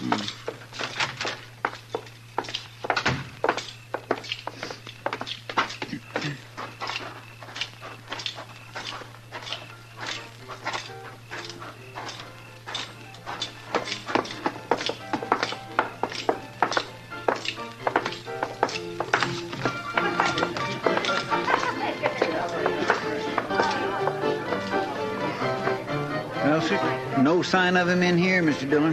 Not unless he's in the back room. Let's walk over toward the bar. That's bad business, Chester. Martin's already shot one man in the back.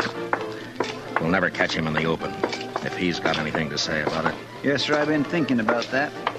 Kind of makes a man's spine crawl. Hiya, boy. Heavenly day. You act as though you were caught robbing a bank, Chester. I've always suspected Chester of having a shady past, kid. Have a drink, man? No, we haven't got time. We can't stay. We're looking for a fellow. By the way, who went bail for Boston Jack? What do you mean? Well, he was in here about 10 minutes ago. He was in here, huh? Yeah, he talked to Red Poley, and the two of them left together. I thought he must You be know out... where they went, Kitty? Well, no, Matt, I haven't got any idea, but they sure left here in a hurry. He broke out of jail, huh? There's 40 ways from Sunday they could have ridden, Mr. Dillon. Yeah, I know. But if they're not in Dodge, there's only one way they'd head. The Circle B. Yeah. Martin knows Hawks is the only witness I've got against him. Come on, Chester.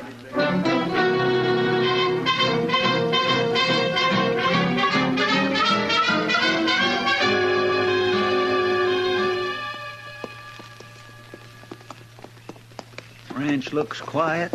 Yeah. Well, we've been making time. Maybe we outrode them. If they're even headed this way. Now, they better be. Hold it. Who's there? Somebody standing there at the side of the house. Yeah, I see. It's the marshal, Matt Dillon. Is that you, Ezra? That's right. Come on up, Matt.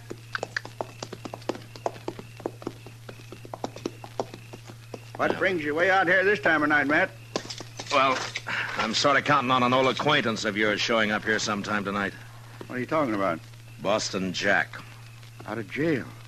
Matt, how'd that happen? Well, I doubt if it'd serve any good purpose to go into that right now. He hasn't been here, I take it. No. Matt, he's a mad dog, ought to be shot long time ago. I'd kill him on sight. Well, I came out here to make sure he doesn't kill you. Chester, put our horses in the barn. Get them out of sight, huh? All right, Mr. Dillon. And, you may as well stay there, Chester, and cover the yard. Yes, sir. Well, what about us, Matt? What are we going to do? Go inside the house and put the lights out and wait. That's all. Just wait.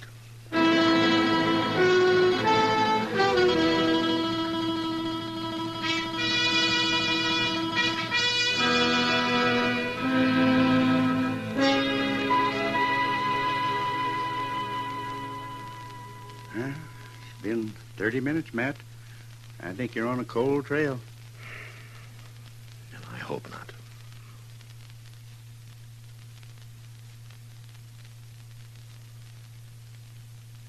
Yeah, you've had enough time to get here. Maybe not enough courage, though. They figure the odds are 2-1 in their favor. Shouldn't take much courage.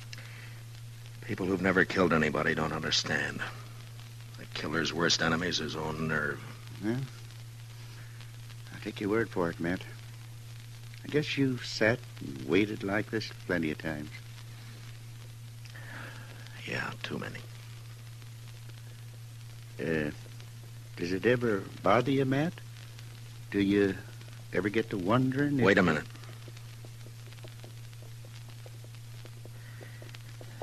Well, there they are, Ezra. Where, Matt? Over there by the corral. You see? They're walking the horses into the yard. Slow and quiet. Yeah. Yeah, I see them. What are you going to do, Matt? Go out and call them? Oh, they'll fire from the dark without no warning. Yeah, I know. They're getting off their horses. Gonna walk up here, I guess. All right, Ezra. Stay in the house and keep out of this. Chester and I can handle them. Well, Matt, good luck. Thanks. Martin, Polly, you're under arrest. Dillon! Be careful, Matt. Heads up, Chester. I dropped Polly. Martin's running into the corral. Yes, sir, I see him, Mr. Dillon. You're trapped, Martin. Now climb out of that corral. I told you how it would be, Dillon. Come on in and get me. Sure, Martin. I'm coming. Mr. Dillon, he's fired the hayrick. We ought to... Look, he's trying to ride the horse out.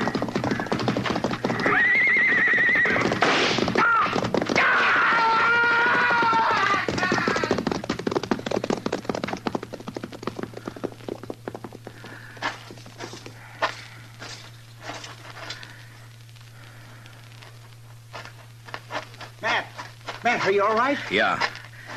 Yeah, I'm all right. Is he... You didn't shoot him, eh? No. He fell off right in front of the stampede. They went right over him.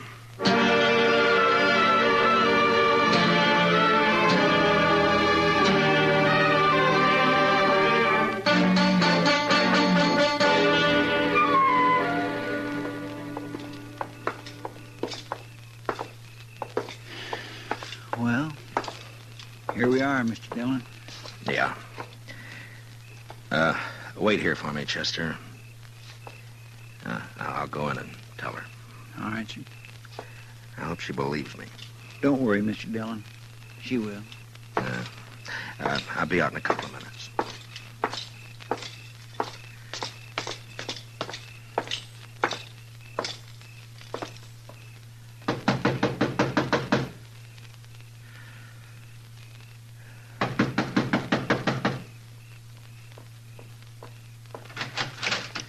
Evening, Miss Blair.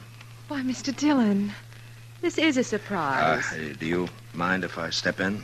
Of course I don't mind. Thank you. A friend of Martin's is welcome any... Mr. Dillon, is something wrong? I'm afraid so, Miss Blair. I've got bad news for you. It's Martin. Something's happened to Martin. Yes, ma'am. He's hurt. It's worse than hurt, ma'am. No. Oh, no. Martin was killed in a fight. Martin dead. If it's any consolation, Miss Blair, he died hard with all the odds against him. Martin never asked for favor. He fought a good fight. That's something to remember. Martin has always been fine and clean. He was just restless. People didn't understand. No, I suppose they didn't, Miss Blair. But he died on his feet, fighting. I guess that's the way Martin wanted it. Yes, I think so, ma'am. I suppose Miss Markham's here. I wouldn't want to leave you alone. Yes, she's here. I'll be all right, Mr. Dillon. Well, I'll come by and see you in the morning. If there's anything at all I can do. You've been very kind, Mr. Dillon. I'm grateful to you. I'm sorry about this, Miss Blair. Marshal, I'll be leaving tomorrow. Yes. Goodbye. Goodbye, Miss Blair.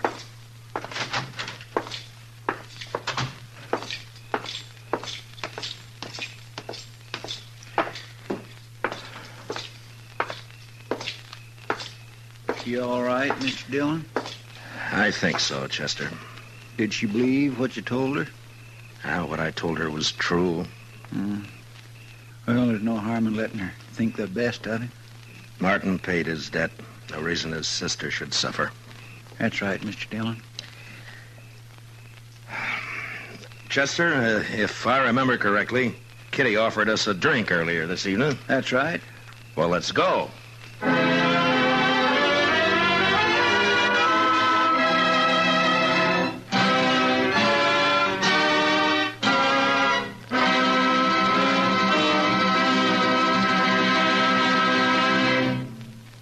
Gunsmoke, under the direction of Norman Macdonald, stars William Conrad as Matt Dillon, U.S. Marshal.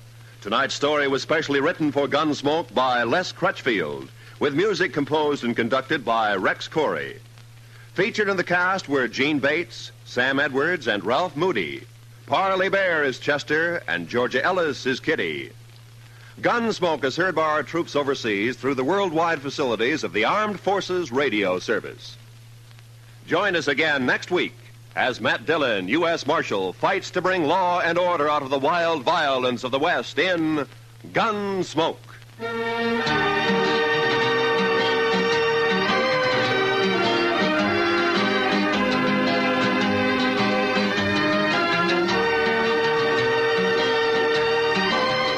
Eve Arden plays the wisecracking English teacher Connie Brooks of Madison High Sunday nights on CBS Radio. And when our Miss Brooks calls the roll on comedy, there's laughter enough for all takers. Sunday nights on most of these same stations, join Eve Arden as our Miss Brooks for high-class classroom comedy. This is Roy Rowan speaking. America now listens to 105 million radio sets and listens most to the CBS Radio Network.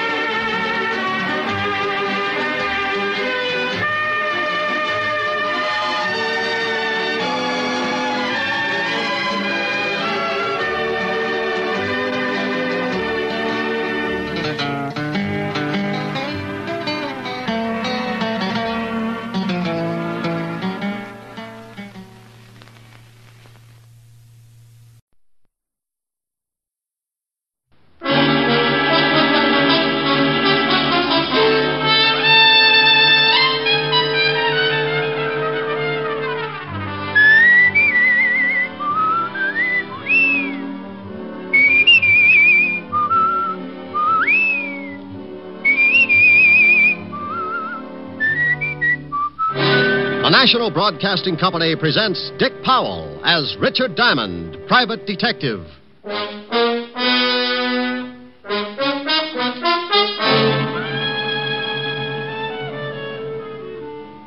Mr. Diamond, the reason you're here is because I want someone to talk to the mayor.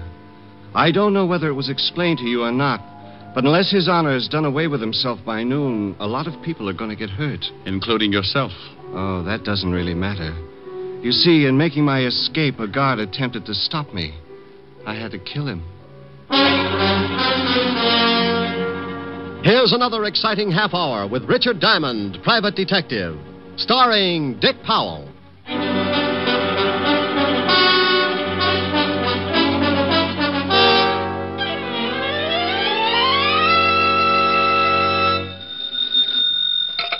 Diamond Detective Agency. There's no corpse like an old corpse. Oh, Rick, that's awful. Yeah, but what am I going to do? I can't be witty and handsome at the same time. Well, don't be greedy. Just concentrate on one of them. Oh, you're pretty nothing today. Why don't you come on over and we'll both try and improve? Shame on you. You know I've got to work. Oh, have you got a client? Well, not yet, but I've set bear traps all the way down the hall. Well, now that's silly. How can you be sure you'll catch a client? Well, I can't be, but, I get so lonesome up here with no one to talk to. It's fun setting broken legs. You're impossible. Diamond. Oh, my gosh. What's wrong, Rick? Those traps.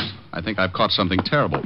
Diamond, I gotta talk to you. Who is it, Rick? Sergeant Otis says he's got to talk to me, but I'll be darned if I'll teach him how. Oh, say hello for me. Helen says hello, Otis. Tell her hello, then get off the phone. This is serious. Hey, what's with you? Somebody steal your catnip? Can't you stop being funny, Shamus? I mean it. This is serious. Helen, I'll call you back. Why, something wrong? Well, Otis looks worried, and he's making sense for the first time in 11 years. Oh, well, call me later and tell me about it. Bye. Bye. Now, Sergeant, what's on your pretty I little want you mind? to come down to the station with me in a hurry. Of course, you'll think this is a silly question, but why? You remember Louis Spence? Louis Spence? About 4 years ago. Caught him running around sticking dynamite under the homes of some of our city officials. Oh, yeah. Socialistic nut. Put him away, didn't they? Yeah, crazy as they come. Well, he's out. What do you mean he's out? If they cured his head, he'd still face a lot of years up the river. Oh, he ain't cured. Not a bit he ain't cured. You mean he busted out? Yesterday. Now, do me a favor and come on down to the station. Oh, wait a minute, and take it easy. What's going down to the station got to do with Louis Spence? He's down there with the lieutenant. Well, great. Put them both in fancy jackets and send them home. We can't. He walked in 20 minutes ago and asked to see the lieutenant. I didn't recognize him, so I let him in. Now we can't get him out. Well, why the devil can't you? He won't let us in, and he won't let the lieutenant out. He's sitting there holding a big bomb, and it's ready to go off.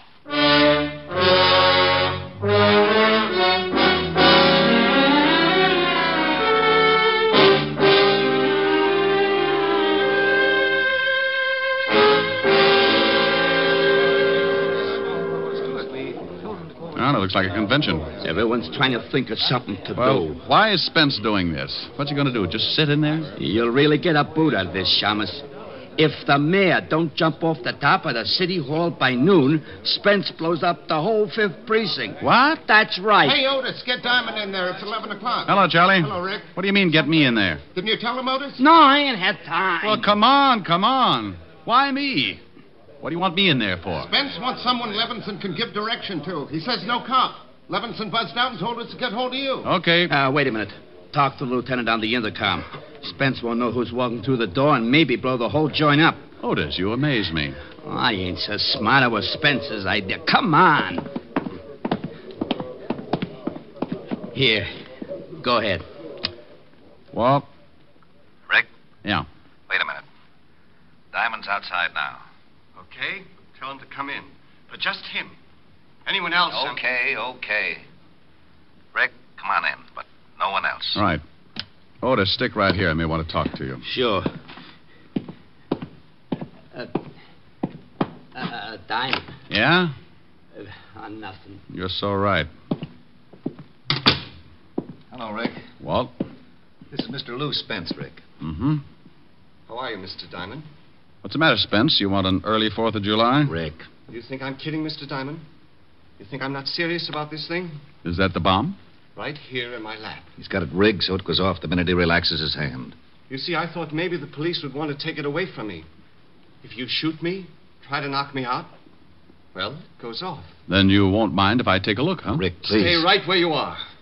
And I'll stay over here. Well, just as you say, Mr. Spence. Mr. Diamond, the reason you're here is because I want someone to talk to the mayor. I don't know whether it was explained to you or not, but unless His Honor has done away with himself by noon, a lot of people are going to get hurt. Including yourself. Oh, that doesn't really matter. You see, in making my escape, a guard attempted to stop me. I had to kill him. He split his head open with a crowbar. That's right. Oh, mind if I sit down? Not at all. But it's 4 minutes after 11. I hope you don't plan on staying too long. Cigarette? No, thank you. You look like a pretty reasonable guy, Spence. Well, thank you. It's too bad Lieutenant Levinson didn't think so when they arrested me. Now I'm going to have to show him I'm not as insane as he thought I was. Oh, well, you'll have to excuse that, Spence. Walt thinks everybody's a little, well, you know, even me. That's very interesting. Oh, and with good reason. Ever take a look at his sergeant? Mr. Diamond, when the lieutenant arrested me, I was putting an explosive under the mayor's house. He stopped me in my first attempt to rid the community of a political Judas.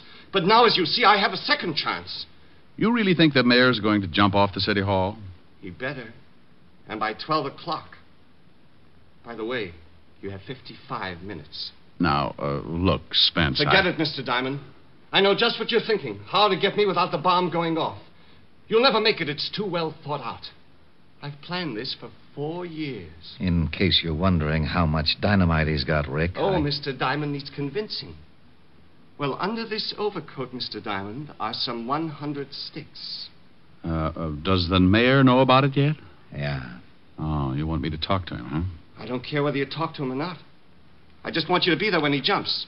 Swell. And just because you come back and tell me he's jumped, that isn't enough. I want his body in this room. Walt, I don't know what to say. Don't say anything, Rick. Just get out of here. I'm sorry I dragged you over, but I needed time. You still do. It's 54 minutes to 12. Clear the building, Rick. Yes, do that, Mr. Diamond. I think the lieutenant is going to make a hero of himself. Look, Spence, I've got till 12 o'clock, haven't I? Unless someone tries to get me. Oh, well, good. Well, then sit tight, Walt, and give me till 12. Okay, Rick. I hope you spend the time wisely. I'm sure you'd rather see the mayor die than your best friend. Oh, Spence, if you forget about this, they'll probably just put you back... Goodbye, Mr. Diamond. 53 minutes. Okay. Walt? Go ahead, Rick. Like you said, 53 minutes. Goodbye, Mr. Diamond. Come back soon. Otis. Yeah? What's going to happen? Clear the building. Well, what about it, Rick? Lieutenant wants the building cleared. Okay, come on, you guys. Levinson says clear the building, so we clear the building. Good luck, Rick. Thanks, Charlie. Okay, what do we do? I don't know. What do you mean you don't know? It's 10 minutes after 11. In another 50 minutes, this whole building is going to get blown higher than a kite. Okay, do something. Huh? Well, go ahead. Well, You see, Otis, you're in just as tough a spot as I am. Yeah, but you're smarter than I am. You can usually come up with something. Well, usually my problems are a puzzle, Otis. Spencer's a problem and a puzzle. I don't know about guys like him. Well, for Pete's sake, who does? Well, that's an idea. Huh? Stay here and keep close to the intercom. Don't let the lieutenant get any crazy ideas. Hey, wait a minute. Where you going? You're acting screwy. Well, Otis, I'm going to go see someone who takes care of people who act screwy sometimes.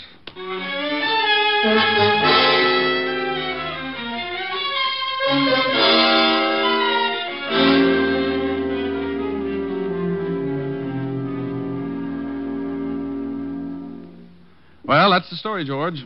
You're a psychiatrist. What do I do now? Well, we solved your problem with that little blonde dancer in Flatbush. Maybe we can do something about this. Of course, she didn't have 100 sticks of dynamite. Oh, she didn't, huh? What do you think I talked about for 6 weeks on that couch over there? Look, George, this isn't anything like that. This is a real mess. Now, Rick, take it easy. It's only a mess because you're used to working with something that has a pattern. Maybe not at first, but you know there's one there and you set out and find it.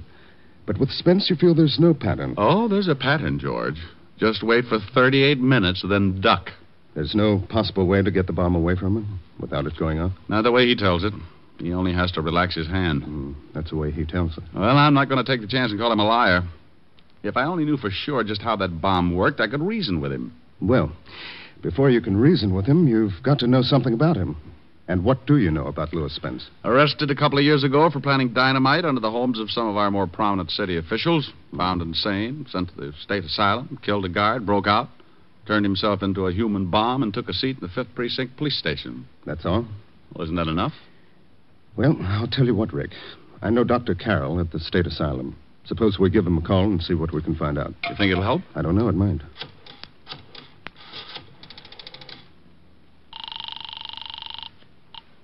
Long distance. Operator, this is an emergency. This is Dr. George Thacker, and I want to speak to Dr. Robert Carroll at the State Asylum immediately. What was the name again? Dr. Robert Carroll. One moment, please. It'll be a minute, Rick. What time is it? 25 after. You got another phone here, George? Yes, I've got several lines in the other office. Good, I'll make a call. Let me know when you get Dr. Carroll on the line. Operator, would you please hurry? I hate the use of the expression, but this is a matter of life and death. You're on my line, Rick. Use the other phone.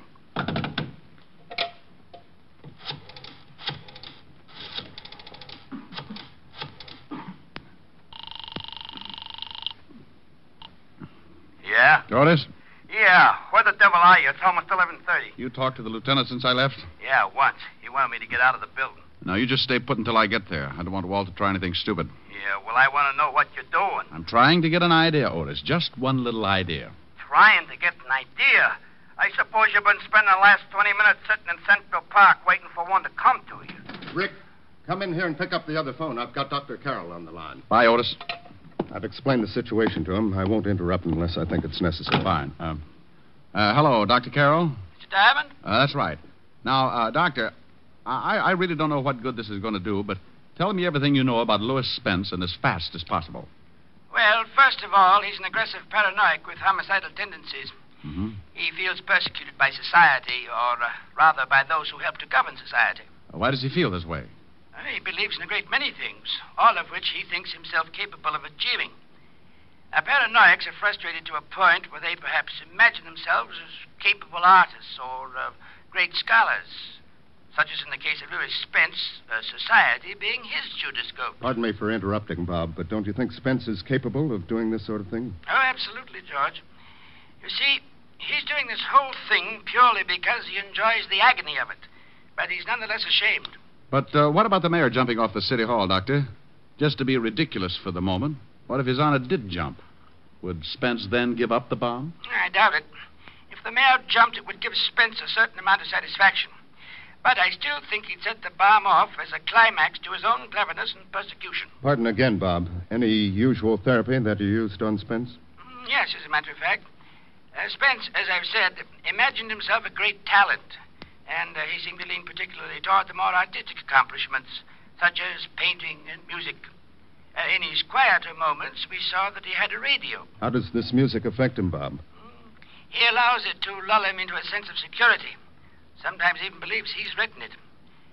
You see, Mr. Diamond, he believes that his environment is against him, that it is trying to debase, degrade, and persecute him. He fights off any acts of moral turpitude by becoming the thing he imagined. Oh, I hate to break it up, boys, but it's 25 minutes to 12. I've got to leave. Thank you, Doctor. I hope I've been some help. Well, you've given me an idea anyway. Goodbye.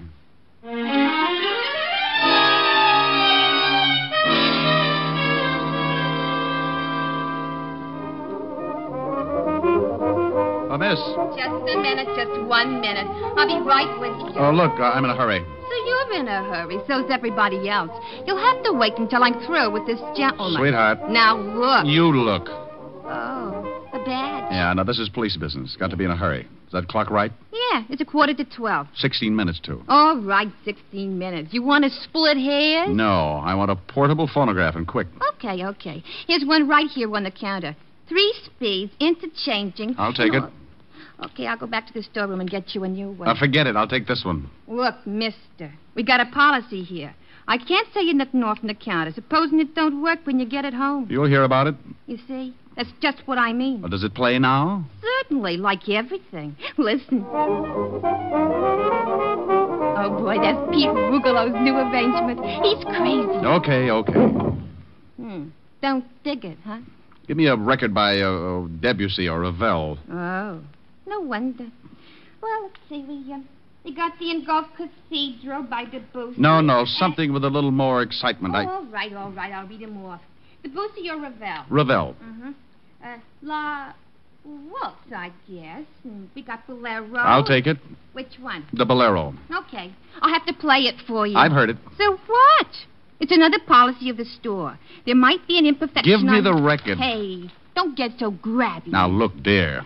You want me to have you locked up for obstructing justice? Huh? Well, unless you give me that record and this machine, this one right here, I'm going to snap the cuffs on you and haul you down to headquarters. Oh. You want me to do that? Well, you can't. All right. What's your name? Well, take the machine and the record. Thanks. And charge it to Lieutenant Walter Levinson, 5th Precinct, Homicide Division. If it works, you get paid. If it doesn't, don't even bother sending over a repairman.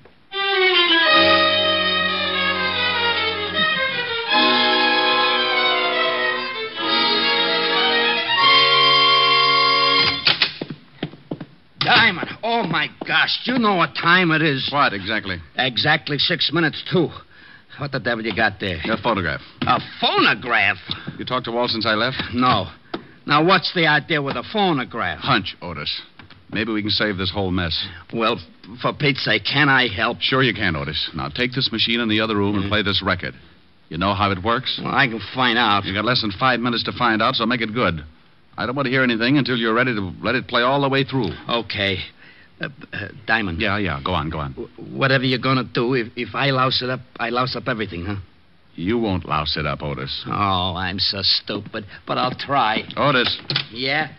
You don't have to wind it. Just plug it in. Oh, yeah. I heard about them kind. All right, then get going. Okay. Yeah? Walt, it's Diamond. What's up? Careful, Lieutenant. Oh, I'm getting sick of this. Walt. Yeah? Relax. I want to come in. How about it, Spence? By all means. Have Mr. Diamond come in. All right, Rick.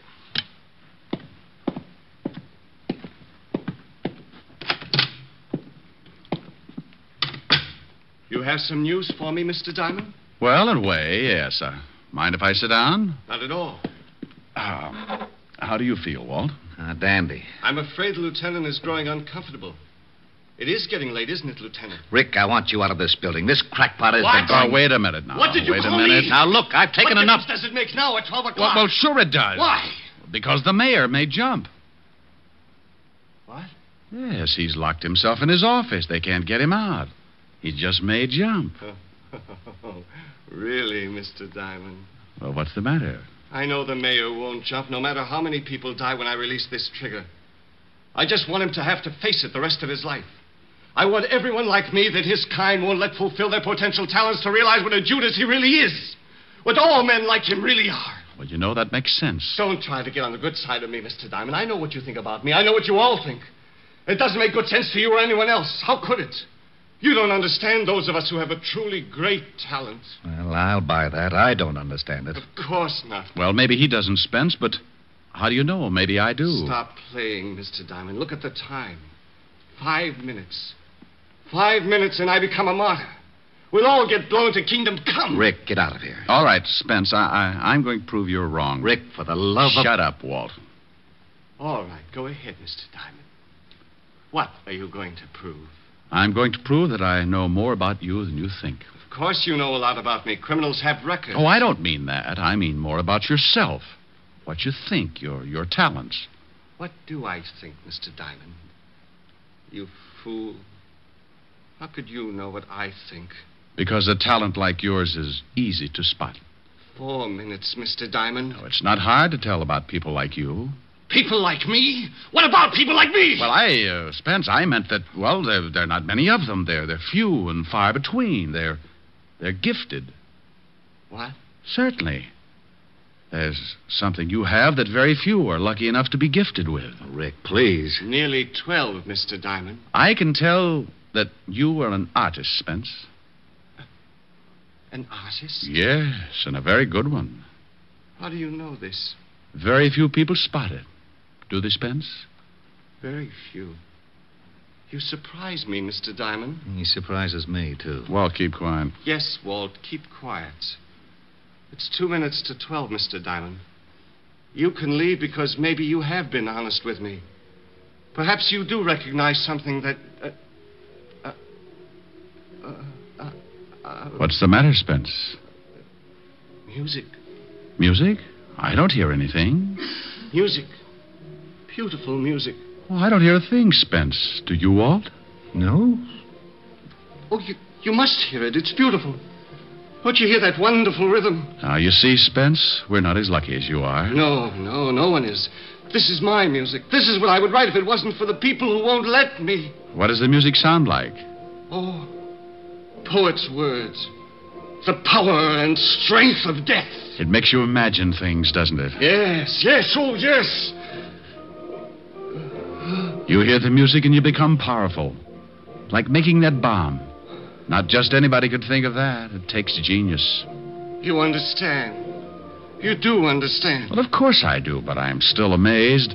There you sit with the power of life and death in your hands, and no one can do a thing. It must be wonderful. It is. Like the music, it's wonderful. In seconds, we'll all be torn from our earthly bonds, taken away from this dirty, filthy world to a place of clean, wonderful things like that music. No, but you're an artist. How could you ever take a thing like that bomb and put it together? A thing like this bomb.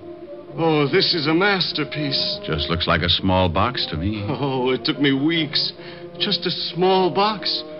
Oh, no, you see, if my finger relaxes... Yeah, I know about that. But this took genius. It's not just relaxing my finger. It's how I put it together so as to get the required result. It's like the hammer action on a gun, but it's reversed. Well, I'll be darned. You mean when you release your finger, that makes the hammer fall? I can see you appreciate things of genius. I wish you could hear the music, too, Mr. Diamond. You'd really appreciate that. It's so wonderful. Well, tell me more about the bomb. When you release your finger and the hammer falls, what does it hit? Well, that's a simple part. I'm surprised at you. I just wanted to hear you tell me. After all, you invented it. Yes. It strikes a cap. It's that simple. Simplicity can be beautiful. Don't you agree? Absolutely. Listen to that music. It builds and builds. Tell me, Spence, what would happen if something got in the way of the hammer? I mean, between the hammer and the cap. Nothing can. There's nothing big enough in the box that the hammer wouldn't tear right through. Simplicity, Mr. Diamond. I'd sure like to take a look at it. Of course. There's nothing you can do. So by all means, look. Well, you've got glass over the end of the box. That's right. See my finger on the trigger? If I release it, that hammer falls and strikes that cap. Why the glass? So I could look in when I set it and see that everything was all right. Oh, that's very clever. That music is getting so big, I can't think. What time is it? Plenty of time, Spence. Yes. When the music finishes. It's nearly done now. Wow. I thought you said you couldn't hear it. It's a phonograph from the other room, Spence. What? Tell me, Spence, what happens if I jam my hand through that glass between the hammer and the cap? What? That music. That music. Got him, Ork. Got him. Let me go. Honest, you don't understand. You cheated. You did lie. Let me go. Well, that does it. Otis, take him away. With pleasure. And you, Rick. Yeah? How'd you know that music would work? How'd you know you could stop that hammer? How'd you know you wouldn't... Oh. Did you hurt your hand? Well, of all the... Well, did you? No. Well, all right. You just bet it is. Goodbye.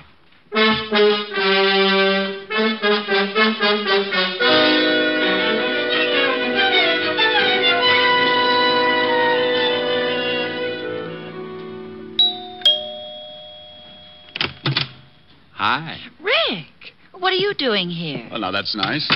Stop by my place some afternoon and see what kind of a welcome you get. Oh, I didn't mean that. I meant, what are you doing here so early? Well, things were getting boring. I thought I might come over and beat you up or something. Oh, now, isn't that sweet?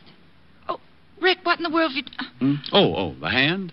Oh, it's nothing. I know, Red Heart, but what did you do to it? Well, I kind of hurt it. Yes, I can see that, but how? Playing the piano. Oh, how could you hurt your hand playing the piano? Well, you know how I live my songs. Mm-hmm. Well, truthfully, I was singing The Brother of the Wild Goose, and I got to that part about a wandering foot or a heart at rest, and while I was trying to make up my mind, my heart was resting, but my foot wandered up on the keyboard and stepped on my hand. And stepped on your hand. That's exactly what happened, yeah. Well, I think you've got that bandage on just so you won't have to sing anything. Honey, have you ever seen me not want to sing? Well, sometimes it's a struggle. I don't even know whether I can play or not. Well, why don't you find out? After lunch. Before lunch. Before lunch. Well, maybe I don't need that finger. Go on. Love is a flower that blooms so tender, each kiss a dewdrop of sweet surrender. Love is a moment of life enchanting, Let's take that moment that tonight is granting. There's no tomorrow when love is new. Now is forever when love is true. So kiss me and hold me tight. There's no tomorrow. There's just tonight. You like that? Oh, so pretty. Thank you. Oh, that reminds me. We're having spaghetti for lunch. Oh, good.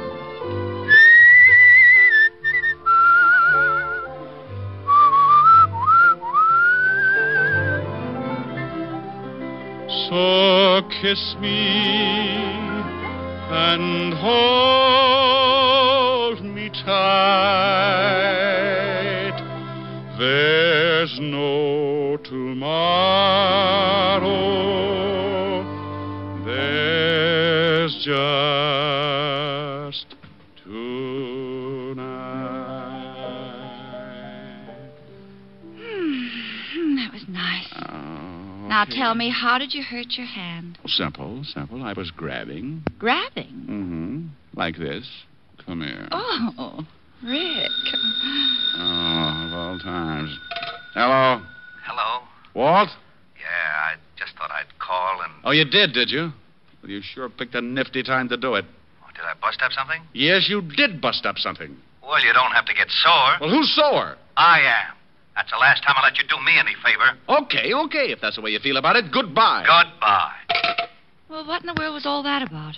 Oh, well, honey, you see, it's like this. Walt got in some trouble, and I helped him out of it. No, you see, I don't want him to feel obligated. But, well, that's not actually it. He doesn't want me to know how he really feels. What am I trying to explain it for? I don't understand it myself.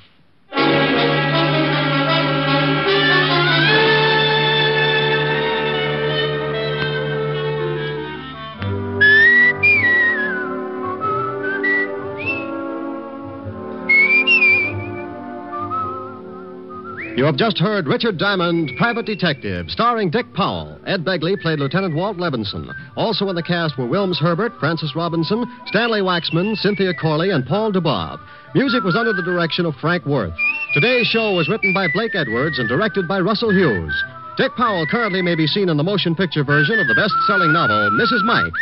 This is Eddie King inviting you to be with us next Sunday at this same time, when we will again bring you Dick Powell as Richard Diamond, Private Detective.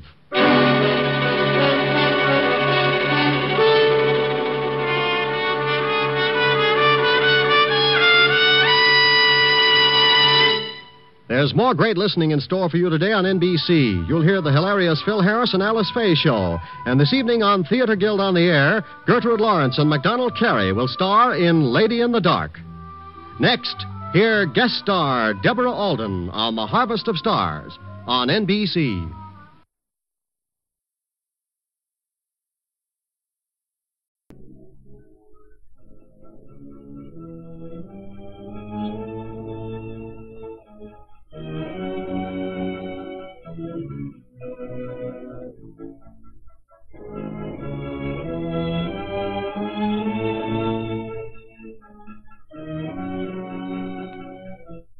Ladies and gentlemen, today's Shadow Adventure starts in just a moment. And as usual, it is packed with hair-raising thrills. But none can compare with the thrill and relief that comes from being saved by a Silvertown stop in wet weather driving emergencies. What you need between your car and rain-drenched pavements are the new Goodrich Safety Silvertown tires with the Lifesaver tread. This truly amazing tread actually dries wet roads, protects you against that hazard zone of motoring where a slippery film of water on the road may make complete control of your car almost impossible. That's because the never-ending spiral bars of the Lifesaver tread act like a battery of windshield wipers. They sweep the water right and left, force it out through deep drainage grooves, make a dry track for the rubber to grip. For safety's sake, make your next tires Goodrich Safety Silvertown.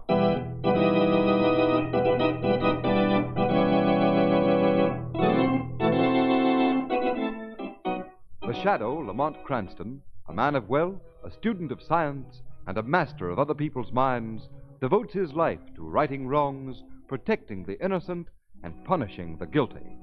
Cranston is known to the underworld as the Shadow. Never seen, only heard, his true identity is known only to his constant friend and aide, Margot Lane. Today's story, The Old People.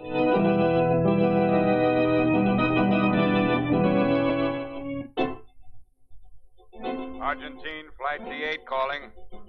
Argentine, Flight D8 calling. Go ahead, D8. Position approximately 80 miles southeast headwaters of the Amazon. Flying 9,000 feet. Visibility good. Airspeed 210. Next report at 4:30. Next report at 4:30, that is all.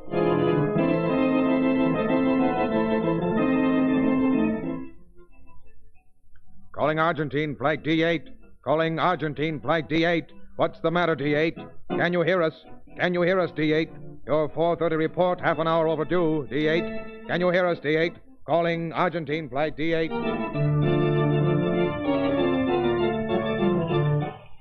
Second airliner disappears in South America. Second airliner disappears in South America.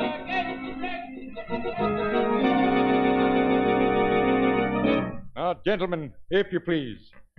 In spite of the disappearance of two planes, D7 and D8, as superintendent of this airline, I insist that every effort must be made to establish air contact with South America at once. Consequently, I am sending one more plane to the Argentine in the hope that it will succeed where the D7 and the D8 failed.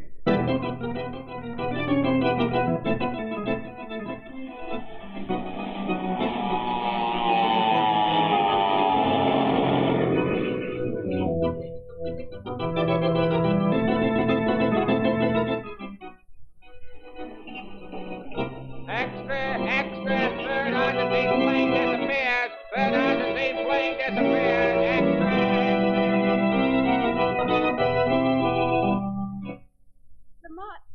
Lamont, are you still craning over those maps?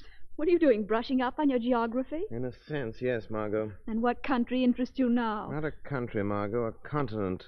South America. Oh, those Argentine planes that disappeared. You're thinking of them. Exactly. There's something very unusual about their disappearance. What do you think happened to them? It isn't probable that three planes, manned by the finest pilots in the world and flying over a well-marked course, should disappear unless they were made to disappear. Made to disappear? Exactly. I'm convinced something other than natural causes made them disappear. But what? That's what I'm trying to figure out. It's possible they received some message over their radios that took them off their course. Caused their disappearance. But how will you find out for sure? By following the course of the three planes that disappeared. You mean go to South America? Exactly. I'm going to persuade the airlines to send through one more plane for the particular convenience of the Shadow. So you're planning to go down the Amazon River? Yes, I'm going to pay a call on Superintendent McWade of the airlines and persuade him to send one more plane through to the Argentine. I, as the Shadow, will be its sole passenger. Oh, no, you're wrong, Lamont. Wrong? Yes. You and I will be its sole passengers.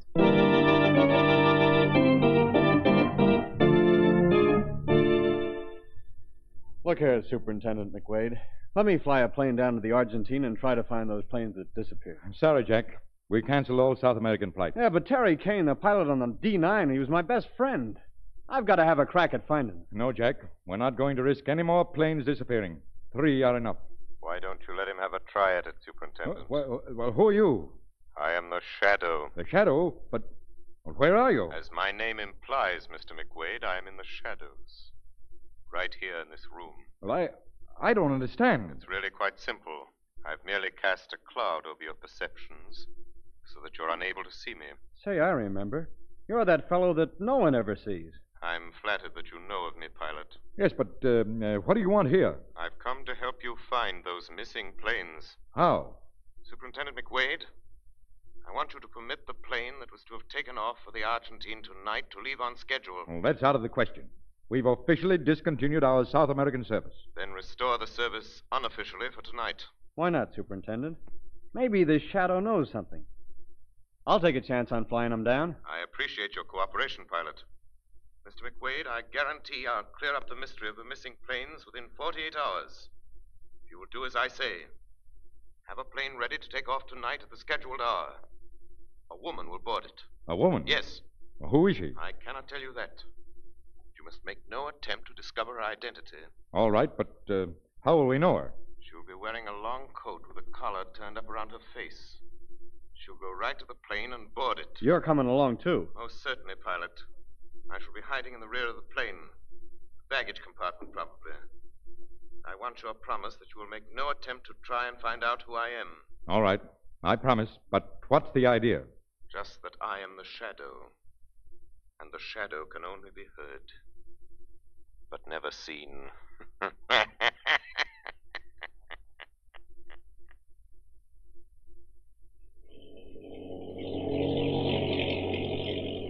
Margot, keep your collar up. The pilot can't see you. It's turned up, Lamont. Just passed over the headwaters of the Amazon. Whatever's going to happen should happen soon. Tell the pilot to watch his course carefully from now on. All right, Lamont.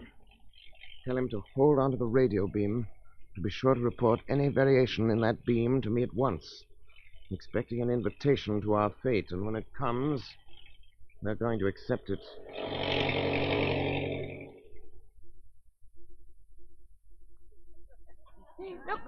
Look, Imperatore. He makes a young American old like us. Imperatore, he is a great man. Young American, he cry like baby. Imperatore hates all young people. No, don't you, Bean. Get away. No good screaming. Nobody can hear you down here by the Amazon now. No American ever come by the South American jungle lest I, Anton Freeman, make him come here.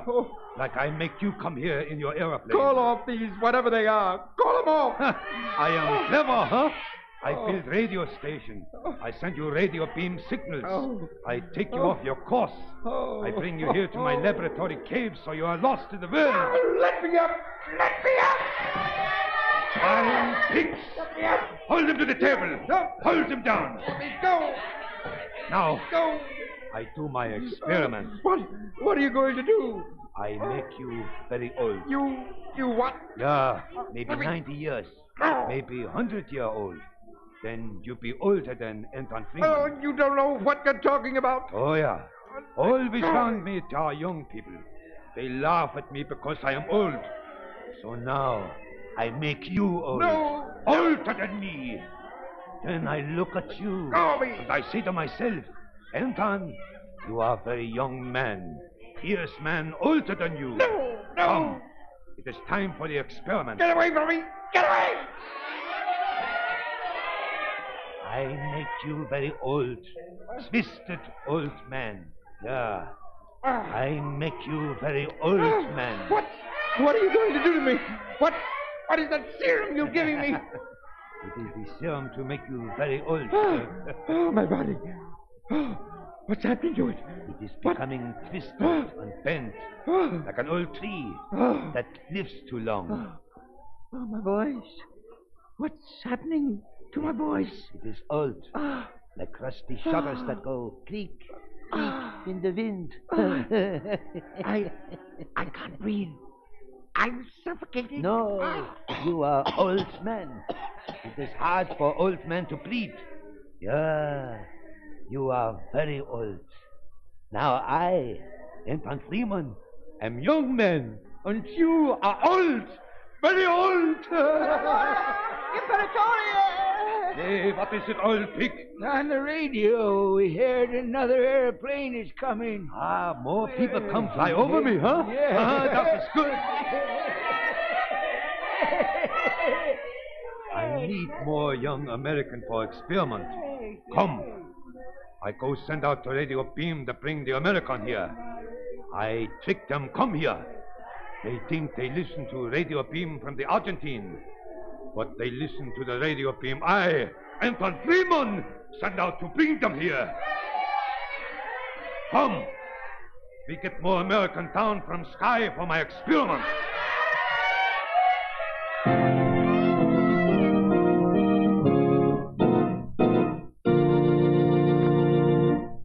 Ladies and gentlemen, While you're waiting for the climax to the Shadow's exciting story, let me ask you one or two very important questions. Are your tires safe? Have you ever experienced that sickening feeling that comes when a car skids out of control? Do you realize the havoc that one blowout can play with life, limb, and pocketbook? The Shadow knows. It may take just one skid, just one blowout to end your driving days for good. Yes, riding on flimsy, unsafe tires is a mighty big gamble. You may win, but suppose you lose. Don't gamble. Have your car equipped with those amazing new Goodrich Silvertowns? Because this new kind of tire has what it takes to keep you and your family off the accident list. Inside, it has the famous Golden Ply blowout protection that has already saved thousands of motorists' lives. Outside, every new Silvertown has the sensational Lifesaver tread that gives you the greatest skid protection, the quickest, safest wet road stops you've ever had in all your driving days. Yes, the new Goodrich Safety Silvertown is really two great tires in one, but it costs you nothing extra, not a penny. Why guess about the condition of your tires? For safety's sake, ride on Goodrich Safety Silvertown.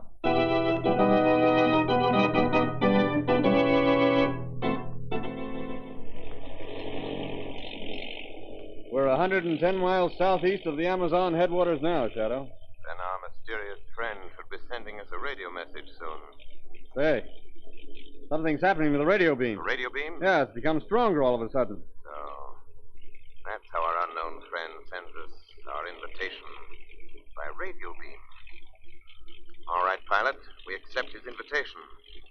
Follow the beam signal he's sending. Yes, Shadow. Let us start down now. Okay. Hope I can find a dime to land on. Look, down there. I thought so. The three planes that disappeared. Say, my hat's off to you, Shadow. You sure picked a spot. Plenty of room to land, isn't there, pilot? Well, not as much as I'd like.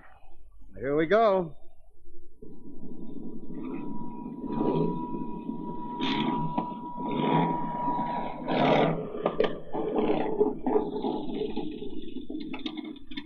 Nice landing, pilot. Oh, thank you, lady. Holy smokes. Look out that window. Look at them. Dozens of tottering old men and women. Hey, that one there, I know that face. That's the face of Terry Kane, an old buddy of mine. Are you sure? Sure, I'd know his face anywhere, only what's happened to him? He was 6'4", and now he's little. His features are all shrunken up. Why, Terry couldn't have been more than 30, but now look at him. Why, he's old as Methuselah. All these men and women, all of them must have been transformed into bent, broken old wretches by some monster. They're breaking into the plane. Hey, I'm going to try to take off. No. Got to find out what's behind all this. Open the door.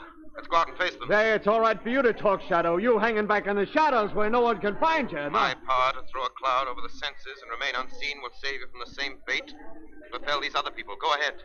Open the door. I'll be with you.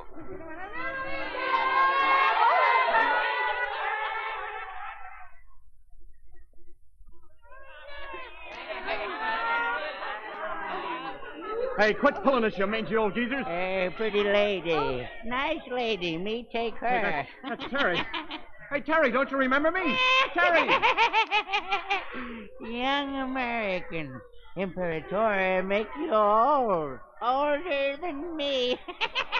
Than me. Terry have pretty lady. Terry, Terry, you remember me.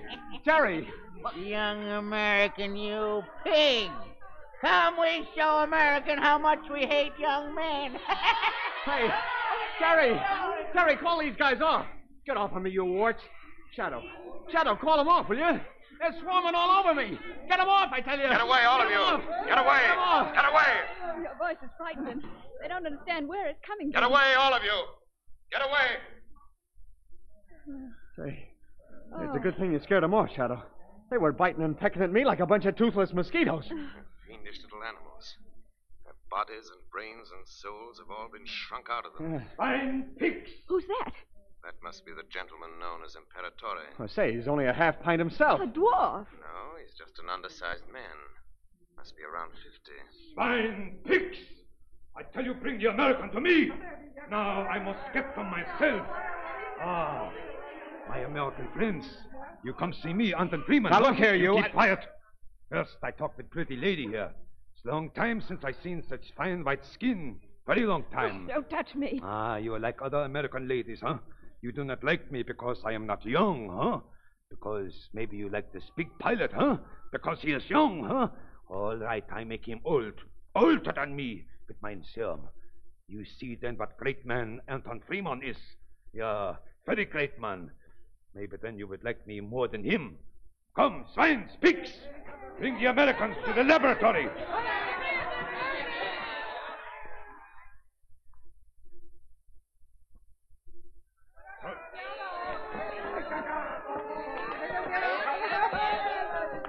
Throw the American on the table. No, you devils can't do this to me. Hey. Let me up. Look at the useless struggles Let me up, Adam. the young American. Even a young American can do nothing against all the bent-over old men. Huh? Where's your great friend, the Shadow, now, lady? I thought he was going to make everything all right.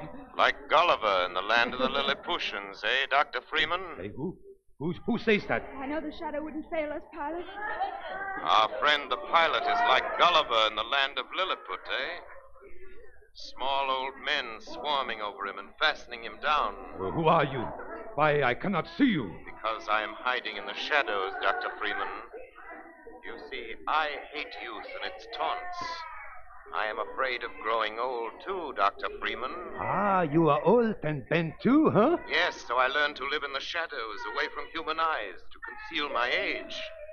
Ah, but what I would give for a serum like yours, to avenge myself for the scorn of robust young people by making them older than I am. Ah, you know about my serum, Yes, and I know how you can shrink the bodies of these people you make old, as primitive people used to shrink the heads and bodies of corpses. You're a brilliant scientist, Dr. Freeman. Yeah, all by myself I found the serum. Here in the jungle, away from where there are young people. Ah, but they find me here too, those young ones. With the aeroplanes? Yeah, they come flying over me here. So you installed a radio transmitter and sent out radio signals, tricking the planes into flying here, getting lost. So they'd have to make forced landings. Yeah, that is right. And when they landed, I captured the people inside of them and made them into old, bent creatures like you see here. Can they ever be restored to what they were? Never, never. Aren't you afraid they might turn on you, these hideous wretches? Oh, no. You see that switch on the wall? I only have to unlock it with this key and I wear on my belt. I turn the switch on. I escape, and in a minute, I have ton of dynamite destroys the old people. Brilliant, Doctor. Brilliant. Yeah. I show you now with the pilot how brilliant I am. Hey, get away from me. Dr. Freeman, so brilliant a scientist as yourself must have other medical wonders he's discovered. Ah, yeah. Still another serum I have. Another serum? To do what, Doctor? A serum to make little men big. To make little men big? Yeah.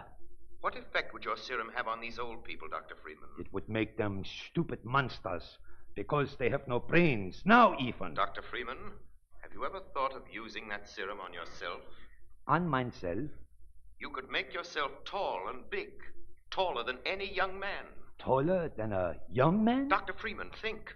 Supposing you were to take the serum yourself, making yourself tall and strong. Yeah. And then, supposing you transformed all your old creatures into monsters. Why, with your brains and their strength, you could conquer the world. Yeah, you are right. Think. The tall and handsome Dr. Freeman. Yeah. Able to conquer the world. Yeah. Think of it. Come. Try it. Yeah, but can I give the serum to myself? A great surgeon like yourself can accomplish any miracle, Dr. Freeman, even to giving yourself an injection of the serum. Ah, you are right. It is right in this bottle here. Good. There's a mirror on the wall. Stand before it and give yourself the injection. Yeah, but... Think. Master of the world, Dr. Freeman. Yeah. Certainly that's worth any effort. A little pain. Oh, yeah, you are right. I will do it. How do you start? I show you. I fill this glass tube with the serum. Oh, no, I cannot do this. Come. There's no time to hesitate. The whole destiny of the world is in your hands. Master of the universe. Yeah, I will do it. Now what? I inject the serum. I am, you see, I am growing, you see.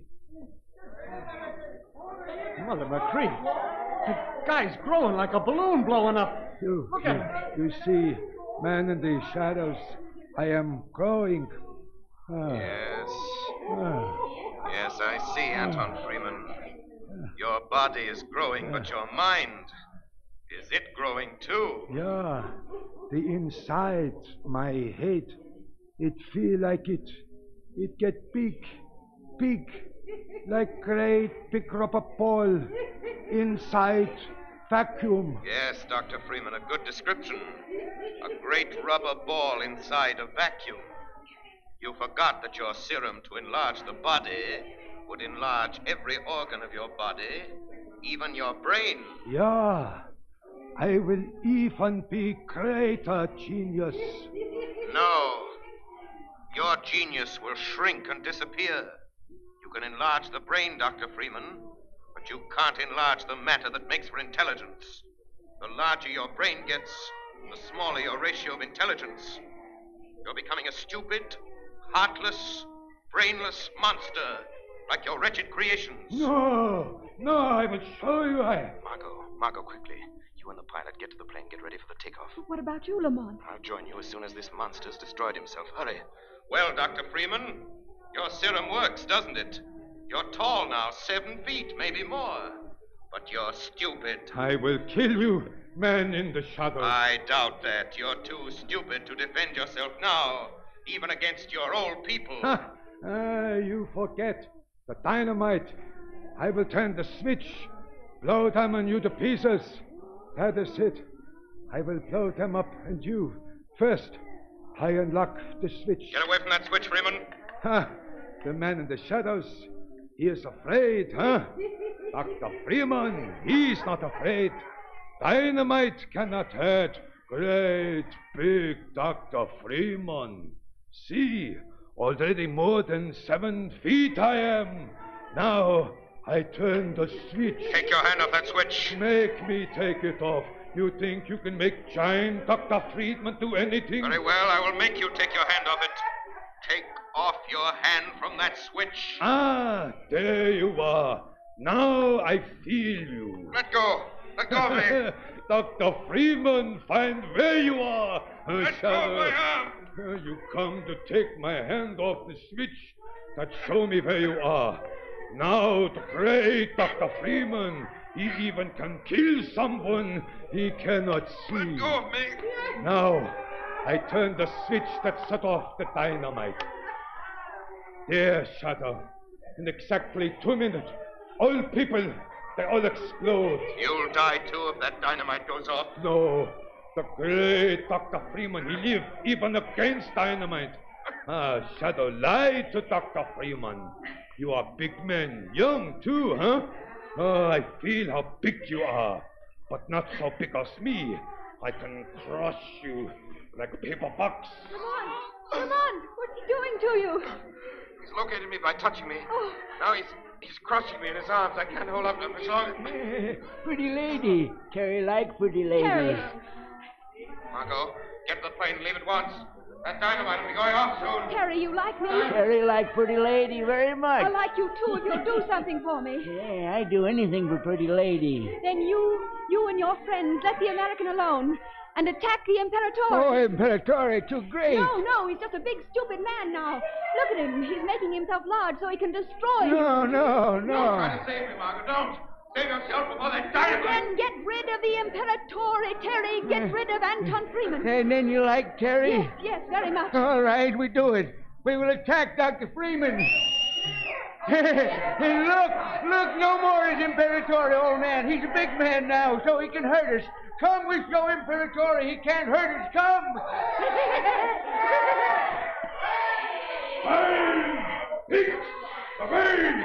Come, we show Imperatore how much we hate him. Come on. Hey, Chris, you bite me. You stop biting me. You bite me. Stop biting me. Margot, here with you. Oh, thank goodness, Lamont. You made those wretched wretches attacked Freeman, he had to let me go. Hurry, let's go to the plane. The pilot's out there now. Another minute or two with his arm strangling me, and I'd been finished. I'm afraid I rather overestimated my strength against the strength of a monster. His arms were like bands of steel. The pilot's ready to take off. Into the plane, quickly. Are you in, Shadow? Yes, I'm with you. All right, pilot, take off. But what about the old people? More merciful that they perish, Margot. It's better that the poor wretches be removed as a scourge from the earth. Okay, here we go. None too soon, either. Just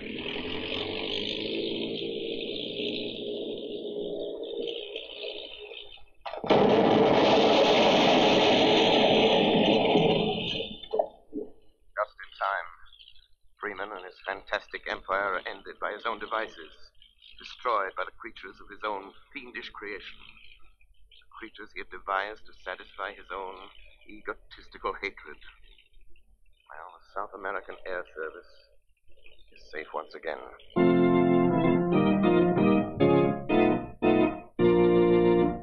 You have been listening to a dramatized version of one of the many copyrighted stories which appear in the Shadow magazine, now on sale at your local newsstand.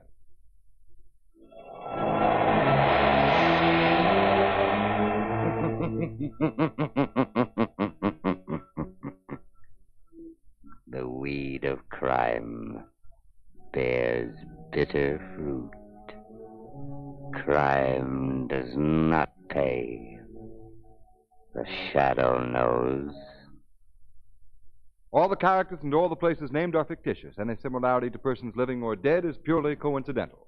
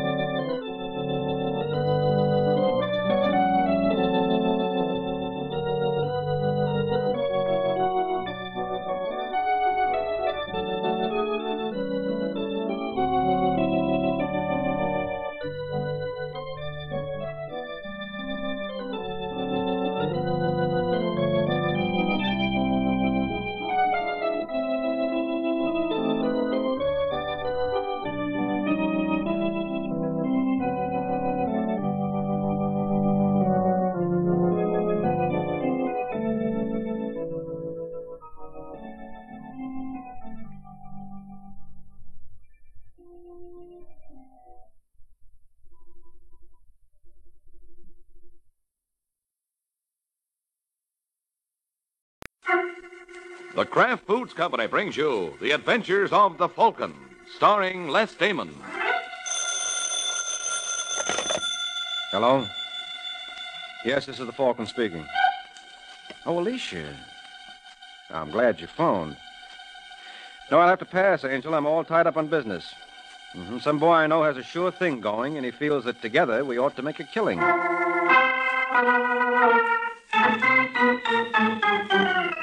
This is Ed Hurley, friends, inviting you on behalf of the Kraft Foods Company to listen to The Adventures of the Falcon.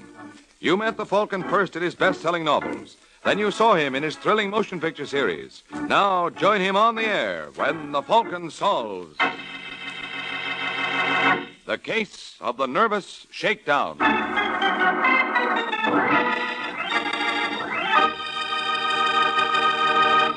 Before the Falcon solves tonight's case, let's listen to this. Miracle Whip. Has a flavor so pleasing. Miracle Whip. Tastes so lively, so teasing. Miracle Whip. Only one of its kind. Miracle Whip. Best salad dressing you'll find. Miracle Whip tastes really good. Not too sharp, not too mild, but just exactly right. And Miracle Whip tastes different, too. Different from any other salad dressing. Try it yourself. See why it's America's favorite salad dressing. The one and only Miracle Whip.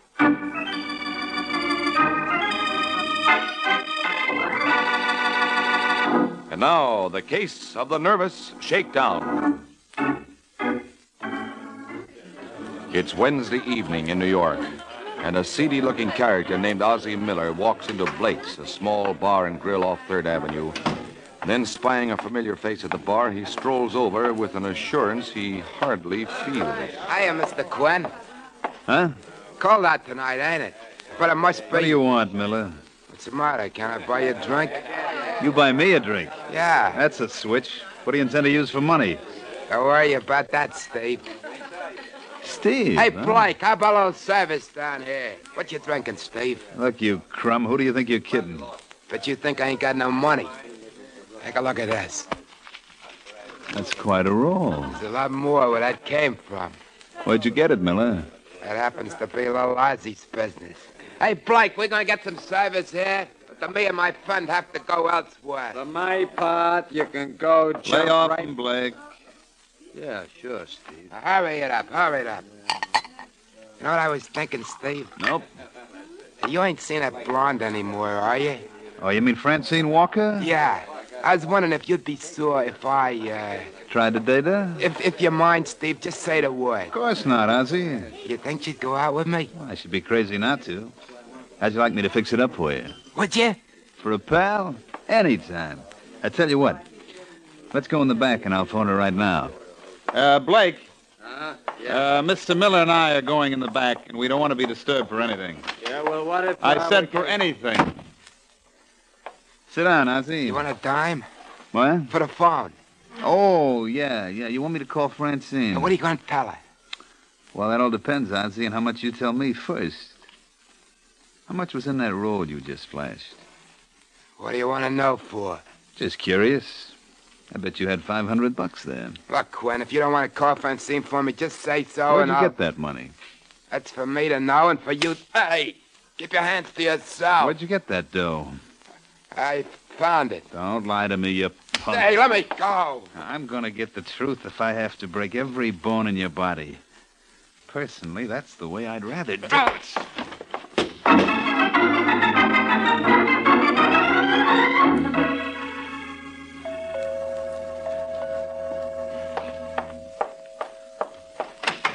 Yes? Say, this is going to be more fun than I thought. I beg your pardon. Are you Laura Sherman? That's right. Well, I'm very glad to know you, Miss Sherman. My name is Steve Quinn.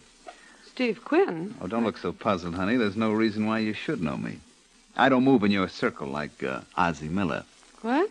Well, you know Ozzie, of course. He's a swell guy. Hey, why don't I come in? Hmm? I can think of 100 reasons, Mr. Quinn. Oh, you don't really mean that.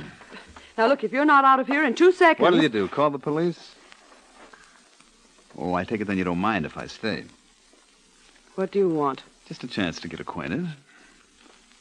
Hey, that's an original Picasso up over the fireplace, isn't it? How would you know? Oh, you'd be surprised at the things I know, Laura.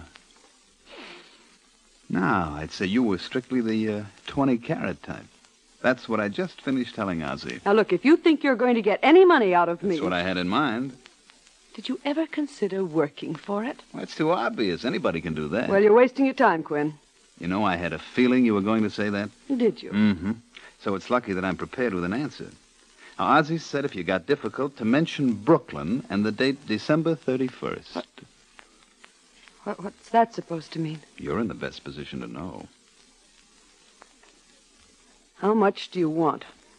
A check for $1,000. I can't afford it. Not if I have Take to... care of Miller? Oh, don't you worry your pretty little head about him. He won't bother you anymore. Hey, you want a pen? Now, be honest. Isn't it nicer to deal with me than Ozzie? I think I'd rather be blackmailed by him. You'll get used to me, Laura. If you don't, it'll be my own fault, because I'll certainly give you every opportunity. Oh, make that payable to cash, if you don't mind.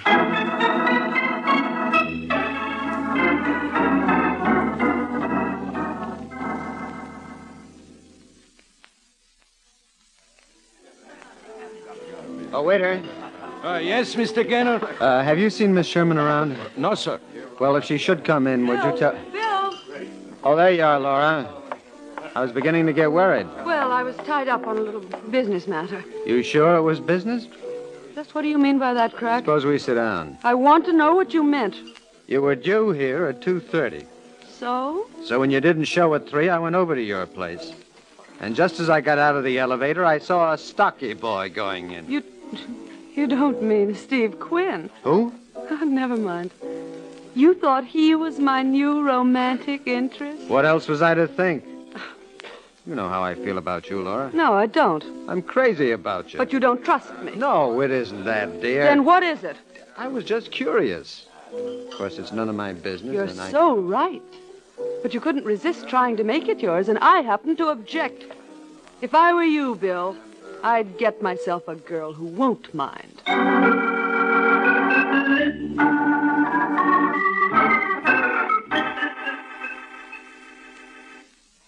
S L 3 1 1 5 2.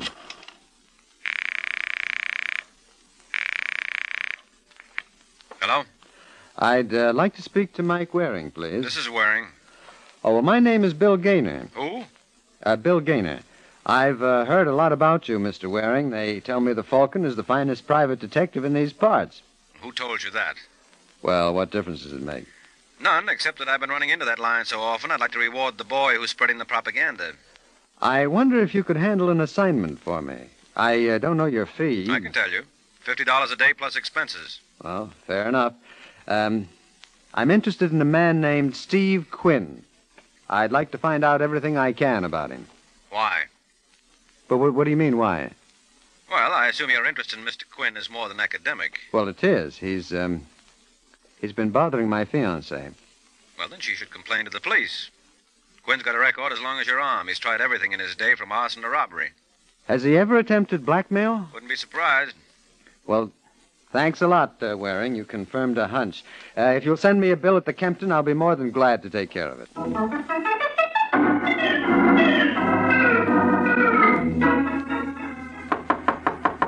That you, Randy? All right, you don't have to break down the door. Next time you might let... Who the devil are you? I'm looking for a Mr. Quinn. Well, I don't know if I can accommodate you. There are a couple of us. Which one do you want? Steve Quinn. Then I'm your party. What's on your mind, mister? You'd be surprised. My name is Bill Gaynor. That's interesting. A couple of hours ago, you were up to see a Laura Sherman. Was I? Yep.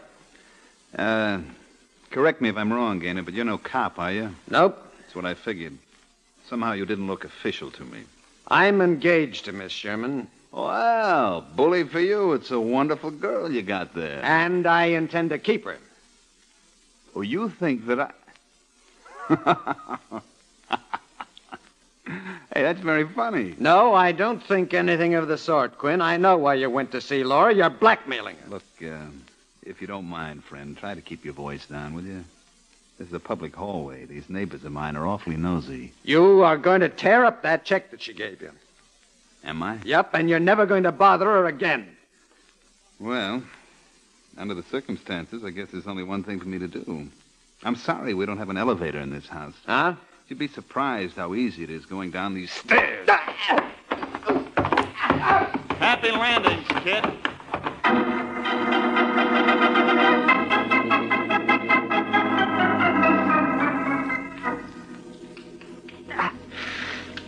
Can I get your towel, Mr. Gaynor? What? I asked if I could get your towel. Hey, what happened to you? Hey, you ought to have a doctor. How'd you get in here? The door was open. Well, you got your nerve. Yeah, that's the civil service for you. Civil service? Oh, didn't I mention it? I'm a cop. A cop? Uh-huh, Sergeant Corbin. Heard you had a little trouble at 5 o'clock tonight with a boy named Steve Quinn. Did he do all that to you? No. You sure? Look, it doesn't matter, Sergeant. I don't wish to prosecute. Well, now, that's very tolerant of you, but unfortunately, the state of New York isn't that broad-minded. What are you talking about? Steve Quinn was murdered 20 minutes ago. He what? Uh-huh. I hope you got either a good alibi or a good private eye handy. 'Cause confidentially, Mr. Gaynor, I think you can use both.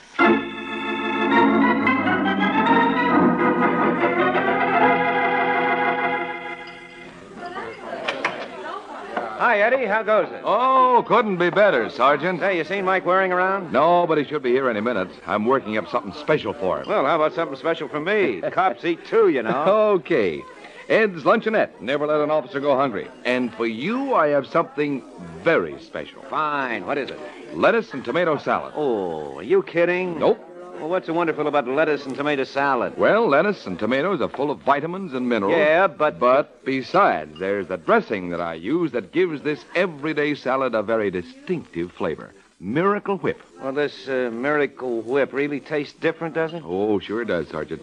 You see, there's no other salad dressing like Miracle Whip. It's the one and only. Got a flavor that's not too sharp or too mild, but just exactly right. Well, it's got to be doggone good to pep up lettuce and tomato. Miracle Whip does just that. Adds a nice peppy flavor to the salad. Hey, is anyone else eating this marvelous salad of yours, or are you experimenting on me? For your information, Sergeant, more Miracle Whip is sold than the next 20 leading brands of salad dressing combined. Is that a fact? Yes, sir.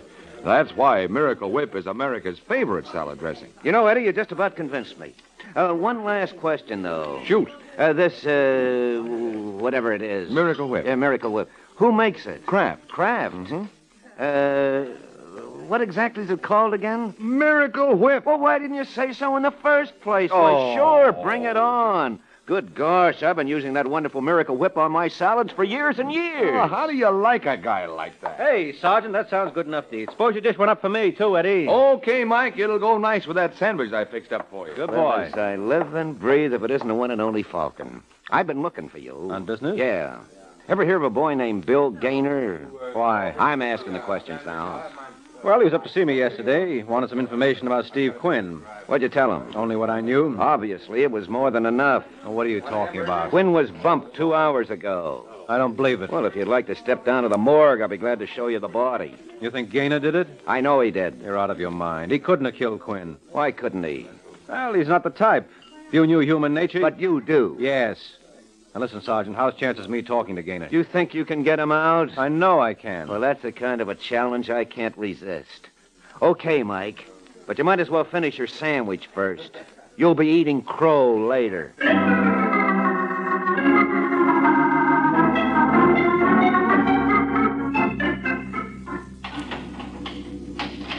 Gaynor.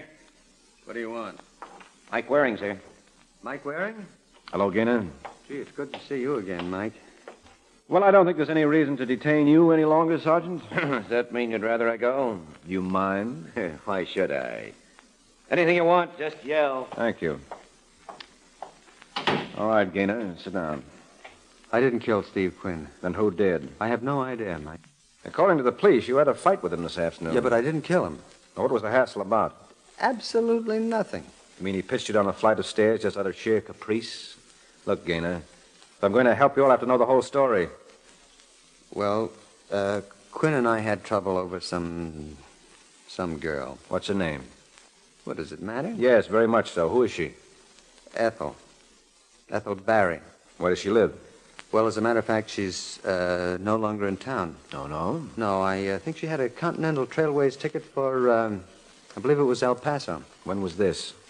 Oh, quite a while back. Uh-huh. Tell me something, Gaynor. Do I really look that stupid? What do you mean? That story's got more holes in it than my head. Listen, Waring... Only if you're going to make sense. Now, how long have you been engaged to Laura Sherman?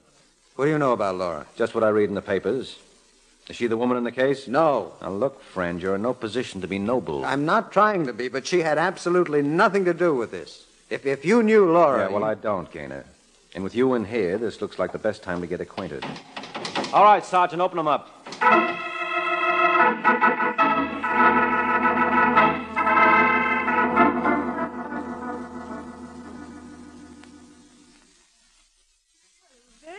Of Bill Gaynor to give you my name, Mr. Waring. I can't tell you how I appreciate it. Well, in all fairness to him, he tried to keep you out of this, Laura. Laura? Well, I feel as though I know you so well. After all, I've read so much about you in the papers. You can't believe everything you read. You mean it's not true about those 3 divorces and 2 annulments? It was only 1 annulment. Well, you know how these tabloids exaggerate. I do. That's why I intend to keep my name out of them now. I don't see how you're going to manage that. I bet you could do it for me. Well, sure. But where's my incentive? Would money tempt you? You might try. $5,000. No, I guess it wouldn't. But they say money isn't everything. Oh. Would you like a drink? Yes, now that I'd love. I don't want you to get the wrong idea, Mr. Waring. Oh, good gracious, no. Actually, there's no reason for me to be involved in this mess. I never even knew this man, Finn. Quinn. Steve Quinn. Well, whatever his name was. And if I didn't know him... It follows you certainly wouldn't have killed him. Naturally. Mm-hmm. Soda? Just a squirt. Whoop, that's fine. Now, honestly, Mike, do you see any reason why I should be involved? Don't misunderstand. If I thought I could possibly help Bill, I'd be tickled to... excuse me. Yes, go right ahead. Hello? Is that you, Miss Sherman? Who is this? Don't tell me you've forgotten so soon. This is Ozzie Miller. I think you have the wrong number. I said this is Ozzie Miller. Well, there's no one here named Parker. What's the matter? Can't you talk? That's right. Oh. Okay, call me back later.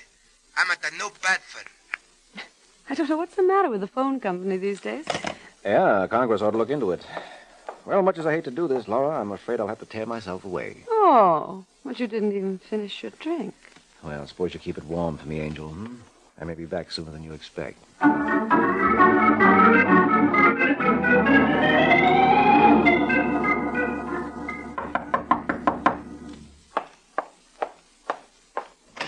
Hello, Ozzie.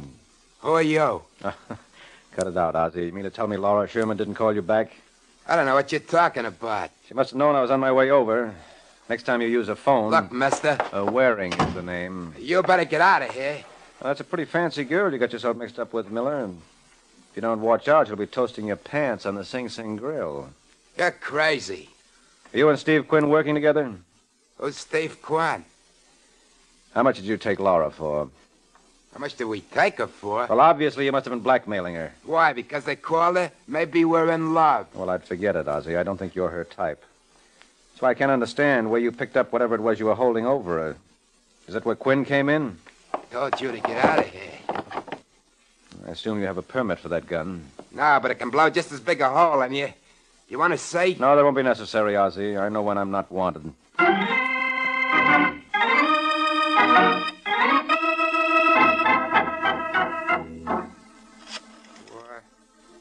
Four, 1, 3.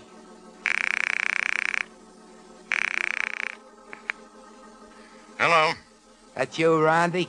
Who wants to know? Ozzie Miller. Oh, listen, you I just pest. called you to do you a little favor. You know who's working for Bill Gaynor? I don't care who. Mike Waring. Who? Waring. I bet Bill Gaynor don't go to the chair for knocking off Steve. You think so? Well, you know the rep that Waring's got. He's not wrong very often.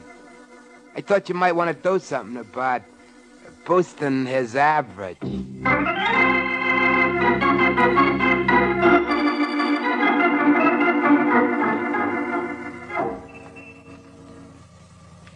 Say, Jack. Oh, me? Yeah, I wonder if you could give us some help. Where's the Hayden Planetarium? Go down 3 blocks, then turn right. Then right again at the next light. Look, Jack, I hate to put you to any trouble, but do you suppose you could take us over there? What? Come on, Waring. Get in. Well, if you insist. I do indeed. All right, Harold. You know, nobody's going to believe this. Won't they? This kind of stuff went out with Little Caesar. Well, maybe this is the right time for a revival. It all depends on how you feel about that client of yours. You mean Bill Gaynor? Yeah. He's got a fry for that Steve Quinn killing. I don't know, friends. It's beginning to look better for him all the time. I hate to hear that, Waring. Maybe you better just drop the case. Well, I don't want to seem stubborn, but I'll have to have some pretty good reasons. Well, wait till Harold finds a nice, quiet spot, and I'll give you some. And I bet they'll all hit you in the right place.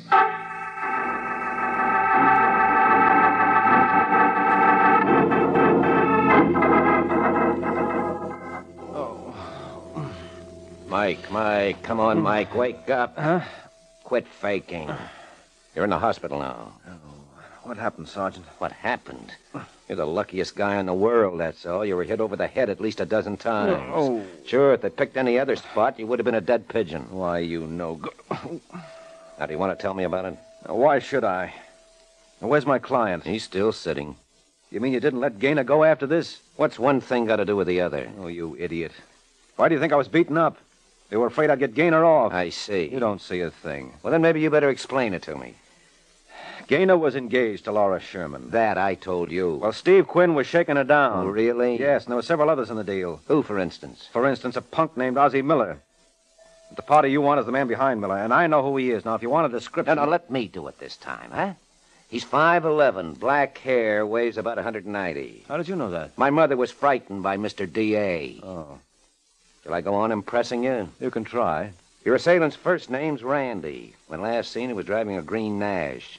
License number 438712. Then you got him, huh? No, but we will have in about 20 minutes. Well, I tell you, this Randy is the boy who killed Quinn. I don't see how you get that. He practically admitted it to me. He was afraid I'd get Gaynor off. Well, you can hardly blame him. You see, Randy's last name is Quinn. What? Yeah, he's Steve's brother. He's afraid you'd help his brother's killer get off. Well, I figured... Yeah, you figured. You know, that's some head you got on your shoulders, Mike. I can't blame Randy for trying to knock it off.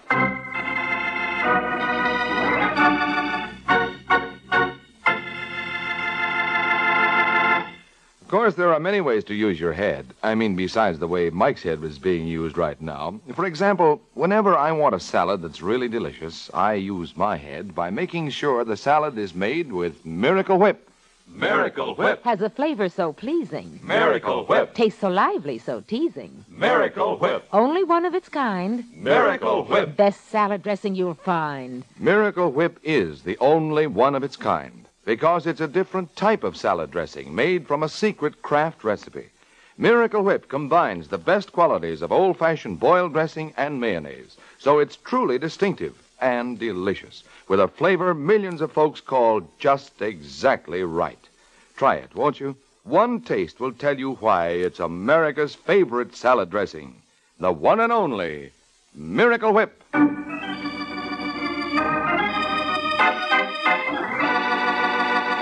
Now, back to the adventures of the Falcon. An hour has passed since Mike Waring fell flat on his face.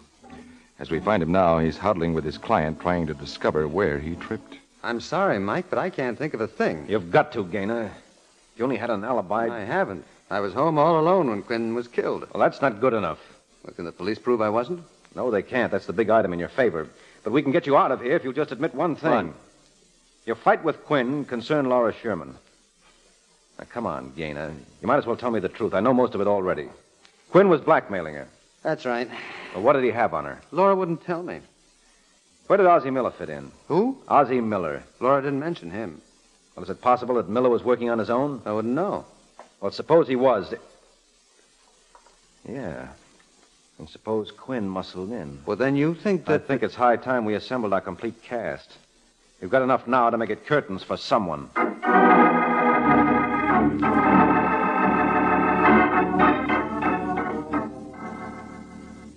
Friends, we are gathered here on this solemn occasion. No. That's the wrong speech, Sergeant. Well, what difference does it make, Mike? Mr. Miller wasn't paying attention anyway. What's the matter, Ozzie? You bored? You guys think you're smart. Well... I don't want to heckle, but when you two Rover boys are through playing games, I'd like to go. Oh, what's your hurry, Laura? Don't you want to help us solve our little problem? Yeah, who do you think killed Quinn? I thought Mr. Gaynor was responsible. I decline the nomination, Laura. I still think you should be drafted, darling. Well, that's not very charitable of you, Angel. Bill went to see Quinn because of you. I didn't ask him to. It wasn't my fault if he wanted to play Sir Galahad. Wasn't it? No. We had a dinner date, and when I phoned him at 6 o'clock to call it off, he asked me to forgive him. We'd had a quarrel earlier that day. About Quinn? Yes. Somehow he guessed that Quinn was blackmailing me. Well, I guess that does it, Sergeant. You mean she... I mean she'll make a first-class witness against Gaynor. What are you babbling about? Well, don't breathe it to a soul, Gaynor. But I was wrong about you all along. Now, ain't that enough to kill you?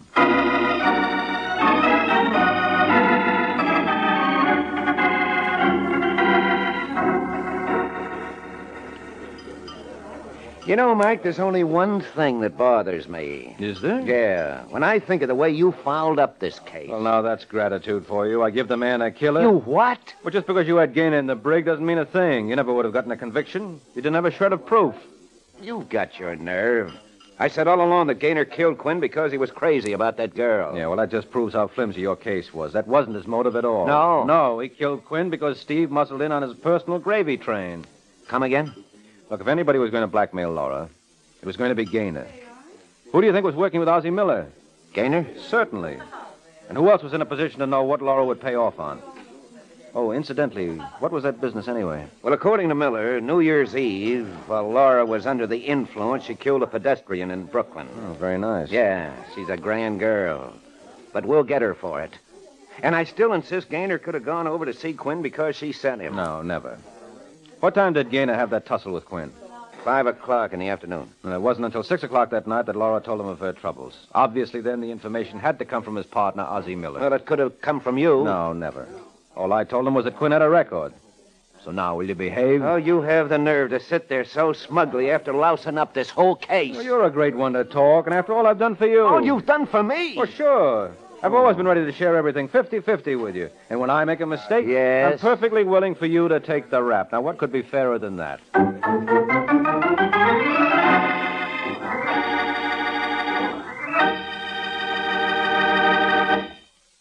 This is Mike Waring, friends. July 1st, this Sunday, the people of Canada are celebrating the 84th birthday of the founding of Canada as a nation. All of us in the United States cherish our fine and friendly relation with our Canadian neighbors. This spirit of friendliness that has existed without even the necessity of an armed patrol on the border is a shining example to the entire world of how two free and independent nations can live together in peace and goodwill. Congratulations, and all good wishes to our fine neighbor and good friend on her 84th anniversary.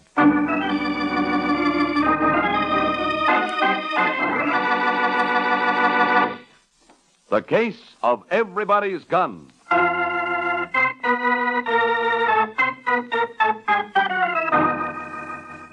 The Case of Everybody's Gun. That's the title of next week's adventure of the Falcon, when Mike Waring learns that a man who has no charity in his heart may end up with a bullet in it. So be sure to listen at the same time next week to another exciting adventure of the Falcon, brought to you by the Kraft Foods Company. The Adventures of the Falcon are based on the famous character created by Drexel Drake, produced by Bernard L. Schubert, written tonight by Eugene Wang, and directed by Richard Lewis. Music was by Arlo. Les Damon was starred as the Falcon, with Chuck Webster as Sergeant Corbett. This is Ed Hurley speaking for the Kraft Foods Company.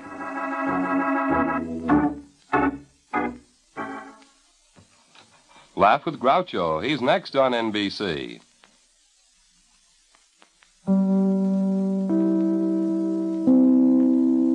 Looking at... The secret word tonight is light. L-I-G-H-T.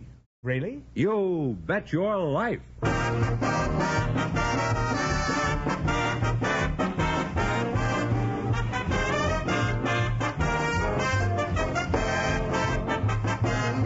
For more than 3,000, DeSoto Plymouth Dealers of America present the best of Groucho. Yes, friends, it's a Groucho summertime. By popular demand from your letters, from rating histories, and the acclaim of critics, the DeSoto Plymouth Dealers bring you selected shows from You Bet Your Life, the comedy quiz series produced and transcribed from Hollywood. Groucho Marx is on vacation, friends, and will return in the fall. Until then, it's fun and laughs each week this summer as we proudly present some of the best of Groucho's past shows. And here he is, the one, the only... That's me, Groucho Marx.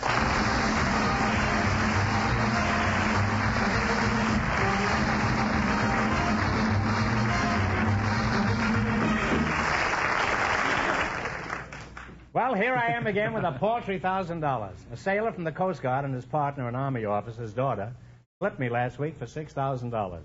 So tonight we're starting over poor but happy. Who's first to try in this harlequinade tonight, Mr. Fenneman? Well, we invited some airline pilots to the program tonight, Groucho, and just before we went on the air, our studio audience selected Mr. Boyd O'Donnell. His partner, selected from the audience, is Miss Irene Merlin, a ship's nurse, and here they are. Folks, meet Groucho Marx. Well, welcome for the DeSoto Plymouth Dealers. Say the secret word and you'll divide $100. It's a common word, something you see every day. Irene Merlin, is that right? That's right. That's a lovely name. Where are you from, Irene? Well, I was born in Proctor, Minnesota. You're the pilot, Mr. Boyd O'Donnell, huh? That's right. Where are you from, Boyd? I'm from originally Cedar Rapids, Iowa. Are you married? No. The kind of a pilot I like to meet. He's got his feet on the ground. Irene, you're not married either? No. Just checking, you know. You think you could get interested in a fellow like me? Well, I think you're rather premature, Groucho. No, I was born in the regulation time. Mighty kind of you. You mean there's no chance for me at all, Irene? Oh, no. Well, good night, Irene. Boyd is casting sheep's eyes at Irene. Who do you work for, Boyd? I work for the Flying Tiger Line. Well, make up your mind. Which is it, a lion or a tiger? No, it's Flying Tiger Line, L-I-N-E. Oh. That's what I like to see in a pilot. Good spelling. What is it you do, Irene? You say you're a nurse? Well, I'm a ship's nurse, Groucho. What's the matter with the old tub? Is she seasick? What's the name of your patient? SS President Cleveland. Why do they always call a ship a she, don't they? Why is that? Well, Why do they? I guess... Why are they, I mean? Can I speak now? Yeah, I'll shut up for a while. Every skipper, every captain is a male, and whether a ship is called a he, a she, or an it has to take the place of a captain's affections. Well, there's no point in getting angry about it. Pardon me, you're just confusing me. I'm trying to be as benevolent as all get out here. Now, who owns the President Cleveland? American President Lines. Where do you travel on your ship besides fore and aft and port and starboard? Well, pretty nautical stuff, eh? Avast there, mates. Does that do anything to you, Irene? Terrific. Does nothing to me, eh? Well, anyway, where do you travel? Well, we make a complete tour of the Orient, Groucho. We go to L.A. and then Hawaii. What? Pardon me.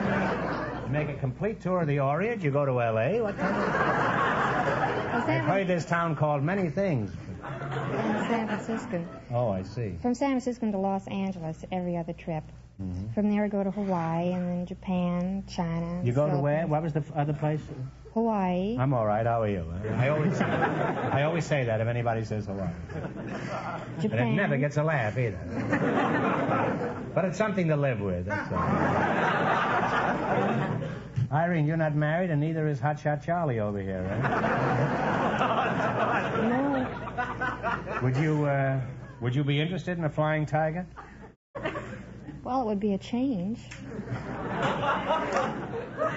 I won't ask you what it's a change from. We'll just let it go at that. Thank you. Well, maybe I can arrange it. Do you like to fly? Well, frankly, Groucho, I've never been off the ground.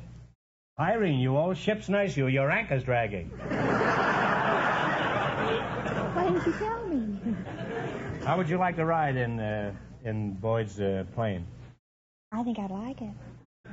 Boyd, would you like to have a passenger like Irene on your next trip? Couldn't take her. Well, it's possible she couldn't take very much of you either, Boyd.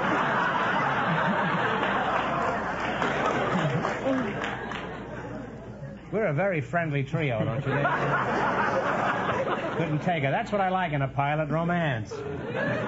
I assume you mean you don't want her on your plane, and as a representative of American womanhood, I demand an explanation. Groucho, it isn't that. It's that... it isn't what? Well, it isn't that we can't take her. I mean, we're not allowed by the CAA to fly. What's the CAA?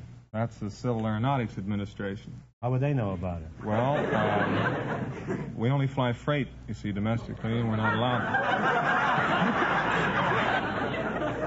Some pretty fair freight there, I'd say. Well, you two make a wonderful couple, and I hope you have many happy little seaplanes. Now, in just 1 minute, you're going to play your bet your life for a chance at the $1,000 question. But first, I want you to pay close attention to something of great importance. Friends, the new DeSoto Fire Dome 8 gives you power with smoothness never before achieved. And you can prove it yourself. How about it, Groucho? To be really convinced, the thing to do is to go to your DeSoto Plymouth dealer and see and drive the new DeSoto Fire Dome 8 yourself. That's right. And that's why your DeSoto Plymouth dealer invites you to take the 5-mile trial. Take the 5-mile trial. Yes, take the 5-mile trial in either the DeSoto Fire Dome 8 or the DeSoto Power Master 6. Drive up hills and through stop-and-go traffic. In the DeSoto Fire Dome 8, test the acceleration on a straightaway road. You'll be amazed at the power and pickup of that new 160 horsepower DeSoto Fire Dome V8 engine. It gives you more power from every drop of gas, and on regular gasoline at that. All this, plus DeSoto full power steering that makes turning the steering wheel as easy as dialing a phone. Power brakes, and a host of other exciting features. So take a trial drive yourself. Go to your DeSoto Plymouth dealers and ask to take the 5-mile trial in either the mighty DeSoto Fire Dome 8 or the handsome Power Master 6. And remember, all dealers who sell DeSoto also sell Plymouth, the low-priced car most like high-priced cars.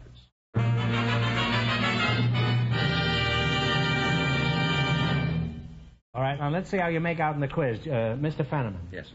I used to call him George, but we got so many complaints. This is, we got letters saying, what do you call this guy Fenneman for? Call him Mr. Fenneman or George. So that accounts for the kind of dignity that we now have in the show. Fenneman, explain the rules, huh? All right. You bet as much of your $20. Fenneman doesn't laugh at me, he gets bounced. You bet as much of your $20. There's nothing a man won't do to retain a job. You bet as much of your $20 as you want on each of 4 questions. The couple that earns the most money gets a chance at the $1,000 DeSoto Plymouth question at the end of the show. All right, now let's see how high I can bet you $20. You selected, what's the number? How much are you going to bet of your $20? Let's bet 15. Okay. How many blind mice? 3. 3. 3 is right.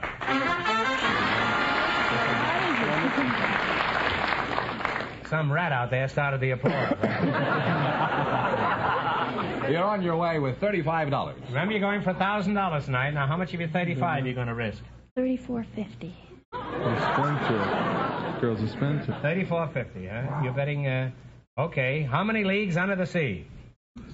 7. 12. 12. Think it over. 12. Talk it over. Let's discuss it. Let's tell. How many leagues in this? 12. 7. 14. I'm sorry, it's 20,000. Oh, how awful. You have 50 cents.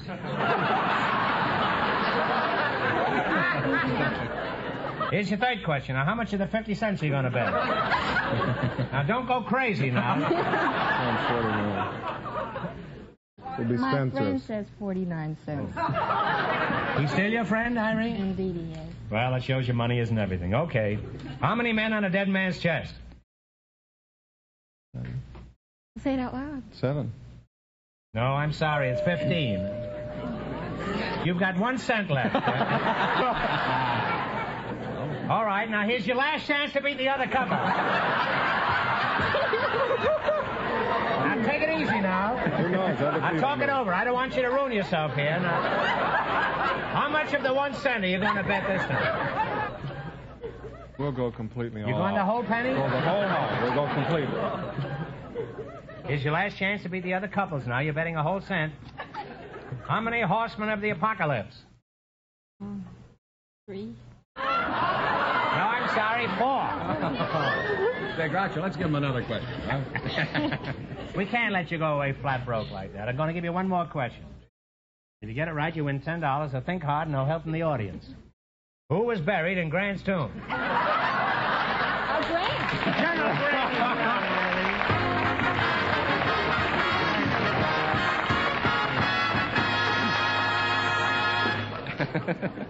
We invited. I bet they make a fat living on quiz shows, those two. I mean, they go from quiz shows to quiz show, cleaning up all over. Groucho, we invited some studio location men to the show tonight, and just before we went on the air, our studio audience selected Mr. Jack Lawton. His partner is a housewife from the audience, Mrs. Elsa Hansen. Folks, meet Groucho Marx.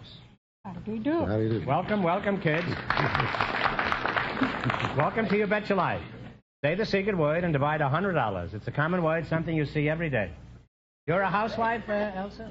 Yeah, I'm housewife. I'm running lumberjack boarding house. Oh, gee, I wouldn't think so. I thought you were a toe dancer. Where are you from, Elsa, old girl? I'm from Witten, Minnesota. That's farthest up northwestern Minnesota. No more road and no more railroad. No more road and no more railroad? Yes, That's the sir. name of the town you come from? Vinton. Oh, Vinton, huh? Yes, sir. Well, how is it in the summer? Summer is wonderful. Good fishing. Good fishing, huh? Mm-hmm. And Mr. Jack London, huh? Lawton. Lawton. huh? Yeah. You're the location man? Yes, sir. What is a location man? Well, a location man is a sort of an explorer for a motion picture company. I see. Well, I've done a little exploring around the studios myself. Never had much luck, though. Where are you from, Jack? Philadelphia. Philadelphia? Yeah. How long have you been out here, Jack? Well, I came out here originally in 1915. Mm-hmm. I've been out Universal practically ever since. That's a fine joint out there, isn't it? That Universal joint out there. I try anything. You can't. A joke may jump up from any place. Huh? Now, Jack, as a location man, just what do you do? Well, usually find locations for the company to shoot different parts of the valley out here and around the surrounding country. Well, pretend I'm a big producer and I'm spending millions on a picture about Africa. Now, where should I shoot it? Oh, Africa. They pay him $1,000 a week to answer questions like that. Suppose I don't want to go to Africa. Now, find me a good location around here. What do you suggest? Oh, the San Fernando Valley. San Fernando Valley yes. Is the equivalent of Africa? Well, you can find most anything out there. Now, let's get located again. Yeah. Tell me, what are some of the odd places you've had to find in California, Well- besides Hollywood on a foggy night? Well, we found the French Riviera up around Santa Barbara. We found the White Cliffs of Dover at Portuguese Bend. And we found Italy right back in the Chatsworth Mountains there. Well, how closely do these places actually resemble the original? Why, Chatsworth there looks more like Italy than Italy itself. I see. Have you ever been to Italy? No. Well, then how do you know what it looks like? Well, I've seen lots of pictures of Italy. Which ones, for example? Well, a bell for Adano and several other pictures. Where'd they make them? Chatsworth. Well, I'm sorry I insulted you. For a moment, I thought you were a four-flusher. What sort of work does your husband do, Mrs. Hanson? I don't have no husband. I've been widowed 19 years. Oh, that's why you were eyeing me up before. That's what eh? I do. That's what I do. Now, did anything unusual ever happen in your boarding house that you could tell us about, Mrs. Hanson? Yeah. So I remember I went 3 years ago to California. Oh, you've been here No, before? not California. I mean Florida. Oh. So then I say to Well, them. there's not much difference. Yeah. Except that it's much warmer here than it is in Florida. I know. I like it better here. Well, you better. You Yeah.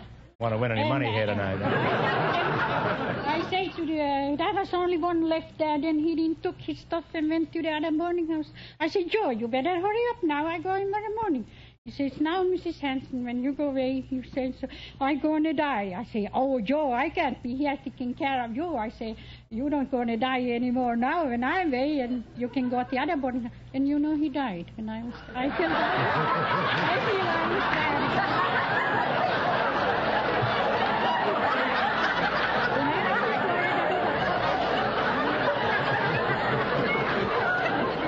Well, it certainly was a dirty trick to play on the boarding house. Now, you're going to play You Bet Your Life. You beat our other two couples, you'll get a chance at the $1,000 question. I can't tell you how much the first couple won, but...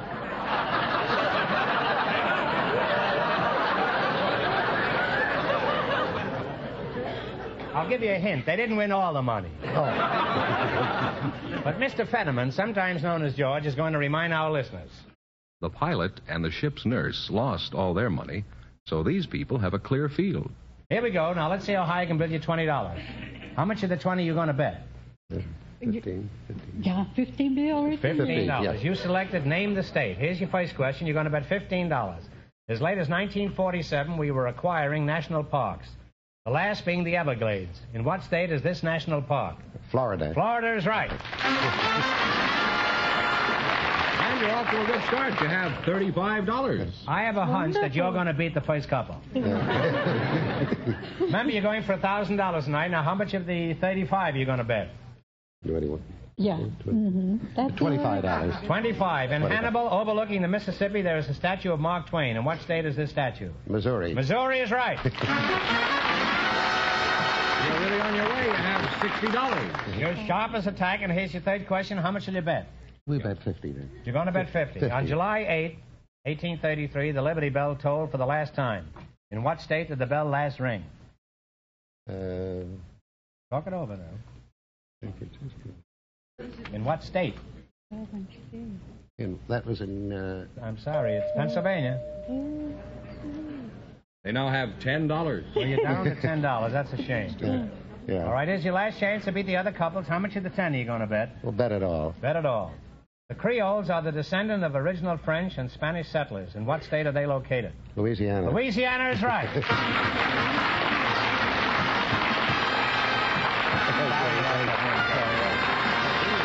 And you wind up with a grand total of $20. Thanks and good luck from the DeSoto Plymouth dealers. Just before we went on the air, Groucho, we found a member of a garden club and a married man in our audience. And here they are, Mrs. Maria Wilkes and Mr. Ian Batchelor. Meet Groucho Marx. Welcome for the DeSoto Plymouth dealers. Say the secret word and divide $100. It's a common word, something you see every day. A married man and a garden club member. Is that right? Mr. Ian, is that the way you pronounce That's right. it? Mr. That's Ian right. Batchelor, Yes. huh? I thought you were a married man. I am a married man. Well, how can you be a bachelor if you're married? That's my name. What's your name? Batchelor. You know, we can get sued by Abbott and Costello for this. Who's on first? You know? Let's see, you're a member of a garden club? I am. No, you. No, I'm a bartender. You don't belong to a garden club? No, I don't. Are you sure that's a prize-winning crop of spinach you've got on your lip there? What kind of a mustache do you call that, Ian? Oh, I'd call it an old-fashioned mustache. Well, cut it off and put a cherry on it. I like old-fashioned. What is your name? Maria Wilkes. Oh, Maria Wilkes, that's right. Where are you from originally? I'm from Italy and South Africa. You were born in Italy? Born in Italy, went to South Africa, and then came here.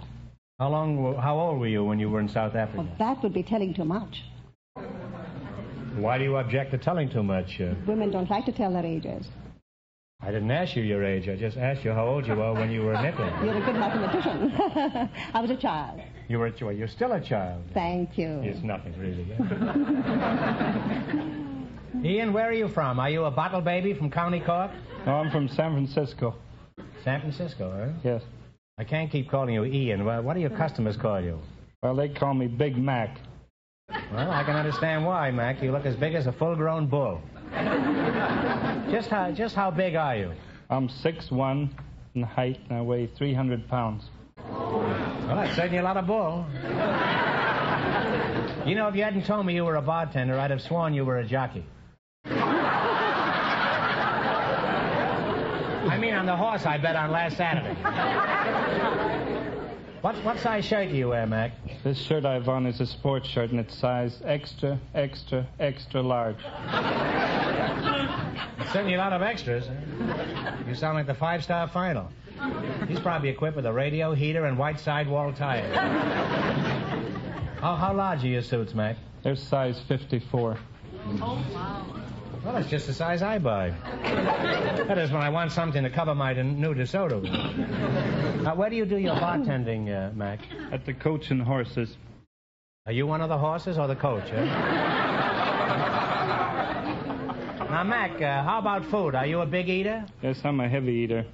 For breakfast, I often have 2 ham steaks, a side of hashed brown potatoes, a quart of milk, and a dozen eggs. Doesn't anybody ever send you a care package?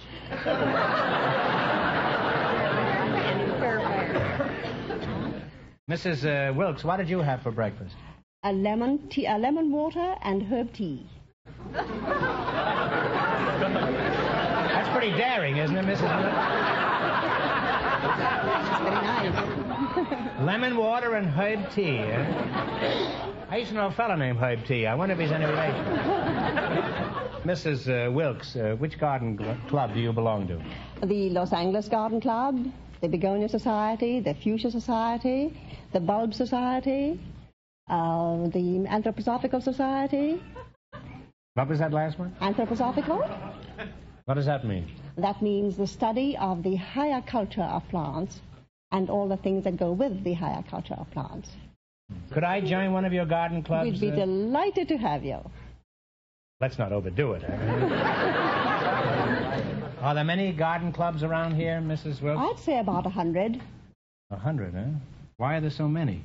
Oh, don't you know that gardening is one of the most important and popular pastimes in Southern California? You're speaking, I presume, of outdoor pastimes. After all, Mrs. Wilkes, don't forget, there's television. Well, you've been an unusual couple, and any time I want to get a pot of geranium, I'll visit Max Saloon. Now you're all right. Let's see how you two are going to make out in the battle for the $1,000. You run your $20 into more than our other couples. I can't tell you how much they won, but Mr. Fenneman is going to remind our listeners. The movie location man and the housewife are leading now with $20. Here we go. Let's see how high I can build you $20. You selected animals and birds and songs. How much you going to bet? Talk it over. Your partners. Don't you bet about $15? I think 15, yes. What flies over the white cliffs of Dover? This is from a song now. You know what? Do you know what it could be? No. Don't be thinking of Audubon. Be thinking of songs. You know. I don't know the songs. Well, it's Bluebirds. The Bluebirds. I'm sorry. They have $5 now, Groucho. All right, you have $5. How much you got to bet? Let's bet. Three. What kind of an animal ain't what she used to be? The old gray mare. The old gray mare is right. You're fighting now. You have $8. You got $8. Remember, you're going for $1,000 tonight. Now, how much of the 8 are you going to bet? $6. $6. What sings in Berkeley Square? From a song.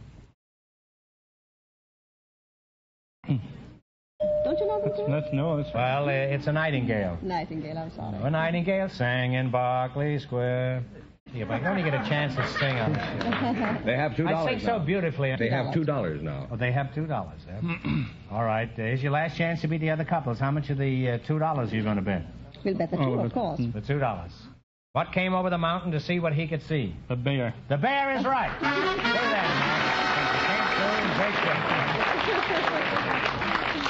that. Here's one more chance to win some money. Get this one right, and I'll give you $10. No help in the audience, please. What kind of birds do you find on the Canary Islands? Canaries is right.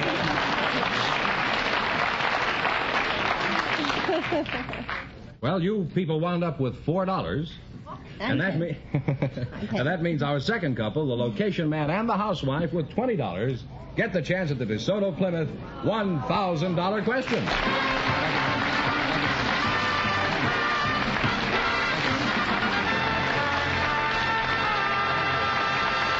Thanks and good luck from the DeSoto Plymouth dealers. Well, in just 1 minute, I'll ask them the big question. But first, here's something of interest to everyone. You know, friends, it stands to reason that skilled hands, expert mechanics, using the latest scientific equipment, can do a far better service job on your car. That's why you should take your car for service to a DeSoto Plymouth dealers. There you'll find master technicians, men with the experience to cope with any automotive job. And consider this, too. DeSoto Plymouth dealer mechanics are kept up to the minute on the latest factory methods and new money-saving techniques.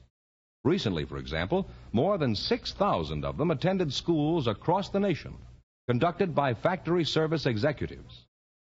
DeSoto Plymouth dealer mechanics work with the most modern tools and equipment to give you a better job in a shorter time.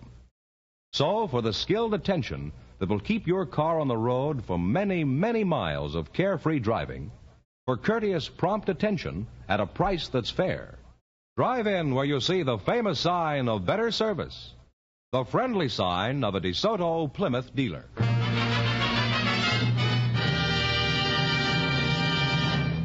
And here's the location man and the married lady. The housewife all set for the DeSoto Plymouth $1,000 question, Groucho. All right, here we go for $1,000. I'll give you 15 seconds to decide on a single answer between you, so think carefully and please no help from the audience. Here it is. 3 famous men are often referred to as the tongue, the sword, and the pen of the American Revolution. Patrick Henry was the tongue, Washington was the sword, but for $1,000, who was the pen?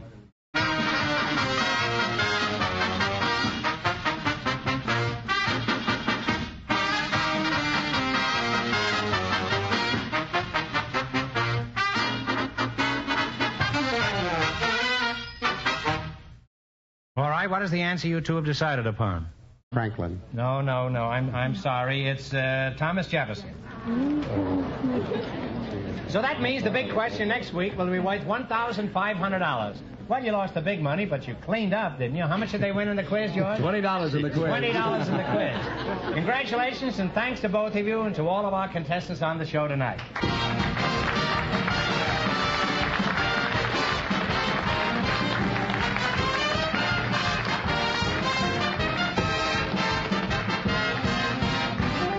Be sure to tune in again next Wednesday night at this same time for the Best of Groucho from the You Bet Your Life series. Don't miss the Best of Groucho on television, too. Also presented by the DeSoto Plymouth Dealers of America. And remember, all dealers who sell DeSoto also sell Plymouth. 2 great cars, both products of the Chrysler Corporation. And when you drive in, tell them Groucho sent you. Good night, folks, and remember, see the DeSoto Fire Dome 8 tomorrow. Folks, here's a reminder from the National Safety Council. Good drivers drive safe cars. So wise up, check up, fix up.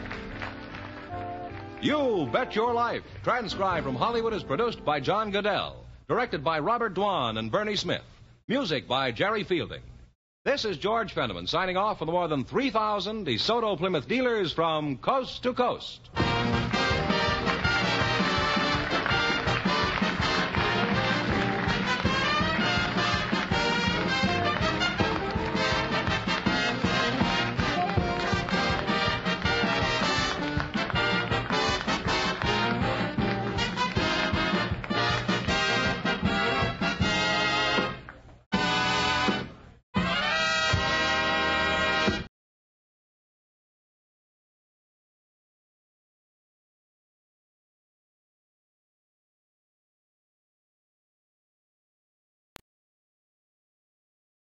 Wild Bill Hickok!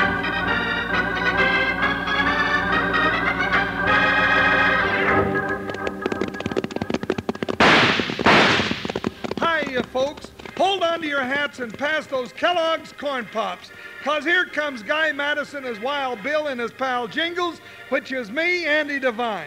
We got another rootin' tootin' Wild Bill Hickok adventure story for you from that great new cereal with the sweetening already on it, Kellogg's Corn Pops!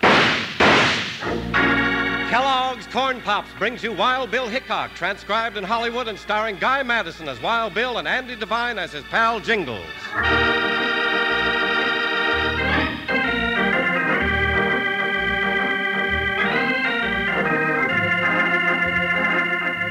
Not all the dangers faced by the early settlers of the West came from outlaws. There was the bitter cold of winter, the drought of summer, and the terror of every sort of wild animal from buffaloes to bobcats.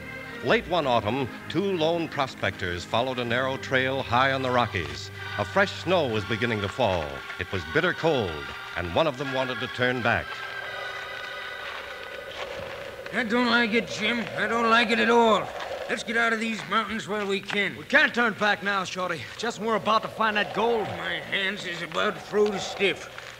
I got a funny feeling about this trip. Had it ever since we started. Hey, here's a turnoff, just like the map says.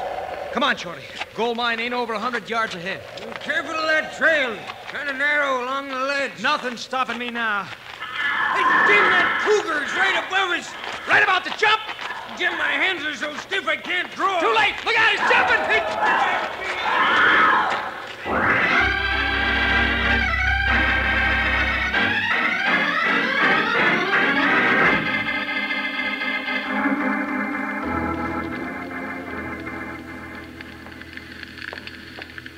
mighty grateful that you could come to Canyon Crest and help us, Mr. Hickok. Please sit down, both of you. Well, if it's all the same to you, I'll stand with my back to the fireplace, Mrs. Burley.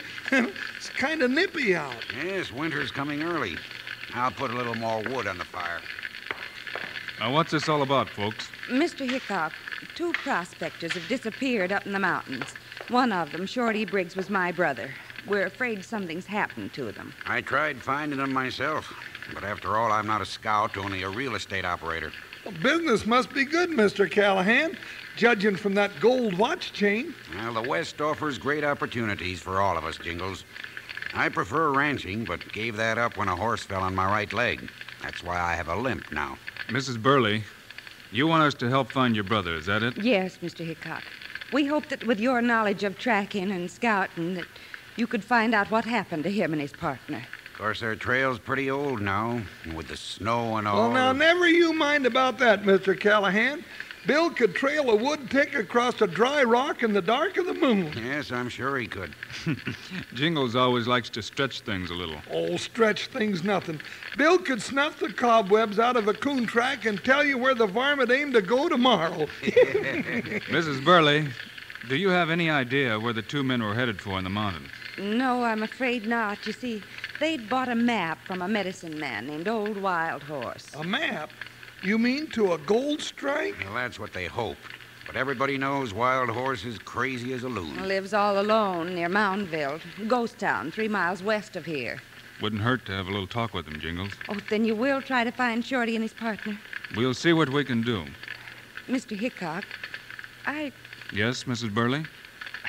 Well, I don't know how to say this, but I've got a funny feeling.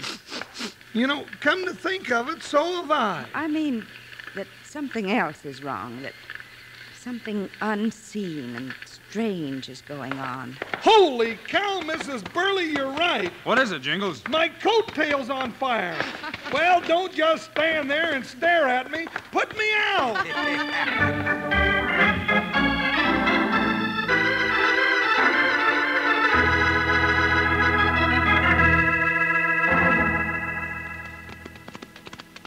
Ooh, Buckshot, ooh. Somebody's bending over that campfire, Jingles. It's likely Old Wild Horse. Well, Bill, he don't even notice us. Buttering something over the fire. Well, Mr. Callahan's right. Wild Horse sure acts loony to me. You never know about these medicine men. Now let me do the talking, Jingles. Go ahead, but I don't know what you're thinking you'll get out of him. Wild Horse.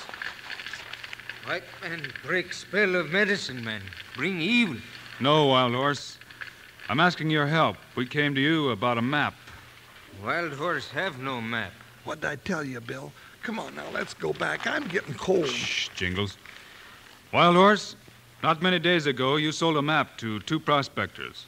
One that they followed into the mountains in search of gold. They take map. Wild Horse not tell them to go. But you can draw us another one like it. Wild Horse have no map. I have many silver dollars. It'll buy you food and tobacco, Wild Horse. Better think it over. I draw a map. Good. Here on the back of this letter. I draw a map. But first, I tell you what I tell prospectors.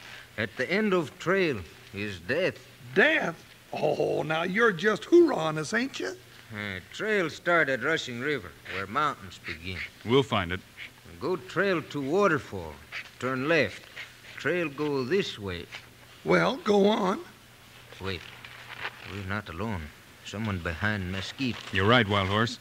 Now, Bill, down! we're targets by this campfire, Jingles. Blaze away.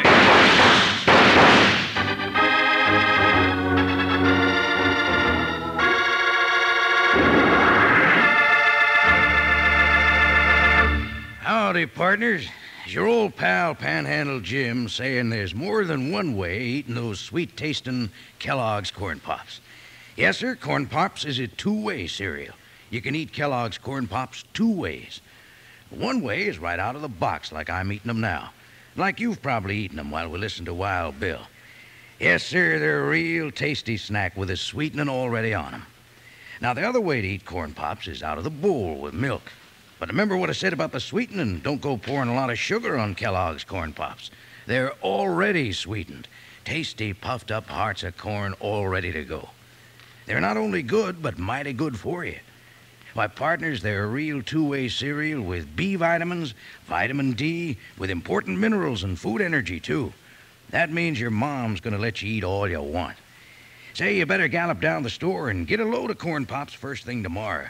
You'll need plenty because the whole family's going to be getting into Kellogg's Corn Pops. Now, listen to this little saying. Kids love Pops, moms love Pops, and Pops love Pops. Right now, I'm busting to get back the show. How about you?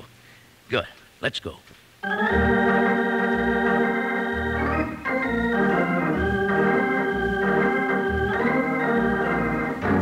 Now back to Wild Bill Hickok and Jingles. As the old medicine man, Wild Horse, draws a map, rifle shots come from the mesquite. Trapped in the light of the campfire, Bill and Jingles can only return the fire. Don't waste your shots, Jingles. It's as dark out there as the inside of your pocket. I sure don't get it. Somebody had plenty of chance to get a beat on us, but they missed by a country mile. Jingles. Yeah, Bill? He didn't miss. What? He hit Wild Horse. He's dead. No. Well, the map he was drawing still in his hand. Lucky it didn't fall in the fire. Well, he didn't finish it. Well, a lot of good will do us now. Bill, what's going on? Why should somebody want to murder a poor locoed Indian? I've got an idea. We'll find the answer up there in those mountains. You mean you think this killing's got something to do with them prospectors? There's one way to find out. That's to trail them. But it's snowing plenty up there, Bill, and, well, if there's anything I don't like, it's snow. The map will get us part of the way. From there on, we'll have to use every scouting trick we ever learned.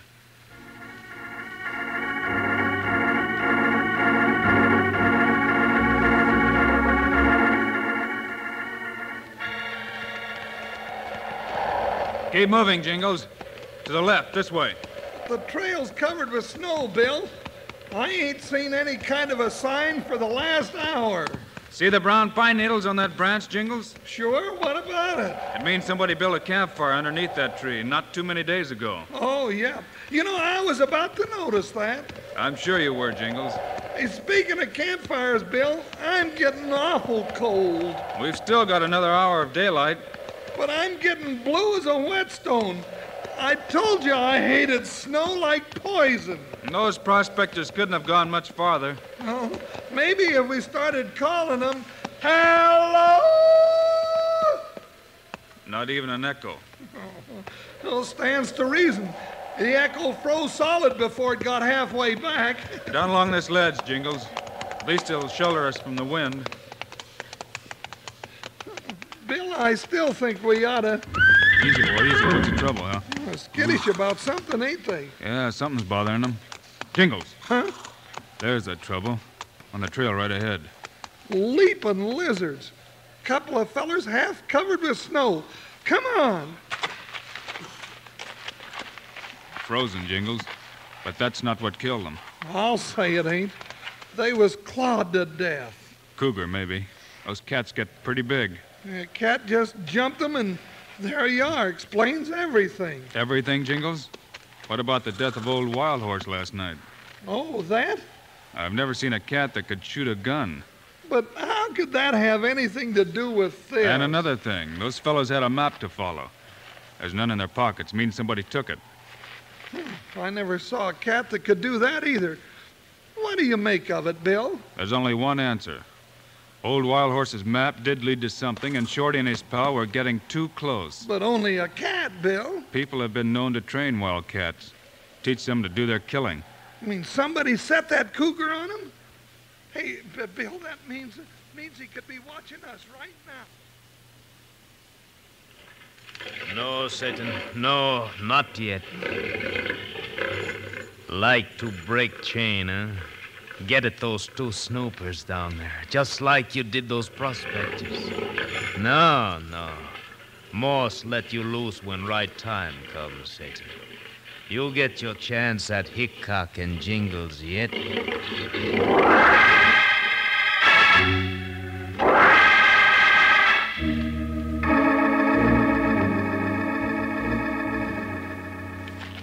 No use trying to push on now. We can build a fire here under the trees for the night. Oh, that suits me just fine. First thing in the morning, we'll do some looking around. Yeah, a few dead branches here. Oh, we'll need more than that, though. I'll get a fire going. You scratch around and look for some more. Sure. Takes a big fire to keep varmints away. Gotta hurry before dark sets in. I'll have a blaze here in a jiffy. Little food will kind of pick up our spirits. Oh, Bill! Bill, help me! Jingles! Jingles, where are you? Down here. Didn't know I was so close to the cliff. Snow dropped right out from under me. You all right? Well, for now, hanging on to a ledge, but there ain't nothing below me for 1,000 feet. Hang on, I'll get a saddle rope. Oh, hurry, will you, Bill? What's the rope, Jingles? Here it comes. I got it. Oh, wait, I'll wiggle your loop around me. Say when. All right. Pull away. Can't you help a little? You just keep pulling. We're making it. Only a little farther. Hey, Bill, what was that? The cougar, Jingles. On the ridge right behind me. Well, then let me go. Draw your gun, Bill. Let me go. I don't dare, Jingles. You'd be a goner. Well, if that cat jumps, we're both goners. Do like I said. If I can wind this rope around this tree and get one hand free. Bill, for the last time, forget about me. Bill, say something. You can come up now, Jingles. It's safe. Oh, what in tarnation happened up here? I fired too soon, scared him off. Cougar's gone for now. Oh, Bill, well, after what you've done, well, I just don't know how to say it. You don't have to say anything, partner. Well, just the same, well, all I gotta say is you sure took your time. That's more like it. And what I said about snow before goes double now. Now, let's get that fire going. Not this time, Jingles. We're gonna track that cougar while the trail's still fresh.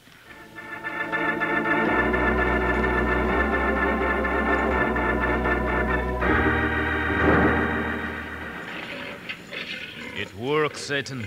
Look at them now. Follow your tracks. Just what Morse want. Couldn't have worked better. Go on now. They keep tracking you till Hickok and Jingles walk into big trap. Go, Satan. Go!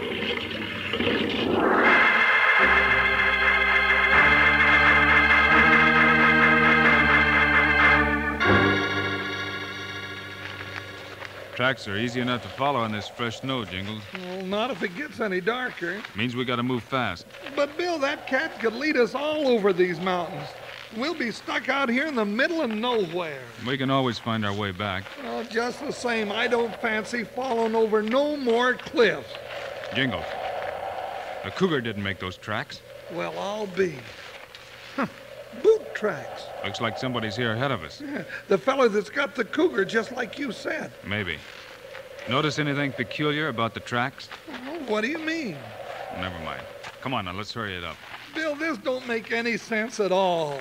Either that or too much sense. Here, down this draw. Funny. Tracks.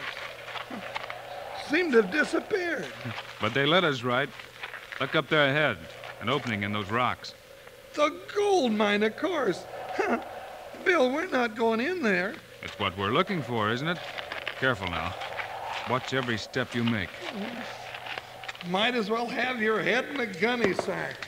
Opening up into some sort of a room. Gotta risk a match. Well, here's one. Light that candle. Somebody's been here before us. Bill, would you look at what's here? We found a gold mine, all right, but different than we expected. What do you mean? That's a counterfeiting machine, Jingles. Somebody's using this cave as a hideout for a counterfeiting operation. Bill, that's why them prospectors was killed. They almost stumbled into this place. Killed by a wild animal to make folks think it was nothing but an accident. Well, this is no place for us, so why don't we... Jingles, the cougar's back there. I told you, Bill. Get back. Trap, Satan. Go get him. Somebody else is back there, too. Keep away from me, Jingles. He can't get us both at once. Bill, he's going for your throat. Got him, Jingles. I got another varmint. Come out of there. You not take Moss. You kill my cat now. Moss, kill! Well, he may know how to train killer cats, but he sure don't know how to duck a right hook. Find something and tie him up, Jingles. Sure. Well, the cougar's dead, and we got his trainer and the secret to the gold mine. Guess that about does it. Not quite, Jingles. There's still someone else. Somebody else? Now, how would you know that? Remember that boot track we saw back there in the snow? Yeah, well, what about it? Look at what this fella has on his feet. Not boots. Oh, moccasins. I might have known he was part Indian. We can be sure the boots belong to the real head of the counterfeiting gang, and I know just who it is. You're right, Hickok. I'm the real head. Bill, at the mouth of the cave. No, don't draw, either of you. You weren't killed by the cat. But there are other ways. Ways that are much more certain.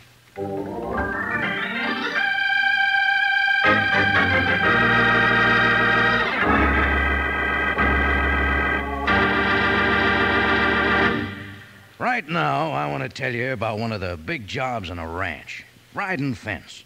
Now, most of you know what that means. It's fixing up the holes in the fence so none of your cattle can get away. And while you're riding along, you can eat those good, crunchy Kellogg's Corn Pops. Corn Pops are hearts of corn, all puffed up, big and jolly, with plenty of tasty sweetening on them. Now, you can eat Kellogg's Corn Pops the way I eat them when I listen to Wild Bill Hickok, right out of the box by the handful. But come breakfast time, pour them out in a bowl and add a little milk. But don't go putting any sugar on Kellogg's Corn Pops. No, sir. The sweetening's right on them. Every single Corn Pop. If you're eating them right now, look at the bag inside the box. It's pure aluminum.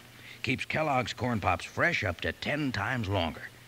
Now, don't go getting only one box of Corn Pops. Get your mom to load up big and keep them on the pantry shelf.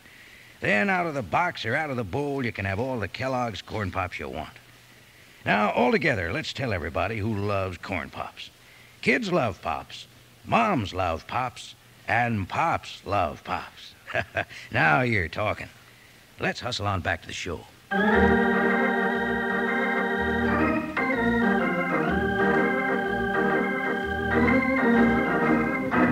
Now back once again to Wild Bill Hickok and Jingles. Having solved the mystery of the gold mine, Bill and Jingles find themselves face to face with the head of the counterfeiting ring.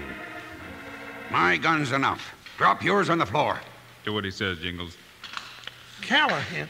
It's Mr. Callahan. Is that who you thought, Bill? That's right, Jingles. A man doesn't get rich on real estate in this country. Not yet. Untie Morse, Jingles. Hurry it up.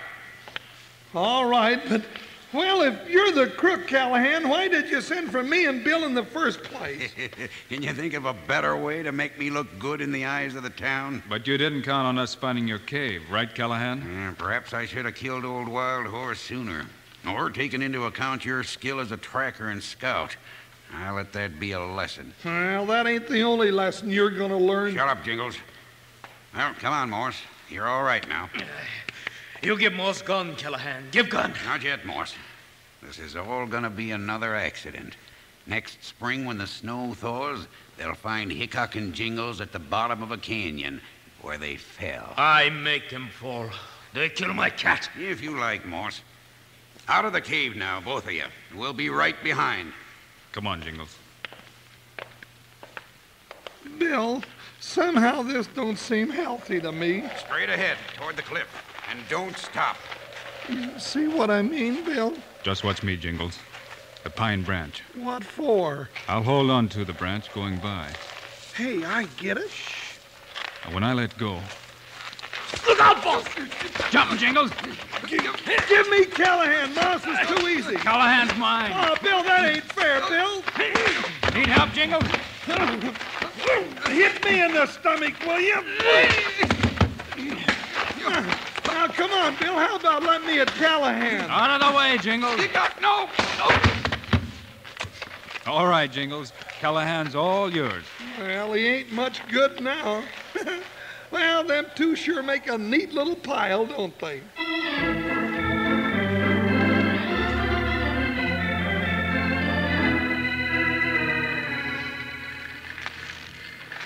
Now, that's what I've been wanting, Bill, a great big fire. Callahan and Moss don't seem to be enjoying it tied up there. Be a lot hotter where they're going once we get them to Canyon Crest. That's up to the jury, Jingles. Oh, sure, I know, but I still can't figure out how you suspected Callahan. Those boot tracks. Oh. Well, I'm fried on one side. Now I'll put my back to the fire. Boot tracks? What about them, Bill? I thought you noticed. Whoever wore them favored his right leg. He had a slight limp. Like Callahan? Oh, then you knew it was him all the time before we ever went into that cave. Now, there's just one more thing you should know, Jingles. What's that? You won't mind if I tell you. Oh, of course not, Bill. What do you want to tell me? Your coattail's on fire. What again? Oh, my gosh. Oh, what'll I do? Try sitting in a snowdrift. Snowdrift, that's it. Let me out of my way. You just made it in time. Yeah. You know something, Bill? What, Jingles? Like I said, there's nothing in the world I like better than snow.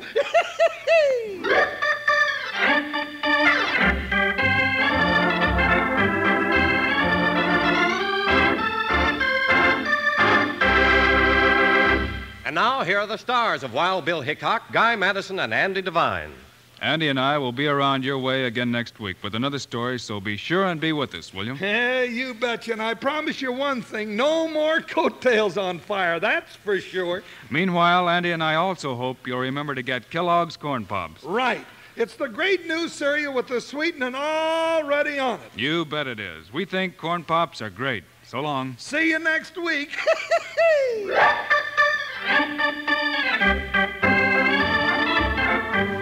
Yes, sir, be sure to listen next week at the same time on this same station when Kellogg's Corn Pops brings you another exciting story of Wild Bill Hickok, starring Guy Madison and Andy Devine in person. Today's cast included Virginia Gregg, Tony Barrett, Joe Duvall, Tom Holland, and Jack Moyles. Our director is Paul Pierce, music by Dick Orant. This is a David Heyer production transcribed in Hollywood. This is Charlie Lyon reminding you, kids love Pops, moms love Pops, Pops love Pops. Kellogg's Corn Pops.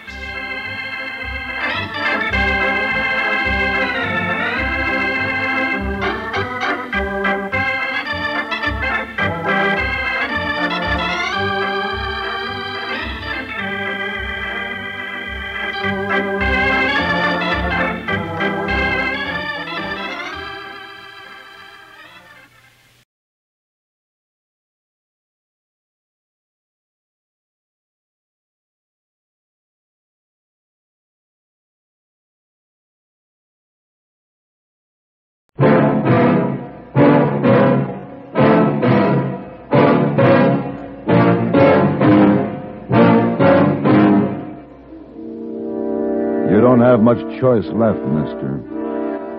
You can throw your gun away and they'll hang you. Or you can keep it and try to use it on me. Either way, you're going to die.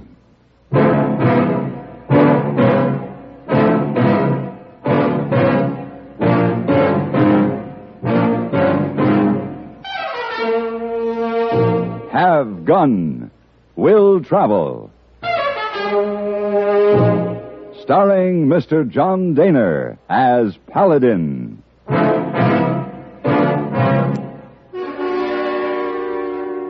San Francisco, 1875.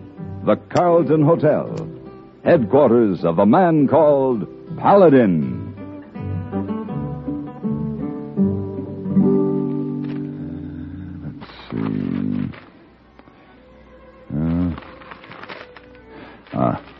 Here. You're drinking, Mr. Paladin. Hey, boy, bring you brandy. Oh, thanks. Set it down. Yes, sir.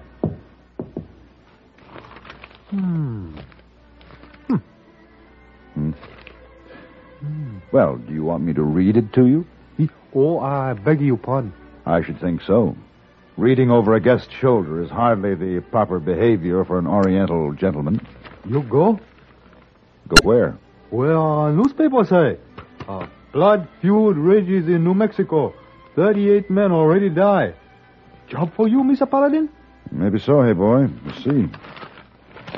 Violence flared again in Wren-Seabury feud when Juan Carlos Morita killed James Seabury in a gunfight. Morita, a notorious killer, had hired his gun to the Wren faction. Mr. Paladin make money. One side high Morita's gun, other side high Mr. Paladin's gun. Hey boy, you've sold me. Guess you better send a wire. Yes, sir, Mr. Paladin. Right now.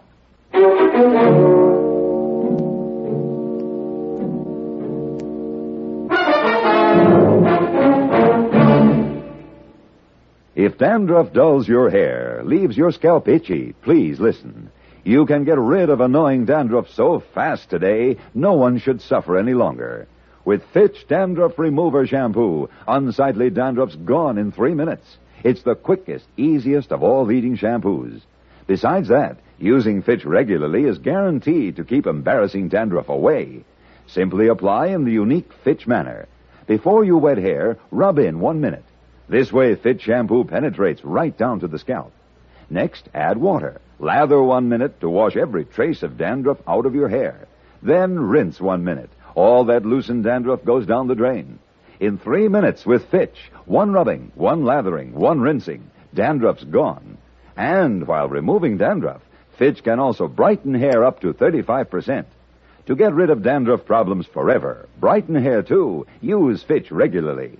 Get Fitch Dandruff Remover Shampoo today, only 59 cents.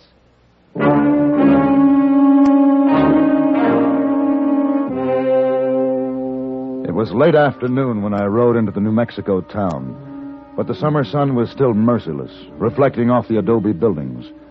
The dirt street seemed almost deserted. The town was motionless, except for something that swung slowly from a jerry-built scaffold in the middle of the street. It was a hangman's noose, and beneath it lay the body of a dead man.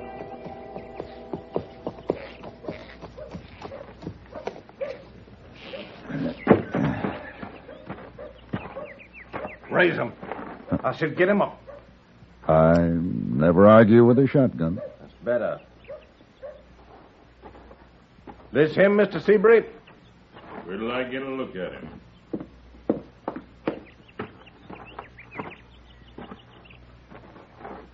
No, he's not Morita. Let him put his hands down. You John Seabury? That's right. How long's that body been lying there? We hung him this morning. Who is it? Morita's brother. And Juan Morita is supposed to come for him. Is that it? That's it, mister. Now, who are you? Paladin. You're late. Let's go inside. I don't want the job. You heard of Morita's reputation, mister? It scare you? It doesn't scare me. I just don't want this job. I've paid you $500 in advance. You'll give the money back, mister. Gladly. Here.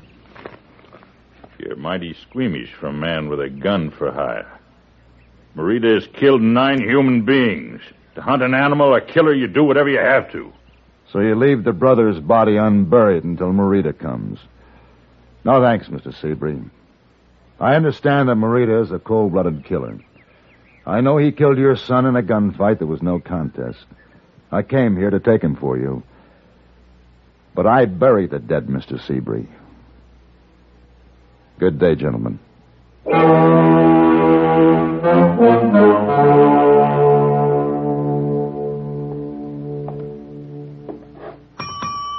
Yes, sir.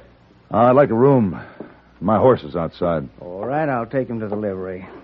You, staying long, mister? Just the night. Can I get a bath? Well, water's real scarce here, mister. You get a pitcher full, and you can do anything you want with it. It's real warm. I know. You the gunfighter? I'm the man Seabury brought in. Well, Morita killed 9 men, some say more.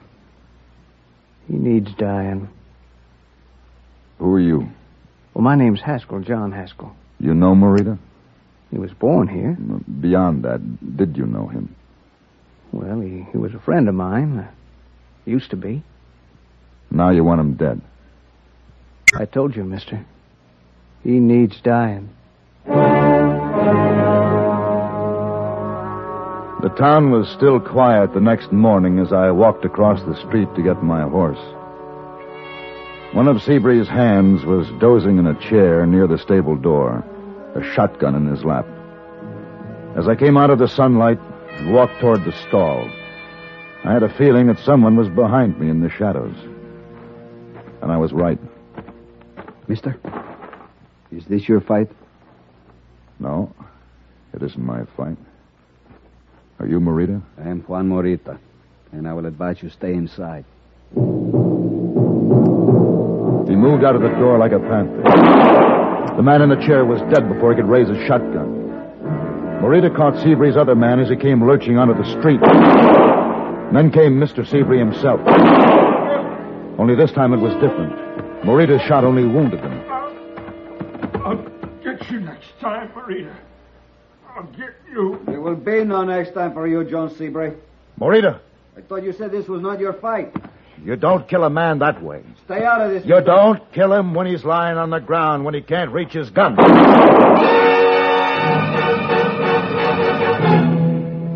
I had tried to get to him, but I was too late and I was too slow. Before I could draw, Morita swung his gun butt down on my head.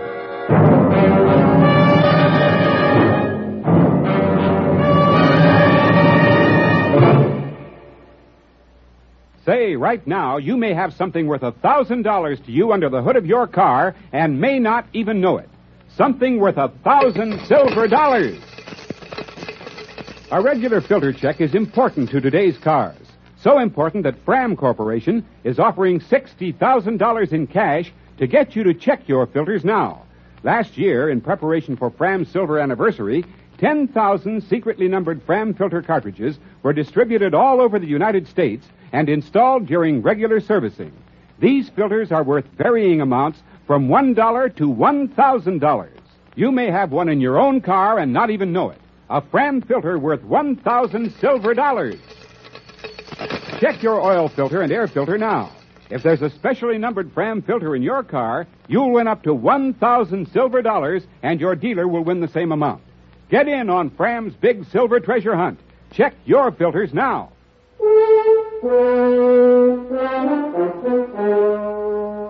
The trail I followed after Juan Morita was long, hot, and dry. The desert knows how to keep its secrets, and I had been riding for 3 weeks when I finally came to another small adobe town and went in to see the sheriff.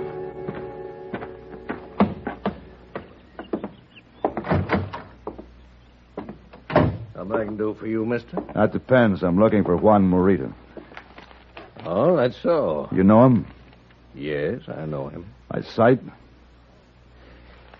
How long you been after him, mister? About 3 weeks. Do you know where he is?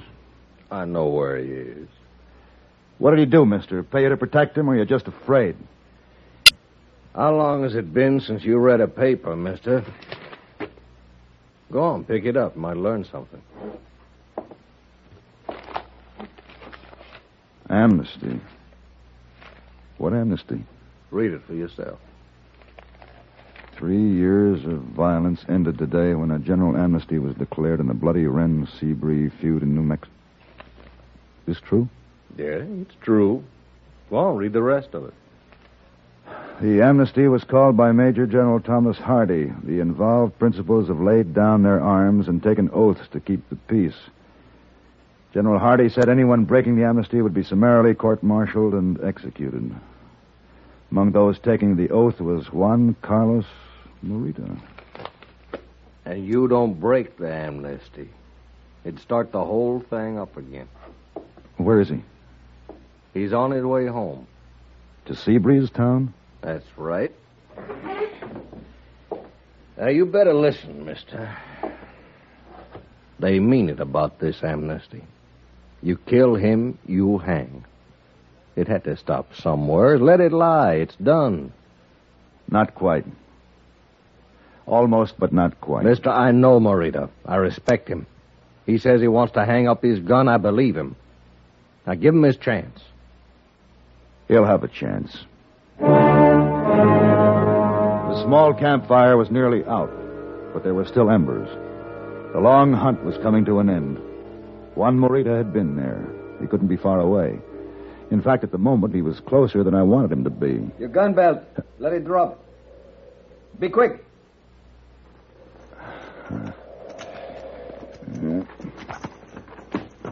Now turn around so I can see your face.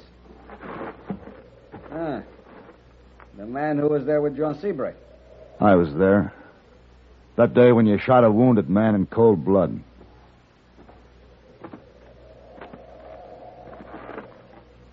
John Seabright put a rope around my brother's neck. My brother was 18 years old. He did not even shave yet. And John Seabright let him lie dead in the street. How many men did your brother kill?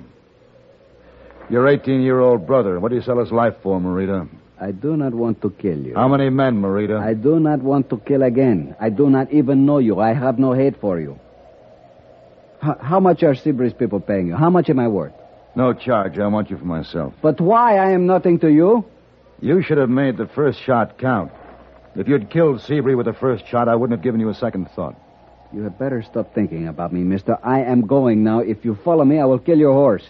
Do not make me do that. You'll have to kill me, too. I could do that, mister. Yes, I guess you could.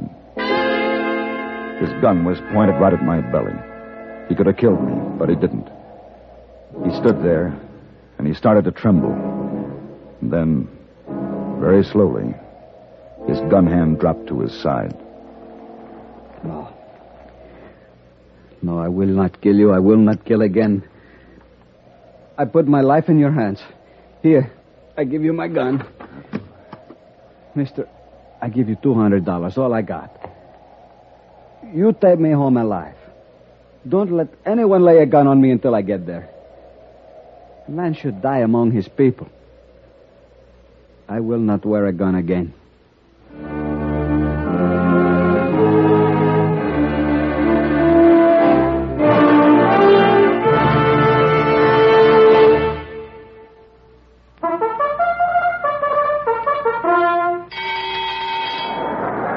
Who's gonna win the Thoroughbred Kentucky Club's Thoroughbred? Who's gonna win that horse and make it pay lots of money? Well, Kentucky Club Pipe Tobacco has to find a winner. So the horse is here, the time is near. Get your entry blank today.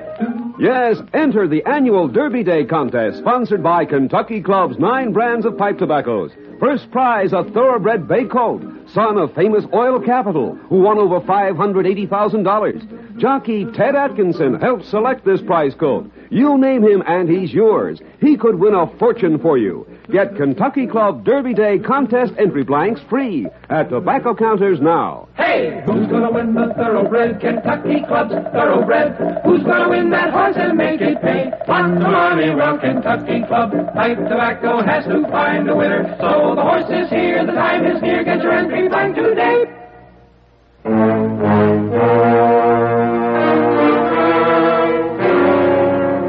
It was a long ride home for Marita. We had time to get to know each other in the silences and in the times when we talked. Let's rest the horses a minute. All right. Oh, boy. Paladin? Yeah?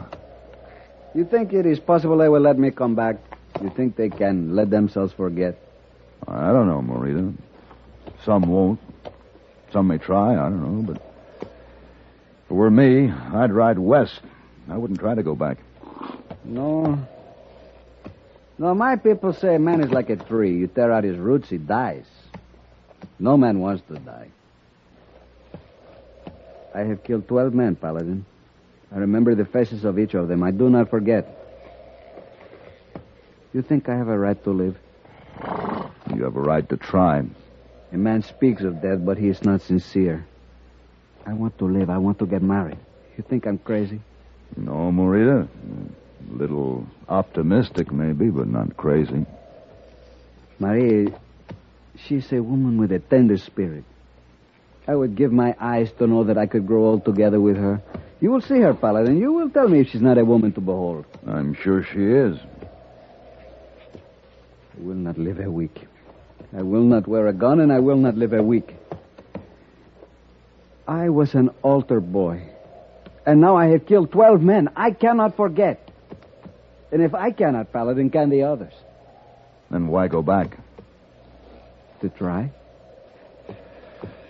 Let's go.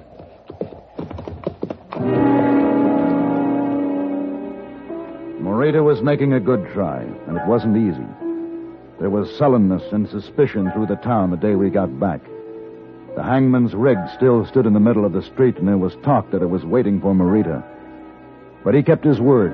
He didn't put on a gun. And on the night of the fiesta, it looked like he might make it.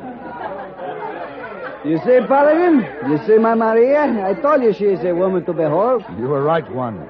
She's lovely. The senor is very kind. And we will marry and we will have children and we will live together until we are old. Is that not so, Maria? Oh, Juan. It is so. I drink too much. I talk too much. This is for you, Paladin. You dance with my Maria. I will be back in a little bit. It will be my pleasure. Maria? Would you forgive me, Mr. Paladin, if I asked you to come aside with me for a moment? I would like a chance to talk with you.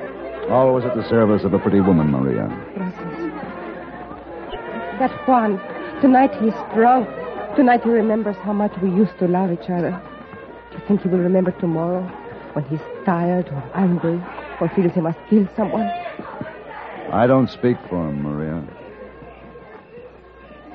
Do you love him? A man like that, if you're a woman, he can stir you. I do not know if I love him anymore, Mr. Paladin. But I do not want to marry him. And tell him so. He has killed 12 men, senor. Do you know how simple it would be for him to kill another? Who? Another. No. No more, Maria. The killing is finished. I believe him. I'm going to marry someone else, Mr. Paladin. He is not a gunfighter. I'm afraid for him. Tell Juan. He won't strap on a gun. He won't kill this man. And if he tries? If he tries, I won't let him. What is this you will not let someone do, Paladin? I won't let you put on a gun, Morita. I get my word. Why should I break it? I don't think you will. But Maria, she thinks I will. Is that it? Why, Maria? Why? Juan. It is said, Paladin, that only a fool stands between lovers. Why, Maria? I cannot marry you, Juan. But I love you. It is too late. Too much has changed. You have changed. Another. There is another. While I was away. Who is he, Maria? I love him, Juan. I believe you. Tell me his name. Do not kill his him. His name. You know my name, Juan. I know your name, John Haskell. I called you friend. Do you have a gun, friend? I own one. In the street. Tonight. Morita? Do not make me come after you, Haskell. Die big, friend. Maybe she will cry for you. Morita, you gave me your word. Maria, she gave me her word too, Mr. Paladin.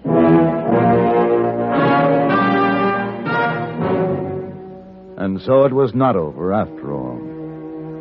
There was to be another shooting in another dusty street, and it could only come out one way.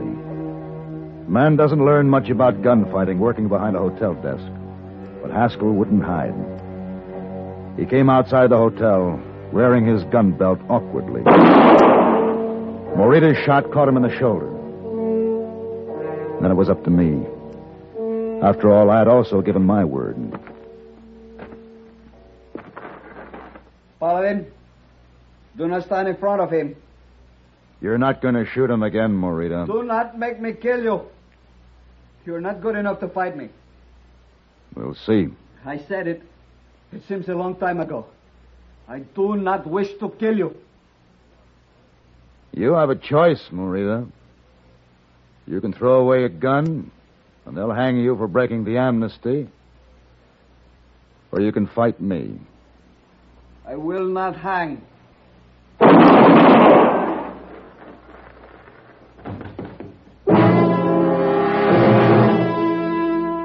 He lay there in the street, in the shadow of the hangman's rig. Juan Morita had tried, but he couldn't live without his gun. At least he didn't hang.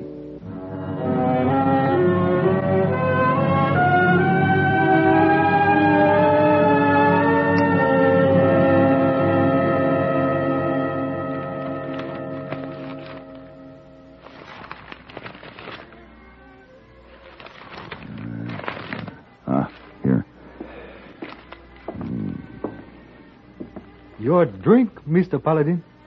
Hmm? Hey, boy, bring a brandy. Oh. Oh, thanks. You sit down. Yes, sir.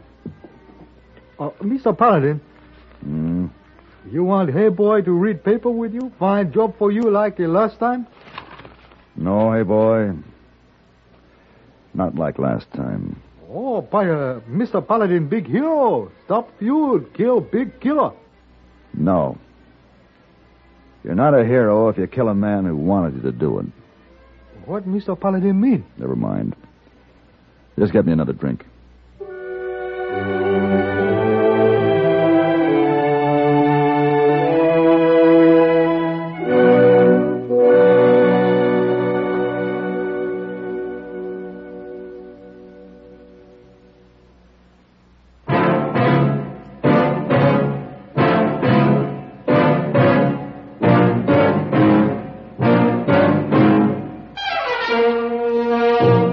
Have Gun, Will Travel.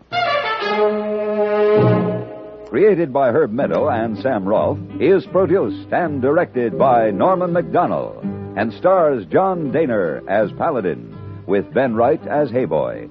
Tonight's story was written by Julian Fink and adapted for radio by Marion Clark. Featured in the cast were Harry Bartell, Lillian Bayef, Clark Gordon, Lawrence Dobkin, and Barney Phillips. Hugh Douglas speaking. Join us again next week for Have Gun, Will Travel.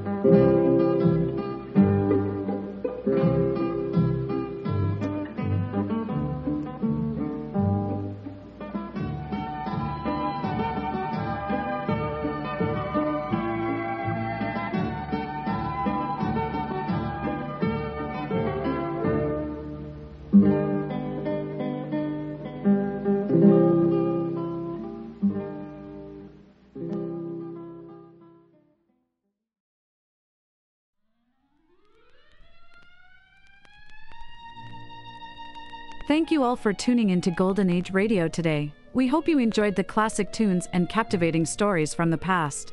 Absolutely. It's been a delightful journey through time, and we truly appreciate each and every one of you for joining us. We have a fantastic lineup prepared for tomorrow's broadcast, filled with even more nostalgic melodies and thrilling dramas from the golden era of radio. So mark your calendars and set your alarms because you won't want to miss it. Join us again tomorrow at the same time for another unforgettable session of Golden Age Radio. Invite your friends and family to come along too. Let's make it a delightful gathering filled with timeless entertainment and warm memories. Once again, thank you for being part of our wonderful audience today. We look forward to having you with us again tomorrow as we dive into the enchanting world of the past. Until then, take care and have a fantastic day ahead. See you tomorrow. See you tomorrow. Attention all business owners and aspiring database wizards. If you want to take your data management to the next level, G3PL.com is your ultimate destination for expert Microsoft Access support and training. That's right. G3PL.com believes that every successful database journey starts with a dedicated individual guiding you to success. That's why we're proud to introduce G3PL.com, a Microsoft Access expert.